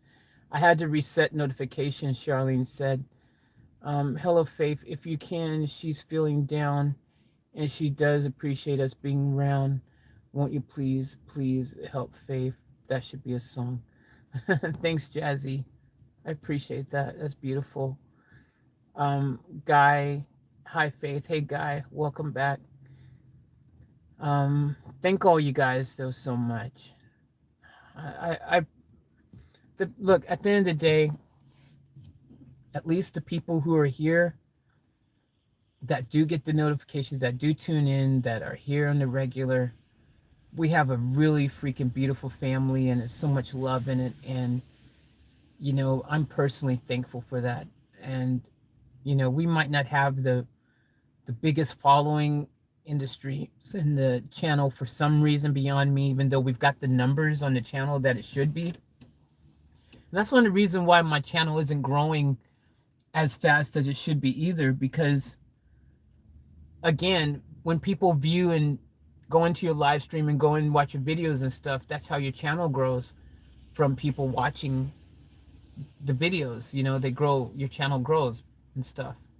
And something is just hampering my channel. I don't know, it's a great mystery. But anyways, guys, I love all of you guys, and thank you for hanging out with me. And I will definitely 100% obviously see you tomorrow for the regular daily live stream. But there's a great possibility that I'll be dropping some other videos prior to that, from tonight, over the next few hours in particular. I'll probably be dropping something, a little something. Now, the most important thing that I need you guys to do, listen, you 11 people that's in here, my screen's saying 11 people. I don't know if there's more left in here. A lot of people left when I said I was leaving ages ago. I said a few times, but anyways, look, guys, this is what I need you 11 people to do. Okay, yours says 12. Okay, you 12 people, 13, 14. All right, look, everyone who's in here right now, do me a favor, because this will be very helpful, extremely helpful. Okay, it's a little bit, it's going to take you a few minutes to do this, but if you do this, it's going to be really helpful. And it's going to make things better for you guys as well, because as you guys know, I've got my channels. Now, what I did, if you look in my upload, which video is it? Look at my latest upload on, not my live stream, but my latest just regular video upload. I believe in that last video that I uploaded on, as far as that wasn't live stream, but just regular upload, I'm pretty sure that I went and I updated my links, okay, and made sure all the links that I have are there. So in the description of that video, now I've broken it down. You should see, it should say my new reaction videos on my new reaction channels, subscribe to my new reaction channels. Then you'll see one that says subscribe to my car life, off-grid life, van life channels, or something like that. And then you'll see one that says subscribe to my other off-tap channels. And then finally, you'll see one that says subscribe to all my channels. Now they're all in a row. The first thing you're going to see is support the grind in the description. After you see the title of the video and all that, it'll say support the grind. But you'll know you're in the right place if after that you see subscribe to my new reaction channels. Subscribe to my car life, van life, grid life channels. Subscribe to my other off-tap life channels. And then finally says subscribe to my other channels.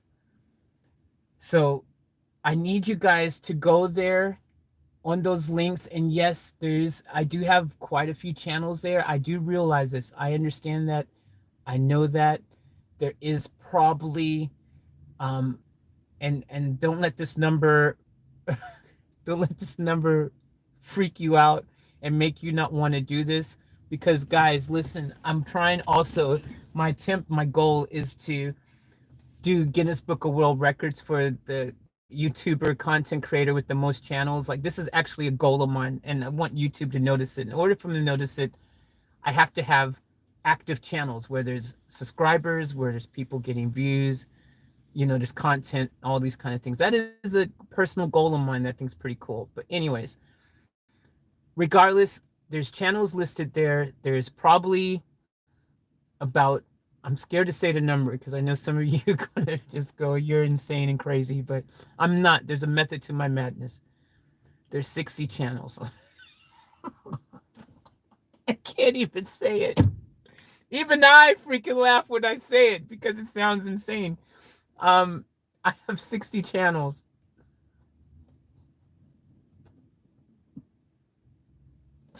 I can't even say it. Oh my gosh. What the fuck? 60 guys, plus your interview channel. I'll go do that now. I wouldn't like some of your other channels. Yes, there's 60 channels. We'll do favor. I looked for If Theater Day. I'm subscribed to about 60 or something, but one is Gerald and like 60. What the fuck? One for every year Giselle born. Yeah. So yes, it was 50 originally. I was trying to do 50. Originally it was 50. That was like the United States of Off Tap. 50 channels, like the United States of America with 50 states. I had 50 channels. Somehow I had like 10 other ideas that popped in my head, and I went, ooh. I want to make that channel and that channel. Anyways, I counted last and I have 60, even 60. Now, there's part of me that think it'd be cool to have 100, but I'm not gonna, I'm not gonna make 100 channels. For you guys who know the history, thank you, Guy. I appreciate that. Vamp goes, oh, 50 original LOL because 10 less is better. Yeah, look, guys, there's a method to my madness. I know it sounds insane. Like, I mean, it sounds crazy for me even to say it, but my goal, I do have a goal. Like, imagine I'm the content creator with the most channels, the most videos. And here's my thoughts. Okay, look, it's quite easy to see that it's something that is manageable for me. Well, look at it this way. Last year, in 1 year, I did over 1,000 videos, right? In 1 year, on one channel. That doesn't count the videos I put out last year on my Faith Chase channel, my Cross Effects channel, my Beats Fried Up channel, my Recipe, like all these other channels that I did content on. So my thing is that content could have been easily spread across all my channels and they all would be flourishing and good, you know, because they're all different concept channels with different niches and stuff like that. You know what I mean?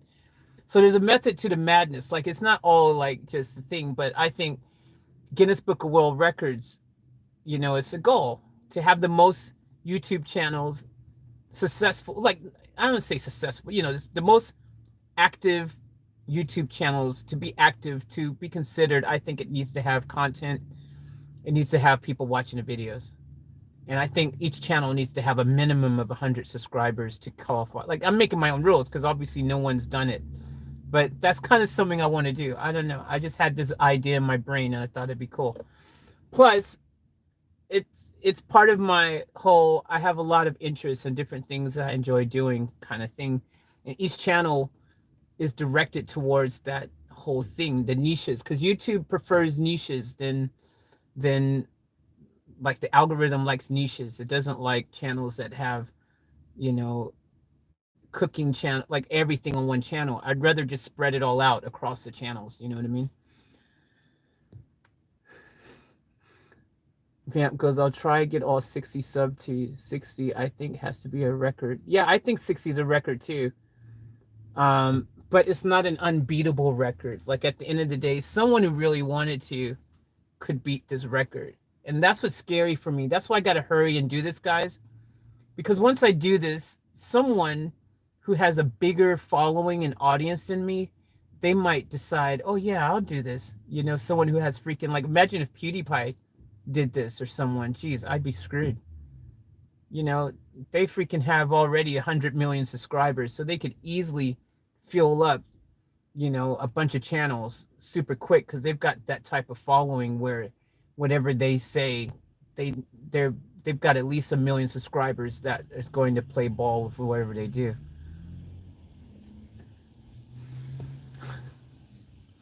If you don't leave me on what? It's because I'm still subscribing to all her channels.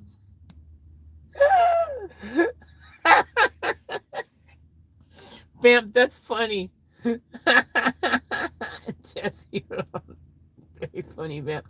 I mean, look, realistically, guy said don't push it. I will recheck. Look, realistically, guys,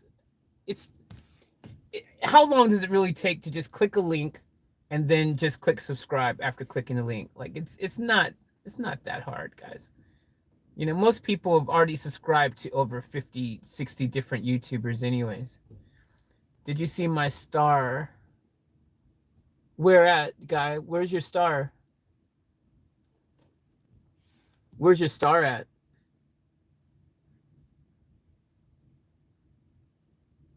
Where's your star? Where did you see my star? Where at? Are you talking about in Hollywood? Where you you got a star in the freaking Hollywood Walk of Fame or what?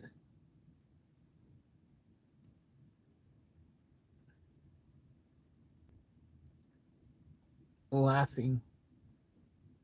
What star? What's going on?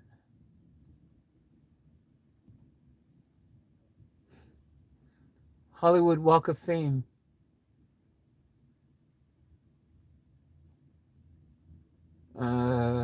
Guy, don't be a victor. Don't start telling me things. I'll believe it.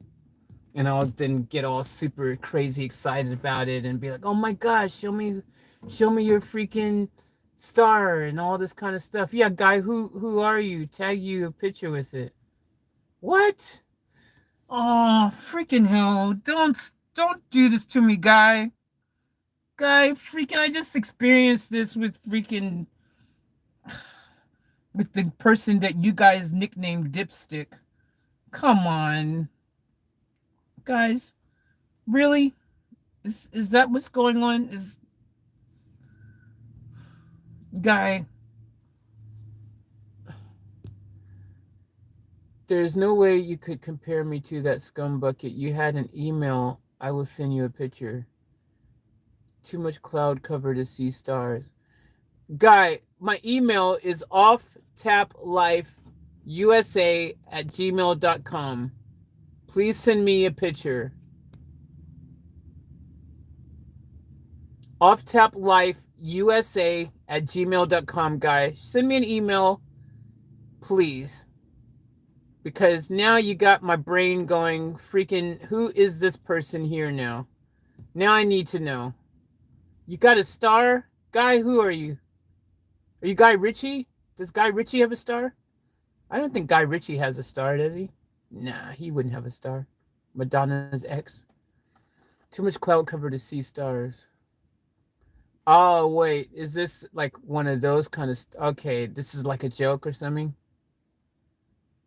Is it April Fool's... What's today? Vamp goes, no, Guy Ritchie doesn't.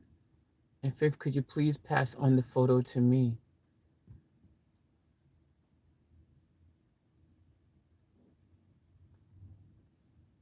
Guy, can I show this photo that you send me to other people, or is it top secret? Let me know.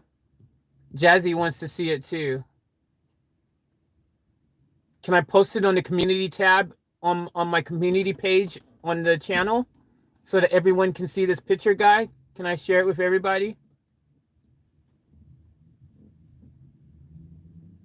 Yep, Vamp wants to see it too, Guy.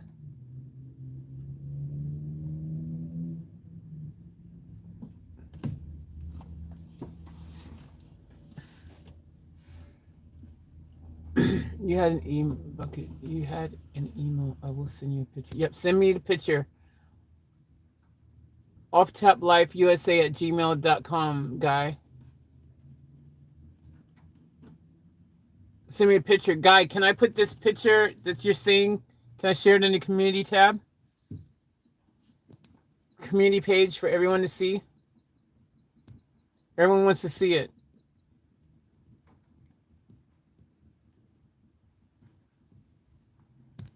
Who's Guy Mitchell?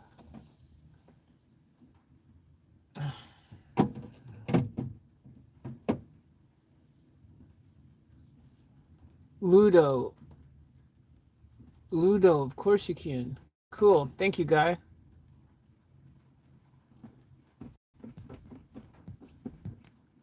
I appreciate that.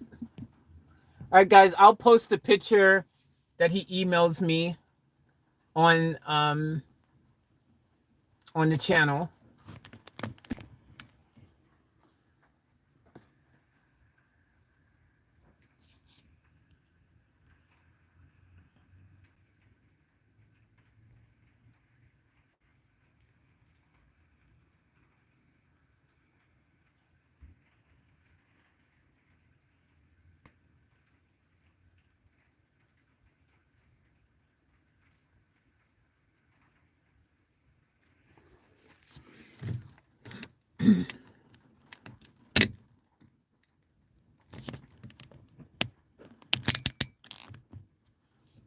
Yes, you can. I'll leave and add the street location.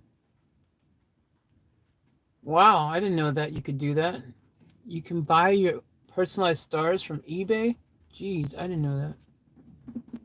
I'll leave and add the street location. Wow, that's dope. How cool is that?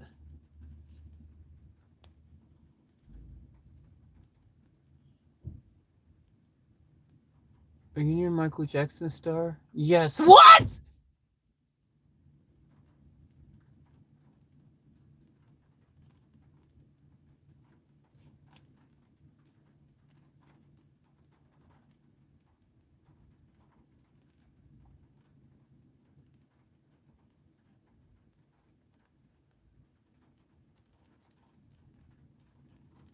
What?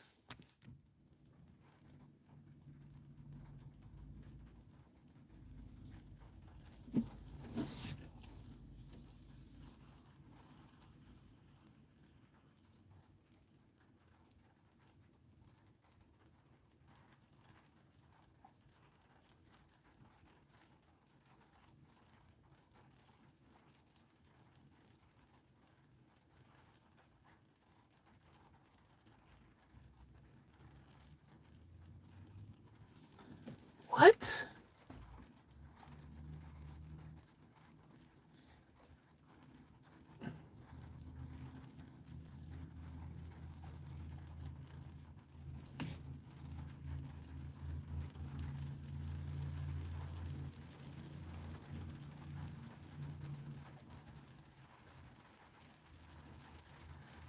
Okay.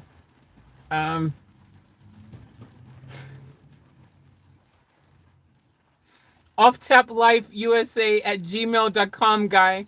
offtaplifeusa@gmail.com. Send me a photo through ASAP, guy. Send me a freaking photo through ASAP. Holy crap, guys. Send me a freaking email. Holy crap.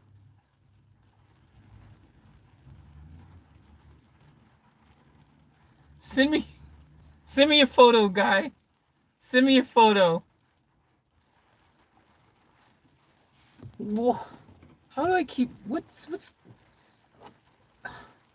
what?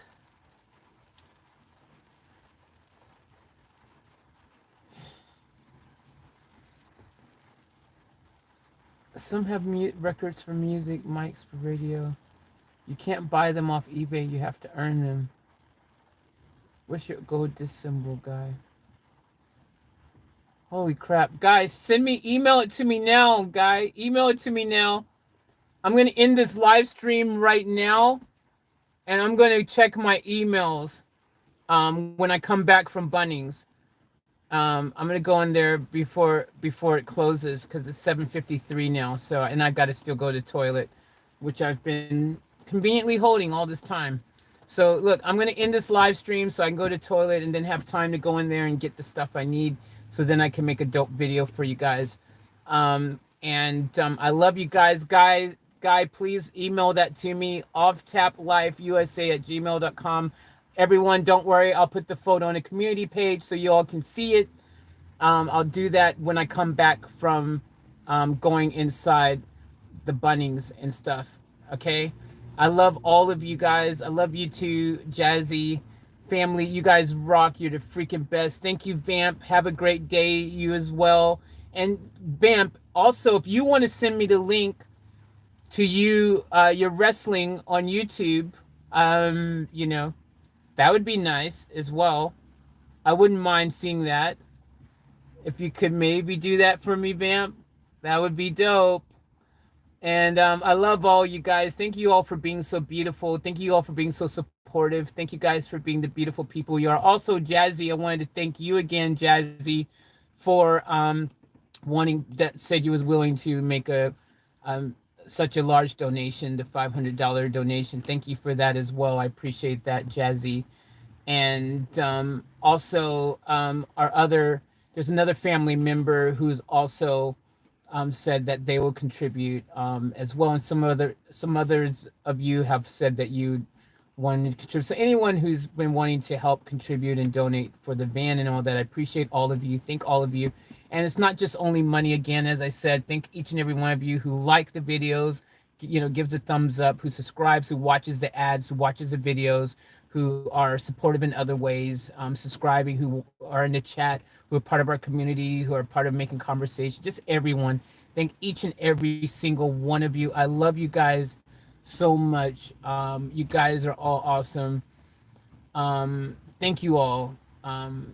There's no words for just what all of you guys do for me. My entire family, all of you guys are amazing. And I love the love that we have in our community. And I love seeing you guys love each other and the bonds that have been created, the friendships that have been created around the world. Thank you all. I love you. I'm going to end this video here so then we can, I can do those things and I'll chat to you guys. As always, thank you. I appreciate that, Jazzy. Vamp goes, Giselle, a hero for that. Thank you. No problems. Let me know when you need it and it'll be there. Thank you so much, Jazzy. I appreciate that. Sleep well, Faith. I will. But I want to get these other videos out first. Cher said, good night, all. Thank you, Cher. Thank you for tuning in. And this was your first day, Cher, you said in the chat. So thank you for coming in. Appreciate that. And welcome to the family. We're glad to have you here. Thank you all so much. As always, guys, remember to live each moment to the fullest and to keep it off tap. I'll catch you guys later. All right. Peace out.